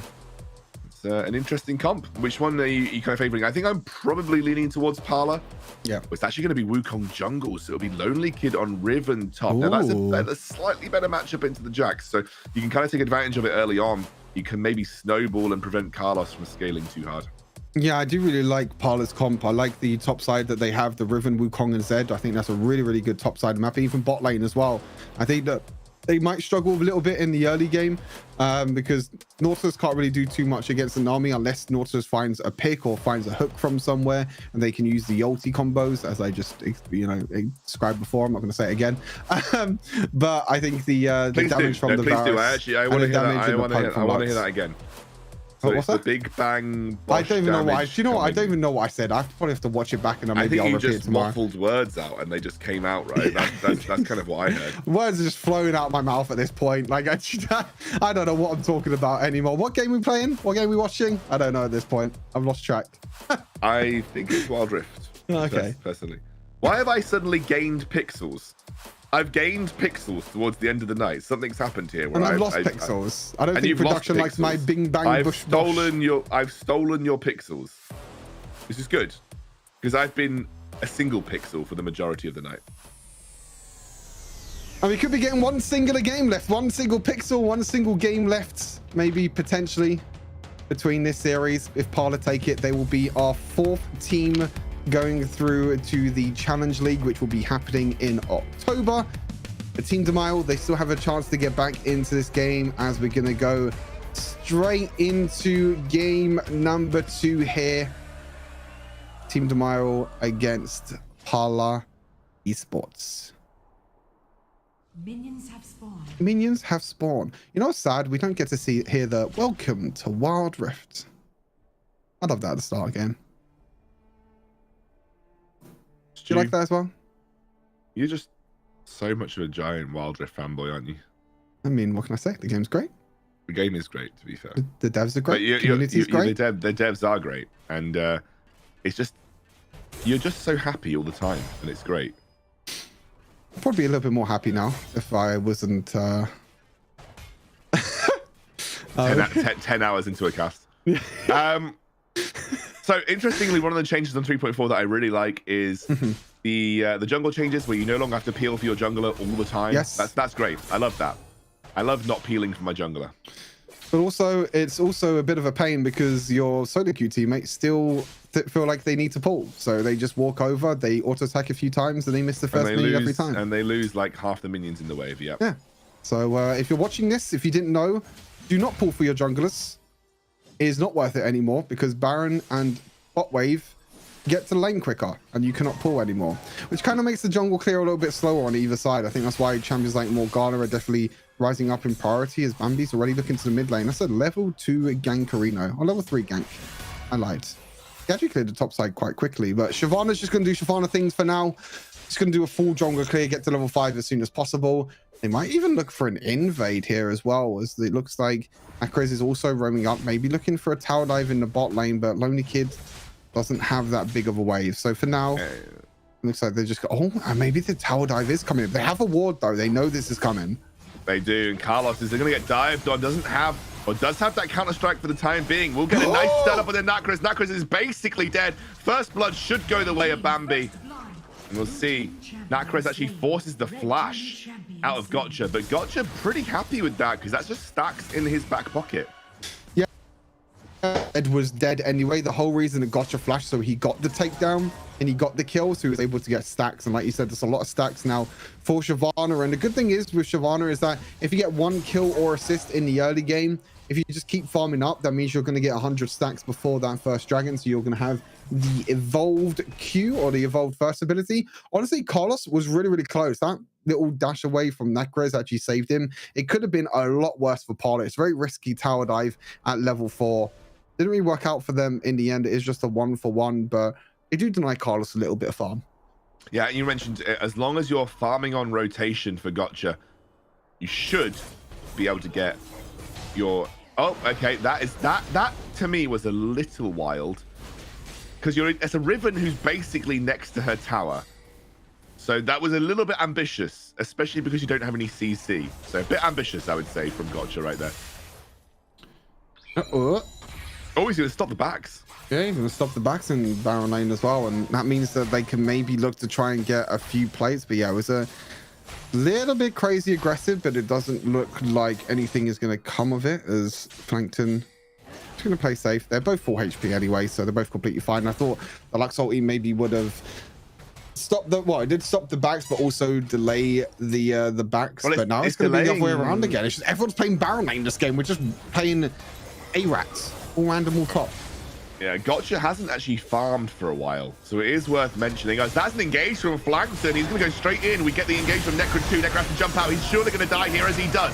Gandalf will pick up that kill, and actually the rest of the Demiral roster are able to escape. So a little bit early on the engage from Flankton, and it was a great charm by Gandalf onto Nacris to stop him getting away with that ultimate. But I will say that again, Gotcha hasn't been farming for the last few minutes. So he's probably not going to hit that first evolution by the time that dragon rolls around.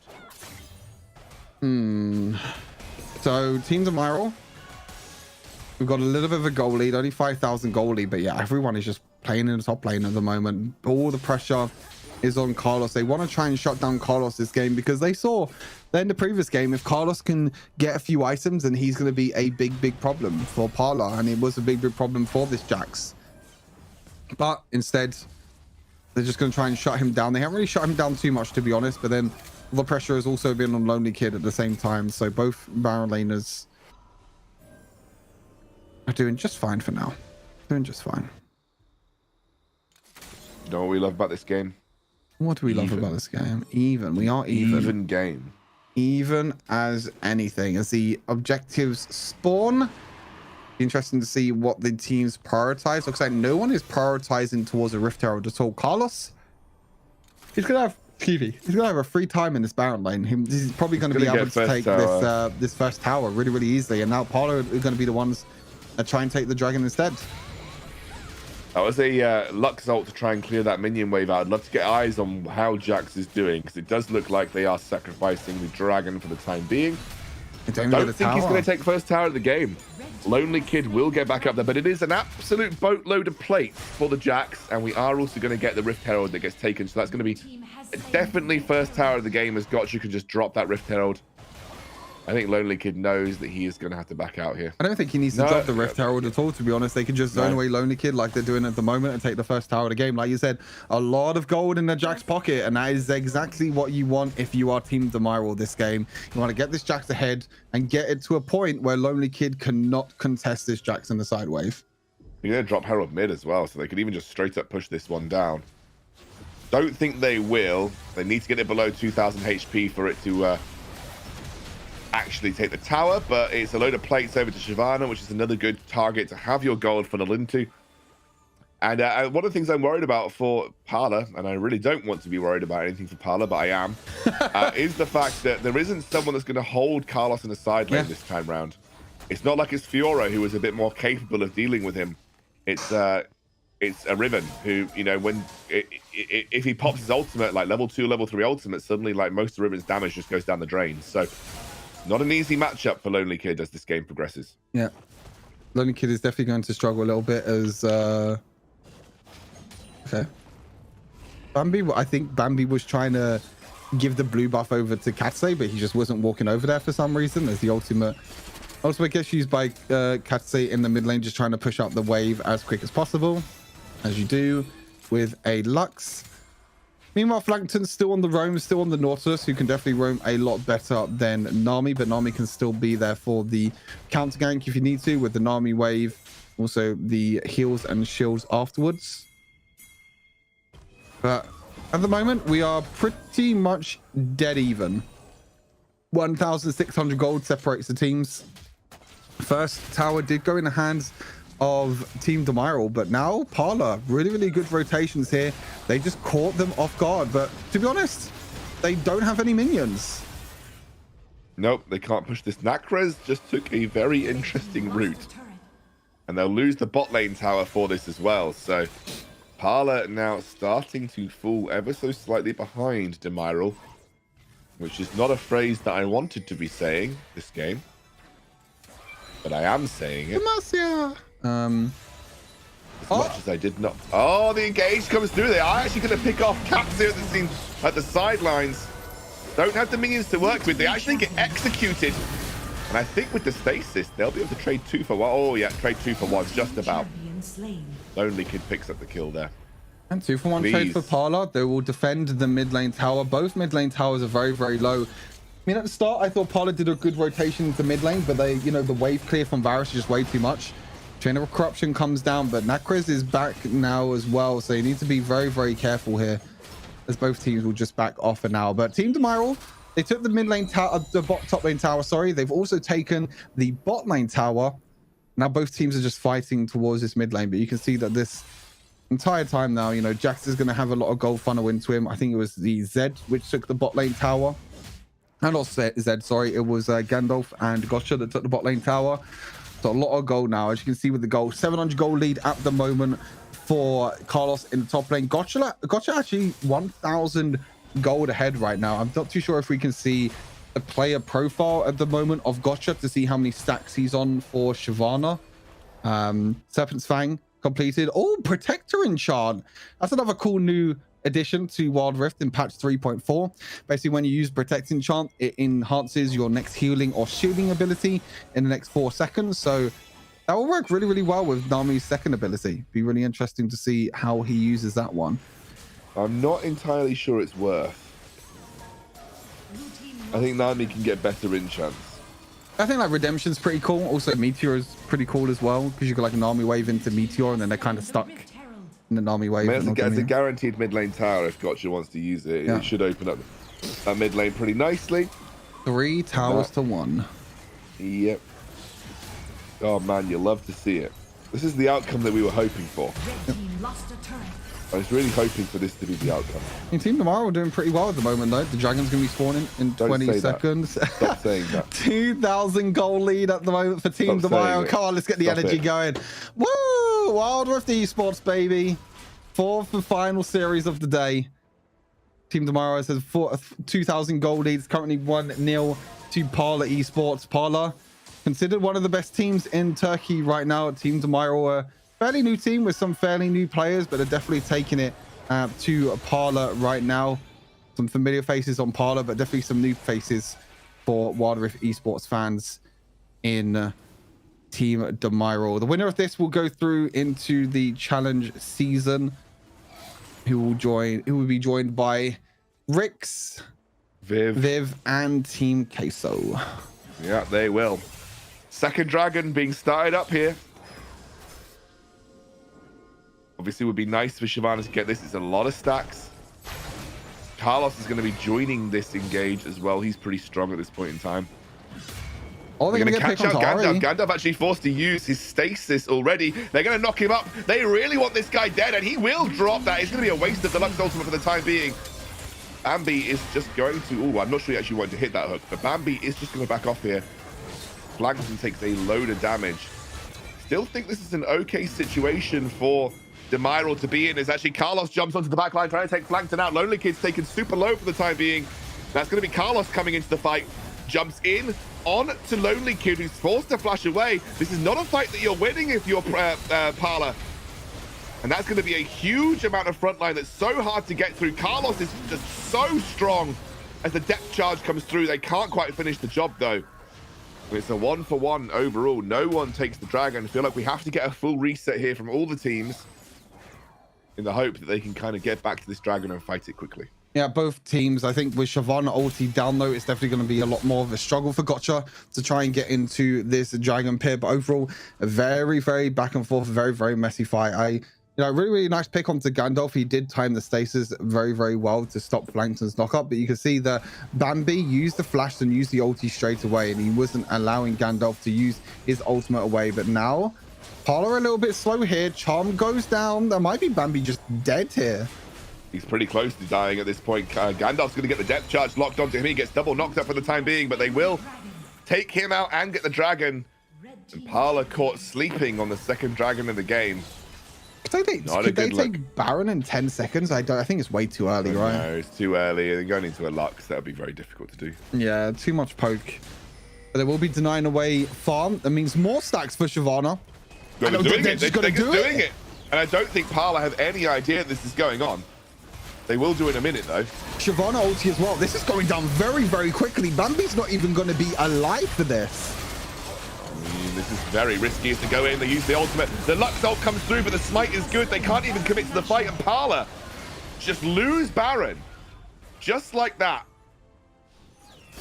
Just like that. So the Shyvana ulti comes back up and available, and that means that it's a lot of damage onto the Baron very, very quickly. We also have the Varus as well doing a lot of damage. You have the healing from Nami to keep you healthy. And that is Baron. 13 minutes into this game, Baron has gone in the hands of Team Demiral. Now I'm looking at Team Demiral to see what they're going to do with this Baron. How are they going to utilize this Baron, and are they going to make full use of it? I know what they're going to do, Stu. What do you want me to tell you? I'm telling you. Make my life ready. significantly worse. That's what they're going to do. That's what they're going to do with the Baron. It looks like they're going for a 1-3-1 at the moment. Ori on that's side what I lane. love to see. Using the Baron correctly. Really want to see that from Demiral right now. I love it. I love it when they use things correctly. It just means it increases their chance of winning, which is exactly what I wanted to see. I mean, it's exactly what Team Demiral fans want to see. That's for sure. Carlos in the bot lane at the moment could get caught out, though. He does need to be a little bit careful. He does have some extra help there, but Carlos is so tanky, and I think he will die eventually. He's going to go the stone play. Oh! Carlos! Can't believe it. He's got the healing coming through as well. They just can't contend with the scaling. They have let them get away with way too much in the early game. Wait, look at the wave. I know, and they have a huge wave to work with. They've just lost this inhibitor tower. Carlos will jump out. And honestly, you can see the Lonely Kid only just took out Gandalf.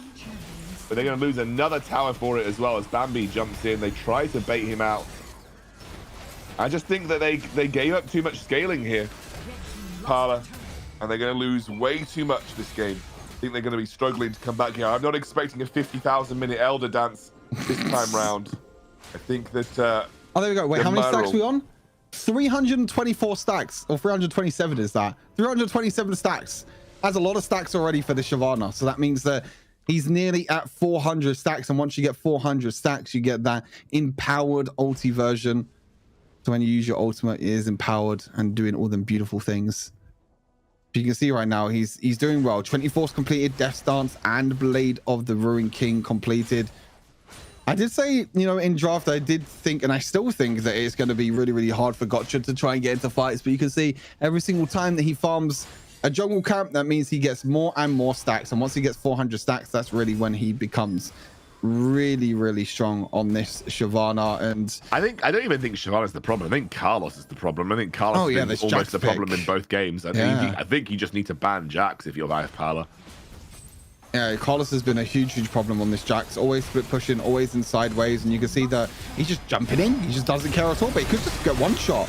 That was a really nice ultimate, but he had the nice stone plate enchant to absorb the majority of the damage there. He's still going for the time being, and you've had to see everyone back off because of the Chains of Corruption. It actually lands onto Cats right at the end.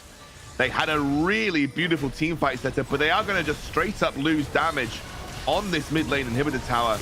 Just about clearing it, but not enough. And Parla will hang on by the skin of their teeth. They just can't find those final blows. The next dragon is spawning. And I'm just not sure that Parla have what it takes to contest it. Yeah, it's really, really difficult, I feel like, for Parla at the moment. They just can't really do anything to deal with this Shyvana and deal with the Jax. They're the two main threats at the moment. Oh, no, that's a terrible place to back for Gotcha. Oh, does he get caught out? He has got flash. They can't punish him. No way. And they're not going to have time to get to the dragon and just push that one down either. I thought that Gotcha was completely dead there, but he still had his flash to get away with safety. He was backing on a ward the entire time. Unfortunately, Parla could not capitalize on the mistake from Team Demiro. And Team Demiro, they're going to look to go towards this dragon now. This could be a big dragon for them. Infernal Dragon plus Mountain Dragon. It's two of the strongest dragons, especially when you have double the stats as well. 5 seconds on this dragon. I felt like this is round number 15 with dancing around dragons. I felt like I'm actually gonna want to dance with a dragon myself after this series for sure. I don't think they can even get in position to contest this. Nope. I think that's they're gonna hand it over.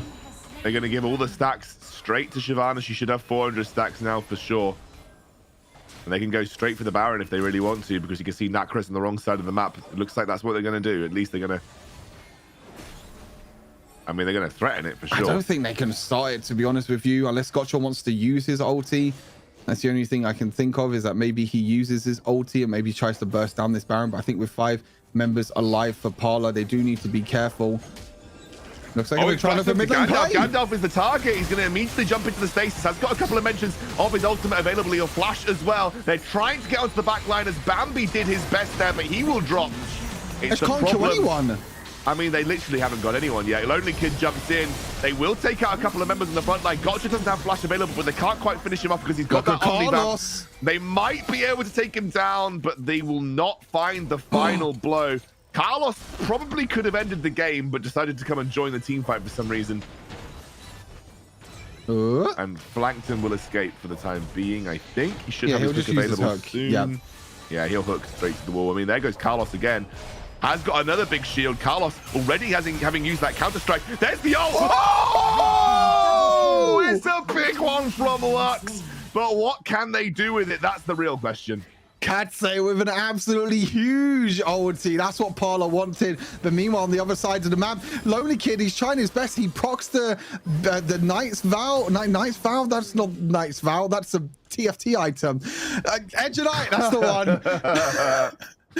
Edge of Night was procced. He tried to outplay, but unfortunately Lonely King does get taken down. But overall, it's a 2-for-1. The snipe from Katse was absolutely huge there, and a little bit of an overstep from Carlos. But like you said, what can I get out of it? They can't really get nothing at all. They can't get Baron. All they can really do is push out the waves, really. That's all that they can do. We're going to get the River Scuttler at least for the time being. The nice catch, a nice catch. It's a good catch. It's the catch that you want to see if you're Parla. But Gotcha will be at the stage in the game where he'll be able to essentially generate that ulti back within seconds. So it shouldn't be too much of a problem for him. And the stone plate goes down as well. Yep, he already has 4 items now on the Shyvana, 15,000. Wait, they're just going to go for it. They're just going straight for Baron. They have a ward, though. They have a ward there. Like, this is a crazy play. I don't know why they're thinking of this, but they could just look for the fight instead. There's a TP behind, though. Oh, this is going to be a bit of a spicy one. Bambi's trying his best to keep this going. They still have that ultimate ready for as he flashes forward. Lonely Kids on the back line, as is Nacres, but they can't find the kills that they want to find. He snipes out onto the Varus. Bambi doing his best. Gotcha does not have that ultimate available. We are really looking at Katsa to carry this as much as he can. But they could just end through bot lane at the end of the day. I actually think they could just end through bot lane. They could just win through bot lane. They have a good mid lane wave to work with too. Look at that wave. That's a huge wave, and they're going to take that inhibitor tower for free. Unfortunately, Parla just not able to contend with that front line. They don't have the burst necessary. If they're not actually landing Lux abilities onto Jax or onto Shyvana, I feel like they are not likely to win. Oh, baby. Team Demiral has a goal lead on there. They're going to take, yeah, and he's just going to take this Baron completely free without a shadow of a doubt. It's going to be nice and easy pick up. Now Bambi's got flash. Bambi does have flash here. Here goes Nacres. Bambi's over the wall. He doesn't get it. I think that actually gets taken by the Nami. No, it wasn't. It was by the Shyvana. They don't lose a single member of the team either. And it is Bambi that goes down. This has got to be a Demiral win. Surely they take us all the way to a game 3. Yep, Team Demiral, they take the Baron. They're going to push all 3 waves there. They could even take the Elder Dragon as well. Surely we don't get another Elder Dragon dance. Bambi is dead for 30 seconds. We'll look at that replay again. Oh, that's so satisfying to watch. So satisfying. You know what? I would have liked to seen a second replay of that as well. It's just so satisfying to watch the Lux laser. But Parla, they have to try and stop this, but I think it's going to be difficult with no Bambi. They've got no Bambi, but they do have the Riven if they want to go for it. But that's good. That should be the end of the game here for Demiral. They will clean up in 22 minutes the IF Parla team and take us all the way for the 50th time tonight to a game number 3. All 12 games for best of 3 series. Am I hearing clapping? It's sarcastic. It's sarcastic clapping. It's absolutely sarcastic clapping. 100%. Because that's what my brain was telling me. It was like 4 best of 3 series, every single one going the full distance. So 12 games of Wild Rift in a day.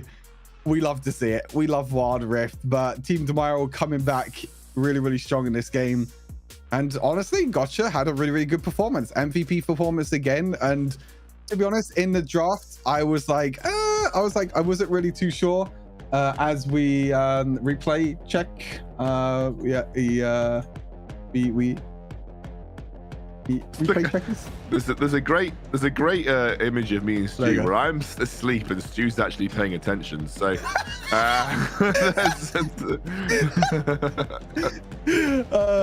there's everything's happening at the moment. That was the moment where I was like, is there hope? And then my hope got swiftly crushed. Hopium soon turned into copium. Hey, but look, there's good news. Definitely the last game of the night. that's the good news. The good news is that we literally can't go any longer. I mean, we literally could. No, you never know at this point. I mean, we could also get, I don't know, remake or something, or we could have any shenanigans. If it's a remake, I am quitting right here, right now. I will strike. I will go on strike. Cost a strike? I didn't know that was a thing. APIs are really interesting. Next slide, please. Next slide, please. Gotcha. 4-0-6. Didn't even die a single time on Shyvana. Pog champs in the chat. Good. This looks great. I 32,000. love this slide. Next slide, please. 32,000. I honestly feel like you're a student right now. You're talking to a teacher like, yep, next slide. I've taken my notes. On to the next slide. Yep, there you go. It's good. Oh, It's a good roller one. I love coaster. it. It's gold. It's blue. It's roller coaster. It's gooey. It's yeah. You know, It's that's my mind right now. That's my brain right now. It's gone up in hopium and then down and up and then down and then up. Next slide, please. Oh, and I'm even more ready. up and down. What is this? Oh, it's experience? Ah, experience. I don't really look at this graph too much, to be fair. 1 million experience. I think it's experience anyway. I could be wrong. 1 million experience? Oh, it's experience. Wow. 1 million experience? That's a lot of we've had a couple of over 1 millions. I'm not going to lie to you. Okay. Yeah. Experience. So Cool. Graphs. Wow, we love graphs. Do you know what, guys? I'm really excited to tell you about our sponsors because we've got some banger sponsors. Banger content. First of which is Snapdragon Elite Gaming. I'm actually going to ask if they could install one in my brain so that I can go for another 12 game series tomorrow at the high end of performance. And I would say that the next sponsor is even more important, is that it's Monster.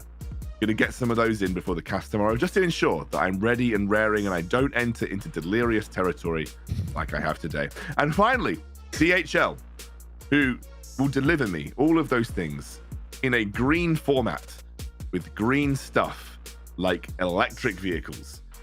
DHL are bangers and we love them.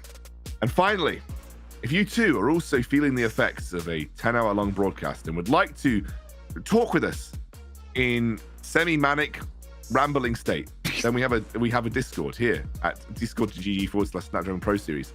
And now for a much needed 3-minute break. We'll see you for the absolute guaranteed final game of the night. See you soon. The Snapdragon Pro Series is brought to you by Snapdragon Elite Gaming, Monster Energy, and DHL.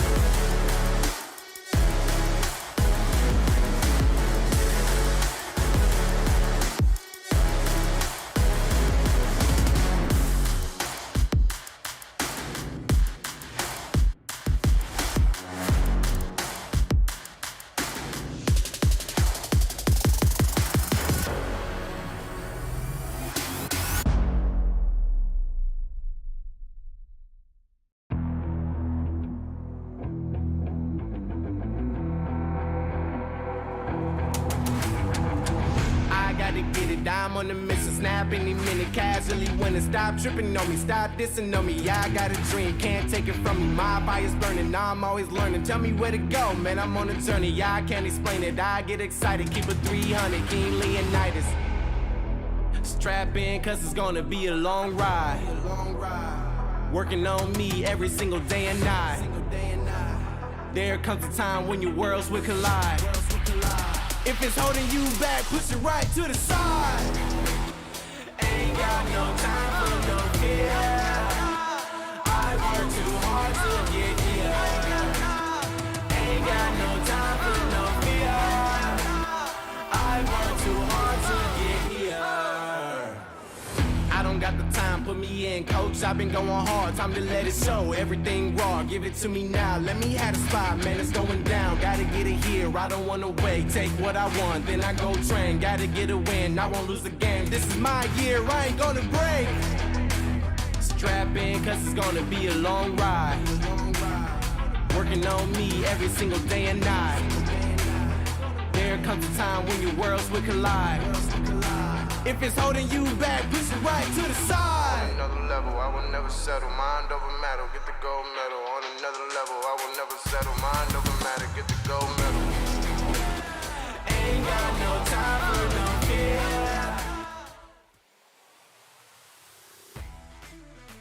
Welcome, everybody, to the Snapdragon Pro Series. It has been 9 hours of Wild Rift Esports. We're into our guaranteed final game of the night between IF Parla and Demiral. Every single series has gone the distance tonight. And I mean that.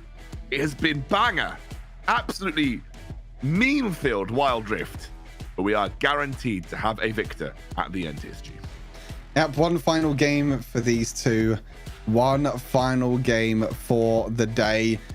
I'm really surprised actually that every single game has gone to 2-1. There were some series I was expecting 2-0s, but they went to 2-1s instead. We've had some shocks today. We've had some throws. We've had comebacks. We've had 50-minute Baron dance of Elder Dragon dances. We've had 2-1s. We've had anything but 2-1s, but we are down to the 12th and final game of the day. Someone has to win here and someone has to go through into the Challenge League. Parla versus Team Demiral.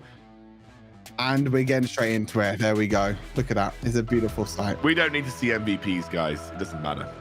Because right now, it's the final game of the series. The draft that matters to the absolute maximum. Stuart's face matters to the absolute maximum. My face matters to the absolute maximum. Everything to the absolute maximum, including every single series that we've had today. And it is going to be a Varus ban, followed by a Gwen ban. The tensions are high. Interestingly enough, though. Stuart, I'm ASMR casting right now. Okay, sorry. Tensions are high here in the final game of the series. Kha'Zix gets banned.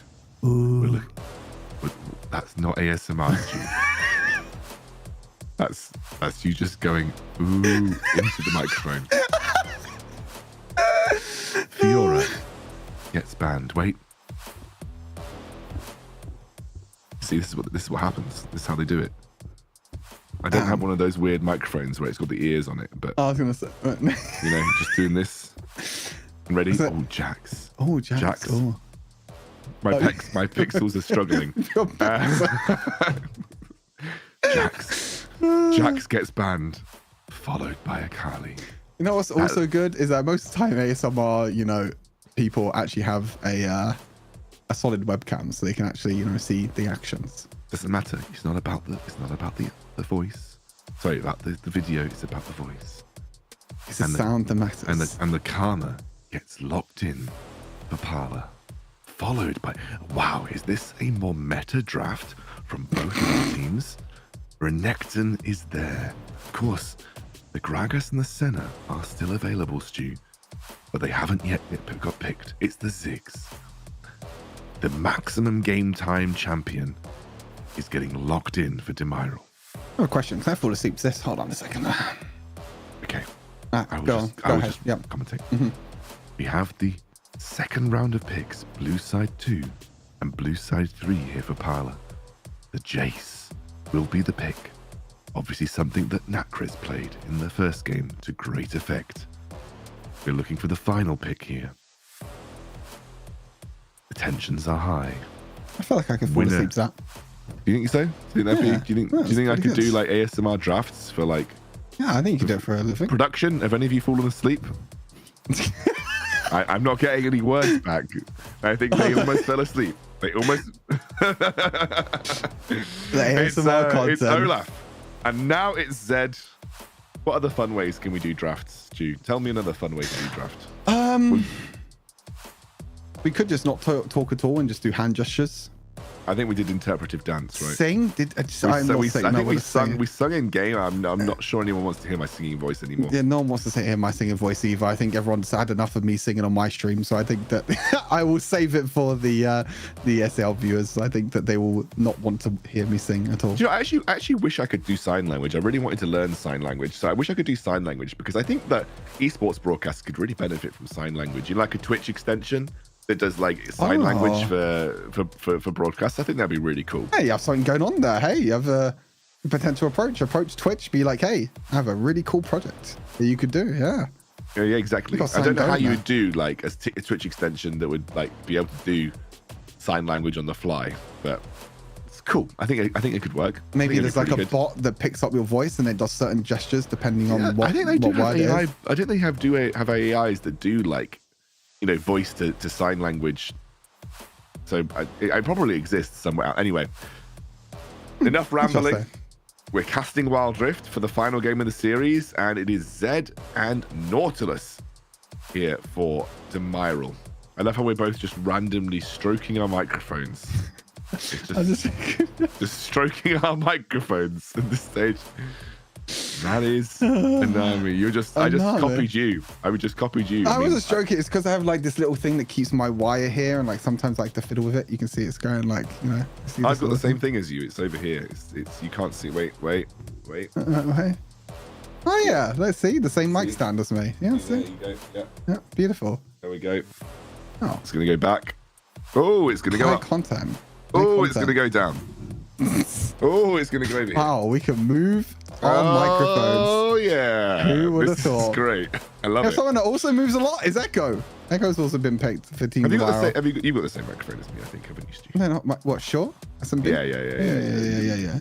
You just got a big, massive protection around yours. Yeah, well, it's because I noticed that when I talk, I don't know what it is about me, but I pop quite a lot. Oh yeah, the pops. But then the Shores has like an inbuilt pop filter. Yeah, I know, but I've gone extra. Oh, you went extra. I've doubled down just so people can't hear my poppy voice. Pop.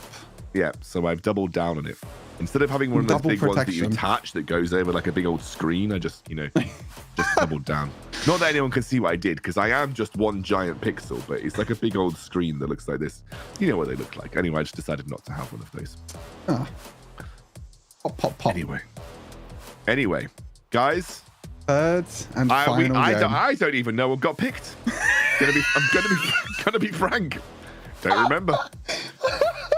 My brain's just not working anymore, but that's okay. Yeah, there was a Zed. There was a Zed. There was an Orsus, an Echo. Yeah, and a Ziggs. And an Echo and a Camille. I think there was a Camille that I saw. Yeah, Camille, so, I think we're in the ballpark. We're in the ballpark there. Good to know that you're still there 100% concentrating for this. Parlor or Demiral? That's the real question. Ooh, Parlor or Demiral? I'm going to stick to my prediction. I still think Parlor are going to take it. But we saw in the last game that, sometimes upsets can happen. And an upset already happened all the way, felt like yesterday, all the way at the first series of the day. We had our upset where Viv took down Formulation. So we could see another real upset here, because I do feel like Parlor were definitely the favorites going into the series. As we hear an OK go. Right. I hear an OK go. Okay, drum roll. Ready? I'm doing a final wrestling style intro for our two teams who really showcase the very best of Wild Rift. So you ready? Yes, I'm ready. In the blue corner, representing the first seed from Turkey, it's Parlor Esports. Woo! And in the red corner, hailing from I don't know where, but they're damn good, it's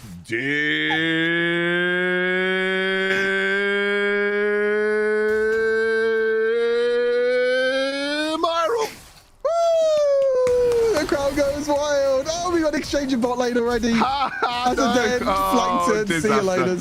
Well, I think, yeah, massive disaster. I don't even think Katz is going to wait. Does he? Oh, the outplay! He's going for it with the shield. Can you land a Q? He can, and that is actually going to force out another shield from guys. He just queued the wrong way. Didn't he just queue? No, he didn't. He didn't. He queued. It hit the minions. Oh, minion in front of him, and also because the shield came up from guys, he was fine. Minions blocked. Minions blocked. Overall, pretty much a win, I would say, for neither side, because it's still dead even in gold leads. I'm slowly losing everything. We're all good. We're in the 12th and final game of the day. Can't believe I'm saying 12th and final game of the day. No, you know what's crazy is that in like the WRL, the Chinese league, they do like a best of 7, a best of 3 of a best of 7, like every single day. Like for this, yeah, they do like some crazy format where they play like potentially 14 games or maybe even more against the same opponents, but not in the same day. Obviously, it's just like a best of, I know it's a best of 5 or a best of 7 every day, but then that best of 5 is a best of 7.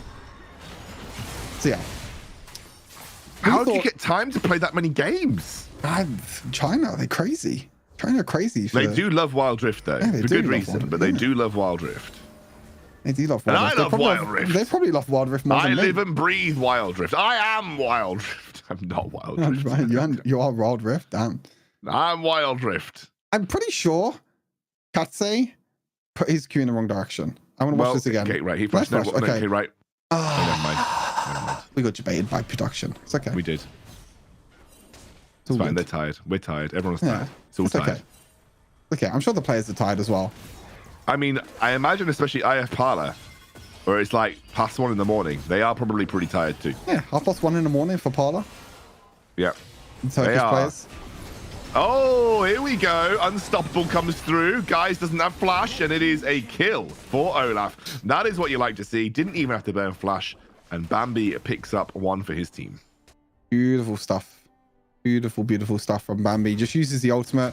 He doesn't have to worry about any CC coming his way, and he will be able to pick up the kill in bot lane. But to be honest, Team Tomorrow will still have nearly 1,000 gold leads, even with that kill onto Bambi, which is quite interesting. Where did that come from? Their first blood, right? First blood, and it must be one of the lanes. Like there's a load of cannon minions at top. So yeah, it must be top lane or something like that. But the problem is that he could get tower dive here. It's a really, really well played actually by Carlos. Really good lane control. And look, 3 players in the top lane. It could be a tower dive, and Lonely Kid needs to be, in trouble. Nah, they're fine. They're going to clear it out. Okay. I was going to say, that's a really rough lane to lose. If you lose those cannon minions for Lonely Kid, you are in a rough spot. Yeah. I think that's the interesting part. I think the interesting part sometimes is about lane control and trying to crash a big wave in when you're playing competitive, because the junglers can always look for tower dives, even after the buff to turrets, to the damage to turrets.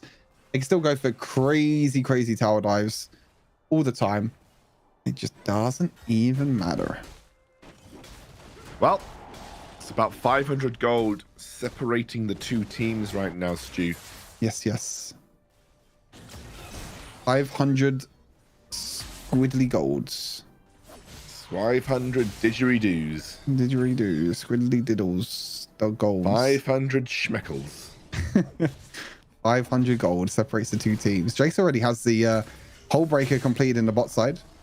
So he's going to have a little bit of a easier time against the Zed. He's going to be able to take the resistances, and Mandate looks to be the rushed item for Phalanxton on Nami, because it's pretty damn busted. It's pretty good with the wave. We do like a Mandate. I'm kind of sad that we didn't see any. Well, no, we did see one Ashe support game, but it lost. I'm kind of sad we didn't see more Ashe support. It didn't do that well, to be fair. It's going to take a time for these guys to cotton on, Yeah, I was kind of sad. I thought that we maybe could have seen more Ashe support. Is Gandalf just straight up soloing the dragon here? He's got Gotcha coming through. There you go. He's got Gotcha. Maybe they're not going to do this fast at all, and I think the Nacros could do a lot of poke damage. Yes, half HP onto Gotcha. He's going to jump over. He's 100% jumping over here, right? Oh yes, the ulti. Oh, he didn't. He didn't jump over. Out, though. Oh, whoa, Cats, that is wild. Here comes the Nami ult from downtown. It does land onto Gandalf. Burns a couple flashes. I feel like Nacros could have gone for that, Definitely could have looked to try and jump over the wall. But then you do have the ultimate to worry about for Gotcha. Lonely Kid and Carlos going back and forth in the Baron lane. Yeah, I mean, Lonely Kid's not going to go for it. He knows that Carlos has got barrier and his ultimate left available. They're going to drop Rift Herald mid, though. Doesn't get enough from the Ziggs ultimate to clear the wave out, but not enough on the damage on the tower either to be able to take that down with that Rift Herald. So it will just be the plates that go the way of Bambi. Yep.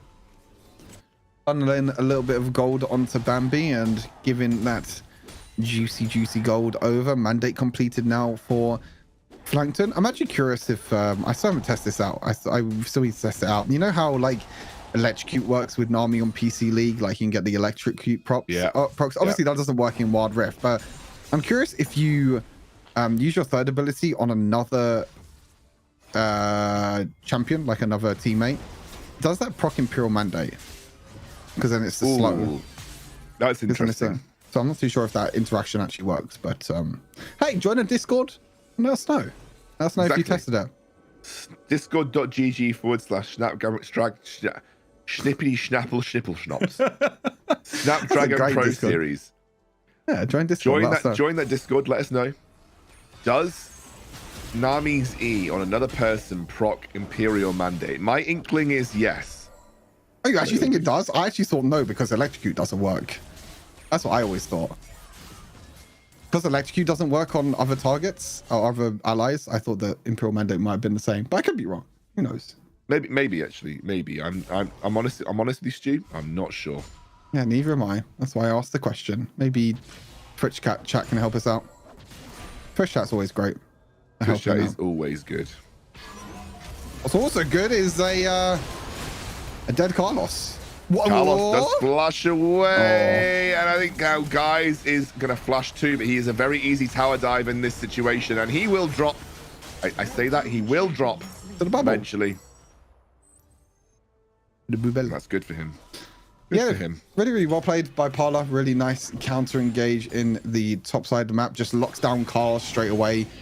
Even with that big massive shield from Gargoyle Stone Plate, he is not able to survive, and this could be first tower of the game for Parlo. It will be up in that Baron lane. The tower platings drop. Everything is all good. We get some juicy more kills. Juicy more kills, juicy more towers, juicy more everything. We love it. It's not too much of a gold lead to work with as of yet, though. As you can see, only 1,000 or so for the time being. Apparently, I just heard from Mozilla that also Team Tomorrow is also a full Turkish team. So both of these teams are... It's 1:30 a.m. in the morning for them. So credit to both these teams for still putting on a great performance in this best of 3. I mean, it must be tough for players to stay up that late and to still keep the same concentration as what you would normally do if you play at like 6 p.m. for example, or 8 p.m. So could really be the difference, and sometimes it's a play, you know, you just have to keep concentrated, keep making sure that you know what you're doing and make sure you don't make a mistake. And I think it's going to be the second tower over to Parla. That will give them a 2,000 gold lead. Carlos takes the tower in top lane instead. Looks like Plankton, or Guy, sorry, is also up here. It needs to be a little bit careful. Carlos taking damage. Second Rift Herald is going to be up. And it's going to be pretty highly contested, I feel like, because if Parla can take this Herald, they can just break the mid lane tower for free. Well, they are trying to push it down now for the time being. I think they should be able to get it. It's close.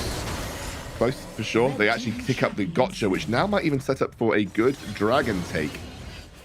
What do you think, Stu? I feel like they could just use Rift Herald mid as like a distraction. Actually, Bambi's going to look to go back to base for now. No, he's not. Oh, yes, he is. So Bambi, they're not going to break down the mid lane tower yet, but I think, as you said, I think they can use it as like a distraction for Dragon, because Dragon's up in 10 seconds, which means they can use the Rift Herald mid lane, break that mid lane tower, go straight over to Dragon, or Bambi just takes red buff. That also works. It does take the Dragon. I think they're going to push up this mid lane anyway. I mean, they might not even need... I think they definitely do need the Rift Herald for mid lane, but instead they're not going to use it. Who actually took the Rift Herald? Was it Bambi? Yeah, Bambi took the Rift Herald. Interesting enough, he doesn't actually use it for the mid lane. Like he should definitely use that for mid lane, but maybe he's just getting the vision priority at first. And there you go. He's gonna walk over to the mid lane with his axes and just go boop. That is Rift Herald going down. And this should mean that Parler do get control over this dragon. They're going to clear out all the vision, so we are in complete darkness for Team Demiral, and yeah, they're just way too late for this dragon, and they will not contest it. Instead, ooh, A little bit close. Yep. Stu, a little bit close. Squeaky bum time on the smite, but Bambi holds it relatively well. And if you want anybody with gold, I think having a Olaf in the jungle with gold versus this comp is pretty good, because he will churn through that front line very quickly. And so I think it's a good person to have your gold funneled into for the time being. Still not major lead for IF Parler, but still looking like they are currently in control of the game. And Lonely Kid is probably one of his best champs as well. Yeah. Camille, kind of Lonely Kid, kind of known for his Camille. So pretty comfortable in that Baron lane on that champ. Yep. Definitely makes him more mobile as well. Didn't really have the best game last time around on the Riven. He's trying his best to try and get into the back line, but couldn't really do too much. But now he's on Camille. He's going to have a lot of side lane pressure, and that's just going to get stronger and stronger as the game goes on with Camille. The scales very, very well into the middle late game.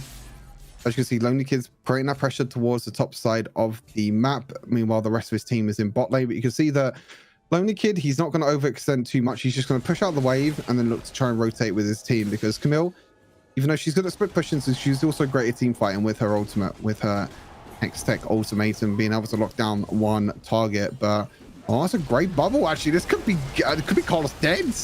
I mean, Carlos is definitely dead. It might even be Guy's dead as well. And that is what happens when you have a fed Olaf.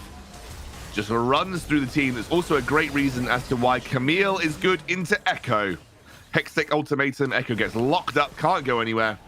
And that is a clean sweep. Should be second Rift Herald, or maybe, no, it won't be Baron. I mean, could be, but it would be a risky Baron. You know, it's always a bit risky versus Ziggs, but they're going to go for it. Pings are going down to Nexus for Team Demiral. You're a long way away from Nexus, unfortunately. Probably need to focus on the Baron first. Katsei with the poke damage, and to be honest, there's nothing that they can do about it. Ziggs ulti comes down, the bombs, but will be Bambi in the end. The smite diff from Bambi does secure the Baron, and it's kind of reverse of game number 2, really. Game number 2, it was the Team Demiral. They got the early game lead, and they got the early Baron.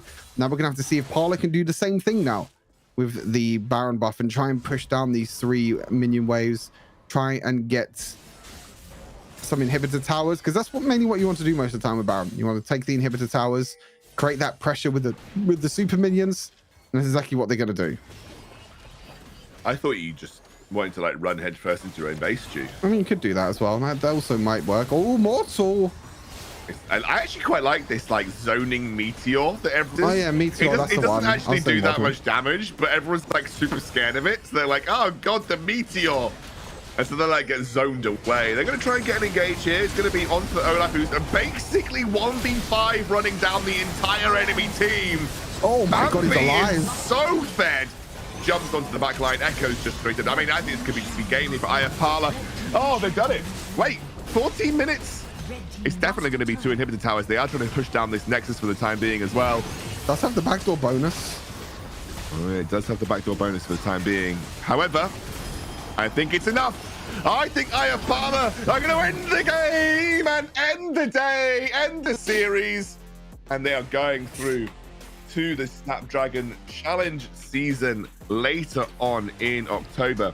I don't know how my voice box is still working. You can probably tell it's almost on the point of collapse. But irrespective, we have had our final win of the day, IF Parler, and that does mean that mine and Stu's predictions continue to do well. So I'm happy about that. We end the game. I am 3, Stu is 2. Just need to remind everyone of that. I do, yeah. We still have tomorrow. We still have tomorrow. Let's take a look at some of the key moments from that game, Stu. Yes, it was Parler in the end, coming out on top. It was a pretty much reverse of game number 2, where Team Demiral got a few picks around the map and a few key kills, and this time it was Parler this time around. They were able to win the team fight just before the Baron spawns. They rushed down the Baron, They win the last team fight, and with the Baron buff minions, even though the Nexus had the backdoor bonus, they're able to come out on top. There's a few close fights here. That Ziggs was really close to still objectives, but you never really thought in this game that Team Demiral were really kind of in it, to be honest, because there were just so many times, you know, the Nami waves from Flankton was so well played, and Bambi was doing Bambi things, just running down, doing whatever he can, doing as much damage as possible. And with the Camille as well, it's really strong performance. Yeah, and that's what happens when you get a Fed Olaf. He can basically 1v9 your entire team. Just run it down. And right at the end, he was able to get a super sick team fight. Watch Bambi right here. Gets locked up by himself, but he essentially is 1v4 in the back line. Well. Plankton's huge Nami Nami wave good. with Imperial Mandate. And as you can see, another reason why Echo kind of sucks into Camille too. Let's take a look at some of the stats from that game. Hey, look at Bambi. We love it. Yeah, we love it. You love to see it. 505. MVP. Junglers have taken most of our MVPs of the day. I'm pretty sure there's only like once or twice where junglers have not taken MVPs. Is jungle just broken? Jungle role's just broken. Jungle's kind of broken, dude. I think jungle's pretty broken. They don't need ports. They don't need leashes at the start of the game. They can still just run around, farm, and just the 1v9 games. There you go, chat. Want another time in solo queue? Next Play slide, jungle. please. Next slide, please. Oh, a lot of gold. Hard. It's gold. Nice spike up in gold. Yeah. Actually, Team Demiral had a little bit of gold lead for a little bit, but it's never really enough. Then Parlo was able to come back, and you got the big spike at the end. Boom.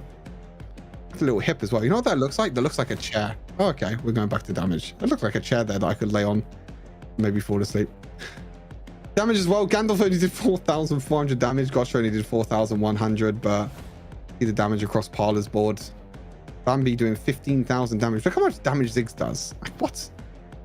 Like, I felt like Ziggs did absolutely nothing this game, but he still did 21,000 damage. He still did most damage in the game. You just need to land a somewhat semi-decent ultimate, and you're already just the top damage of the game.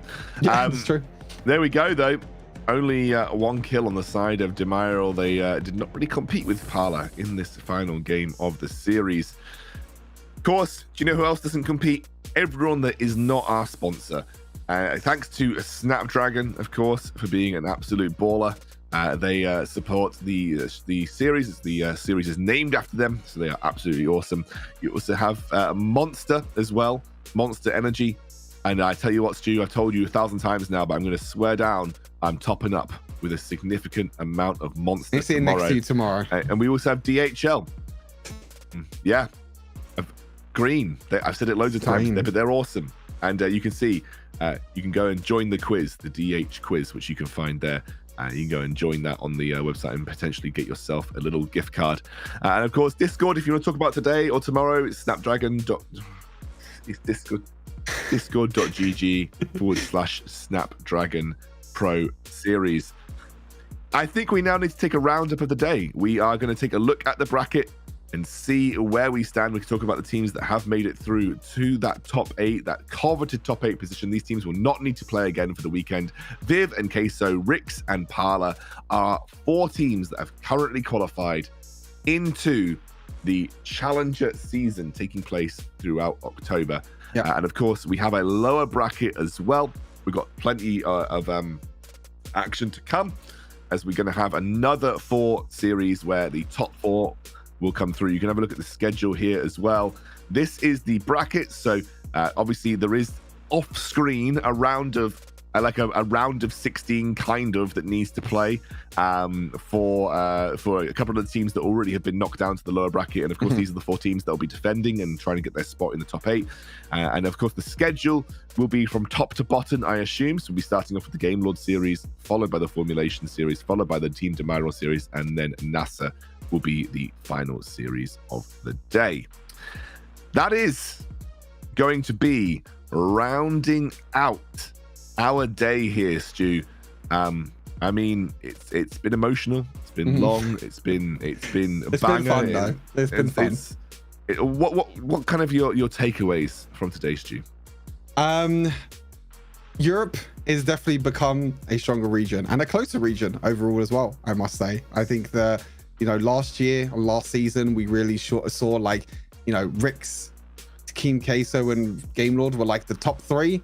At the moment, I think it's all up in the air still. I think there's a lot of strong teams and a lot of strong participants in this competition. All right, Stu, and shut I up. really like it. See you later, everyone. It was a good show. See you tomorrow.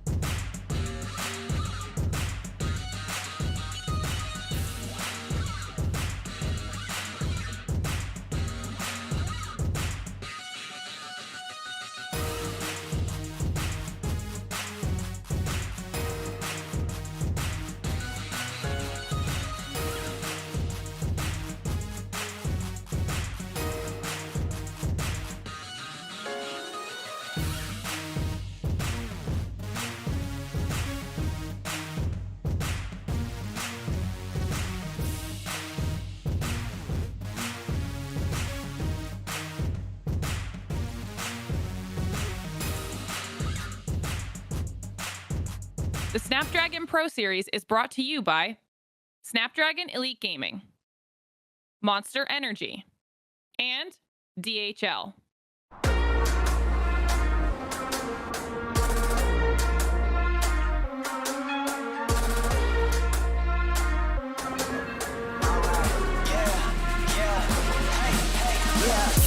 Won't stop going till a player on top know it. Rooftop, penthouse suite. If you really want it, gotta own it. Fight through it, we was at the lowest. Blood, sweat, tears, the components. Riding all year, now's the moment. We are not friends, we are opponents. Yeah, I'm coming for mine. Yeah, I'm making a play, the game on the line. Yeah, I've been on the grind. Yeah, I jump in the spot, I made it my time. Yeah, look in the sky. Yeah, the stars align, no shade to shine. Can't stop it already. Emotional work and devotion, we put in this time. Look, you won't stop my stride.